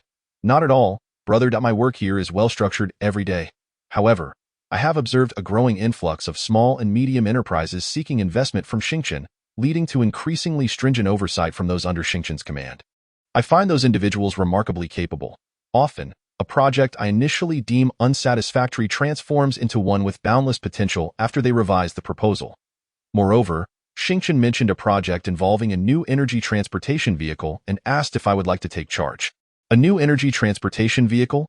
Indeed, however, feeling somewhat out of my depth, I declined. It seems Xingchen harbors many secrets. Xia Tian sighed. Indeed, I need not concern myself with such matters as long as he treats me well. By the way, Mother, my graduation ceremony is at the end of the month. Will you attend? A mother certainly must attend her daughter's graduation. That's wonderful. I'll invite Xingchen as well, Xia Yungu replied joyfully. Look at you. Now that you have a partner, you no longer need your brother. You didn't even ask if I would go, but you just said your company is busy. What do you mean? My company? It is also your company. Until when do you intend to work at Xingchen before returning home to assist? Xia Tian asked with a hint of jealousy. I have made an agreement with Xingchen to stay until the end of the year. Perhaps I will return home to help at the beginning of next year. All right. Haha, a daughter is not meant to stay, mother. You shouldn't tease me. Soon, the car arrived at the headquarters of the Xia family company. It was nearly midnight when Jing Xingchen returned home, collapsing into bed without delay, leaving other matters for tomorrow. Xian Shuiro brought a simple midnight snack for her husband and their 2 children to Xia Yichen's office. Dear, you've worked hard. Please have something to eat. Upon seeing Xian Shuiro and the children, Xia Yichen's frown lifted, and he smiled, saying, My wife truly knows how to care for others. As Xia Tian and Xia Yungu entered, they found their father anxiously tugging at his hair, but his expression shifted instantly upon their arrival, evidently not wishing to alarm his family. Father, why did you have all the executives working overtime today? Xia Yungu inquired. The company has been quite busy lately. I wanted to handle some matters in advance, especially since my precious daughter is graduating, and I need to be present at the ceremony. Xia Yichen's words deeply touched Xia Yungu. Thank you, father. How moving. Tisk tsk. Xia Tian interjected, feeling even more envious. You little rascal, are you seeking trouble? Father, please explain the company's situation to Yungu, so she does not underestimate its importance. Xia Tian said seriously, Yes, father, I've never seen you lead so many senior executives to work overtime. What is the current situation? Alas, it is indeed a distressing situation. Our Xiang family capital has come to a standstill in all our overseas enterprises, with global stock markets plummeting. Currently, the funds trapped in the stock market are immobilized, resulting in significant losses. We must urgently mobilize the foundational resources of the Xiang family accumulated over the years to salvage all crucial foreign industries, while also resorting to the low-price liquidation of less profitable sectors. The domestic situation is equally dire. Cities such as Zhou City, Hai City, Shandu, and Yangcheng are all grappling with operational halts due to the infectious virus. Our real estate, venture capital, and dining sectors have been severely affected, and the inability to commence operations signifies that we will continue to incur losses. The basic costs, coupled with the fundamental for our employees, amount to a considerable sum, and let us not forget the loans from various banks. Father, how much are we losing each day? Sister, this figure is not fixed. The industries our company can sustain in other cities still generate profits daily, which we sometimes redirect to cover the losses in struggling companies. While we managed to maintain this for the past few weeks, the losses are escalating rapidly. Today, upon reviewing the financial statements with the headquarters, I discovered that, given today's loss situation, it stands at 90 million and is continually increasing. Such a staggering amount. In just 1 month, it could total several billions. Indeed, we are not alone in this. I just spoke with Uncle Guan, and he is facing a similar predicament. However, the Guan family's foundation is remarkably robust, far beyond our comparison. Therefore, in my view, if this pandemic concludes swiftly, the impact on us will be minimal. But if it drags on for years, then both our family and several others in Modu will likely require a complete overhaul.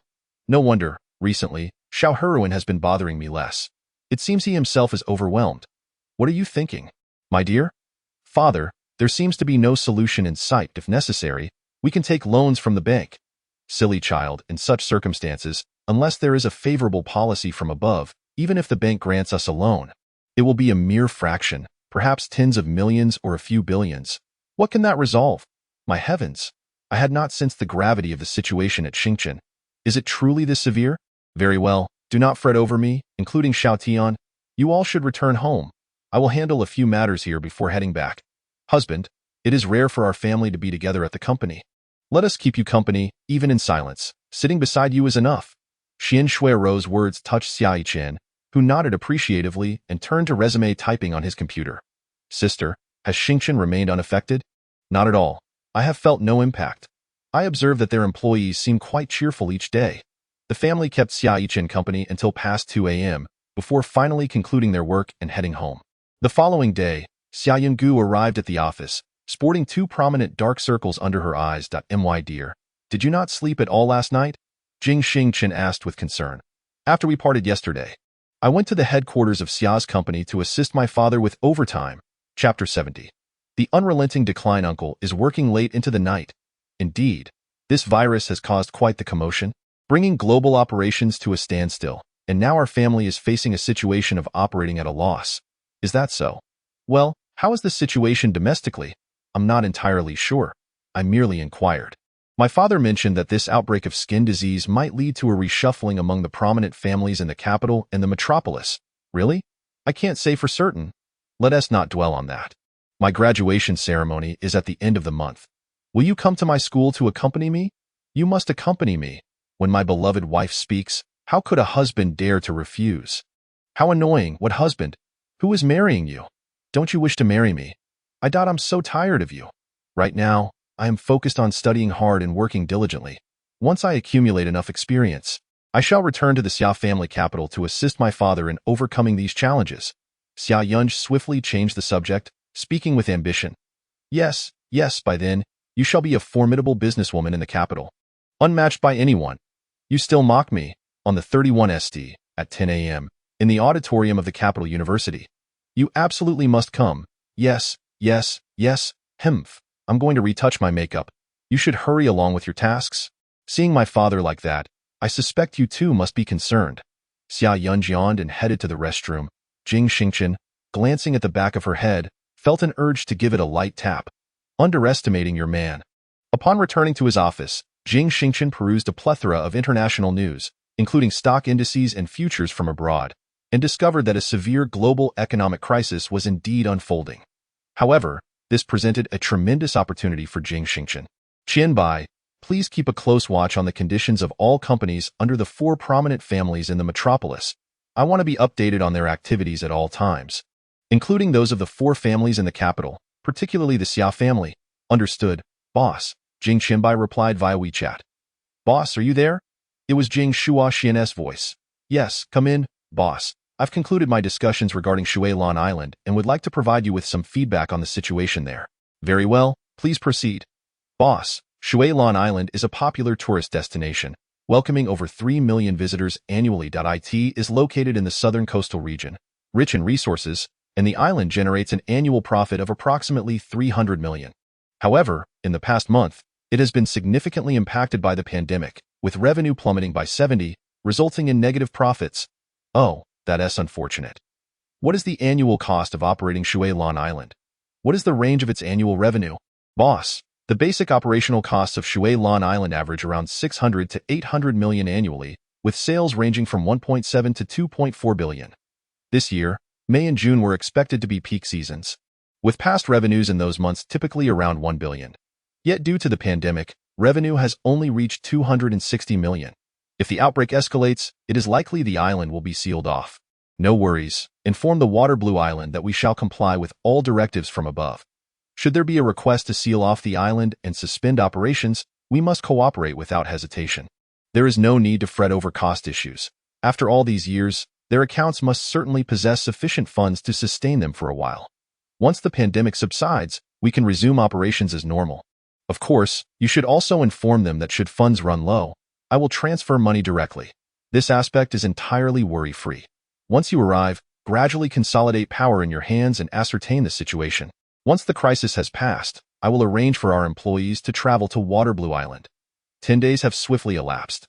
During this period, all regions have struggled to control infectious diseases, and the capital city where Jing Xingchen resides has begun to implement flow restrictions, mandating that all individuals in public spaces wear masks, gloves, long sleeves, and protective goggles. This has caused considerable inconvenience for everyone at work. Observing the national infection statistics, the numbers are nearing 10 million. The capital has already reported nearly 800,000 cases. Jing Xingchen has decided that immediately after Xia Yunj's graduation ceremony, he will promote the treatment for infectious diseases to the market. However, just one day before the graduation ceremony, Jing Xingchen received news from Xia Yunj. The graduation ceremony has been cancelled. Given the severe outbreak of this skin infection, it is indeed unwise for the university to hold gatherings and a graduation ceremony. That would be akin to inviting disaster. Xingchen, I am so disheartened. This graduation ceremony is a once-in-a-lifetime event, and it has been cancelled. I feel our generation is so unfortunate. Ha, you are not the only one who is unfortunate. Consider yourself a wealthy second generation, and you rank among the elite in the capital. How many of your classmates are facing unemployment right after graduation? True, by the way. How is your cousin doing? Oh, Xingchen. You still care about him? Ha ha ha. Let me tell you, I heard from my mother that he tried to stand up to go to the restroom yesterday, and Aunt Xiao bought him crutches.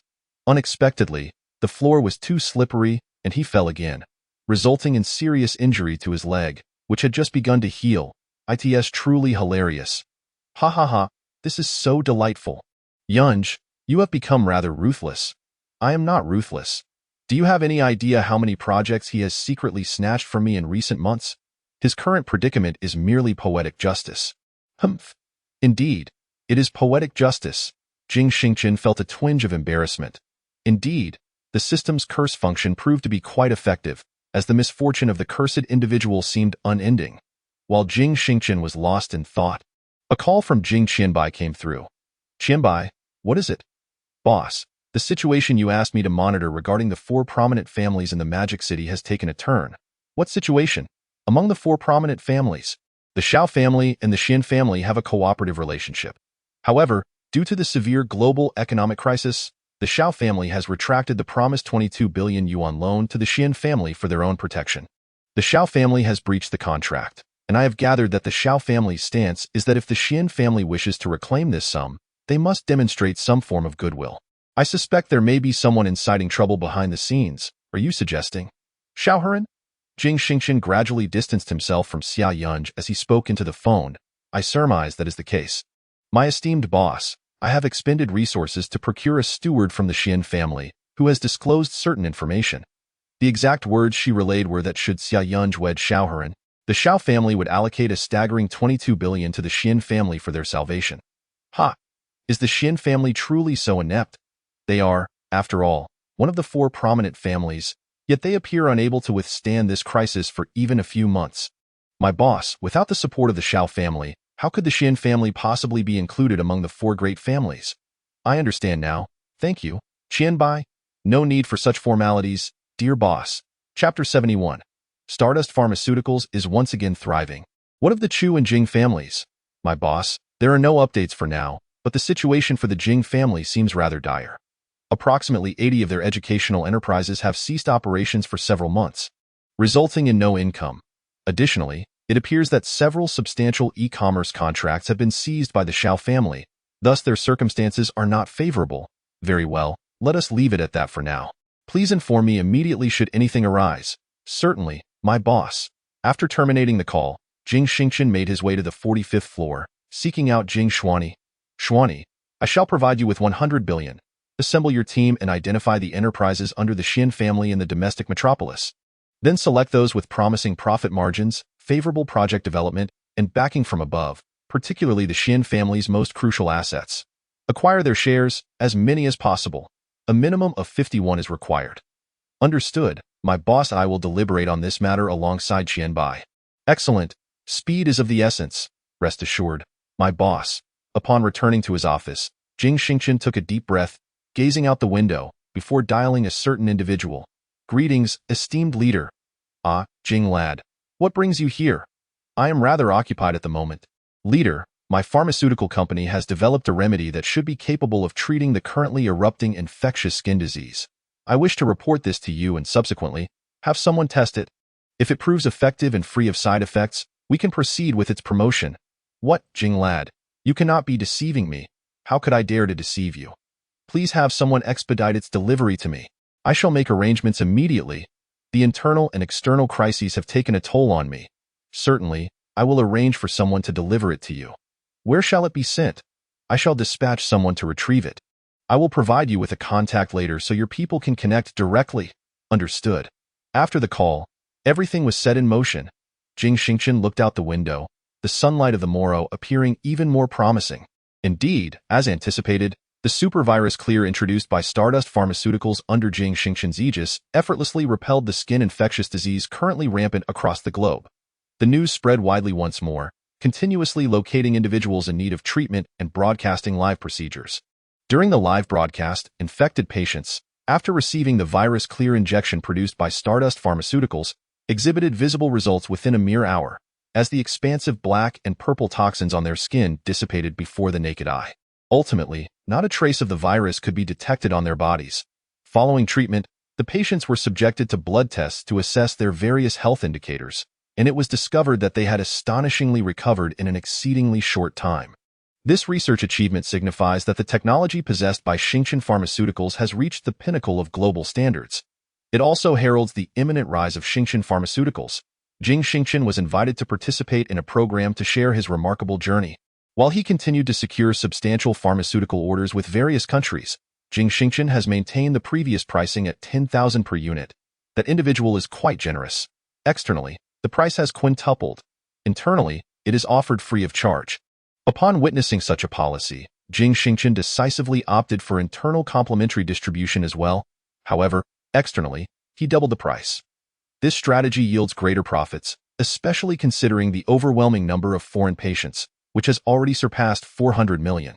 On the third day of Xingchen Pharmaceuticals' resurgence, Jing Xiran reached out to Jing Xingchen. Boss, the factory constructed by the capital Xingchen Manufacturing is now complete, and a series of precision machinery for vehicle production has been procured. Recruitment of employees is nearly finished, and we have commenced the manufacturing of the first magnetic levitation aircraft. Once successful, it will revolutionize current modes of transportation, ushering civilization into the next phase. Excellent, Xiran, you have worked hard. Not at all, boss. The company address in Modu has also been finalized and is currently under construction. I estimate that it will take until at least September for all equipment at the Modu Xingchen manufacturing facility to be fully operational. There is no rush. My spirits are high today. Suddenly, in the evening, he felt inclined to invite Yungu over for a visit. It wasn't that Jing Xingchen hadn't extended invitations before. On previous occasions, Xia Yunj had always brought up her upbringing, mentioning that her mother taught her to be modest and reserved, especially since they had only been dating for 2 to 3 months. Jing Xingchen had acquiesced to her reservations in the past, but today, feeling particularly cheerful and that everything was going smoothly, he felt it was time to celebrate. Yungu, how about inviting Xia Tian to my home for hot pot tonight? Your brother should come along too, right? Has my brother agreed? The two exchange messages on WeChat. Not yet, but once I ask, he will surely comply. And aren't you curious about my home? What is there to be curious about? It's just a house. Are you living in a cave? Ha ha ha. Or perhaps in a palace?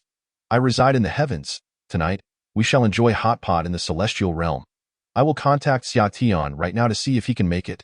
Jing Xingchen took a moment to message Xia Tian. Big brother, I'm inviting you and your sister over for hot pot tonight. Come on, let us make it convenient. After a considerable wait, Xia Tian finally replied, Brother-in-law, aren't you supposed to be exceptionally busy? Yet you still have time to invite me for hot pot? I'm not busy. Are you coming tonight? Let me check my schedule. I've been quite occupied lately. I'm praying that the antidote produced by your pharmaceutical company will swiftly bring an end to the global pandemic. Xia Tian, let me clarify. This medicine can only eradicate the virus once. Those treated still face the possibility of reinfection. I have made this very clear in interviews and news reports.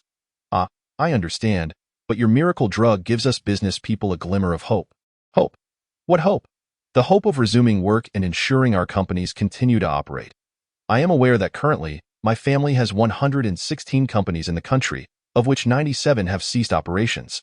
Each day, we incur a staggering loss of 140 million yuan domestically. Furthermore, many small enterprises are being liquidated with no buyers in sight. In addition to these, there are also 78 foreign companies. Altogether, we are facing a daily expenditure of nearly 260 million yuan. How long has your family been enduring this? It has been over 3 months since the first company began to falter. If this situation persists for another 2 months, the Xia family, the Morong family, as well as the Xin, Jing, and Chu families from the magical city will all face ruin. Naturally, the Xiao family will not fare any better. I estimate that only the upper echelons of the Gu family might manage to weather this storm. Is the Qianhua family truly that affluent? They have existed for several centuries. Such families cannot be compared to our decades of accumulation. Chapter 72. You are being excessively wasteful. I do not want this. I see. So are you coming today or not? Jing Xingchen inquired once more. I could go, but let me check if I can make it by 8 p.m. After much deliberation, Xia Tian finally replied. Then it is settled. 8 p.m. it is. I shall arrange for the driver to pick you up. Excellent. After Jing Xingchen closed the chat with Xia Tian, he joyfully contacted Xia Yunj. At 8 p.m. We will have hot pot at my place, and your brother will join us. After work, let us take a stroll. Very well then. After 5 o'clock, Jing Xingchen planned to take Xia Yunj out shopping. As there were still 5 billion in upgrade experience points yet to be utilized, Yunj, would you accompany me to the car dealership in the capital? Are you looking to buy a car? I just want to take a look. You know I currently drive a sports CR, to be honest. While collecting is delightful, it is somewhat inconvenient for travel.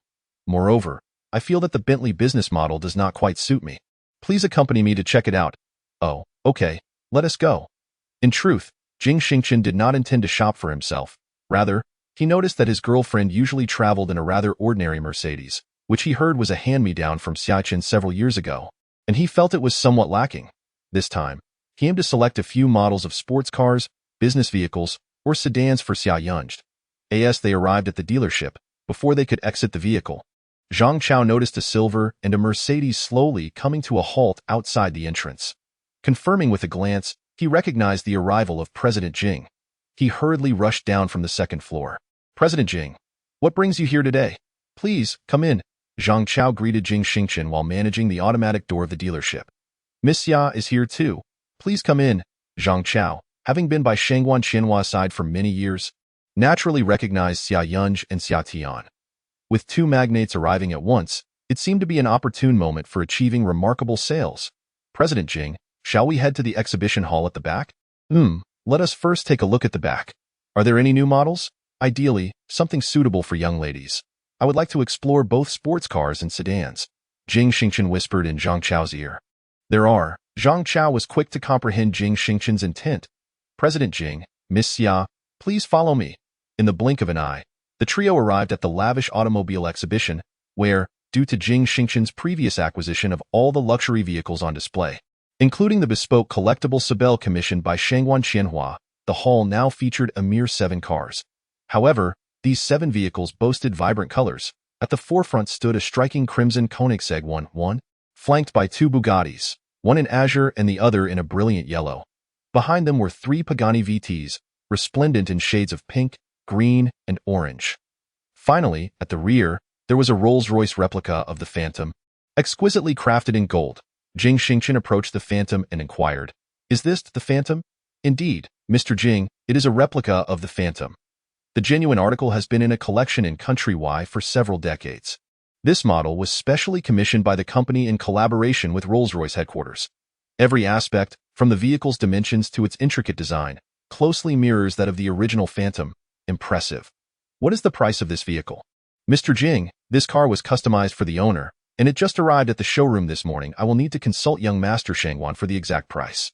"Very well, please do inquire." Zhang Chao moved a short distance away to make a phone call. "Darling, among these vividly colored cars, which hue do you find most appealing?" "Me? But I'm not in the market for a car. I know you aren't buying, but I would appreciate your opinion. I'm feeling overwhelmed." "Well, I may not be a car enthusiast, but purely based on color, I find the green one quite attractive, and the blue one is also lovely. The orange one isn't bad either. The others are rather similar. I suppose that I thought my wife would prefer colors like yellow or pink, yet she seems to favor darker shades. I absolutely detest pink. It always strikes me as somewhat tacky. However, this particular shade of pink is rather appealing, though it pales in comparison to the blue and green ones." At that moment, Zhang Chao approached the two with the phone in hand. "Mr. Jing, the boss wishes to speak with you personally." "All right, hello, Shangguan." "Ha ha ha, it's me." Jing Xingchen took the call. "Brother, why are you off buying cars again today? Didn't you just acquire 10 vehicles not long ago?" Shangguan Qianhua wondered. "I came to purchase one for Yungu, and I also wish to acquire a few business cars. It seems somewhat wasteful for my bodyguards to be driving sports cars to escort me every day," Jing Xingchen replied in a lowered voice. "What? You're having your bodyguards drive the sports cars you've bought?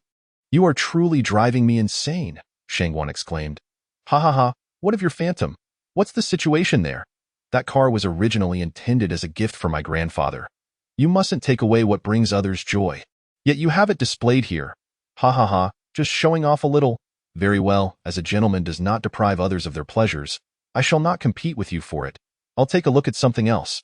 "Agreed. By the way, Xingchen, the stock markets both domestically and internationally have been performing poorly of late. How is your Xingchen Tian investment faring?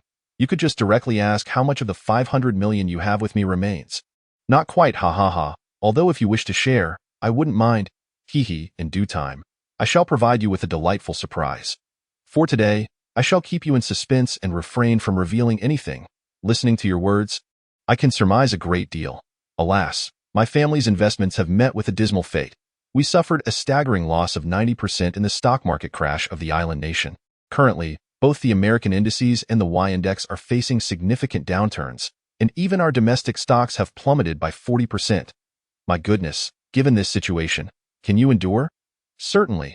My family boasts a history spanning centuries, with generations serving as officials and merchants.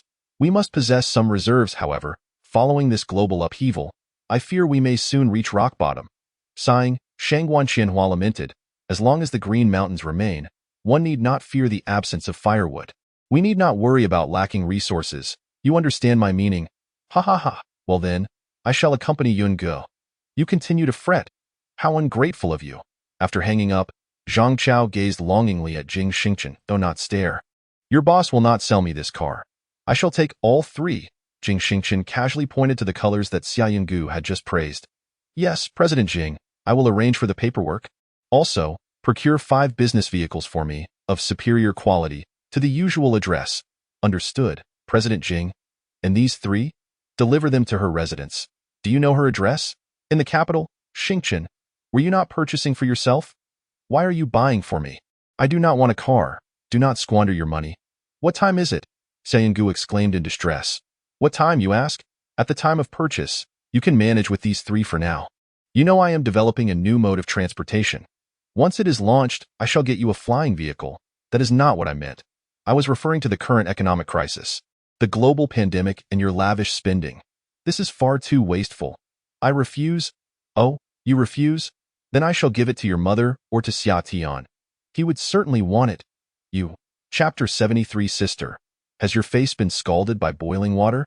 Hee hee, silly girl. I merely wish to treat you better.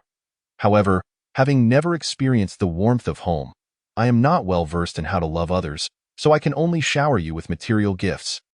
Before Jing Xingchen could finish, Xia Yungu covered her mouth with her hand and then gently kissed her. Jing Xingchen froze in place, feeling an overwhelming heat engulf her, gazing longingly at Xia Yungu. Xia Yungu was equally startled by her sudden action and fled, leaving behind a remark, I will wait for you in the car. Hee hee, silly girl. President Jing, here is the contract, along with the license plate numbers and these documents. Please have a look. Zhang Chao offered the contract. All right, a total of 190 million? Yes, the boss said the usual terms apply. A 20% discount. Good. The business vehicle will be registered in my name. And for these 3 cars, I will cover the payment. Have your personnel handle the registration at the Xia residence. Understood. Once the paperwork was completed and the payment made, it was nearly 7 o'clock. Exiting the showroom, Shen Yuanzai drove Jing Xingchen in a Silby, with Xia Yunji's vehicle trailing behind. The two meandered around for over half an hour before finally returning to the Jing residence. Xia Yungu stood in front of the Jing residence, momentarily stunned. Xingchen, does your family reside here? Indeed. Wait, your family lives here? Indeed. What troubles you? A mere kiss, and you find yourself in a daze. No, this residence, I have heard from my father, is the most opulent mansion in the imperial capital. It is said that there are dozens of Sihiyuan within. Moreover, it occupies the finest location in the city. The entire property is worth billions. Does your family reside here? This is utterly absurd. Gently touched his forehead, thinking to himself, I could casually donate 100 billion. What are a few billion worth of houses? My bank account still holds over 900 billion. And that's not even counting the company's profits. In that instant, felt as though she was unworthy of. Come, darling, grasping his hand, he strode confidently through the grand entrance as the guard opened the gate, allowing their vehicle to glide smoothly inside. Upon entering, several maids and servants on either side observed the return of and, bowing slightly in unison. Welcome home, young master and young mistress. Young mistress was somewhat taken aback by such a display. Young mistress, let us go inside and sit, teased, observing her flustered demeanor. Oh, do be quiet. They traversed through a bamboo grove to a small plaza in the center, wherein several chefs had already prepared the hot pot ingredients, lighting several lamps to create a splendid ambience. How vast is your home? I shall give you a tour shortly. You are welcome to stay here tonight, whispered softly in's ear. The warmth of his breath sent shivers down her spine, causing her heart to race uncontrollably. leaving her feeling breathless. "Young master has arrived," announced a servant. "Goodness, your home is truly magnificent. Is this not the residence of a prince? Sister, why is your face so flushed? Have you been scalded?" "Ha ha ha," nearly burst into laughter at words, brother. "I am simply warm. Yes, quite warm," exclaimed in a panic Dotto. "But truth be told, you are remarkable. This house is not something just anyone can purchase. Wealth alone cannot buy it. The location, the space. When I first alighted from the car, I almost thought your driver had taken me to the wrong place. It was only upon seeing the characters of that I truly realized it was your home. Please, sit down, brother. Let us eat." "Is famished?" said. "I am hungry too. Let us begin. After we feast, you can show me around." The three of them commenced their meal, while the servant stood attentively behind them, making her brother feel as though they had stepped into another era, even felt a tad out of place. His usual dining experience was nothing like this, and he was unsure whose idea this was. After the meal, guided his siblings through his home, with accompanying them to provide explanations. "Your house is truly extraordinary. The traditional Sihuan architecture, the modern decor, the swimming pool, the beach, the cinema in the back, KTV, a bar. My heavens! In fact, I only just noticed there was a cinema here as well." Was equally astonished, he chuckled. "Young master, you are often so engrossed in your work that upon returning home, aside from dining and resting in your own courtyard, you rarely stroll through the others. This is indeed a dereliction of duty on my part," lamented Fan Shaoying. "Sister Ing, why not organize some movie nights, singing sessions, or leisurely activities for everyone when I'm not home? You all should enjoy yourselves as you wish, as long as it remains within the bounds of the law." Xia Yunj and Xia Tian exchanged glances upon hearing Jing Xingchen's words. "Xingchen is truly kind-hearted," Xia Tian remarked. "The young master treats each of us as family. We are all deeply grateful to him." Fan Shaoying naturally expressed, causing warmth to swell within Xia Yunj. She believed that while a boy could have lesser conditions, he must possess a kind and upright heart, devoted solely to her. Just as Xia Yunj was lost in her own sentimental musings, her phone rang. "Hello, Mom, dear daughter. Someone has come to deliver cars to our home, 3 vehicles that appear exceedingly luxurious. While I only recognize watches and jewelry, I cannot identify the car brands, but they insist they are for you. You need to sign for them. They must be the ones Xingchen bought for me." "Xingchen? Why did he suddenly buy you cars?" "Oh, it was indeed him. I tried to refuse, but then he just went ahead and bought them." Upon hearing Xia Yunj's words, Xia Tian turned to Jing Xingchen and asked, "Brother-in-law, what cars did you buy for my sister?" "Guess. I won't guess. Just tell me." "1 Bugatti and 2 Pagani." "My goodness, what a lavish expenditure." As they chatted, the 5 business vehicles Jing Xingchen had arranged arrived outside, and Fantingia was receiving them. "Mom, let me remind you not to spend others' money frivolously, Mom. I truly didn't know he was buying them for me." Just as Xia Yunj attempted to clarify, Jing Xingchen seized her phone. "Auntie, this is Xingchen. Xingchen, you really shouldn't have spent so much. It's no trouble at all, Auntie. Yunj is someone I cherish. It brings me joy to buy her gifts. Please, do sign for them. Yunj and Tiangu are dining at my place." "All right then, enjoy your meal. Make sure they return home early, and don't let me intrude." "Rest assured, Auntie. Goodbye." After hanging up, he felt a twinge of regret. He had hoped to keep Xia Yunj with him that evening, but there would be other opportunities. They worked in the same company during the day, often crossing paths.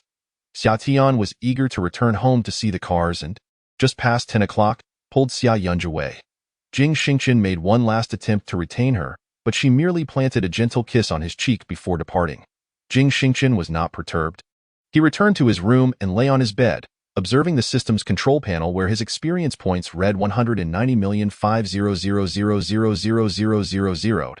He contemplated purchasing more gifts for Xia Yunj to expedite the system's upgrade. Just as he was about to drift off to sleep, his phone buzzed with notifications from a WeChat group. His 3 close college friends had messaged him. Chapter 74. Mischievous girl. Dad has nothing. Damn it, Xingchen. I just saw your interview on TV. Incredible. Li Jekai exclaimed. I saw it too. Xingchen Pharmaceuticals and Xingchen Tian Investment in Galaxy Chips. Stars. Cling to the support. By Shi Xiao has also made an appearance. Ha ha ha. Are you all still awake? I can't sleep. My good buddy is on television, and I am absolutely thrilled. So am I. By the way, Xingchen, our class monitor contacted me this morning, saying there's a reunion for our college classmates next Sunday at 6 p.m. Will you have time to return from the capital? Li Jekai inquired at a gathering now. Is there not that skin contagion in Luo City? Jing Xingchen asked, puzzled. Luo City has strict controls, and there are only a few cases. So, it hasn't been greatly affected. Oh, then that's a relief. Can you come back, Xingchen? I think it might be possible, but I can't confirm right now. Are you all going? Of course, we are classmates. It's the first reunion since graduation. Bai Shixiao replied. What about Qianhao? Is he asleep? Jing Xingchen tagged Zhao Qianhao. Hey Xingchen, it seems something has happened at Qianhao's home. What's wrong? I'm not quite sure. All I know is that due to that contagion, Qianhao's family business has been impacted. Oh. Upon mentioning this, everyone suddenly fell silent. Zhao Qianhao hadn't appeared for quite some time. Jing Xingchen, feeling concerned, decided to call. After a long while, Zhao Qianhao finally answered, Xingchen, Qianhao, we were just chatting in the group. And since I noticed you hadn't shown up, I called you that I heard from Kai that there are some issues with your family business. What exactly is happening? Xingchen, my family has gone bankrupt. The pressure is overwhelming. I feel like crying. Zhao Qianhao's voice began to choke with emotion. Don't cry just yet. Tell me about it. Perhaps I can help you. Even if I can't assist, it's good for you to vent. Don't bottle it up inside. Xingchen, for the past 2 months, that contagious skin disease has been causing chaos. My family was engaged in foreign trade, and now our supply channels have been severed. Those who collaborated with us, seeing we have no goods, have all sought others. Moreover, several individuals have united to sue my family because we received payment without being able to deliver goods, which is deemed a breach of contract. So we can only compensate. Because of this, my father was hospitalized from stress, and my mother is at the hospital taking care of him while I manage these matters at home. I've just graduated a year ago and am facing all this. It's too difficult. Zhao Qianhao began to weep uncontrollably. Qianhao, how much does your family need to pay? Altogether, it amounts to 19 million. When my father signed the contract, it explicitly stated that in the event of a breach, the penalty would be tenfold. No one anticipated this contagion would occur. I've been in Luo City looking to buy a house these past few days, and there are still a few million in savings at home, but even combined, it's not enough. What should I do? Don't panic. I will give you the 19 million. But there is one condition. Xingchen, where will you find such money? Don't worry about that. I will not allow you to share my misfortune. Haha, good brother, loyal to the end. You need not worry about the debt, but my condition is that you come to the capital to help me with company matters. Then you can repay me the 19 million. Xingchen, do you really have that much money? Big brother. Don't you follow the news? What news? Never mind. It's settled then. Please provide me with your bank card number. I will transfer the funds to you immediately. Do not sell the house. Your father has been discharged from the hospital and needs a place to stay. We cannot allow your uncle to face the burden of renting after his release. Xingchen, a thank you. What are you thanking me for? We have been brothers for 4 to 5 years, and you didn't even inform me about such a significant matter in your family. When I first entered university, your parents generously bought me clothes and treated me to meals. Now that your family is in trouble, how can I not care? And you? Why do you keep everything to yourself during such times? Isn't it exhausting to bear this alone? Now, hurry and send me your card number. I will transfer the money to you right away so that you can resolve your family matters. After hanging up the phone, upon receiving the card number from Zhao Qianhao, Jing Xingchen promptly transferred 20 million, adding a note. Use any extra funds to buy some health supplements for our parents. Consider it my way of showing filial piety. There is no denying that the bond between brothers cannot be measured by money. During the most challenging times in Jing Xingchen's life, it was these 3 roommates who cared for him. A single penny back then was worth far more than 10,000 now. It represented a profound sense of gratitude, responsibility, and camaraderie. After receiving the money, Zhao Qianhao immediately rushed to the hospital, as such matters must be conveyed in person to his parents. In the yard, Xia Tian and Xia Yunj stood admiring 3 luxury cars. Wow, sister, these 3 cars must be worth over 100 million. Xingchen truly spins without a second thought. Daughter, this is quite embarrassing. Then I shall repay him tomorrow. Mom, sister, Xingchen cannot accept it. It must be returned to you. I believe he genuinely cherishes my sister. You have no idea. Today at Xingchen's home for dinner, his residence turned out to be that large white-walled courtyard just outside Dingen Gate. I hadn't noticed the plaque reading Jing Mansion before. It truly left me in awe. Xia Tian exclaimed, I can see that Xingchen is sincere in his feelings for your sister. However, Mom feels that Xingchen and your sister are still quite young. She has just turned 22, and he is only 2-3s for you. Nearing 27, Why have you yet to find a girlfriend? Are you still waiting for that first love who went abroad? Oh, mother, we were discussing my sister and Xingchen, and how did it turn to me? Besides, I am not waiting for her. It's not that I haven't searched, but I simply lack the time. Do you have any idea how busy I am? I must work hard to alleviate some of Dad's burden. Humph. I do not need you to share my burdens. You should listen to your mother and find a partner to marry, Xiaoyichen remarked, approaching the luxury cars with a teacup in hand, a Bugatti. What a splendid vehicle, however, this color does not quite suit my daughter. Father, I chose this color, Xia Yunj replied, feeling somewhat embarrassed. You chose the color? Indeed, Xingchen mentioned he was overwhelmed with options and asked me which colors I thought were best. I suggested these three, and to my surprise, he purchased one on a whim. Ha ha ha ha, truly worthy of my son-in-law. He has bought the car, so you may drive it, Xiaoyichen declared. Which one should I drive? Distribute them as you wish. They were bought for you by Xingchen. Then I shall take one. Mom can have another. And the remaining one shall go to my brother. After Xia Yunj spoke, Xia Tian immediately exclaimed, I want the Bugatti. The insolent girl exclaimed, Father, you possess nothing. To which the father retorted, Why am I not suitable for such a vehicle at my age? Father, you are indeed too old for this, insisted the daughter. It is I, along with my younger sister and mother, who are most fitting for it. That is settled. Oh dear, it is already past 11. Come, let us retire for the night. We have work awaiting us tomorrow. With that, Summer tugged at Xian Shui and Xia Yingu, leading them away, leaving Xia Yichan to curse alone, in a villa within the picturesque Shanshui Liren resort in the magical city. A man was watching television when he was suddenly struck with astonishment at the visage of a boy on the screen. Jing Xingchen, the CEO of Stardust Pharmaceuticals, Jing Xingchen. The man murmured the name, and 2 streams of tears cascaded down his cheeks. Xiao Shui, please awaken and take a look. Come down quickly, he called out loudly. What is it, Yuan Zhan? You startled me. I feel unwell, Mu Xiao Shui replied, descending the stairs hesitantly, seemingly gasping for breath with each step. I apologize, my dear, but I am overwhelmed with excitement. Observe the boy on the television. Look at his resemblance. Following Jing Yuanzhan's gaze, Mu Xiao Shui gasped and covered her mouth. Yuanzhan, this child bears an uncanny resemblance to you. He carries the surname Jing. Could it be that he is? Before she could finish her thought, the woman fainted. Xiao Shui, please wake up. Chapter 75. Acquisition of the Xian family in the emergency room of the hospital. Mu Xiao Shui had regained her color and was receiving in 4 drip. Jing Yuanzhan gazed at his wife, silently making a decision. The diamond business tower in the capital. Jing Xingchen was occupied with a series of affairs when a call from Jing Shiran came through. Boss, I have a request to make. What is it? Shiran, boss, Xingchen Manufacturing is now in need of an office space. May I arrange for personnel to be stationed in your business tower? Of course. This matter had slipped my mind. The 20th to 39th floors of the Diamond Business Tower are currently vacant. Shiran, would those 20 floors suffice? Boss, we do not require such a vast space. The 30th to 39th floors will be more than adequate.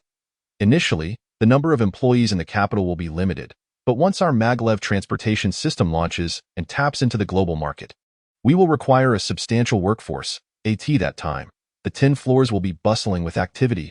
Very well, Shiran. Please coordinate with Qianbai and arrange for the personnel to move in. Understood, boss. After hanging up, Jing Xingchen assessed the status of his diamond business tower. The 0th to 3rd floors were designated for the reception area, while the 4th to 20th floors were temporarily allocated to the workers of Galaxy Chip. Although they did not require so much space, several floors remained unoccupied. Now, with the 30th to 39th floors assigned to Xingchen Manufacturing, the 40th to 45th floors were in use by Xingchen Tian II. The 46th floor was occupied by the Fong Yuan law firm, and the offices of Galaxy Chip were situated on the 47th to 50th floors. This meant that the 51st to 65th floors were entirely vacant, as were the 21st to 29th floors. Let the emptiness remain for now. This building is destined to become the headquarters of the Xingchen Group in the future. One can never be certain whether the system will bestow upon us other technological enterprises. At that juncture, it is quite possible that the remaining several floors may prove utterly insufficient. In the blink of an eye, afternoon arrived, and Xia Yunj suddenly sought out Jing Xingchen, proclaiming that there was an urgent matter at home that necessitated her immediate return. Xingchen, My mother just called to inform me of a very serious issue that requires my attention. My brother has also been summoned home. Oh, do you require my company? Jing Xingchen surmised the nature of the situation upon hearing Xia Yunji's words. The Xian family in Modu, no need. I'll return home to assess the situation. If it turns out to be truly grave and you require assistance, I shall reach out to you. All right, very well, I shall arrange for someone to escort you home. Jing Xingchen gently stroked Xia Yunji's hair, expressing his concern. Okay. Xia Yunji hurried home, finding Xin Shuero anxiously pacing in the living room, while her brother, Xia Tian, appeared to have just lost his temper, his countenance notably grim. Mother, what is the matter? Xia Yunji inquired. My daughter, come sit, Xin Shuero replied. Xia Yunji took a seat beside her mother. Darling, I just received a call from our family in Modu. The Xin family's finances have encountered a significant deficit. My elder brother's message implied that the Shao family, who had originally pledged a loan of 22 billion to the Xin family, has now reneged on their promise. Isn't that a breach of contract? Without a signed physical agreement, how can it be deemed a breach? No contract signed, Xia Yunji questioned, bewildered. Indeed, my dear sister. Mother mentioned that the Xin and Shao families have long been intertwined through a marriage alliance, leading to an excessive familiarity in their dealings. Thus, many commitments were merely verbal agreements made by the heads of both families. Mother, 22 billion. Are they truly jesting with mere verbal formalities? Xia Yunji retorted, incredulous. Yunji, your aunt and uncle suggest that if the Xin family wishes to secure this sum, you must marry into the Shao family. Only then will they consent to transferring the funds. How utterly shameless. Xia Tian erupted in fury. Yunji, the reason I summoned you home today is not to persuade you to accept this marriage. You and Xingchen have just embarked on your romantic journey, and I hold great affection for him. I merely wish to inform you that should anyone from the Xin family attempt to contact or harass you, you must disregard them. Ignore them entirely, block them. I have long since married out of the Xin family and have no interest in their affairs, not even holding a significant share of their assets. Remember, your happiness with Xia Tian is what I cherish most. I understand, mother. Xia Yunji felt a surge of anger upon hearing Xin Shuero's words. The Shao family was becoming increasingly outrageous. Meanwhile, Xia Tian succinctly conveyed the situation regarding the Xin family to Jing Xingchen. Thank you, brother. It appears that the Shao family's ambitions extend far beyond Yunji. Indeed, the Xia family is not beholden to the likes of Shao Heran for guidance. All right, Tian Gu, there is no need to be incensed with them. Given the current economic climate, safeguarding the Xia family's legacy is paramount. I am aware. You may proceed with your tasks, Xingchen. After responding to Xia Tian, Jing Xingchen picked up his phone and made his way to the 45th floor, to the Securities Investment Office of Xingchen Tian, seeking to ascertain how many shares of the Xin family he had acquired. The boss has arrived. Xian greeted him warmly. Xian and I, a few days ago you were instructed to acquire a substantial amount of shares from the Xin family in the bustling metropolis. How is the acquisition progressing? Boss, you previously directed me to collaborate with Qian by regarding the acquisition of the Xin family's vital assets. After thorough investigation, Qian Bai and I discovered that the Xin family's enterprises are rather limited, primarily consisting of Xinhua Construction Investment Company Limited, Xuanhe Agriculture, and Xuanhe Animal Husbandry. Among these, Xinhua Construction Investment holds the largest asset proportion. We have successfully acquired 34 of the shares, albeit spread across multiple holders. Xuanhe Agriculture and Xuanhe Animal Husbandry have both seen a 25 acquisition of shares. However, our research indicates that the profit margins for these three companies are dismally low, raising concerns about the potential loss of your investment. Boss. No matter, Xian and I, consolidate all shares into my name, and then proceed with aggressive acquisitions. I require that our holdings in these three companies exceed 51. Ideally, this should be accomplished within the next couple of days. Is the funding sufficient? Boss, if we surpass 51 in all three companies, your capital maybe I will transfer an additional 200 billion to you. The Xian family will mark my strategic entry into the metropolis. Understood, boss. Jing Xingchen promptly transferred 200 billion into the company account. Upon receiving the directive, Jing Xian and I commenced the consolidation and vigorous acquisition efforts. By 3 p.m., Jing Xian and I reported back to Jing Xingchen. Boss, I apologize, but time constraints have hindered our progress today, and we have not met your expectations for the acquisition of the Xian family's three principal companies. No matter, how much have we acquired thus far? Chapter 76, A Farce. Xinhua Construction Investment has reached 47, Xuanhe Agriculture 49, and Xuanhe Animal Husbandry 44. We shall continue tomorrow. Since the acquisition remains incomplete, these shares are still dispersed across various company accounts. Once we fulfill the task tomorrow, we will apply for a one-time transfer into your name. Very well. I shall await your good news tomorrow. Jing Xingchen firmly resolved that the four prominent families of the metropolis have amassed their fortunes through online finance, investments, and digital enterprises.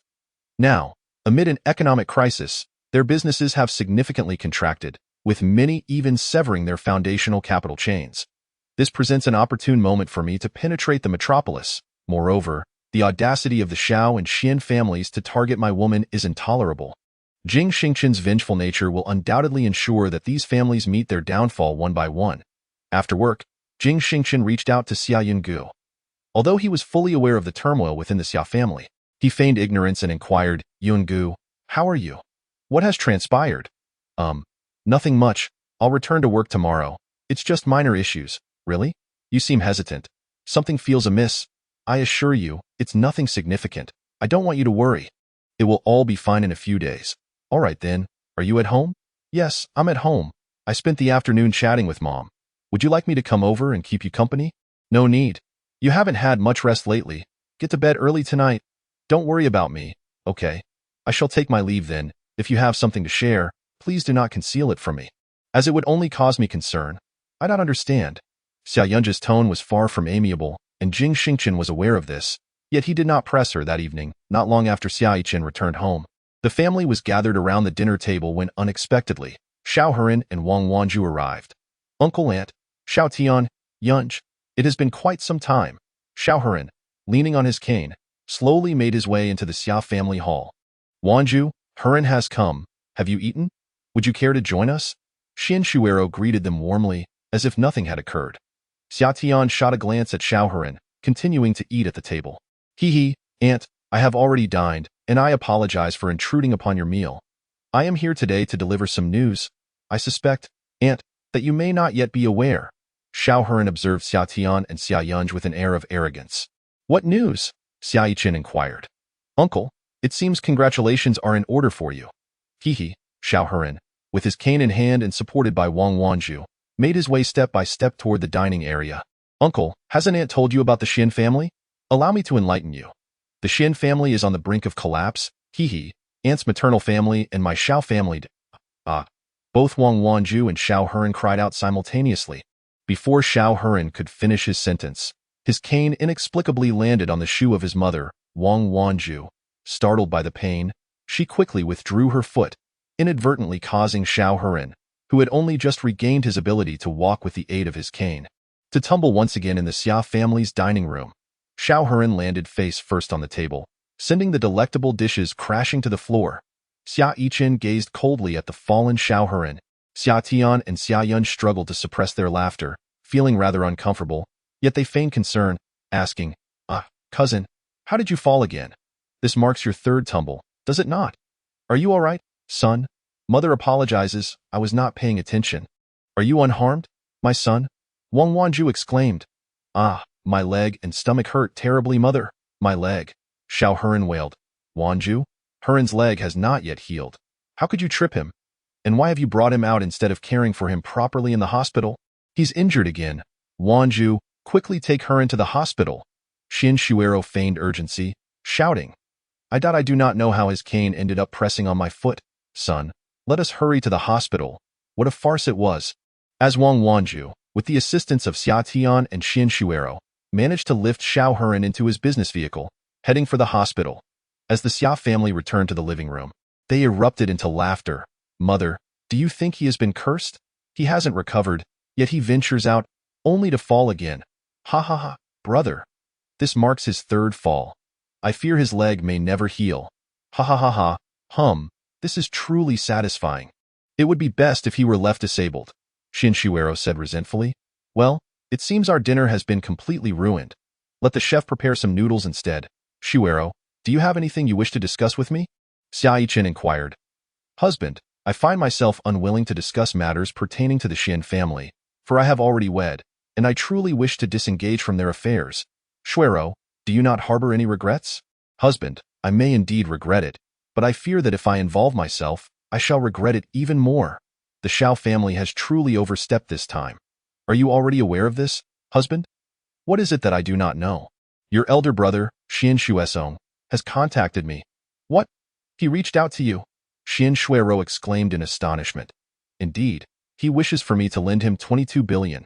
Haha, he even claims that you, his sister, lack understanding, as you do not answer his calls. Upon inquiring about the situation, I learned that the Xiao family has deceived the Xian family, and recalling Xiao Heron's earlier remarks, it seems he harbors ulterior motives concerning my precious daughter. Husband, Hmph, what a cunning scheme.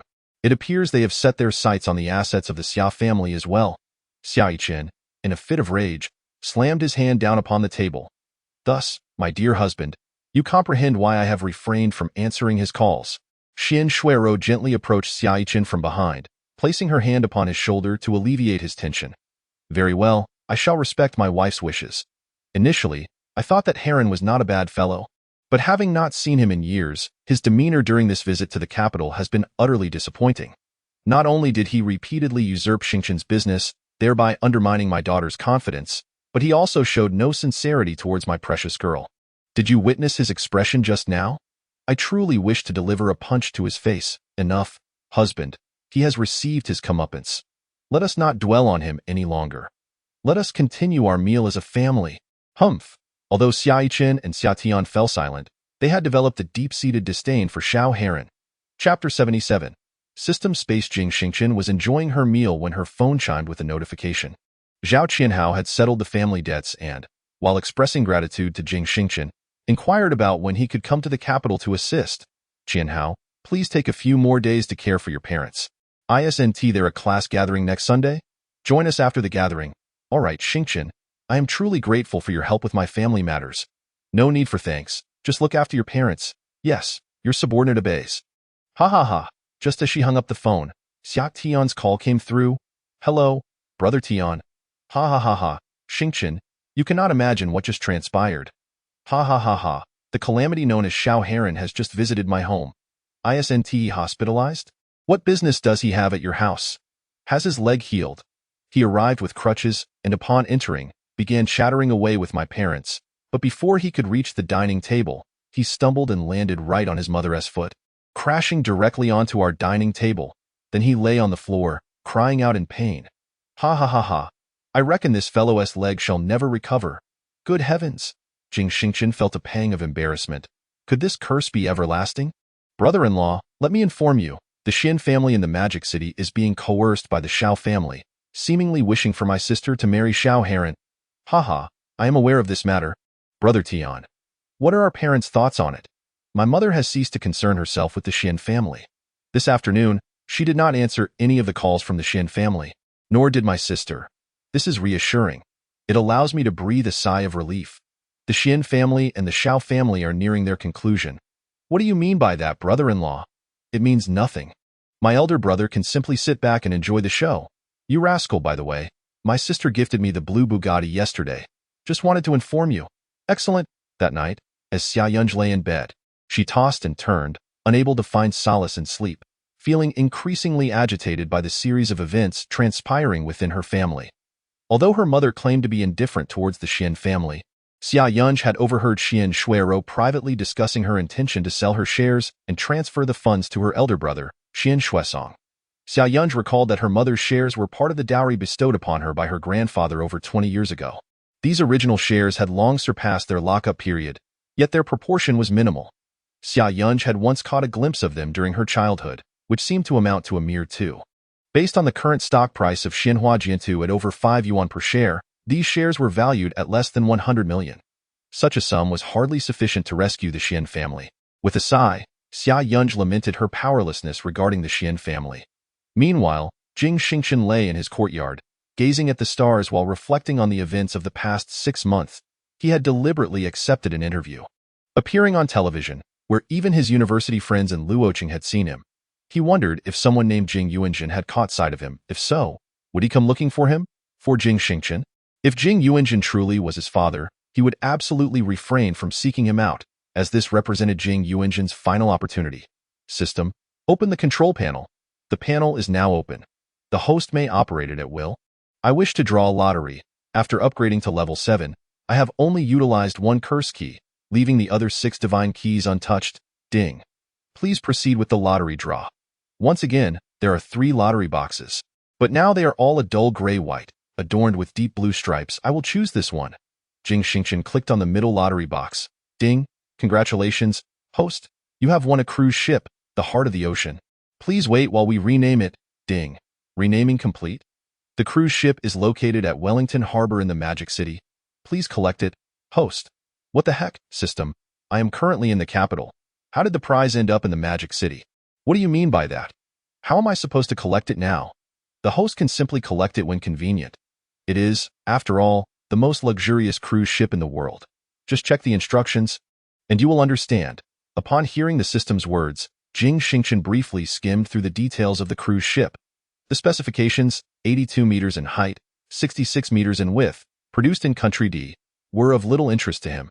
But upon discovering that the ship could accommodate 600 passengers, with a daily operating cost of 1.83 million, and that a single voyage would require a total of 100 million, Jing Xingchen felt a surge of excitement.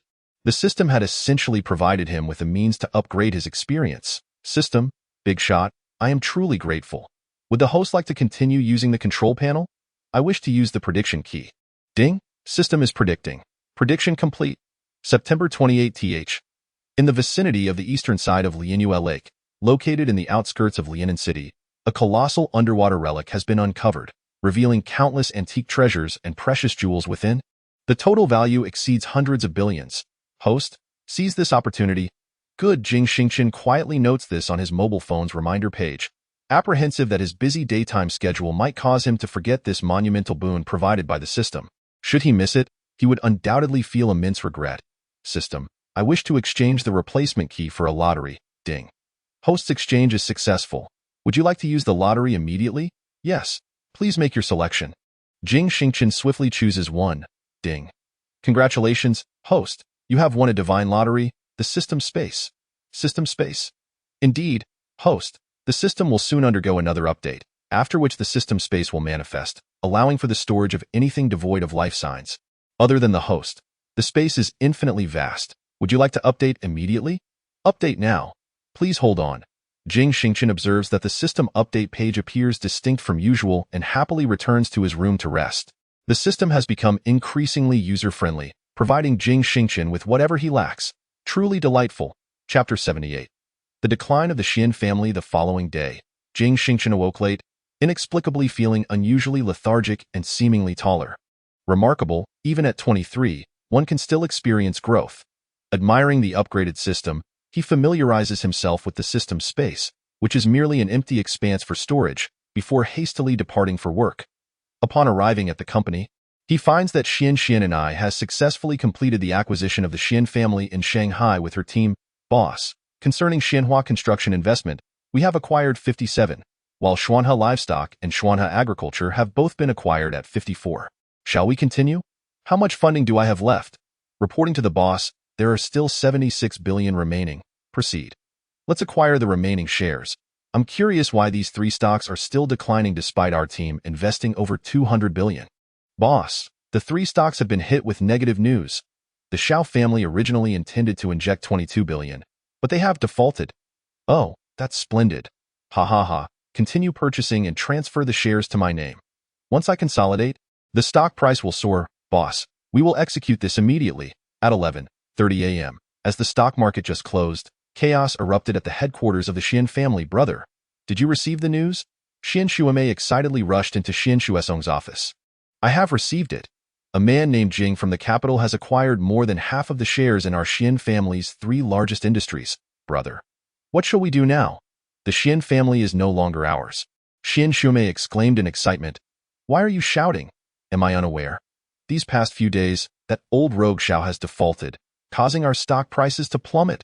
Third sister has also refused to contact us for assistance. I am already quite troubled. What can I do? Do you know how much money is required to acquire so many shares of a company? How much? Exactly. Over 200 billion in cash. And you still ask me what to do. How could I possibly know what to do? The only option is to contact the boss. By the way, my dear brother, how much equity do you still hold? A mere 3. And you? I possess only one. The Xian family, it's all gone.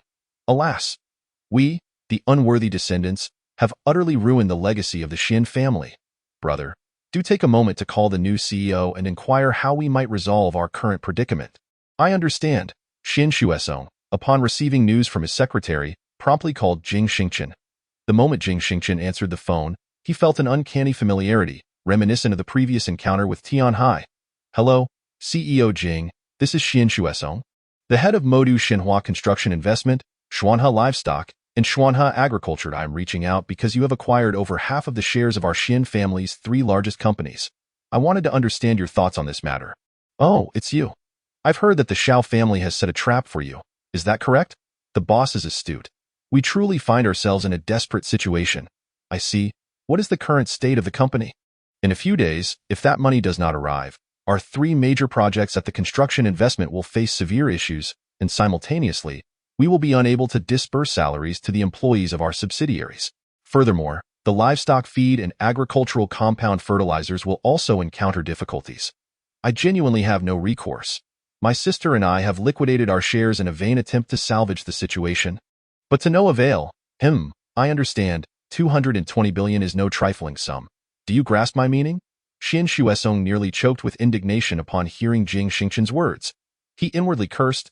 Here is a big shot who casually acquires 200 billion worth of his family's company shares, instantly becoming the patriarch of his clan. And now he dares to tell me that 220 billion is not a small amount. Is he not merely pressing me to show my resolve? Boss, I know that the Xian family is the result of 3 generations of our family's efforts, and I truly do not wish to see it perish in my hands. You have already doomed it. Yes, boss. I will first transfer 100 billion to you for temporary liquidity, and in due course, I will visit Modu to address matters concerning the 3 companies, including the reassignment of positions for you, your sister, and your family. Very well. I understand. Thank you, boss. By the way, the names Xinhua Construction Investment, Xuanhe Agriculture, and Xuanhe Livestock are rather unappealing. Do you think that merely establishing 3 seemingly grand shell companies for listing is impressive? Boss. You may give your orders directly. Xian Xuesong conceded. Indeed, his 3 listed companies were nothing but hollow shells. The profits were pitifully meager. Xinhua Construction Investment shall be renamed Xingchen Construction. Henceforth, it will engage in real estate development and land lease projects, while Xuanhe Agriculture and Xuanhe Livestock will merge and be renamed Xingchen Grain Industries. The specifics will involve the grain industry. I shall elaborate further upon my arrival. You must first change the name and merge the company. And simultaneously, I require you to sever all ties with the Xiao family immediately and completely. Otherwise, you shall face dire consequences. Indeed, even without your directive, I would have acted thus, although several of my niece's relatives have married into the Xiao family. Their lives have not been prosperous. Moreover, the downfall of the Xian family is indeed attributable to the Xiao family. That is a matter concerning your Xian family and has no bearing on me. No, boss, I misspoke. Proceed with your tasks. I shall depart for Modu in no more than 10 days. You would do well to remain vigilant. After hanging up the phone, Xian Xuesong stood by the window, lost in thought for a considerable time, then sighed. The Xian family of Modu is no more. At noon, several news reports erupted in the stock market. One of the 4 prominent families of Modu, the Xian family's 3 most significant conglomerates, were acquired overnight by a super wealthy individual. The Xian family has ceased to exist. Henceforth, the 4 illustrious families of Modu have been reduced to 3. What prompted this super wealthy individual to suddenly seize over 70% of the Xian family's assets? Is this a masterstroke of capital maneuvering, or is there a hidden secret behind the Xiao family? After enjoying lunch, Xia Tian came across the news regarding the Xian family and was increasingly astonished. To silently and seamlessly take over the Xian family, this individual must possess extraordinary influence and resources. He then forwarded the news to Xian Xuero. Upon seeing it, Xian Xuero was also deeply moved, reflecting on how her family's prosperity and status had, in that moment, truly dissipated into thin air. Chapter 79. Acquisition of Xingchen. My maternal family's business has been acquired, and the Xian family is no longer among the 4 illustrious families of Modu. Xia Yunj conversed with Jing Xingchen over lunch. Yes, I am aware. Alas, the unpredictability of life. Yunj, do you harbor any feelings towards the Xian family? Feelings? Not particularly, I suppose. I merely visited my grandparents in Modu with my mother during my childhood, and since my uncle and aunt were seldom at home, I rarely returned after my grandparents passed away. I see. By the way, darling, I will be traveling to Modu for business soon. You should accompany me. When are we going? You want me to go with you? Xiaoyunj inquired, puzzled. Yes, if you wish to bring your mother back for a visit, then let her join us as well in that case. I must ask my mother first. All right, I shall inform you once I finalize the dates. After lunch, Xiaotian called Jing Xingchen. Brother, have you missed me? What prompted this sudden call? Xingchen, I need you to answer me truthfully. Xiaotian's tone was ominously serious. Ask away. You make it sound as if I have been fooling around behind your sister's back. If you were indeed fooling around behind my sister's back, I wouldn't be calling you. I would have stormed into your company, brother. Are you still going to ask? Comrade Xingchen, the assets of my mother's maternal family, the Xian family, have been acquired by someone. It was you, wasn't it? Is that a question or an assertion? Both. Answer me. We'll let you guess. I guess your grandfather. Every time I ask you something, you make me guess. I've guessed 100 times from yesterday to today. It must be you. How did you know? I see now. The major shareholders of Zuin's publicly listed company have undergone a transformation. Have you noticed? Indeed. However, I only caught sight of Xingchen. I suspect it is you. Especially since Zuin's company announced a name change and a merger, with the new company's name featuring the characters for Xingchen, which bears a striking resemblance to your own enterprise. I can only presume that you are the sole individual behind this. Well, it is indeed me. Some wish to exploit others' feelings for my woman, and this matter also involves my future mother-in-law. Do I intend to let them have their way? The acquisition of Zuin's firm is merely the first step. What follows with the Xiao family will be far more dire. Jing Xingchen fell silent, muttering to himself. Perhaps there is also the Jing family. Ha ha ha ha. I truly did not misjudge you. What a remarkable figure. My sister has such discerning taste. Where on earth did you acquire such wealth? Take another guess. Damn it, Jing Xingchen. Do not make me guess endlessly. Tiange, are you aware that Shangguan Xianhua has 5 billion with me, seeking my assistance in generating profits? I am aware. Over the course of a few months, I have already helped him earn 40 billion. Brother, if you have the funds, you could. Damn it. You helped him earn how much? 5 billion in principal, and in mere months, you generated 40 billion. I shall transfer all my pocket money to you right now. Just wait. I doubt before Jing Xingchen could finish his sentence, Xiaotian hung up the phone. Within minutes, Jing Xingchen's account received 18 billion. After allocating the 18 billion to Jing Xuani, he informed Xiaotian, who expressed his gratitude. Xingchen, you cannot keep the acquisition of Zuin's company under wraps for much longer. My father and mother are both attuned to economic markets. Your actions have been too conspicuous.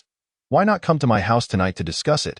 I feel rather embarrassed to go, especially since seeing Auntie makes me a bit apprehensive. I am unsure how to face her. Could you perhaps say a few words first? Lay the groundwork, and I will find time to visit later? That works. After the two made their arrangements, they returned to their respective endeavors. Xiao Heran, upon reading the news before him, furiously smashed his phone. How could this happen? Damn it. The Zuin family has been acquired in an instant. Is it Jing Xingchen? How could he possess such wealth? It cannot be him. Who on earth is it? Lying in his hospital bed, Xiao Heran was seething with rage. That evening at the Xia family's estate. Father, mother, sister, please take a seat. Before we dine, I must discuss something of utmost seriousness with you all. Xiaotian began. Serious? Xiaotian, have you fallen in love? Xian Shuero inquired. Xiaotian noticed that Xian Shuero appeared unwell, her eyes red, likely from weeping, and she seemed to have not slept a wink the previous night. Can he even be in love? Ha! I would rather lose 10 years of my life. Xia Yichen scoffed. Oh dear, can you refrain from interrupting?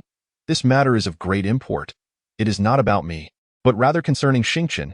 Hearing Jing Xingchen's name, Xiaoyunj quickly asked, What happened to Xingchen? I saw him at the company today, and he was incredibly cheerful. He even mentioned taking me on a business trip to the Magic City soon. Mom, Dad, the Zuin family's assets have, in fact, been acquired by Xingchen, Xiaotian declared, leaving no room for doubt. What impossible? Xian Shuero was utterly incredulous. It's true, my dear. Look, the company previously owned by the Xian family has already begun the process of registering a name change. Furthermore, the two companies in livestock and agriculture will also be rebranded, seemingly adopting names that include Xingchen. Xian Shuero inquired once more. Darling, I suspect it's that young man. I have seen the information regarding the change of shareholders. The largest shareholder holds over 60%, and the name is indeed Xingchen. I surmise that the character for blind refers to Jing, for Xingchen, a grand gesture for his sister. Xia Tian remarked, casting a glance at Xia Yunj. No wonder he mentioned today that he would take me on a business trip to Modu. Wife, why are you lost in thought? Xia Yichen inquired, gently patting Xian Shuero's shoulder. I am merely taken aback. I never expected this child. Is Mom not angry? Why would I be angry? I just didn't foresee it. Xingchen is indeed very decisive in his actions. Chapter 80. Reunion. Having it in the hands of our own people is certainly preferable to entrusting it to outsiders. I support Xingchen's approach this time, Xia Yichen declared. How rare, father, to see you siding with Xingchen. What are you saying? The capabilities, financial resources, and strength of this young man are beyond our imagination. Perhaps in the future, he could break through the barriers of our 4 prominent families and reach the pinnacle of wealth. Just look at his subsidiaries. Chip companies, pharmaceutical enterprises. Each one is a world-altering achievement. Ah, that foolish child. Xian Shuero sighed deeply, feeling a sense of relief. Mom, Xingchen also wanted me to ask if you would like to visit Modu together after a while. I doubt we'll think about it. Upon hearing the news, Xian Shuero's initial reaction was one of conflict, but listening to her son, her feelings towards Jing Xingchen shifted to admiration. She felt completely reassured about her daughter's future. It was not Jing Xingchen's wealth that impressed Xian Shuero and Xia Yichen, but rather his resolve, the determination not to let her daughter suffer or be coerced. By the way, I've given my private funds to Xingchen, allowing him to help me invest and generate profits. Xiaotian, we already have our own company investing in enterprises. Are you not aware of your third uncle's current ability to attract capital? That sum of over 10 billion can earn tens of millions each month. Xia Yichen proclaimed confidently. Tens of millions? Ha! That paltry. Father, Shengguan Xianhua has allocated 5 billion to Xingchen for investment, and within 2 or 3 months, he has earned 40 billion. How does that compare? What, 2 or 3 months? 40 billion? This must be an exaggeration. Xia Yichen exclaimed in outrage. I don't believe it's an exaggeration. Besides, Xingchen has no reason to lie to me about this. Whether it's boasting or not, we will see in a few months how much my money can grow. Shouty. Mom still has 2 billion in private funds. You help me. Never mind. I will find Xingchen myself. This child truly is husband. Why are you glaring at me, wife? How could you also seek investment from Xingchen? And 2 billion? Where did that come from? Oh, I misspoke. Xian Shuero exclaimed in surprise. Well then, let us eat. It's time to eat. Ha ha ha, I'm starving. Eat? What are you talking about? My company is drowning in debt every day. I refuse to care. You all need to help me think of a solution. Amidst the harmonious atmosphere of the Xia family, laughter echoed in the air. The capital was already sweltering in July, but that evening, a gentle rain began to fall, creating a delicate, refreshing ambience. A man stood outside the Jing residence, holding an umbrella, beneath which sheltered a fragile woman. Zhao Xue, he said, I promise to bring you here. But you must remain strong, do not faint or cry, regardless of whether this child is the one we lost all those years ago.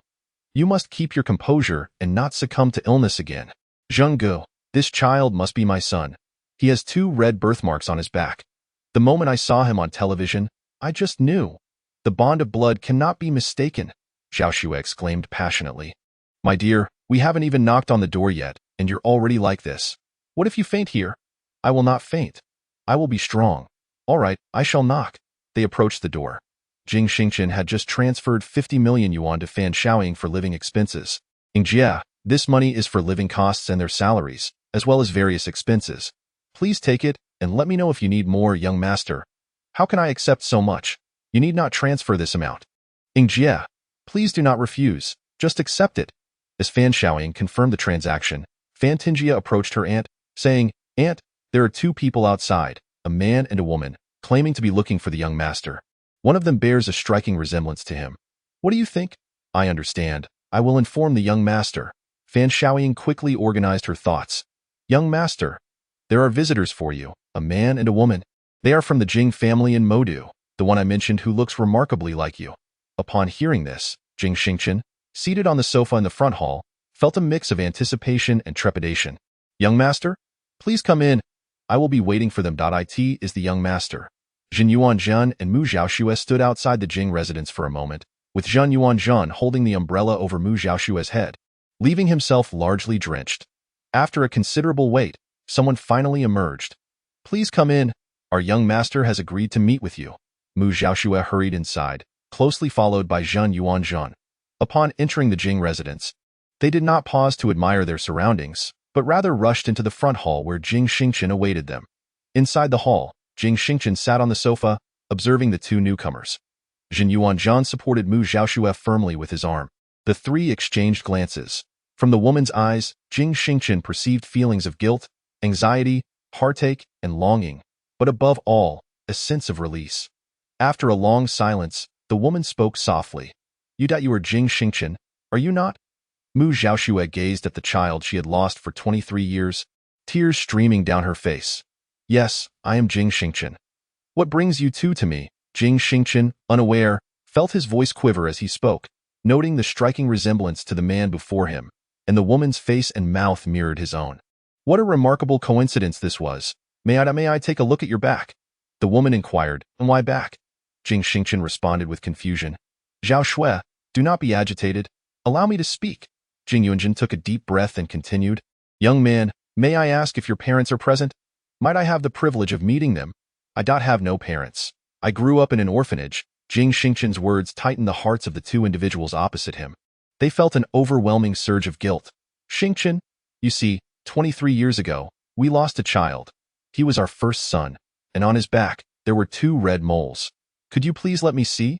Jing Yuanzhan pleaded, tears streaming down his face. How did you lose your child? My wife had just given birth at the hospital in Modu and had been wheeled out of the operating room. Due to the premature birth, the infant was placed in an incubator for observation. To our horror, the next morning, a nurse came into the ward and informed us that our child had vanished from the incubator. The surveillance cameras failed to capture any trace of how he disappeared. We scoured Modu and surrounding cities for years, yet found nothing. We had resigned ourselves to believing he had perished. Until I saw you on television, I couldn't help but wonder, could you be the son we lost so many years ago? Jing Yuanzhan's words utterly devastated Mu Xiaoxue. Child, please let me see. I implore you. Please accompany us for a DNA test. I beg you. I need to know where my child is. Is my son truly you? I have searched for him for so many years. Mu Xiaoxue, unable to withstand her frail state, fainted. The moment Jing Xingchen witnessed Mu Xiaoxue collapse, an inexplicable panic surged within him, accompanied by urgency and even rage. The revelation that he had been stolen as a child struck him profoundly. Si Zheng, come quickly to help her. Hurry, Jing Xingchen shouted. Chapter 81. Identification. Young master, I am here. What troubles you? Fan Xijing, upon hearing Jing Xingchen call his name, rushed over to its not me. It's her. This lady. Please, check on her. She has fainted. Fan Xijing swiftly approached Mu Xiaoxue, took her pulse, and then turned to Jing Yuanzhan. Does she have a heart condition?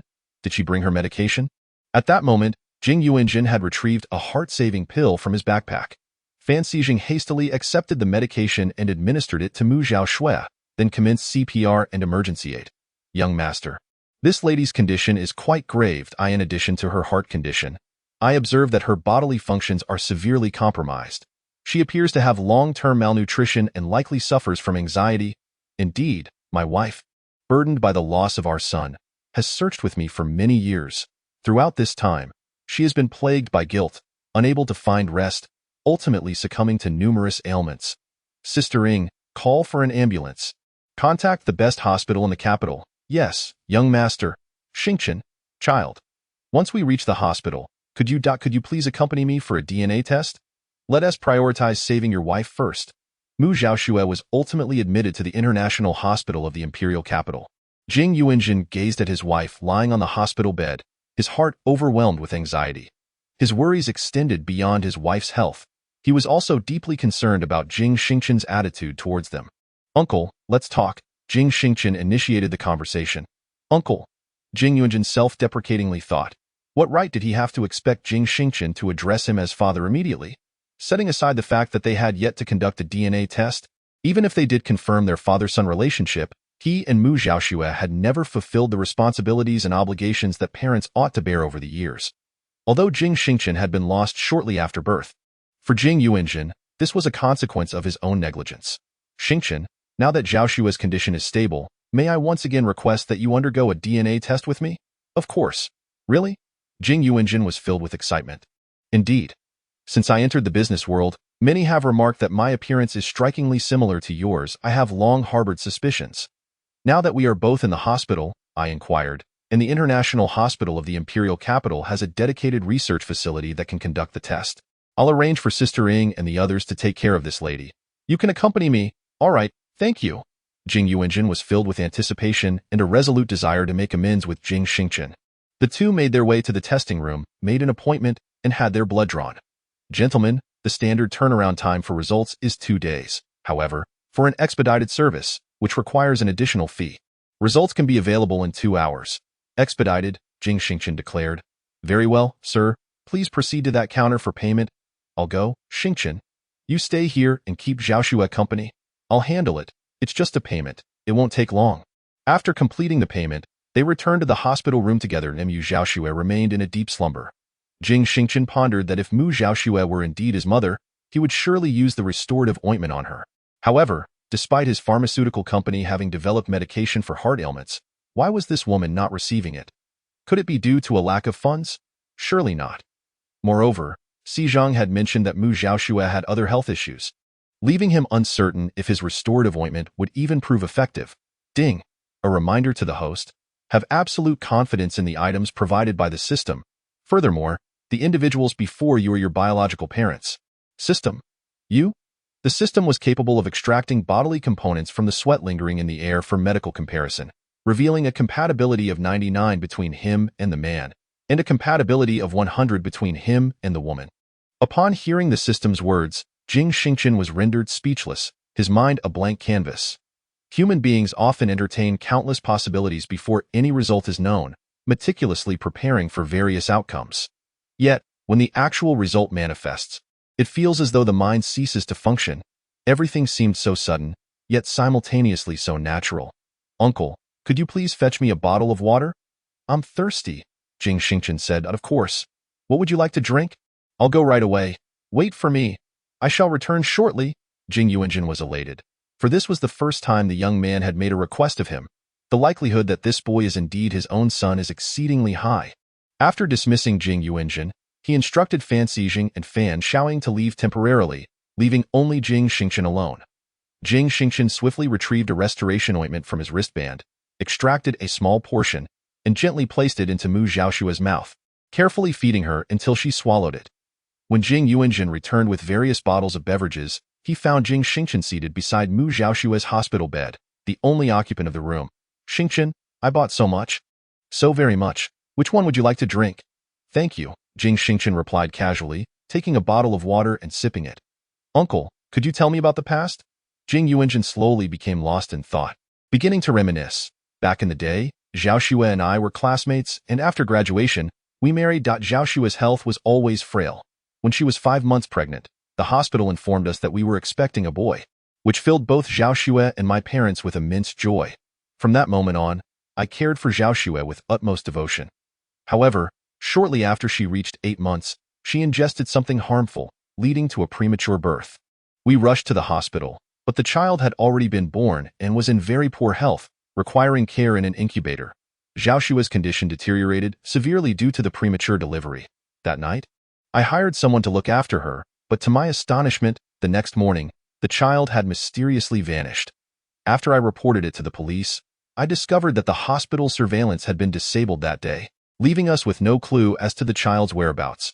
Along with the child, the bedding, which bore the child's surname, had also disappeared.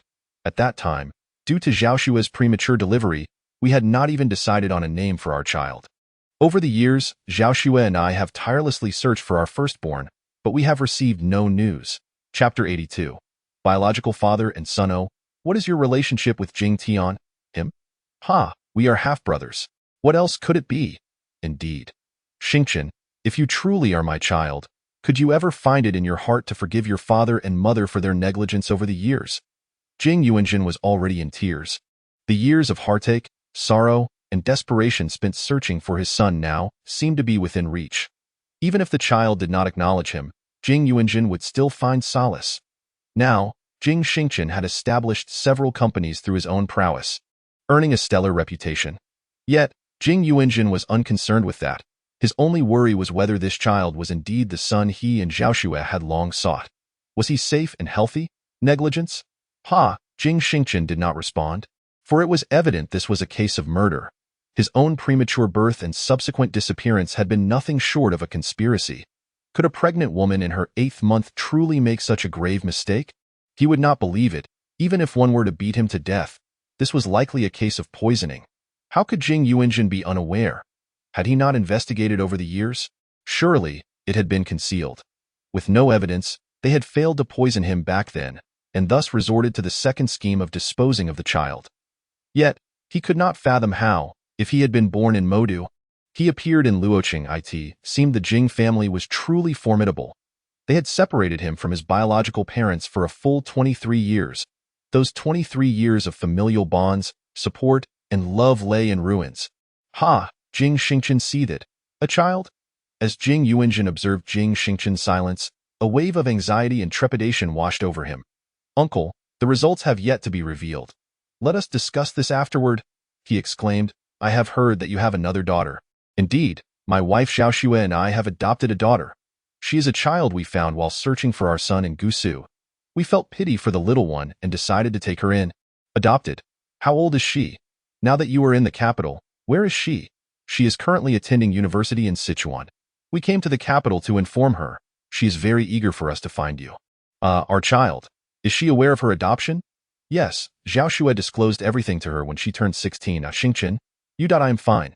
Let us proceed to see the results. Jing Xingchen pushed open the door to the hospital room, allowing Fan Xiaoying and Fan Xijing to continue caring for Mu Zhaoxue, and then led Jing Yuanjin to the DNA research lab to await the outcome. 2 hours can feel neither excessively long nor short. However, Jing Xingchen had already anticipated the results and felt no rush. He simply reflected on how these years had indeed placed a burden on both Jing Yuanjin and Mu Zhaoxue. It seemed necessary to implement the next steps regarding the Jing family in the magical city. In light of the current global economic crisis, the Jing family found itself ensnared in a quagmire. As the saying goes, strike when the iron is hot. This opportunity was one Jing Xingchen would not let slip away. Jing Yuanjin, observing Jing Xingchen's figure, was engulfed in anxiety, uncertainty, and tension. Gentlemen, the results are in. Would you prefer I disclose them directly, or would you like to peruse them yourselves? Jing Yuanjin hesitated, fearful of the answer, and even more so of what he would do if Jing Xingchen were not truly his son. Should he continue the search for his child? However, Zhao Xue's health no longer permitted it. No need to tell me. I already know. Jing Xingchen accepted the results from the doctor's hands. Xingchen, do not be so anxious, uncle. I should now call you Dad. Jing Xingchen's voice trembled slightly, awkwardly, and was barely audible, yet Jing Yuanjin heard him. Jing Yuanjin stood frozen in shock, then hastily opened the diagnostic report, which clearly stated a matching rate of 99, confirming a biological father-son relationship. My son, he cried out, overwhelmed with emotion. His final defenses crumbled under the weight of the paper, and he embraced Jing Xingchen, weeping uncontrollably. Son, all these years I have wronged you. I have found my son. We have found you. Good. Do not be overly excited. At long last, we have located you. Jing Xingchen was at a loss for words, tears streaming down his face uncontrollably. Jing Yuanjin held Jing Xingchen tightly, fearful that if he let go, this child, whom he had searched for decades, would vanish once more. Child, call me Dad. Just utter that word. My son. Jing Yuanjin gazed into Jing Xingchen's eyes, pleading Dad. The unfamiliar term felt strange to Jing Xingchen, who had never uttered it to anyone throughout his life. It felt foreign, even somewhat awkward. Yet, from this moment onward, Dad and Mom would become commonplace in Jing Xingchen's life, and he would need to learn to adapt and embrace them. Oh, my eldest son. Jing Yuanjin appeared excessively elated, embracing Jing Xingchen and planting a couple of kisses upon him. Dad, shall we return? Mom is still in the hospital room. Yes. If your mother learns of this outcome, she will surely recover. Jing Xingchen felt Jing Yuanjin's firm grasp on his hand as they made their way back to the ward. Inside, Mu Zhaoxue had already regained consciousness. Under the care of Fan Xiaoying, she was sipping water. Upon seeing Jing Yuanjin and Jing Xingchen return, she noticed the redness in the eyes of the two men, and even Jing Yuanjin was still shedding tears. She quickly inquired, Yuanjin, is Xingchen my son? Please tell me, is he my son? Chapter 83. I have parents now, Xiaoxue. Xingchen is our child. He is. Upon hearing Jing Yuanjin's words, Mu Xiaoxue stood there in a daze. After years of searching and yearning, it had finally come to fruition. After a long pause, Mu Xiaoxue erupted. My son, mother has searched for you with such anguish. For all these years, I have dreamed of you every night. My son. Mom, stop crying. You are still receiving intravenous fluids. Please don't cry. Jing Xingchen felt it. This was maternal love. Son, do you resent me? I have been useless, abandoning you. Throughout these years, I have never fulfilled my duties and responsibilities as a mother. I have wronged you. You have suffered so much, my son. As Jing Xingchen was held in Mu Xiaoxue's embrace, he clearly sensed the woman's pain, guilt, and the tears that had washed her face daily, the anguish of searching for her lost child. He also noted his mother's evident frailty and malnutrition, yet now, with the restorative elixir he brought, his mother, Mu Xiaoxue, would surely recover soon. Son, let me take a good look at you. Mu Xiaoxue cupped Jing Xingchen's face in her hands, scrutinizing him closely, wishing not to miss a single detail. Gazing upon the young man before her, she felt a mixture of pride and self-reproach. He was handsome and capable, making her proud, yet it deepened her guilt. Tears streamed uncontrollably down her cheeks, softly falling onto Jing Xingchen's hand, dissolving a mother's long-held heartache. Son, over the years, your father and I have searched across various regions, Beijing, Sichuan, the northern provinces, Guangdong, and along the coastal areas. Look at these photographs. We have always been striving. At last, we have found you. At long last. Jing Yuanjin took out his phone to show Jing Xingchen the pictures, and those memories flashed vividly before him. Looking at his son, he too was engulfed in remorse, pondering what hardships Jing Xingchen had endured without his protection, and how many had bullied him in his absence. I have finally found you, my son. Jing Yuanjin opened his arms and embraced both Mu Xiaoxue and Jing Xingchen. Fan Xiaoying, standing by, was deeply moved by the scene, quietly wiping her tears with a tissue. Their young master had finally fulfilled a long-held dream. Even Fan Xijing removed his glasses, hastily wiping his face with his arm. Mom, you should rest for a bit.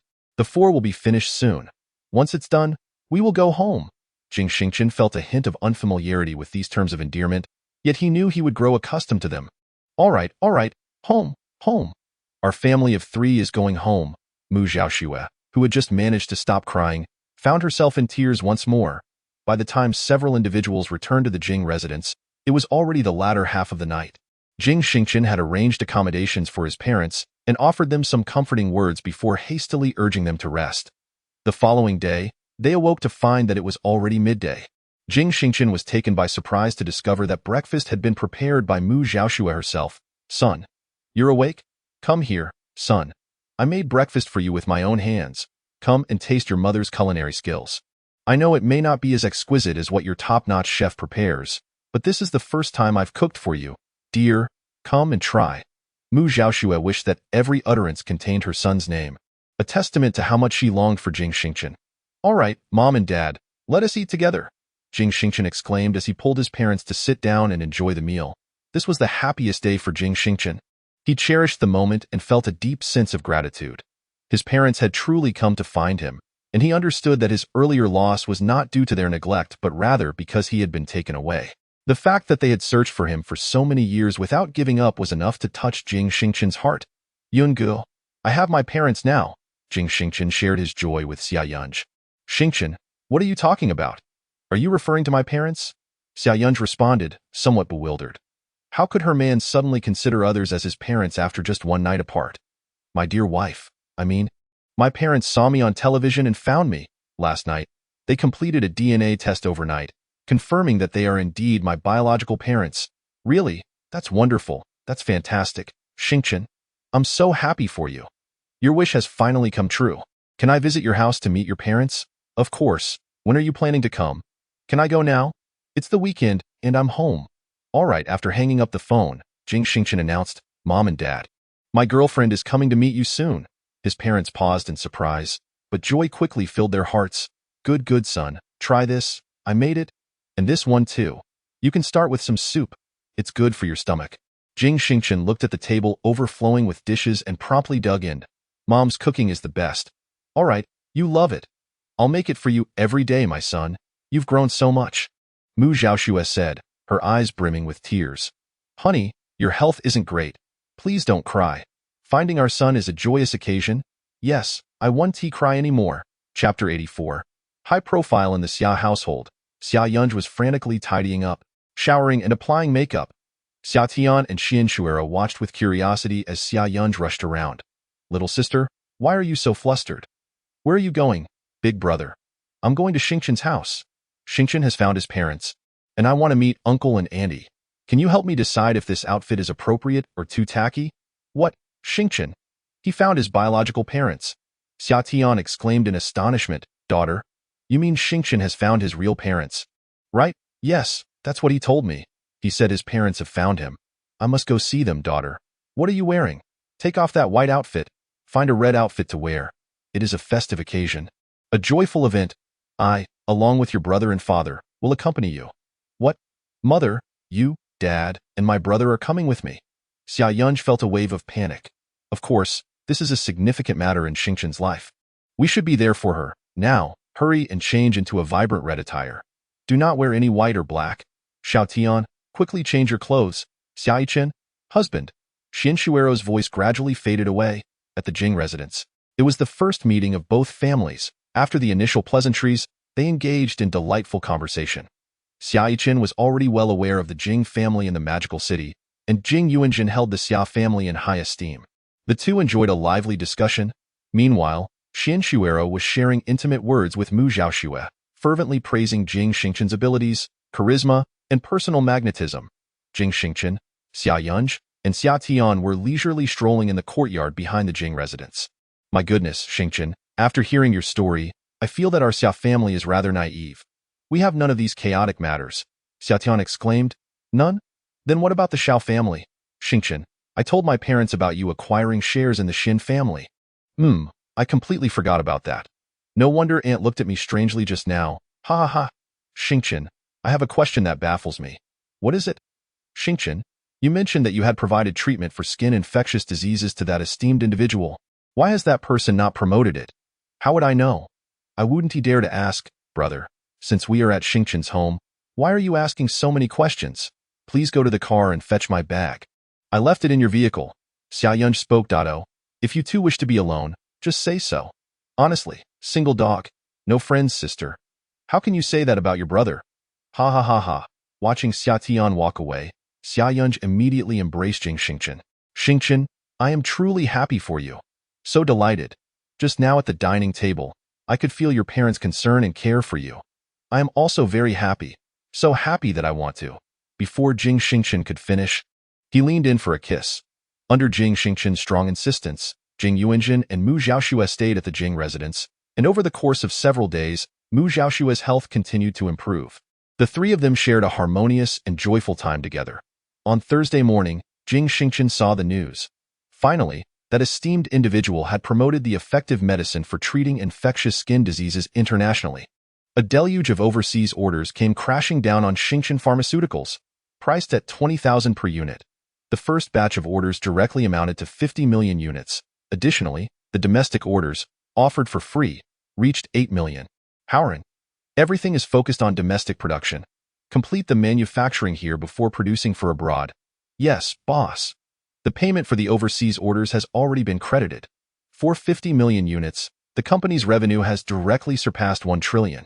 Boss, do not get overly excited. This is just the beginning. There are more substantial orders to come. Let us prioritize production. I have prepared 400 recovery ointments, already packaged and sent for your delivery. Choose the right time to mix it with the medicine. And remember to keep it discreet. Rest assured, boss. Everything is under my control. Well, I trust you to handle matters. On Saturday afternoon, Jing Xingchen returned to Luoqing Tianxia Yiping with Fan Xiaoying, Fan Tingjia, and others, as he had promised his university classmates to attend their one-year graduation anniversary gathering on Sunday night. On Sunday daytime, the four close friends from the dormitory gathered together first. Wow, Xingchen, the big boss, General Jing. Ha ha ha, I am so incredibly proud of you, my brother. You've become a big shot in the capital. I said I would go to the old glory. Li Jekai exclaimed excitedly. Ha ha ha, keep it low-key. High profile, high profile. Xingchen even gave me 20 million to help my family through tough times. This friendship, I, Zhao Qinhao, would repay with my life. Ha ha ha, why would I want your life? Once you're done, head to the capital and come help me at my company. I'm in need of people. All right. You tell me to go east, I dare not go west. You tell me to chase a dog, I dare not touch a chicken. What kind of innuendo is that? Ha ha ha, the three of them were chatting happily, while Bai Shishao stood to the side, holding his phone, looking glummed. What's wrong with you, Lao San? Li Jekai patted Bai Shishao. I'm so frustrated. My girlfriend is so annoying, complaining despite having a girlfriend. It's not complaining. I'm genuinely about to break down. She always complains that I spend too little time with her, and then says I earn too little. I've been trying my best to adjust my schedule to spend more time with her, but you know how design work is. There are always overtime hours, and the more work I do, the more I earn. Yet she still argues with me, and now she says she wants to break up. I don't know what to do. Chapter 85. Class reunion breakup? That seems excessive. You two have been together for 3 or 4 months. Everything was fine. Li Jekai tried to console him. Exactly. I even brought her home to meet my parents. My parents were quite satisfied with her. Today, I don't know what's gotten into her. I told her about the class reunion. Hee hee. I think this issue arises from your inadequate handling, Jing Xingchen interjected. Lao Si, what do you mean? You told your girlfriend about the reunion but didn't bring her along. Are you embarrassed to have her with you? Huh? I didn't mean it that way. Then bring her along. Call her now. Tell her you were inconsiderate, and ask if she is free to join you for the reunion tonight. Give it a try. Can I really? If you don't try, how will you know? But this is our class reunion. So what? Who knows, everyone else may be bringing their partners to show off. Ha ha ha, Jing Xingchen thought to himself. My partner's in the capital, busy? Otherwise, your partners are nothing. Bai Shishao quickly followed Jing Xingchen's advice and called his girlfriend. Sure enough, when the girl heard that Bai Shishao wanted to bring her along, she eagerly agreed. The two acted as though nothing had happened. Xingchen is impressive. All right, where is our gathering tonight? Luoqing Wenhao, the class monitor, booked a private room. The two rooms were merged, and it was suggested to arrange a grand table capable of accommodating 40 to 50 guests. The conversation flowed until after 5 in the evening, and only after the 4 friends picked up by Shi's little girlfriend did they arrive at the Wenhui Hotel in Luoqing. Soon as they entered the room, all eyes turned to Jing Xingchen. My goodness. My good brother Xingchen has arrived. A true magnate now. Ha ha ha, I saw him on television. He is doing exceptionally well now. Jing Xingchen noticed his classmate Jiangsu, who, throughout their 4 years of college, had barely exchanged 2 words with him. Now, upon seeing him, Zhang rushed over, leaving everyone utterly speechless. Xingchen, come sit over here. There's no one beside me. Hu Xinlei, once the class flower, patted the seat next to her and said, ha ha ha, hello everyone. I'll just sit beside Qianhao. Jing Xingchen politely declined. Subsequently, several classmates approached Jing Xingchen for conversation, mostly exchanging greetings and compliments, while the girls engaged in a friendly competition to showcase their boyfriends. Xingchen, that person, said they were coming today. Li Jekai reminded them, referring to Lu Jingjing. Let her come if she wants. I'm not familiar with her. Oh, sure enough. Just a few minutes later, Lu Jingjing arrived in a gown.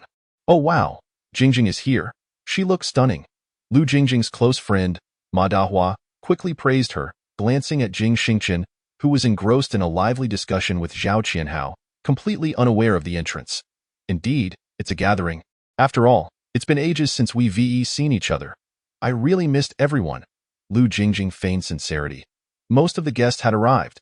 The waiter began serving the dishes, as class monitor Duan Jian called out. Unfortunately, Ma Dahua had seated Lu Jingjing directly opposite Jing Xingchen. Jing Xingchen cast a brief glance at Lu Jingjing, still as unrefined as ever, wondering how he had once been so blind to fall for this rural hen, with a thick neck and small chest, and hair growing on her thighs. Xingchen, I raise a glass to you, to our lost emotions and youth. Lu Jingjing, noticing that Jing Xingchen had remained silent and had yet to lift his cup, hastily stood up and declared. Her words rendered the entire room silent, all eyes now on the two of them. The whole class was aware that Jing Xingchen had worked tirelessly throughout college to support himself, pouring most of his earnings into Lu Jingjing. Their relationship was delicate, especially after Lu Jingjing found a sugar daddy and abruptly discarded Jing Xingchen. Who could have anticipated that Jing Xingchen would soar to such heights, leaving the entire class far behind, to the point where even his shadow was no longer visible? Now that they met again, Lu Jingjing dared to act so brazenly. Jing Xingchen continued to ignore her and instead turned to Li Jekai beside him. Jekai, do you think that old, beat-up second-hand car of yours, which someone drove for 2 days and then discarded, will the original owner come back to reclaim it? Ha ha ha ha, since it's a wreck, might as well find a place to melt it down. Let us not have it embarrassing itself out in public again. Ha ha ha ha. The two laughed heartily, and the entire class understood the implication. Lu Jingjing, furious, tightly grasped her wine glass, then resentfully sank back into her seat. You two are being too much. This is still a gathering. Ma Dahua protested on Lu Jingjing's behalf. Qianhao, I recently witnessed a curious incident where a dog was scolded, and subsequently, the chickens from that household emerged to vociferously defend the dog. I have heard of the phrase a household in disarray, yet I had never encountered chickens advocating for a dog's cause. Alas, Xingchen, this surely broadens your horizons. Our entire class has been enlightened. You? What do you mean by that? Sit down and eat. Refrain from excessive chatter. Let us raise a toast to our splendid tomorrow. The class monitor lifted his glass, and others complied. During the gathering, Jing Xingchen excused herself to the restroom, and a man observed her passing by.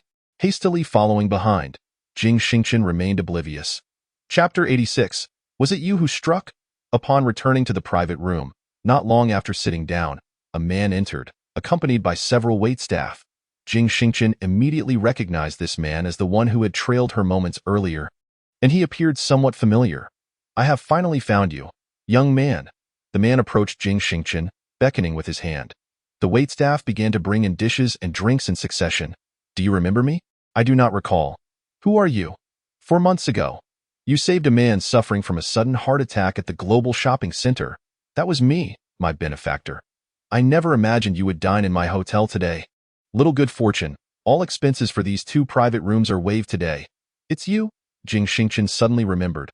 Ah, what a coincidence, it's you. Ha ha ha. May I offer you a toast? Certainly.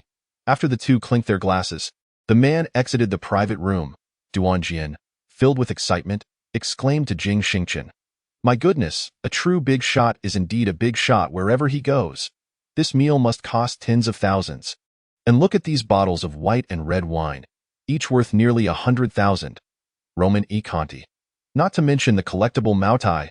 Brothers, let us drink. Keep it low-key, low-key. You all indulge more, as my tolerance is quite limited, and I am already feeling tipsy. Ha ha ha. Xingchen, you're just putting on an act. Jing Xingchen was not actually intoxicated, but had received a WeChat message from Xia Yunj, inquiring about her safety. She made her way to the hotel lobby and dialed Xia Yunj's number. Upon learning that Jing Xingchen was at a class reunion, Xia Yunj offered a few words of caution before ending the call. Young man. Indeed. It is you. Jing Xingchen felt as though this remark was directed toward him, and turning around, he smiled instantly. Lu Jingjing's godfather. What a twist of fate that the 3 of them have gathered here today. Jing Xingchen distinctly recalled that this scoundrel had once slapped him twice. A gentleman does not hold a grudge without cause, and if not now, when? The warrior mode was activated in an instant. Su Tao barely finished his sentence when he was met with 7 or 8 fierce slaps, each one more brutal than the last, leaving him dazed and seated on the ground. Scoundrel. Ha ha ha. How does it feel to be struck? Damn it. Was it you who hit me? Do you dare lay hands on me? You bastard. You foolish idiot. Do you have any idea who I am? I am the owner of this hotel. Slap, slap, slap, slap, slap, slap, slap, slap. A relentless barrage of slaps continued, all within the span of a second. Su Tao was bewildered. What just happened? Wasn't I just speaking? How did I end up on the ground? My face hurts so much. It's killing me, Su Tao. Ah, what are you saying to my benefactor? Mr. Du, Mr. Du. What brings you here? It's quite lively. Do you share the surname Du? Inquired Jing Xingchen. Indeed. I sincerely apologize, benefactor. My employee lacks decorum and has offended you. May I ask your surname? Jing. Jing Xingchen? Jing Xingchen? You are the owner of Xingchen Tiantu. Mr. Du was taken aback, realizing that both his hotel and those in the capital had shares in Xingchen Tiantu. How audacious of Su Tao to insult the most significant boss. Truly, he has sought his demise. Do you know me? Or do you know Jing Xuani? Mr. Jing, I do not know you, but I have heard about you from General Manager Xuani. I am deeply sorry. I had no idea it was you. The Xingchen Tiantu under your aegis is the largest stakeholder and financial sponsor behind several of my hotels. I sincerely apologize for today's incident. You have even saved me before. I am utterly at a loss before you. Dubin felt a flush of embarrassment and shame. No matter. This man, investigate whether he has embezzled. If so, have him incarcerated. If not, dismiss him immediately. However, I suspect there will be ample evidence. Understood, Mr. Jing. I will take Su Tao away. Mr. Du, what is happening? I am your employee. How could you treat me this way? Rest assured, Mr. Jing. The reunion lasted until 11 o'clock at night. When Dubin discovered that Jing Xingchen was his true boss, he ensured that the finest dishes were served at the hotel. Later, Duan Jinni learned that Jing Xingchen was indeed the largest shareholder behind the hotel. Subsequently, several young women began to make advances toward Jing Xingchen, but Zhao Qianhao intercepted them. Finally, Jing Xingchen awaited the conclusion of the reunion with relief. Xingchen, I will head to the capital tomorrow. Qianhao, once you arrive in the capital, find a place to stay near the Diamond Business Building, and I will arrange a job for you. All right. After making arrangements, Jing Xingchen returned to Tianxia Yiping.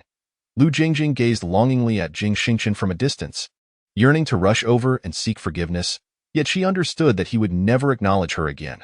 Miss, would you be interested in collaborating with my young master? Lu Jingjing turned to see a man in a tailored suit extending his business card. Upon returning to the capital, Xia Yunj embraced Jing Xingchen for an extended moment. What is it, girl? Why are you holding on to me like this? Do you wish forward? What are you thinking? I simply missed you. It's been 2 days since I last saw you. How was the gathering? Is a hug all you want when you miss me? Is a kiss out of the question? Chapter 87. The Jing family will always have but one heir. How bothersome. I am asking you, was the gathering enjoyable? It was tolerable. I encountered my girlfriend from university. Upon seeing her appearance and attire, I nearly wished to gouge my eyes out and throw them to the ground. What was I thinking, choosing such a woman? Your first love, huh? A certain girl began to feel envious. However, Jing Xingchen remained oblivious to her sentiment. Indeed, she harbors no genuine affection for me. She merely takes advantage of my feelings. During our university days, Jing Xingchen naturally confided his first love to Xia Yunj, who, upon hearing this revelation, was engulfed in anger and tenderly brushed her fingers against Jing Xingchen's stubbled chin. That wretched girl. How dare she toy with you? If I ever encounter her, I shall certainly assist you in giving her a good thrashing. Xia Yunj exclaimed vehemently. Yunj, you've become quite formidable. You know how to throw a punch now. Humph. My father, fearing I might be kidnapped, arranged for me to have self-defense and martial arts instructors when I was young. Impressive indeed. So, your flexibility must be extraordinary. For instance, can you execute a perfect split and then sit down in? Jing Xingchen, I believe you are the one in need of a beating. Ha ha ha. The arrival of Zhao Qianhao brought immense joy to Jing Xingchen. Xingchen, is this entire building yours? Yes, it's not too shabby, right? Not too shabby? This is utterly extravagant. Allow me to give you a tour. As the two approached Xingchen Tiantu, they happened upon Xia Yunj filling up her water bottle. Qianhao, this is my wife. What wife? We are not even married yet. Do not go around telling others that. Xia Yunj blushed. Yunj, this is my college buddy, Zhao Qianhao. Hello. I am Xingchen's wife. No. I'm his girlfriend. Hello. You both carry on. I shall take my leave. After Xia Yunj. Her face flushed. Hurried away to her desk. She pondered. What was I just saying? Ha ha ha ha.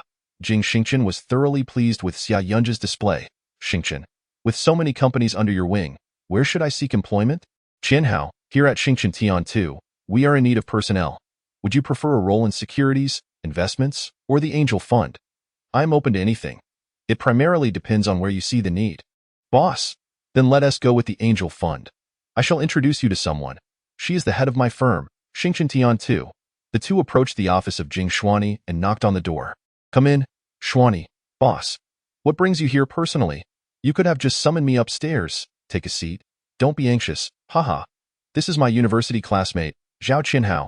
He will be joining Xingchen Tiantu today, working on the angel fund project. Please guide him. All right. Rest assured, boss, I understand. Excellent. Qianhao, your annual salary is 6 million. with bonuses to be calculated separately. Please learn well from Xuanyi. After Jing Xingchen concluded his remarks, he intended to seek out his beloved Xia Yunj. Xingchen, wait up. 6 million. That is far too much, and I'm still an intern. Is this really appropriate? Of course. They all earn 20 million. Xuanyi earns even more. Just work diligently. Aim to pay me back within a year. In 2 years, you could purchase a home in the capital and bring your parents over. Ha ha ha, wow. That is an astonishing amount. In August, the capital was swelteringly hot. Now, Jing Xingchen had gained considerable fame, prompting Fantingia to arrive at the Diamond Business Building to serve as his professional assistant. Boss, everything is arranged for you in the Magic City. You and the young mistress will be flying there directly the day after tomorrow. Now that Xinhua Construction Investment has completed its renaming and is officially known as Xingchen Construction, Xuanhe Livestock and Xuanhe Agriculture have also merged, now rebranded as Xingchen Grain Industry. Following the consolidation of your shares, you now hold a 77% stake in the parent company. The hotel in Modu has been booked at Modu Cube, which is in close proximity to the company headquarters. Xian Shuesong will be responsible for transporting the young master. Understood, Tinjia. What is the situation regarding Xingchen manufacturing in both the capital and Modu? The factory in Modu is currently undergoing extensive renovations, while in the capital, the manufacturing of new transportation devices has reached a fever pitch. It appears that Shiran intends to produce the first batch of maglev transportation devices with several different designs and types. Thus, it will require some time. All right, Jing Xingchen tapped his fingers on the table, then transferred another 300 billion to Jing Xuanyi. Boss, are you planning to target someone? Modu, the Jing family. I have investigated. Their primary focus is e-commerce, online platform transactions, back-end operations, and water conservancy. Currently, the education sector is failing, with stores across the country closing down. Therefore, we shall not pursue that area and instead focus entirely on acquiring e-commerce, online transaction platforms, and water conservancy. Understood, young master. The Jing family's capital assets are considerable. This amount may not suffice. Let me know when you need more, and I will transfer additional funds. Rest assured, young master. The e-commerce platforms and back-end operations are already struggling. There has been a widespread halt in operations globally, including hotels, amusement parks, and even courier services. Their cloud services and cloud networks have incurred significant losses. I checked their stock prices in the beautiful country, and several have plummeted close to $3. Very well, but proceed with caution. Xuanyi, remember, among the Jings, there shall ultimately be only me. Yes. Chapter 88 Modu Conference. Outside the Diamond Business Building, traffic flowed ceaselessly in the capital, with few pedestrians on the road. Jing Xingchen lightly tapped on the window of his office with his phone, producing a rhythmic sound, his mood growing increasingly somber. What transpired in the Jing family of Modu 23 years ago was of no concern to him. What mattered was that his parents had searched for him for 23 years. He still recalled the photos he had seen on Jing Yuanjin's phone, his mother holding a missing person sign, his father seeking connections to inquire, Modu. At the capital's airport, Jing Xingchen was taken aback to see Xia Yunj standing before him, dressed in professional attire and dragging a suitcase. Yunj, that outfit makes it even harder for me to resist. Quite alluring. How rude. What are you saying? My mom is right behind me. Ha ha ha. What is there to fear? Aren't my parents the same? Xian Shuero ultimately decided to accompany her daughter to Modu, concerned that Jing Xingchen might indeed show no mercy and dismiss her elder brother and sister from their positions. Jing Yuanjin and Mu Xiaoxue returned to Modu to pack their belongings. Under Jing Xingchen's persuasion, they would subsequently reside in the capital with him. As the plane took off, Jing Xuanyi and her team began an intense investigation, planning to commence acquisitions that very evening. Upon arriving in the vibrant metropolis, it was already afternoon when Xian Shuesong, accompanied by Xian Shuame and several key stakeholders from the original company, drove to welcome Jing Xingchen and his party. From a distance, Xian Shuero and Xia Yunj spotted Xian Shuesong and the others. Third sister, Yunj, what are you doing here? Xian Shuesong exclaimed in astonishment. Elder brother, elder sister, uncle, aunt. Yunj has grown so much, Xian Shuame praised. Shuero, you and Yunj should head home first. It just so happens that Xuemei and I are here to pick up the new owner of the company. I understand, Xian Shuero replied, feeling a bit helpless about how to explain to her elder brother and sister that their family business had been acquired by her own son-in-law. Excuse me, may I interrupt? I am Fantingia, the contact person for both of you. This is our boss, Jing Xingchen. Fantingia interjected at the opportune moment. Ah, Mr. Jing, it's a pleasure to meet you. I never expected you to be so young. After receiving the message from your assistant, we promptly made arrangements. Would you prefer to head directly to the hotel to rest, or shall we go to the company? Xin Shuesong inquired. There's no need for such formality. He is my mother-in-law. Yunj is my partner, so I must respectfully refer to both of you as uncle and aunt. Jing Xingchen generously acknowledged Xia Yunj and Xian Shuero, which made Xia Yunj beam with pride, while Xian Shuero felt a mix of pride and embarrassment. Ah, it's my third sister-est son-in-law who has acquired our company, and you share the surname Jing. Isn't he the third son of the Jing family? What on earth is going on?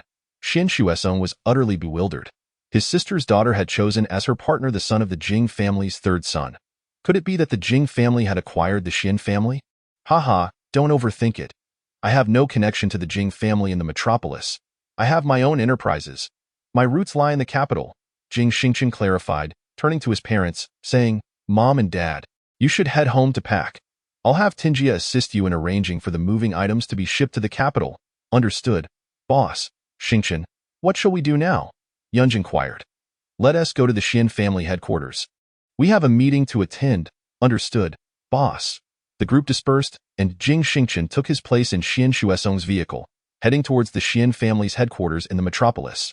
Upon learning of Jing Xingchen's arrival, Jing Shiran promptly reached out to him. Boss, I happen to be in the metropolis. Do you need me to come over? That's wonderful, Shiran. Please come to me at the Xian family headquarters building. Boss, it's located in Xinglong building. The entire building houses the Xian family's corporate headquarters. Shiran, come find me at Xinglong building, of course, boss. At 5:30 p.m., in the conference room on the 23rd floor of Xinglong building, Jing Xingchen sat at the head of the table, flanked by the original vice presidents, executives, and department heads of the Xian family companies. To his left sat Xia Yunj, followed by Jing Shiran. To his right was Xian Shuero, with Xian Shuesong and Xian Shuame occupying the second and third seats, respectively. Hello, everyone. It's a pleasure to meet you all. I trust you are all sufficiently acquainted with one another, yet I remain a stranger to you. I am Jing Xingchen, the owner of Xingchen Tiantu, Xingchen Pharmaceutical, Galaxy Chip, and Xingchen Manufacturing. I do not wish to delve into the amusing predicaments of the Xian family prior to their arrival in the bustling metropolis. Our time together today is rather limited, and I have only a few brief announcements to make. Jing Xingchen cleared his throat, noticing that the audience was diligently taking notes, and continued in a clear voice. Firstly, regarding the merger and renaming of the three main companies under the former Xian family conglomerate, I require everyone present to reinforce this message to their subordinates. I do not wish to hear individuals from Xingchen Construction introducing themselves as representatives of Xianhua Investment. The company will simultaneously be integrated into Xingchen Group. Secondly, here in the metropolis, the operational projects of the new company will expand from a sole focus on real estate development and the grain business to include manufacturing. The manufacturing endeavor will revolve around cutting-edge global technology, specifically a novel maglev transportation system, which will be entirely distinct from the transportation methods known to those present. The finished product of Xingchen's maglev transportation system will meet airborne standards. Once unveiled, it will revolutionize the global transportation framework. Thirdly, the head of the Xingchen division in the metropolis will be Jing Shiran. Xian Shuesong and Xian Shuame will each oversee Xingchen Construction and Xingchen Grain, respectively, as general managers. All other personnel will retain their original positions, with no immediate changes to their compensation. Fourthly, Xingchen Construction will inject $5 billion into the venture, while Xingchen Grain will contribute $2 billion, commencing with market channel integration and development. Within 2 months, I expect to see significant new developments from both companies. Do you understand? Chapter 89. It seems quite impressive, doesn't it? It's the boss. The audience responded in unison. Yes, Mr. Jing, previously, I mentioned that we still needed $13 billion. What do you think? Right. I will directly allocate the funds to Shiran, allowing her to manage these matters. What you need to focus on now is tangible industry. I trust that, having been in the metropolis for so many years, you will excel. Indeed. Thank you for your trust, boss. All right, meeting adjourned. With a command from Jing Xingchen, everyone began to tidy their belongings, yet they all silently awaited his departure first. It was unavoidable. The new CEO's aura was overwhelmingly commanding. Observing this, Jing Xingchen took Xia Yunj's hand and exited. Xingchen, you were incredibly impressive just now. I thought you would negotiate with everyone, but you didn't at all. Ha ha ha, Xia Yunj exclaimed. her face filled with admiration. Negotiate? They have already driven their own enterprises to ruin. What is there to discuss? By the way, you and Aunt Yun, I asked several times on the way here why you both declined to take on leadership roles in the company. I absolutely do not wish to come to the metropolis. Besides, my family has a multitude of matters to attend to. I am merely here to observe with a learning mindset at this time. My mother feels the same. She detests dealing with corporate affairs. Otherwise, she would have long since been busy with my father in the capital. Upon her return, her primary intention was to visit my maternal uncle and aunt. Additionally, I surmise that my mother may harbor concerns regarding the potential disregard you might show towards these two relatives. Haha. Yungu, Xian Shuesong, and Xian Shuemei have resided in the metropolis for many years, and they have long been associated with one of the four prominent families. The social networks and connections they have cultivated over the years are undoubtedly beyond the reach of newcomers like us. However, I do not place my trust in them, which is why I have strategically positioned Jing Xiran here. Coincidentally, I have also invested in establishing a factory in the metropolis, and with Xiran here to counterbalance them, I believe they will understand the necessity of weighing the pros and cons. Though I confess, I am not quite grasping the essence of your discourse. It certainly sounds impressive. Xia Yunj gazed at her with utter admiration.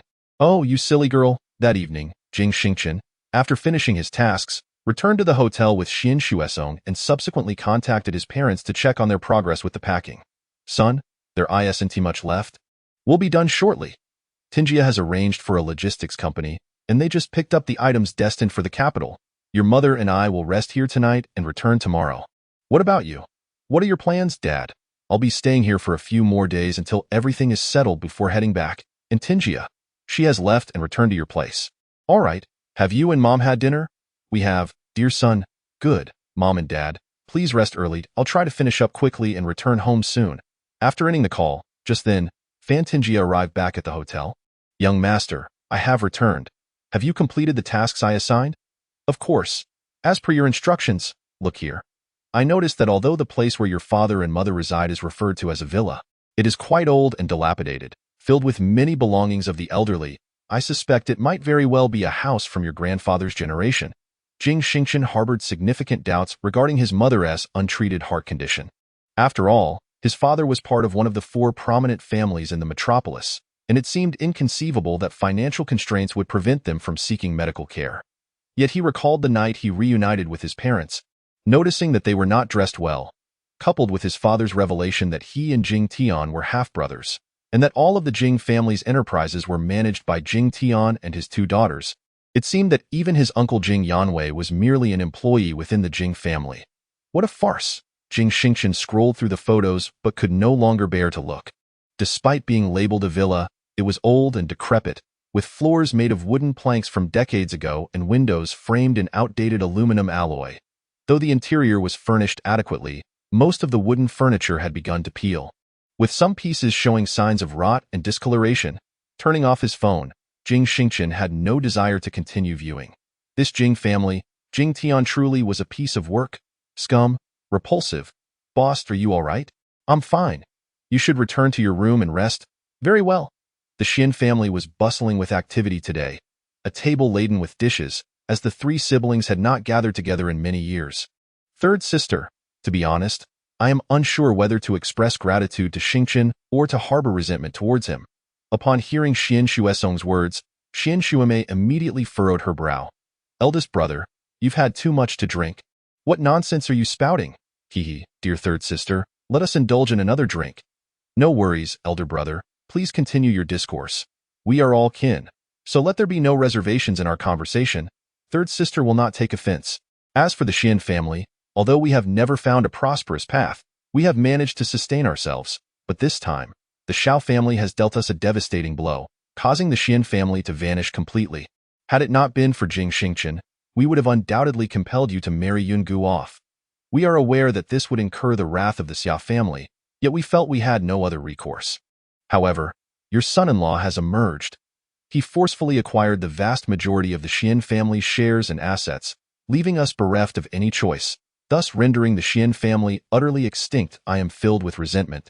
Yet I understand that without him, the Xian family would forever remain subservient to the Xiao family. We, the offspring, are utterly inept.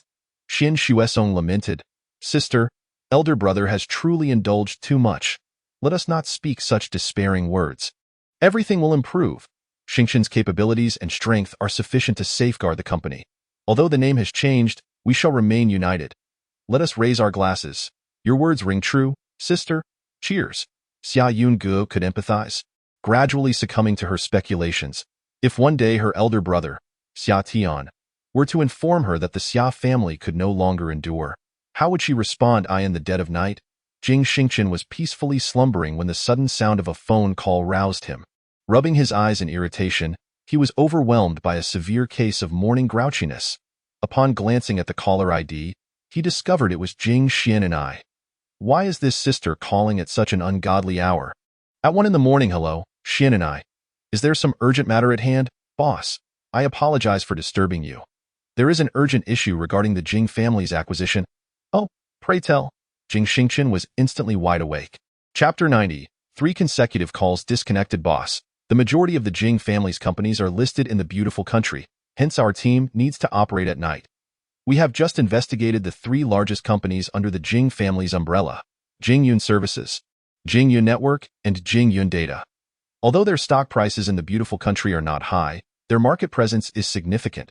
We are concurrently acquiring shares from all 3 companies, but after just securing 10, we received a call from the head of Morgan Stanley's headquarters in the beautiful country, inquiring if we were interested in acquiring all of the Jing family's controlling shares. We affirmed. They have offered a price of $80 billion. I said I would consult with the boss and see how to proceed. What do you think of this situation? Goodness, Morgan Stanley. Is that not one of the world's foremost investment firms? Is the capital behind the Jing family associated with them? Indeed, boss. But they have now abandoned the Jing family due to severe losses. The stock price has plummeted dramatically. These American financiers are utterly repugnant. Is the Jing family the only one suffering significant losses? Which major conglomerate globally is not facing severe losses? They dare to demand $80 billion from me, and in M dollars. The audacity is beyond belief. What is the Jing family's market situation, boss? The Jing family's market value is approximately $51.2 billion, and it continues to shrink as the stock price declines. The Jing family still possesses several companies listed domestically. Upon examination, we found that they are merely small technology investment firms and a few service-oriented enterprises, which hold little value and lack investment potential. Please provide me with the contact number of the head of Morgan Stanley, as I wish to engage in a direct conversation with him. What nonsense is this, attempting to swindle my money? Be wary, for I shall sever your lifeline. Jing Xingchen was somewhat incensed. This is truly an outrageous act of price gouging. I approached this matter with the intention of liquidation, yet you cannot demand an additional $20 billion on top of the original liquidation price. Who do you think you are? Upon verifying the phone number on his device, Jing Xingchen confirmed it belonged to Global Communication and contemplated the language barrier posed by the Americans' use of M-language. System. The host is in urgent need. Do not slumber. The system never sleeps. Splendid. I shall make a phone call to the beautiful country, but the language is somewhat challenging, you see. The island nation had already bestowed upon me language skills during the short selling. Have you forgotten? It has come back to me. Ha ha ha. Still not fully awake, are we? Such an unreliable host. Jing Xingchen splashed some water on his face to clear his mind. He picked up the phone and dialed the number. The head of Morgan Stanley, Maki Morgan, was reviewing the trading situations of all the companies in which they had invested when the phone rang. He answered promptly. Hello, this is Maki. Greetings. I am Jing Xingchen. The head of Xingchen Tian Investment.my employee was just in the process of acquiring shares from the Jing family in Modu, and you had reached out to them regarding the acquisition. Hence, I am returning your call directly. Oh, so you are the individual aiming to acquire shares from the Jing family. You share the same surname. Your relationship seems rather intricate. Let us discuss the price. Very well, sir. The lowest price our company can offer is $80 billion. This represents our utmost sincerity. Is that so? The market price stands at $51.2 billion, yet you demand $80 billion and still have the audacity to speak of sincerity. Is your sincerity merely price gouging? I believe you should retain the Jing family shares. Their continuous losses will soon lead to a collapse in value. You can expect to incur losses later on. The stock prices of all 3 companies have plummeted to $3, if I am not mistaken. When Morgan Stanley initially acquired the Jing family shares, it was at this very price, correct? Dream on if you think you can extract profits from my pocket. I have already instructed my people to liquidate shares once more. Prepare for losses. This is where we part ways. I wish you all a delightful experience with skin infections. Goodbye. Jing Xingchen left Maki Morgan speechless. Upon hearing the word goodbye, Maki realized that if he did not make a further effort to retain him, the opportunity would be lost. Oh my God. Heaven above. Mr. Jing, please hold on. Do not be so agitated. We can discuss this further. Do not hang up. Hello? Hello? Jing Xingchen had already disconnected the call. Damn it. This individual speaks at an astonishing pace. Moreover, his pronunciation is exceptionally precise. I genuinely suspect whose mother tongue is actually M language. Maki redialed the number once again. Jing Xingchen regretted hanging up the phone, yet he was wagering that Morgan Stanley would reach out to renegotiate the terms. Indeed, the call came through again, and upon seeing the number, Jing realized he had triumphed. Hello, Ms. Maki. Is there anything further you wish to discuss?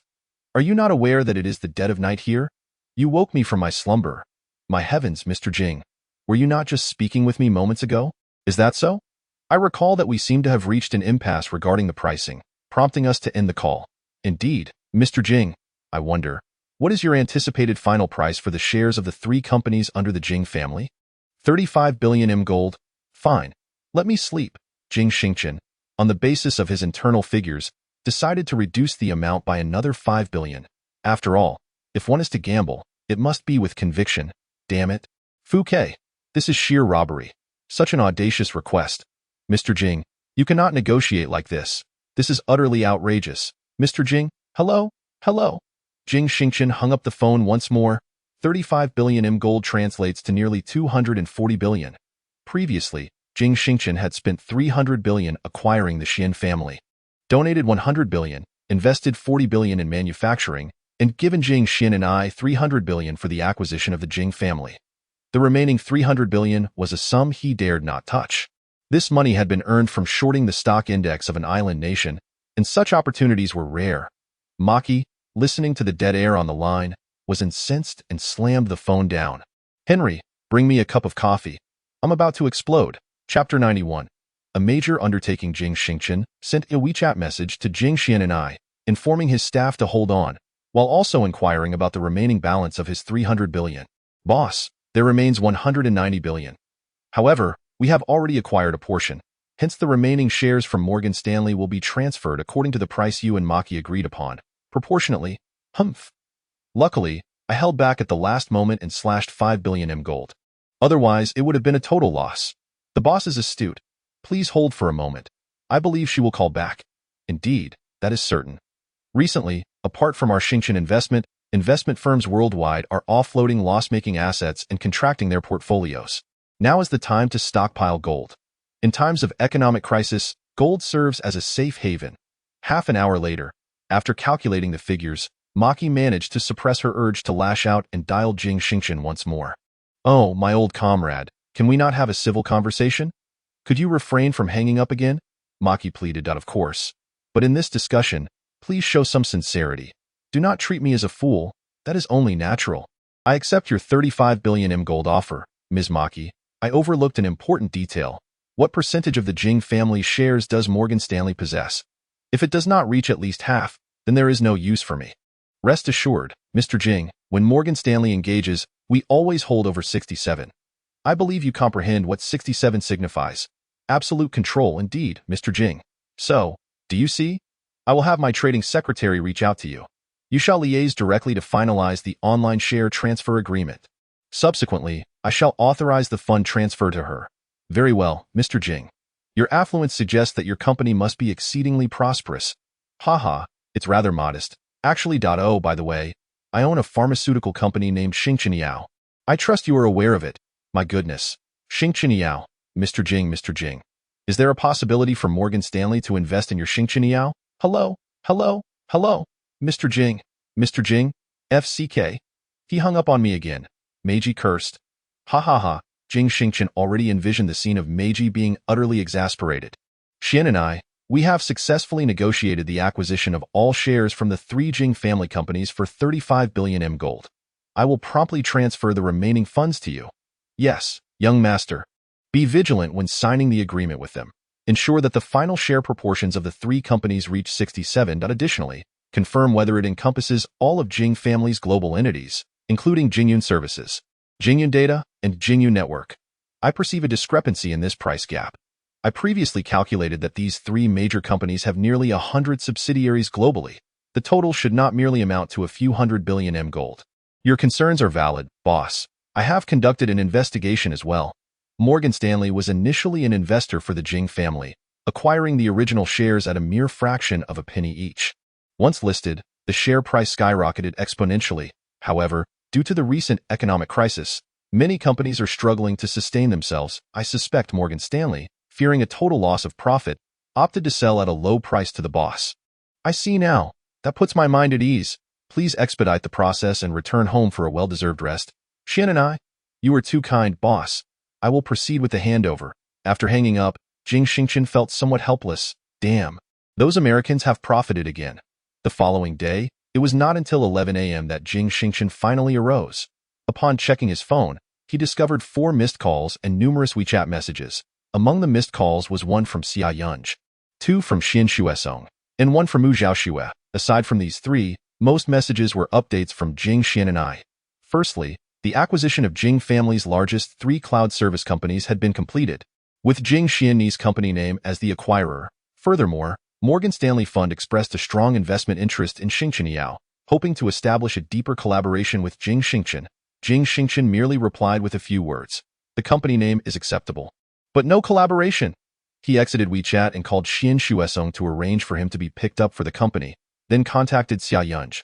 Xingchen, you can't possibly have just woken up. Indeed, I was utterly exhausted.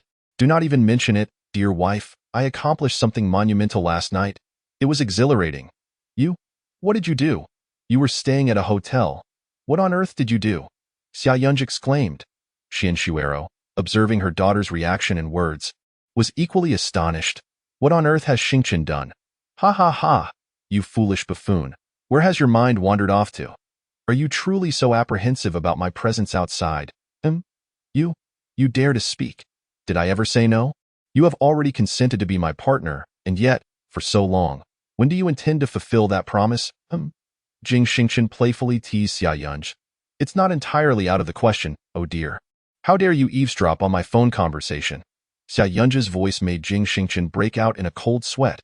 What did my future mother-in-law overhear? Daughter, what are you two discussing? What is wrong with Xingchen? What is it that you cannot say? It's nothing. I shan't speak to you any longer, Jing Xingchen. You are utterly exasperating. Xia Yunj abruptly hung up the phone and turned away, covering her face. Concerned that Xian Xuero might misconstrue the situation, Jing Xingchen sent a WeChat message. Auntie, I was discussing the acquisition late last night, which worried Yunj. I overslept this morning and have yet to explain myself to her, and she hung up on me. Please help clarify things with her, Xian Xuero, having great trust in Jing Xingchen's character, shook her head upon reading the message and hurried off to find Xia Yunj. Chapter 92. An unforgettable night in the Jinghui building of the Magic City. Jing Tian observed the plummeting stock prices of his family's companies with mounting anxiety. Yet, he hesitated to call his financial backer, Morgan Stanley, for assistance, especially amid the ongoing global economic crisis. Morgan Stanley holds a commanding stake in nearly 100 top-tier companies worldwide, and a poorly executed conversation could spell disaster.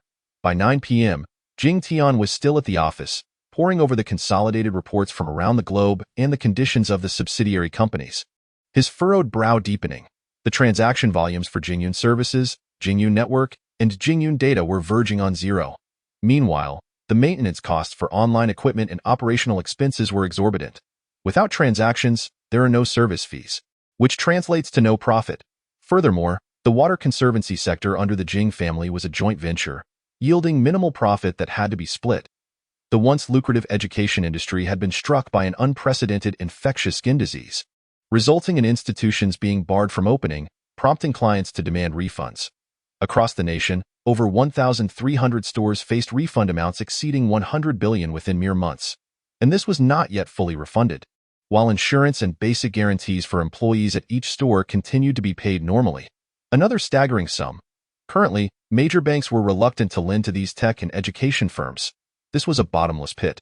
Any loans given would merely be used to handle refunds and other operational costs, yielding no profits. leaving them unable to repay the bank's principal, let alone the interest owed. Ultimately, Jing Tian picked up his phone and dialed a contact at Morgan Stanley. Hello, this is Jing Tian from the Magic City. May I speak with amidst, the chief officer? What can I assist you with? I wish to request assistance from Morgan Stanley. Oh, please hold while I report this to my superior. All right, thank you immensely. Just as Ma Chi arrived at the office and powered on her computer, an external call came in. Boss, the head of the Jing family from the Magic City is calling for assistance. Oh, please come in. The call has arrived just in time. I have matters to discuss with him as well. Mitsai tapped her nails, thoroughly pleased with her freshly done manicure. Hello, this is Mitsai, greetings. I am Jing Tian from the Magical City. I sincerely apologize for disturbing you. The situation is such that I'd please hold on for a moment. There is something I must convey to you. Jing Tian's words were abruptly interrupted. Yes, Ms. Mitsai, you may speak. What a mess. Mitsai, just call me Mitsai. I detest being casually assigned nicknames. Oh, by the way, I forgot to inform you that yesterday, I officially transferred all shares of your family's companies in the beautiful country on behalf of our company. The acquirer is from Shanhua, the esteemed Qintian investment from the imperial capital. Hehe. You may contact them for any matters. Farewell. Beep beep beep. Upon hearing Mitsai's words today, Jing Tian was left utterly dumbfounded on the other end of the line. Even forgetting to hang up the call, the Qintian investment from the imperial capital acquired over 67 of the shares in the 3 largest companies of the Jing family. This was an unexpected turn of events for Jing Tian. How could it be that after the Xian family encountered trouble, it was now his family's turn? Jing Tian slowly approached his computer and began to search for the details on his company's intranet. Most of the information remained unchanged, yet in the final small corner, it clearly stated that the investment companies of Jingyun Data, Jingyun Services, and Jingyun Network had been altered to Qintian Investment. Xiaoman, please investigate where this Qintian investment is located. Who is the owner? Why have they suddenly targeted my Jing family? It is the boss that night. It was an unforgettable evening for Jing Xingchen. Xiaoyun Gu, come to the hotel tonight to accompany Jing Xingchen. Darling, could you refrain from calling me Xingtian in the future? What should I call you then? Jing, little girl. You are quite mischievous. Call me husband. Jing Xingtian gently tapped Xiaoyun Ji's forehead. Oh, I should call you that. Husband? Why are you stuttering? Say it properly. Husband. That sounds delightful. Xiaoyun Ji's face flushed with warmth and color. It's late. Let us go take a shower. Jing Xingtian softly whispered in Xiaoyun Ji's ear. Okay, I'll accompany you in the shower. What? Hurry up. Ha ha ha. Jing Xingtian playfully pulled Xiaoyun Gu into the bathroom. Xiaoyun Gu was taken aback by Jing Xingtian's physique. She had expected him to be frail, yet he turned out to be fit with a well-defined body. The two gazed at each other for a long time in the bathroom. After their shower, Jing Xingtian meticulously dried Xiaoyun Ji's hair with a towel, then lifted her into his arms, walking naked into the bedroom, gently kissing. However, just as they were about to get intimately close, Jing Xingtian's phone rang. My passion? It feels like a fire, burning through the entire desert. The phone ringing infuriated Jing Xingtian. He glanced at the unknown number from the magical city and hung up. Darling, let us continue. Here comes my husband. Ha ha ha. My passion. It feels like a fire. The phone rang once more. Damn it. I must see who it is. Jing Xingtian picked up the phone and answered. Hello? Who is this? What on earth is happening?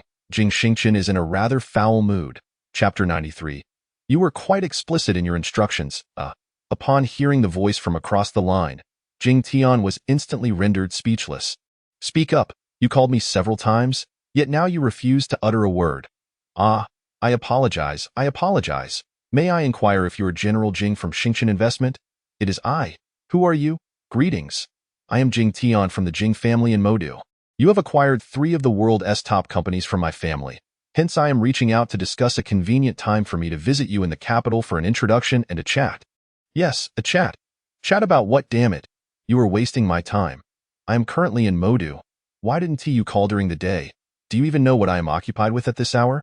I'll be at your company tomorrow. Goodbye. Jing Xingchen was infuriated. This fool truly knows how to pick the worst moments. Dear husband, how about we just go to sleep? Xia Yunj was wrapped in the hotel's white duvet. Resembling a dumpling. Sleep? Ha ha ha. The husband has arrived. The big tiger has come. Jing Xingchen lunged at him. The following morning, Jing Xingchen felt invigorated and utterly at ease. while Xia Yunj remained fast asleep. He gently kissed his beloved, took a shower, dressed, left a note, and then departed, as he had an appointment with Xian Xuesong. Arriving at Xingchen Construction, he flipped to the phone number that had caused him trouble the previous night. Chuckling, it was indeed time to meet. Tinjia, make the call, say I want to see him, and inquire about the location of his company. We shall head over directly. Yes, boss. Please hold. Fan Tinjia handled these matters with great efficiency. Boss, he is at Jinghui Building. Upon hearing that you were coming, they immediately made arrangements to welcome us. Boss, are you really going to Jinghui Building? Jinghui Building? That is the headquarters of the Jing family. You are going? Just to pick up a few things. Come along with me. Shall we have a quick reunion with your old friend? I am not very familiar with Jing Tian. Not familiar at all. Xian Xuesong, being astute, quickly sensed Jing Xingchen's apparent aversion towards the Jing family, and he recalled the airport pickup from 2 days prior, where Jing Xingchen referred to the third elder of the Jing family as Dad. Despite Jing Yuanjin never being valued within the family, especially considering that the Jing family had never welcomed a male heir, why would the new general refer to Jing Yuanjin as Dad? Could it be that initially? Let us go. Accompanied by their driver and bodyguard, the trio swiftly made their way to Jinghui Building. En route, Jing Xingchen contacted his father. Dad, I am heading to the Jing family headquarters. I have acquired a significant amount of shares in the Jing family over these past few days in Modu. If someone calls you later, you need not answer. Rest assured, my son. I rarely contact anyone from the Jing family, save for my second brother. He is my biological brother, yet we do not frequently communicate. Understood. Jing Yuanjin was unaware of Jing Xingchen's intentions, but since his son had a plan, he would let him proceed. What the previous generation could not resolve, let the capable son address it. After a 40-minute journey, Jing Xingchen pondered deeply, still seeking clarity about his origins. What truly happened back then? The car halted in the underground parking of Jinghui Building. Jing Xingchen instructed Fan Tinjia and Xian Xuesong. You two shall ascend in 5 minutes. I will first meet with this general manager Jing on the first floor. Boss, are you safe alone? Rest assured. If Jing Xingchen is not safe, then no one in the world is. Jing Xingchen employed his usual tactics, activated his phone's recording function, and rode the elevator down to the grand hall on the first floor. Jing Tian stood at the forefront with his 2 daughters, Jing Hongshan and Jing Hongxia, awaiting the arrival of the new general manager at the entrance.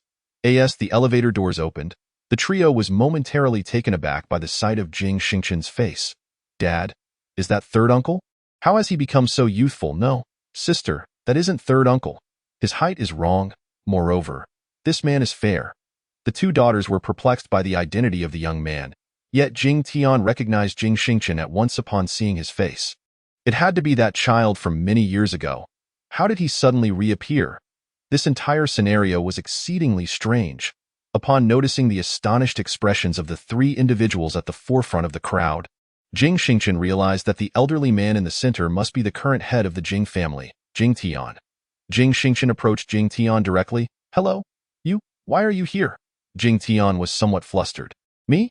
Why can't I be here? Jing Xingchen gazed at the man opposite him with a serene expression. Who are you? Who are you? Jing Tian was losing his composure. Since you have sincerely inquired, I shall graciously respond. Allow me to pose a question. Guess who I am? 23 years ago, there was a wronged soul. Ha ha ha, it truly is you, this wretched child. You actually survived. You actually survived. I bribed the director to shut down the surveillance, secretly disposed of you while my father was away, and had you sent to a distant place. You actually lived. You returned. You have returned. Jing Tian was taken aback by Jing Xingchen's gaze. The rapid succession of revelations startled Jing Xingchen. He hadn't expected such a quick confession. Ding. The system has begun to disrupt his nerves the moment he laid eyes on you. Otherwise, do you think you could have managed him with just a look? Damn. System overlord. Continue. I wish to learn the entire story. Of course, I did not perish. I have returned to seek vengeance. Why can't I? Jing Tian, father a son. Only these 2 useless daughters. Yet Jing Yuanjin can. I cannot allow any boy in the Jing family, unless he is my own flesh and blood. Otherwise, I will find a way to eliminate him. The wealth of the Jing family is solely mine to inherit. Ha ha ha, boy, what will you do now that you have found me? I am the head of the Jing family, wealthy beyond measure. Even if I had someone abduct you and cast you away, what of it? 20 years have passed. The statute of limitations has expired. You have no evidence. Ha ha ha. You cannot sue me. Ha ha ha. Jing Hongshan and Jing Hongxia were utterly shocked upon hearing Jing Tian's words. Their father had once stolen his own brother's son and discarded him in another province. The young man before them, who bore an uncanny resemblance to their third uncle, was indeed that very child from years ago. Excellent, Jing Tian. Your instructions were exceedingly clear. Jing Xingchen is thoroughly satisfied. Chapter 94. Speak to my young master with a touch of courtesy. My heavens, father! Are you even aware of what you are saying?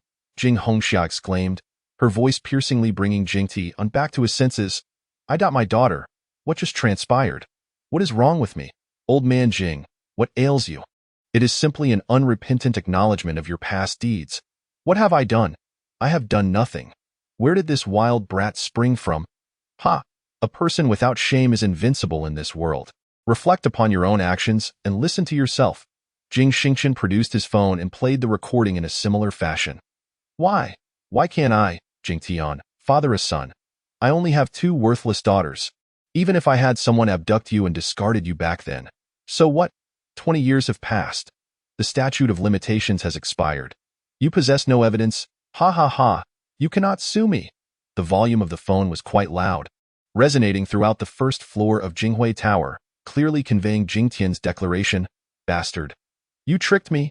I tricked you. Heh, those who deceive shall be deceived in return. You have wronged our family, betrayed my parents, and most grievously wronged me. And yet you have the audacity to accuse me of deception.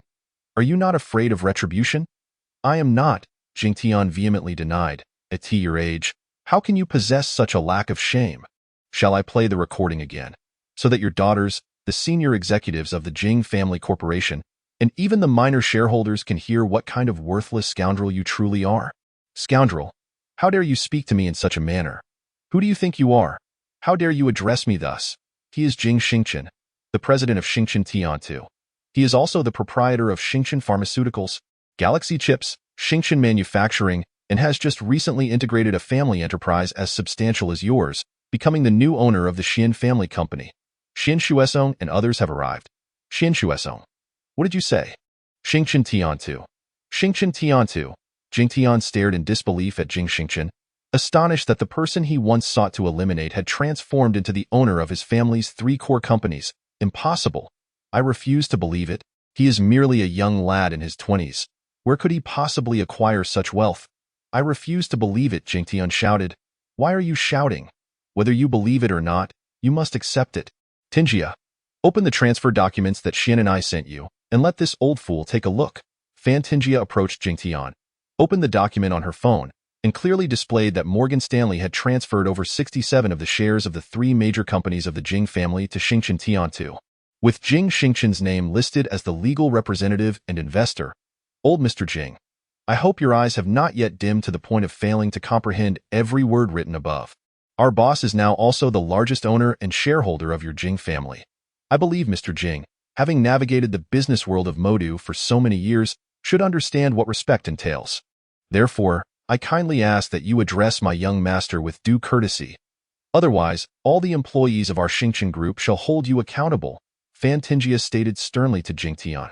Who are you? How dare you speak to my father in such a manner? She is my assistant, and as I pondered, I realized that it would be most fitting for her to take charge of your esteemed Jing family. I don't know. I meant the general manager of several companies under my purview. Hee, Tinjia, what do you think? Young master, you. Fan Tinjia was somewhat taken aback. As an assistant, she was hardly equipped to handle the affairs of a general manager. Entrusting such a vast enterprise to her, what if she faltered? However, upon meeting Jing Xingchen's affirming gaze, Fan Tinjia felt a surge of confidence. Very well. I shall comply with your arrangements, young master. Now, everyone, let us not linger here any longer. Since I have arrived, let us ascend to a suitable venue to converse. Shall we, Jing Tian, Mr. Jing? Oh no, I should find a new appellation for you. Let me think. Perhaps I should refer to you as Mr. Jing. You? What do you intend to do? Jing Tian sensed an ominous turn of events. Mr. Jing, greetings. I am Manager Zhang, responsible for Jingyun services. Welcome. Please accompany me upstairs. I apologize for any previous neglect. Indeed, Mr. Jing, I am Manager Fan, overseeing Jingyun Network. Please follow me. Two women in professional attire, both in their 40s, emerged from the crowd and approached Jing Xingchen and Jing Tian, extending their hands to greet Jing Xingchen while guiding him and others to the elevator towards the conference room. You? How could you? Jing Tian suddenly felt dizzy. Father, what ails you? Hongxia, Hongshan, quickly support me. I must go up as well.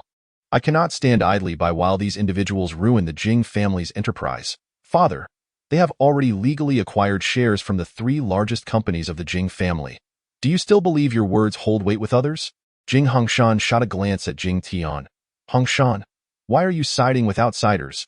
I am not siding with anyone, father. You must face the reality. Besides, do you not feel any guilt? You wretched girl. I have sacrificed so much for both of you. For us? Do you think I am still a naive child easily deceived at 7 or 8 years old? All these years, you have only made me and my elder sister work for you, not granting us a single share in the company. Instead, you have sold off shares privately, leaving us with less than 4. Do you think I am unaware? And who was it that just said we were 2 useless daughters? Useless indeed. All these years, aside from mother, you have been flanked by one woman after another. Do you truly believe we are blind to it? Sister, if you wish to take charge, then do so. I shall leave. Jing Hongshan had long harbored a deep-seated resentment towards the neglect her mother suffered over the years. Taking advantage of the current situation, she sought to sever ties. Scoundrel, you wretched spawn. How dare you speak to me in such a manner? You, father, please do not let your temper flare. My younger sister has that disposition. What do you intend to do now? Hongxia, quickly, let us proceed to the conference room. I cannot stand idly by while that brat seizes the Jing family's enterprise. But father, very well, if you must go, then go, Jing Hongxia said helplessly, supporting Jing Tian as they made their way to the conference room where Jing Xingchen and others awaited. Chapter 95. When the walls fall. Everyone pushes. Mr. Jing, please take a seat. I am Zhao Ku, responsible for Jingyan data. Please, be seated. Very well. Please, take your seats. My purpose for being here today is twofold. Firstly, to gain a comprehensive understanding of the current state of the company. And secondly, to oversee the consolidation of the various subsidiaries under our banner. You are all long-standing employees loyal to the Jing family. You have heard what Jing Tian just said. There is no need for you to speculate about my identity. Simply know that I am the CEO of Xingchen Tian II, and I hold the largest share in several of the Jing family's key companies. Indeed, boss, let us discuss the current situation of the company. As Jing Xingchen concluded his remarks, Jing Tian entered the room, supported by Jing Hongxiao. Ha! It seems you truly heed this young man's words, don't you? By now, Jing Tian had regained his composure. He understood this was his final opportunity to persuade all the minority shareholders and the leaders of the subsidiaries to remain loyal to him. With that, Jing Xingchen would merely possess shares but lack any connections. Jing Tian harbored no belief that Jing Xingchen possessed the resolve to dismiss all senior executives in one fell swoop. Such an act would incur substantial financial penalties. Upon hearing Jing Tian's words, the room fell silent. You've joined us as well. Since you're here, please find a seat and no need to stand. We wouldn't want you to trip in my company and then claim damages. Humph. The Jing family has established itself in Modu for decades. How could a fledgling like you hope to shake our foundation? Old man Jing, it seems age has clouded your judgment. My assistant has already demonstrated that I have acquired over 2/3 of the shares in your 3 most significant companies. After all these years in business, you must surely understand what absolute control entails. Your presence here is nothing but a testament to your stubbornness. I take great pleasure in delivering blows to the face of arrogance. If you have objections, do voice them. I am curious to know how you, who once engaged in unscrupulous dealings, plan to salvage your so-called family enterprise. After finishing his statement, Jing Xingchen reclined against the back of his chair, stretching his legs across the long conference table, relishing the comfort. Observe the character of this young man. What capabilities does he possess to guide you through adversity? I have wealth, Jing Xingchen replied with a grin. You? Manager Zhao, Manager Fan. I propose we initiate a corporate restructuring and divest ourselves of the unprofitable entities, Mr. Jing. Or should I say, Mr. Xingchen, the group currently has no profitable companies. All are incurring losses. Are you suggesting we sell off enterprises like Jingyan Services and Jingyan Data? This is a desperate gamble. Alternatively, I believe we should approach the bank for another loan, I think. Old man Jing, do you consider the bank to be a fool? Seeking a loan? Who would lend to you? If it were as simple as you suggest, I would have already secured the 22 billion for the Xian family. Xian Shuesong had no intention of sparing Jing Tian's dignity. Both had been rival patriarchs of the four great families for many years. Now that his own family was being acquired, he wished for the Jing family to meet a swift demise. Furthermore, the new head of the Xian family harbored a deep-seated enmity with the Jing family. Xian Shuesong, do you have a say in matters here? Ha ha ha, do you think you can speak on my behalf? Are you all blind? The company has been acquired, and yet you still pretend everything is fine. None of you know where next month's salaries will come from, and now that the new CEO has arrived, they continue to act high and mighty. I wonder how they will ultimately meet their demise. You, I, Jing Tian, have endured in this city for many years without any way out. What can he do? I have wealth. Jing Xingchen is as frugal with words as gold. You needn't always boast about your riches. Jing Tian is at a loss for words. Fine, if I don't mention my wealth, I shall say this. All the former employees of the Jing family company are still present. Who among them can produce evidence of Jing Tian's years of embezzlement, tax evasion, or any other illegal activities? A reward of 1 million for each piece of evidence. The timer starts now. 1 minute. The conference room fell into an eerie silence. Everyone was absorbing the words of this young man before them. Evidence of Jing Tian's tax evasion? There is an abundance. Moreover, there are other matters that everyone has been discreetly aware of. 20 seconds have already passed, and there are still 40 seconds remaining. You little rascal. I'm going to confront you. Upon hearing Jing Xingchen's words, Jing Tian was momentarily stunned, then rushed towards Jing Xingchen, but after just 2 steps, he was tripped and fell to the ground by an employee. President Jing, I am from Jingyan Data's finance department. I hold evidence of Jing Tian's embezzlement, exclaimed the employee who had tripped Jing Tian. Tinjia, take note. A reward of 1 million will be given later. One person initiated the accusations, and soon others joined in, eager to earn their share of the reward. President Jing. Over the past 8 years, Jing Tian has subjected me to incessant harassment. I have video evidence. I implore you to take action. Damn it. How thrilling, Jing Xingchen exclaimed, startled by the revelation.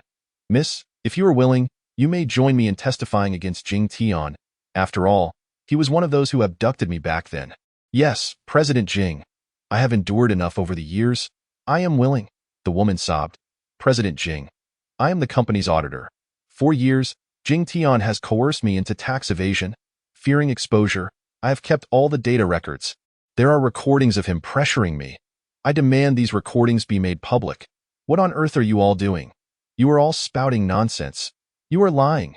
Jing Tian looked incredulously at the employees before him, each of whom had once gone to great lengths to curry favor with him, now striving just as hard to condemn him. Truly, when the wall falls, everyone pushes. Ha ha ha, Jing Tian, take a good look at the sins you have committed. There are indeed quite a few. Let us see. Long-term harassment, child abduction, tax evasion, embezzlement. Oh dear. Who reported you for this? Jing Tian, did you also engage in theft? Ha ha ha, such a significant CEO, and yet you stoop to stealing? What a disgrace. Chapter 96, The Star System. You are all lying. You? Jing Tian fainted. Jing Hongxia had already been in a state of shock upon realizing her father was coercing others into harassment. While Jing Tian had not been particularly kind to her or Jing Hongshan, he was still her father, and the current situation left Jing Hongxia utterly bewildered. Oh, he has fainted. Quite the act. Tinjia, pour a bottle of water over his head, and then call the police. Jing Xingchen harbors no sympathy for him. He must bear the consequences of his own misdeeds. Indeed, young master. Fan Tinjia, understanding the gravity of the situation, did not resort to the mineral water present in the conference room, but rather sought out a porcelain cup, filled it generously with hot water from the dispenser, and then doused him with it. She had once been coerced into an almost forced marriage. Had it not been for her aunt's desperate protection, she too might have become someone else's plaything. Thus, she shows no mercy to such scum. You've scalded me to death. Upon waking, Jing Tian cried out, Humph, after enduring years of his torment, today is truly satisfying. The woman exclaimed vehemently. Half an hour later, Jing Tian was taken away, and before departing, everyone presented years' worth of evidence against him to the police, including Jing Xingchen without exception. Regardless of the legal implications, Jing Xingchen was determined to vindicate himself and his parents. Jing Hongxia hurriedly followed her father to the police station, anxiously attempting to contact her sister and mother. Well then, now that the idle onlookers have departed, let us resume the meeting. Yes, the attendees responded in unison. Where were we? Mr. Jing, since your acquisition, you are not yet fully acquainted with the company's specific circumstances. Allow me to provide you with a brief overview. A bespectacled woman seated in the third position to Jing Xingchen's right began, holding a stack of documents. Who are you? Mr. Jing, I am Xiao Man, the former secretary of Jing Tian, primarily responsible for gathering and organizing internal company information and reporting on financial conditions. Thus I possess some understanding of the companies under the Jing family's umbrella. Very well, please proceed. Yes, Mr. Jing. Currently, the group company encompasses 5 main subsidiaries. The first is Jing Yun Services, which primarily engages in global networked cloud services, supporting back-end transactions for various business software. Jing Yun Services is presently in dire financial straits, with last month's transaction volume at 59 million, and as of yesterday, this month's total was merely 6 million. Hold on, is that in USD? Mr. Jing, it is not in USD. Please continue. Yes, Mr. Jing. Jing Yun Data primarily focuses on providing effective integration of internal data for major global corporations and creating independent databases. There are 28 subsidiaries of Jing Yun Data worldwide, and over the past 3 months, they have only completed a database project for one company, generating an income of 52 million, with costs amounting to 24.2 billion over 3 months. Lastly, Jing Yun Network engages in a wide range of business activities, including cloud storage, online training software support, and the operation of back-end login servers for various websites. In these past few months, despite the severe financial crisis, Jing Yun Network has managed to operate reasonably well, albeit with a staggering 40% reduction in revenue. With 29 subsidiaries globally, the total revenue amounts to 10.9 billion, with profits at 700 million. Mr. Jing, what remains is the matter of educational training. The 3 educational brands under the Jing family have seen many of their stores become desolate, and numerous parents are still awaiting the refund of their fees, with some parents having already united to file a lawsuit against our company. It is truly disheartening. Education, such a sacred endeavor, has been grotesquely reduced to a mere transaction for profit, and now that issues have arisen, refunds are not forthcoming. Mr. Jing, this predicament is unavoidable. The company's accounts are depleted. Xiao Man, what is the situation with the Water Resources Division? Mr. Jing, our Water Resources Company is engaged in a project in collaboration with the Water Bureau of the Magic City. Although this project has not been adversely affected by the pandemic or economic crisis, it only yields a net profit of around 80 million annually, which is shared equally with the Water Bureau of the Magic City. I truly cannot fathom how you can still call yourselves the 4 great families, profiting solely from virtual industries, with each having such a significant market share globally, yet none are making money, facing a challenge, and they crumble under pressure. Jing Xingchen expresses his frustration. Indeed, Mr. Jing speaks the truth. Even Xian Shuesong beside him is reflecting on this. The education group must be dissolved immediately. Before its dissolution, all items in each branch must be sold off, and all owed fees to parents must be settled. One must act with integrity. Yes, Mr. Jing, what about the deficit? The head of the education group, Qian Huoming, asks anxiously. First, we need to compile a final figure for all stores nationwide. As for the deficit, Jing Tian will find a way. Yes. Mr. Jing's subordinates wiped their brows, realizing that the new president intends to bring about Jing Tian's utter ruin. Secondly, regarding the Water Resources Division, it should simply be maintained. Lastly, concerning the final issue, I require a report by the end of the day on the losses incurred by the 3 largest online companies I have acquired, along with the profits from previous years. If there is truly no hope for recovery, I will opt for company mergers and carve out a new path for an online company. Understood, Mr. Jing. Now, let us announce several pieces of news. First, the disarray of names associated with Jingyun Network must be rectified. All companies under the Xingchen banner, except for Galaxy Chips, must begin with the word Xingchen, henceforth to be renamed Xingchen Data, Xingchen Services, and Xingchen Network.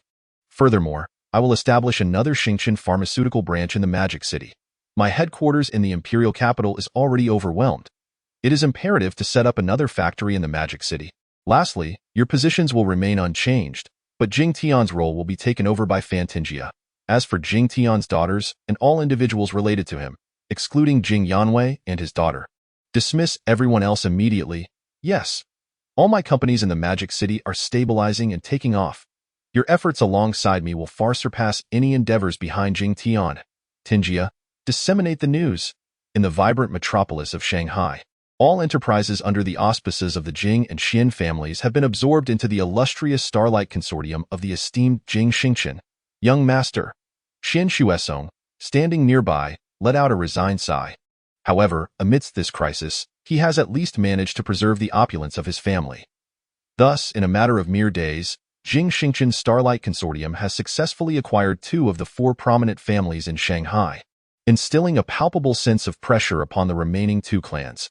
Chapter 97. Jing Yanwei. After a bustling morning of issuing commands and apprehending the necessary individuals, Jing Xingchen settled at his desk and picked up the phone to call his beloved. Yun Go, are you awake? I'm up. My whole body aches today, and you're being such a nuisance. Ah, your words are so tender, my dear. Where are you? I just wrapped up some matters concerning the Jing family. I'll be contacting my lawyer, Lu Hao, in the capital shortly, asking him to come to Shanghai to handle a few lawsuits for me. Oh, right. My mother mentioned she wants to return tomorrow. Your mother is heading back to the capital so soon? What's the rush?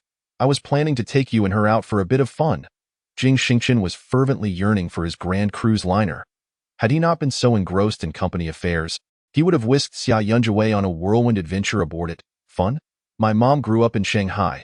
She has been everywhere and has no desire to be our entertainment. She wouldn't enjoy mingling with us youngsters. Ha ha ha, very well then. Once I conclude my business, I shall take you out for a few days. Great. I'll hang up now. Don't rush to end the call. Are you missing your husband? Behave yourself. You're still at work. I'm aware. There's no one in my office right now. Are you missing your husband? Ha ha ha. Oh dear, you're impossible. Yes, I am. Is that satisfactory? Goodbye. Jing Xingchen could distinctly sense Xia Yunji blushing with shyness. After finishing his call with Lu Hao and briefing him on matters concerning Jing Tian and all enterprises of the Jing family, he particularly instructed Lu Hao to ensure that Jing Tian's assets were thoroughly liquidated to compensate for the company's losses. Yet he remained unsatisfied. He initially contemplated casting a curse upon Jing Tian, but at the last moment decided that it would be too wasteful to employ a divine key from the system for such a person. Ultimately, he abandoned the idea.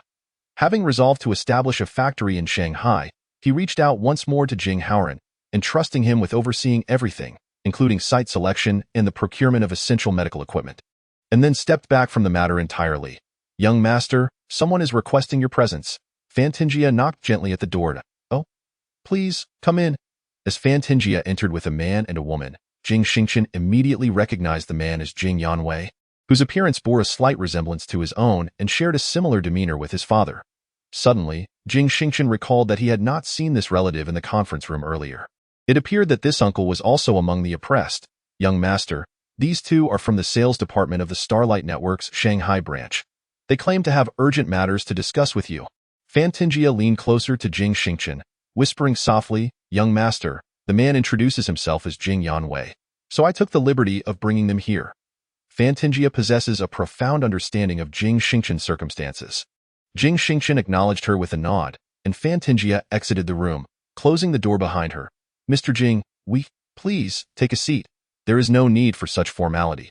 Although this is our first meeting, you bear a resemblance to my father, which makes you recognizable to me. Yes, this is my daughter, Jing Yin. Mr. Jing, it is a pleasure to meet you, Jing Yin responded, visibly anxious. Do not be nervous. How old are you? Jing Xingchen's abrupt inquiry about Jing Yan's age left both father and daughter somewhat bewildered. I am 23. And you? I am 24. You are older than I am, which makes you akin to an elder sister. Please, have a seat. You sought me out for a reason, I presume? Indeed. Mr. Jing, primarily, I wanted to meet you. My younger brother has spent many years searching for your whereabouts and has finally succeeded. I am genuinely happy for him. Secondly, I wish to ask you a favor. Please transfer Yanran from the sales department of Xingchen Network. I recently heard that you were planning to establish a pharmaceutical factory in Modu. Relocating her there as a worker would suffice. What do you mean by that? Is working in sales at Xingchen Network particularly arduous or fraught with pressure? Mr. Jing, I have already adjusted my address to you. Please just call me Xingchen, as Mr. Jing feels rather distant. Jing Xingchen harbored a certain fondness for Jing Yanwei, as he was the biological brother of Jing Yuanjin and had not inflicted harm upon her parents. Despite their infrequent contact, they shared a blood connection. Hence, Jing Xingchen had intentions regarding both Jing Yanwei and Jing Yin. Otherwise, during the process of eliminating members of the Jing family, she would not have retained the positions of Jing Yanwei and Jing Yin. However, she was taken aback by the fact that Jing Tian treated his brother in such a manner, allowing him to merely serve as a salesperson in such a vast corporate entity. Very well, I shall address you as Xingchen then. My dear child, I implore you, could you assist me in relocating Xiao Yin to another position? Is she not suited for sales? Indeed, Xiao Yin has always been somewhat introverted, finding it challenging to engage with strangers. Initially, I did not intend for her to work at the company, but circumstances left me with no choice. Jing Tian sigh. Over the past 2 years, Xiao Yin has struggled to achieve any results. I have been the one securing deals for him. However, in recent months, we have had no contracts, and without income, repaying our loans has become exceedingly difficult. I truly had no other recourse but to come to you for help. My dear child, I beseech you, assist your sister. Repaying loans? You, the esteemed second young master of the Jing family, require assistance with loans. Jing Xingchen was utterly astonished. The Jing family was, after all, a prominent clan. How could they be in need of loans? Indeed, my father's passing was particularly abrupt, and he left no will. Jing Tian has been managing the company's affairs all along while Yuanjin has been searching for you. I bear some responsibility for my own shortcomings. Consequently, the inheritance was claimed by Jing Tian. Fortunately, my father had previously bequeathed an old house to Yuanjin. Otherwise, their situation would have been even more dire. Jing Xingchen found herself infuriated once more by Jing Tian's character. What an absolute disgrace. Sister, what is your field of study? Chapter 98. Receiving a grand toy. I am studying environmental engineering, and my major does not quite align with the company. IT does not align at all. Sister, are you capable of handling copywriting or assistant duties? The compensation will be exceedingly generous. Primarily, it involves answering phone calls, organizing documents, and booking flights. Furthermore, no one will trouble you.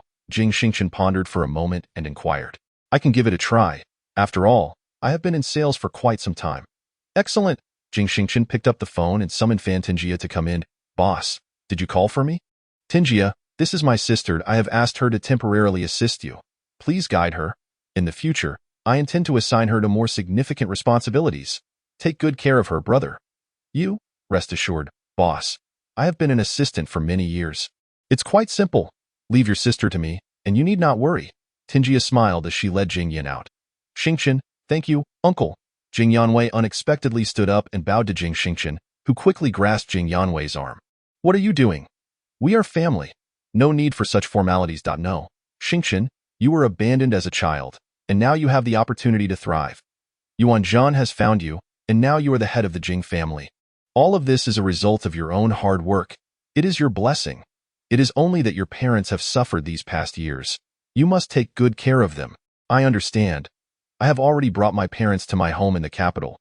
If you wish to visit, I think that we shall not go. You three have just reunited and should not be disturbed. Xingchen, you continue with your work. I will take my leave now. Jing Xingchen watched Jing Yanwei's retreating figure, feeling quite emotional. The once harmonious Jing family had been torn apart by strife and discord. Tinjia, adjust Jing Yan's monthly salary to 120,000, with gradual increases later. Her salary will be deducted from my personal account, and Jing Yanwei will be promoted to vice president of Xingchen Networks. The salary will be in accordance with company regulations. Effective immediately. Understood, young master. By the way, Tinjia, I have arranged a task for my sister. I have a cruise ship in Modu. Here is the contact information. Please assist her in liaising with the cruise's person in charge, and inform them that I will be there to take over in a few hours. Understood, young master. You are truly extravagant, young master. A cruise ship? Haha, off you go. Observing everything organized meticulously, Jing Xingchen called on Xian Xuesong to drive to the hotel to pick up Xia Yunj, and then prepare to head to Wellington Harbor to receive that magnificent toy. Initially, Xian Xuesong was somewhat anxious about his own company's matters. He secretly called to inquire, only to discover that the people under Jing had already managed the company's affairs with great efficiency. Whether he was present or not made no difference. Ultimately, Xian Xuesong had no choice but to serve as the chauffeur for Jing Xingchen and Xia Yunj, speeding towards Wellington Harbor. Jing, will you and Yunj be taking a boat to Wellington Harbor? We will not be taking a boat. I am going there to receive a toy.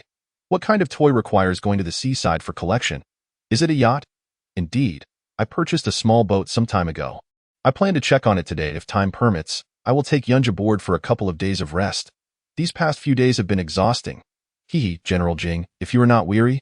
Then who is? Look at how decisively you acquired our Xian family's assets before your arrival, and now, within just a couple of days, you've taken over the majority of Jing family's enterprises. Furthermore, you have meticulously organized and integrated the assets of both prominent families. General Jing, do you know? The head of the Chu family just called me, inquiring about your true identity, suggesting that you might be someone sent from above. From above. Indeed, your financial prowess is something I have never heard of before. Hee, let us keep a low profile. Jing Xingchen suddenly realized that he was already standing at the pinnacle of the business world. Although he had yet to reach the summit, the apex no longer felt unattainable. Perhaps one day, Xingtian Investment would evolve into a colossal entity akin to Morgan Stanley or Quantum Fund. Or perhaps one day, Jing Xingchen would develop his family into a legendary powerhouse reminiscent of the Rockefeller family. But that would hinge on whether this delightful lady's condition proved satisfactory. Hey, why are you looking at me like that? Looking at my belly. Xia Yunj dared not say more, as her uncle sat before her. If he shared anything with her mother, it would spell disaster for her. Ha, it's nothing. I just think you seem a bit thin. You should eat more nutritious food. Only then can. Jing Xingchen raised an eyebrow, gazing at Xia Yunj. Xia Yunj understood instantly but felt too shy to speak, resorting to discreetly pinching the flesh on Jing Xingchen's thigh. Xian Xuesong glanced at the two through the rearview mirror, feeling quite envious. He had been busy with work for so long that he hadn't shared a sweet moment with his wife in ages. Tonight, he must make an effort to comfort his weary spouse at home. Wellington Harbor. Jiu Deshang had been tirelessly occupied ever since receiving a phone call 2 hours ago, attending to everything from the cleanliness of the entire Ocean's Heart cruise ship to the service provided by the staff. He meticulously inspected the dining options, entertainment venues, cinema, gym, outdoor swimming pool, and VIP villa rooms, all for one reason. The owner of the cruise ship, Jing Xingchen, was coming. The first impression on the boss was undoubtedly crucial. Chapter 99. Ocean's Heart. After 3 hours of travel, Xian Xuesong finally arrived at Wellington Harbor. From a distance, he could see a bustling port filled with various vessels and yachts, and at the farthest point, there was an extraordinary super-luxurious cruise ship. The ship gleamed in pristine white, towering several stories high, with an array of amusement facilities adorning its massive structure. An outdoor swimming pool, a colossal slide, 3 elevated observation decks, and even a Ferris wheel nestled in the middle of the ship. There was also a small bungee jump beside the Ferris wheel. The exterior of the cruise ship exuded opulence, and the interior must be beyond imagination. The side of the cruise ship displayed the grand words, Ocean's Heart. Xingchen, we have arrived. Is that yacht you mentioned still a toy?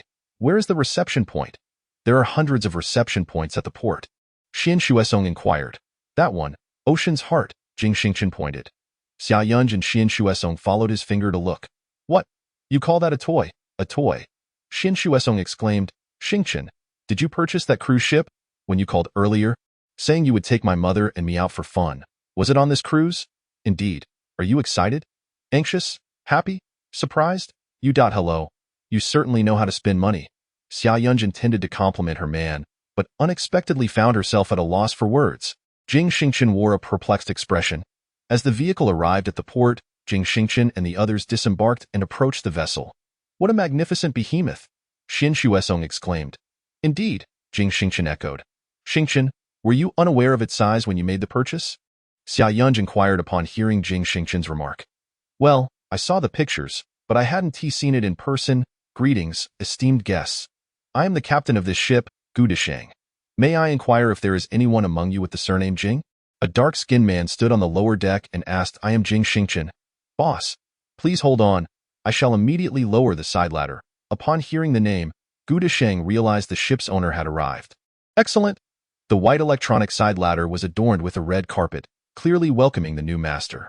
Jing Xingchen took Xia Yunj's hand and stepped up, reaching the lower deck, with Xian Xuesong closely following. Although Xian Xuesong had once been affluent and busy, seldom having the time to indulge in leisure, he had experienced luxury cruises before, yet the feeling of being on a cruise owned by a loved one was entirely different. As the trio ascended the lower deck, Gu Deshang instructed the crew to stow away the side ladder and led them to the elevator, directly taking them to the top deck of the cruise ship. The moment the elevator doors opened, the attendants on both sides were already prepared. With each step taken by Jing Xingchen and the others, petals and refreshing dew were scattered around them. Additionally, beverages were thoughtfully offered, and beautiful floral hats were presented to the trio. Upon reaching the shade of the umbrella on the deck, Jing Xingchen had anticipated a sweltering heat, but was instead greeted by a gentle, refreshing breeze at his feet, invigorating his spirit. "Boss, first, you need to sign the handover agreement and the authorization letter." Along with point two elegantly dressed young ladies behind Gu Deshang presented several documents. All right, Jing Xingchen took a pen and signed each document, the majority being the crew's purchase agreement and the name change agreement, along with some casino authorization letters, etc. When Jing Xingchen reached the section for the vessel's owner, he unhesitatingly wrote both his and Xia Yunzhe's names. "Boss, your cruise ship was crafted over 4 years by D Country's premier shipbuilding dream factory, named Heart of the Ocean, and there are only 3 vessels globally that can rival yours. Currently, they are all in the hands of the world's wealthiest individuals. However, your Heart of the Ocean boasts the highest construction cost and the finest facilities. The length of the Heart of the Ocean is..." Gu Deshang continued his introduction, while Xia Yunzhe and Xian Xuesong listened in astonishment. "Boss, the final transaction price for this cruise ship was 11 billion soft sister currency. Normally, if the cruise ship is not in operation, the daily cost ranges from 1.8 million to 1.9 million. If it is sailing, the expenses will exceed 100 million. All right. Where will your expenses be sourced from?" "Boss, upon making the purchase, an automatic deposit of 4 million was made into the account. Since there has been no voyage yet, and you have not owned it for long, the account still holds a balance. Quite good indeed. Please hand over the account to me, as I intend to, I wish to deposit some funds." Jing Xingchen has recently noticed a tendency to misspeak, a habit he must amend. Gu Deshang provided Jing Xingchen with the fixed account number for the cruise, and Jing Xingchen promptly deposited 250 million. "I shall deposit this amount first and assess the situation. Perhaps I may venture out for a short trip in the coming days." Jing Xingchen closed his eyes, gazing at the central control panel of the system. He was merely 10 million experience points away from leveling up. Due to previous expenditures on a vehicle and the steward fan showing, he had already spent over 200 million, and now he stood on the brink of yet another upgrade, which filled him with exhilaration. "Yes, boss. When do you plan to set sail?" "You must inform Deshang a day in advance, as he needs to apply for the maritime route with the port. He also requires time to prepare the necessary items for the voyage." "No problem at all. Xingchen, you are so busy. Do you truly have time to travel?" Xia Yunzhe was still somewhat hopeful. "This is my plan. I shall take a few days to travel, then return to observe the situations of various companies. However, before I depart, I must touch base with the capital to see if there are any matters to attend to." "Very well." Chapter 100. The Serpent Group in the office of a top official in the island nation. Yamada-kun. I have uncovered that both the source of Shenhua's chips and the pharmaceuticals belong to a subsidiary of a large conglomerate based in the capital, and its owner is none other than the man who shorted our great island empire's stock index on the very day of the earthquake 2 months ago. Surname Jing, named Jing Xingchen. The man named Yamada glanced at the photograph on the desk. "This individual is indeed youthful. Indeed, Yamada-kun. If his technological chips and medicinal treatments could be utilized for our great island empire, we would achieve a monumental national migration. Do you understand my intent, Esma?" "I comprehend fully. However, Shenhua's associate is currently collaborating with him." Then let us dispatch personnel from the Serpent Group. Remember, send several individuals. It must succeed at once. Failure is not an option. I suspect that such crucial research data is either stored in a confidential area of his residence, carried on his person, or located in an extremely secretive part of the company. Have the Serpent personnel depart in the coming days to conduct thorough searches. I have faith in the capabilities of our great island empire's top agents. Moreover, ensure that we do not attract the attention of those from Shenhua. Kawada stroked the small mustache on his lip, greedily eyeing the photograph on the desk. The ocean heart of Wellington Harbor in Magic City. After completing the necessary procedures, Jing Xingchen intended to take Xia Yunzhe on a leisurely voyage. However, he was unaware that all maritime routes required a day's prior application, and given that the configurations of the Ocean Star were not yet fully complete, Jing Xingchen had no choice but to abandon this notion. After providing a few instructions to Gu Deshang, he returned to the hotel. In contemporary Shanghai, the economic landscape has undergone a transformation orchestrated by Jing Xingchen, shifting from a quadripartite structure to a tripartite one. The formerly prominent Xian family has adapted its enterprises to encompass real estate, agriculture, and manufacturing, becoming integrated into the Jing Xingchen's constellation of companies. Meanwhile, the Jing family has decisively divested from the hollow shell of their educational enterprise. The original 5 companies have united in a lawsuit against Jing Tian, while Jing Xingchen has boldly established Stardust Pharmaceuticals, incorporating it into the framework of the Shanghai Xingchen subsidiary. The strategic direction of these maneuvers is under the aegis of Jing Xingchen, with the finer details entrusted to Jing Xiran and Fantingia. Reclining on the plush bed in his hotel room, Jing Xingchen perused the reports on Xingchen services, Xingchen data, and Xingchen networks sent by Fantingia. He mused that while these 3 companies may not currently yield substantial profits, their future positioning in the global market appears promising, warranting perseverance. Tingia, I will reimburse you for the losses incurred. The skin virus treatment produced by my pharmaceutical company has already begun its rollout in numerous regions and provinces. I believe it won't be long before we complete the initial production batch in the capital, and these challenges will soon be behind us. Understood, young master? Rest assured, Tingia knows how to proceed. I owe my current standing entirely to your unwavering support and assistance. I will diligently fulfill all your entrusted tasks. Good, however, do take care of yourself. Have you spoken with Jia? I have, young master. She was quite taken aback but expressed her gratitude towards you and emphasized the importance of seizing this opportunity. After all, who could have anticipated that someone like me would occupy such a position? Tingia, I have never regarded any of you as subordinates. Remember, one's value lies in self-perception. If you underestimate yourself, who will ever hold you in esteem? Yes, young master. What of my sister, Jing Yin? How has her day been? It has gone relatively smoothly. I have been guiding her, and it's evident that Miss Jing is making a concerted effort to adapt. I believe her current role is far less burdensome than her previous challenges. Well done, Tingia. It is no trouble at all, young master. If there is nothing else, I shall not intrude further. All right, just in time. My father is calling. Jing Xingchen glanced at his phone, noting the call from Jing Yuanjin. He ended his conversation with Tingia and answered his father's call. Dad, Xingchen, this evening I received a call from your uncle. Jing Yanwei. He asked me to extend his gratitude to you. He never anticipated that you would ultimately promote him and make adjustments regarding little Yin. Not at all, Dad. He too has his own challenges. I believe I cannot simply provide them with money. Rather, I can offer them opportunities to earn a better life through their own efforts. Indeed, my son is quite perceptive. When will you return? Your mother mentioned that she has missed you after just 2 days. I will assess the situation at the Shanghai office tomorrow. If there are no pressing matters, I shall return. The newly established company in the capital, Xingchen Manufacturing, seems to be on the verge of some groundbreaking developments, and I am eager to see it for myself. Very well, make sure to inform us upon your return, and your mother and I will be at the airport to greet you. Father, please do not trouble yourselves. Simply wait for me at home. All right, Xingchen, do take care of your safety while you are out. Your parents eagerly await your return home. Indeed. Jing Xingchen felt deeply moved, knowing that his parents had searched for him for 23 years. Now, every action he takes not only impacts all the companies under his name, but also pulls at the hearts of those who love him dearly, like his parents and Xia Yunj.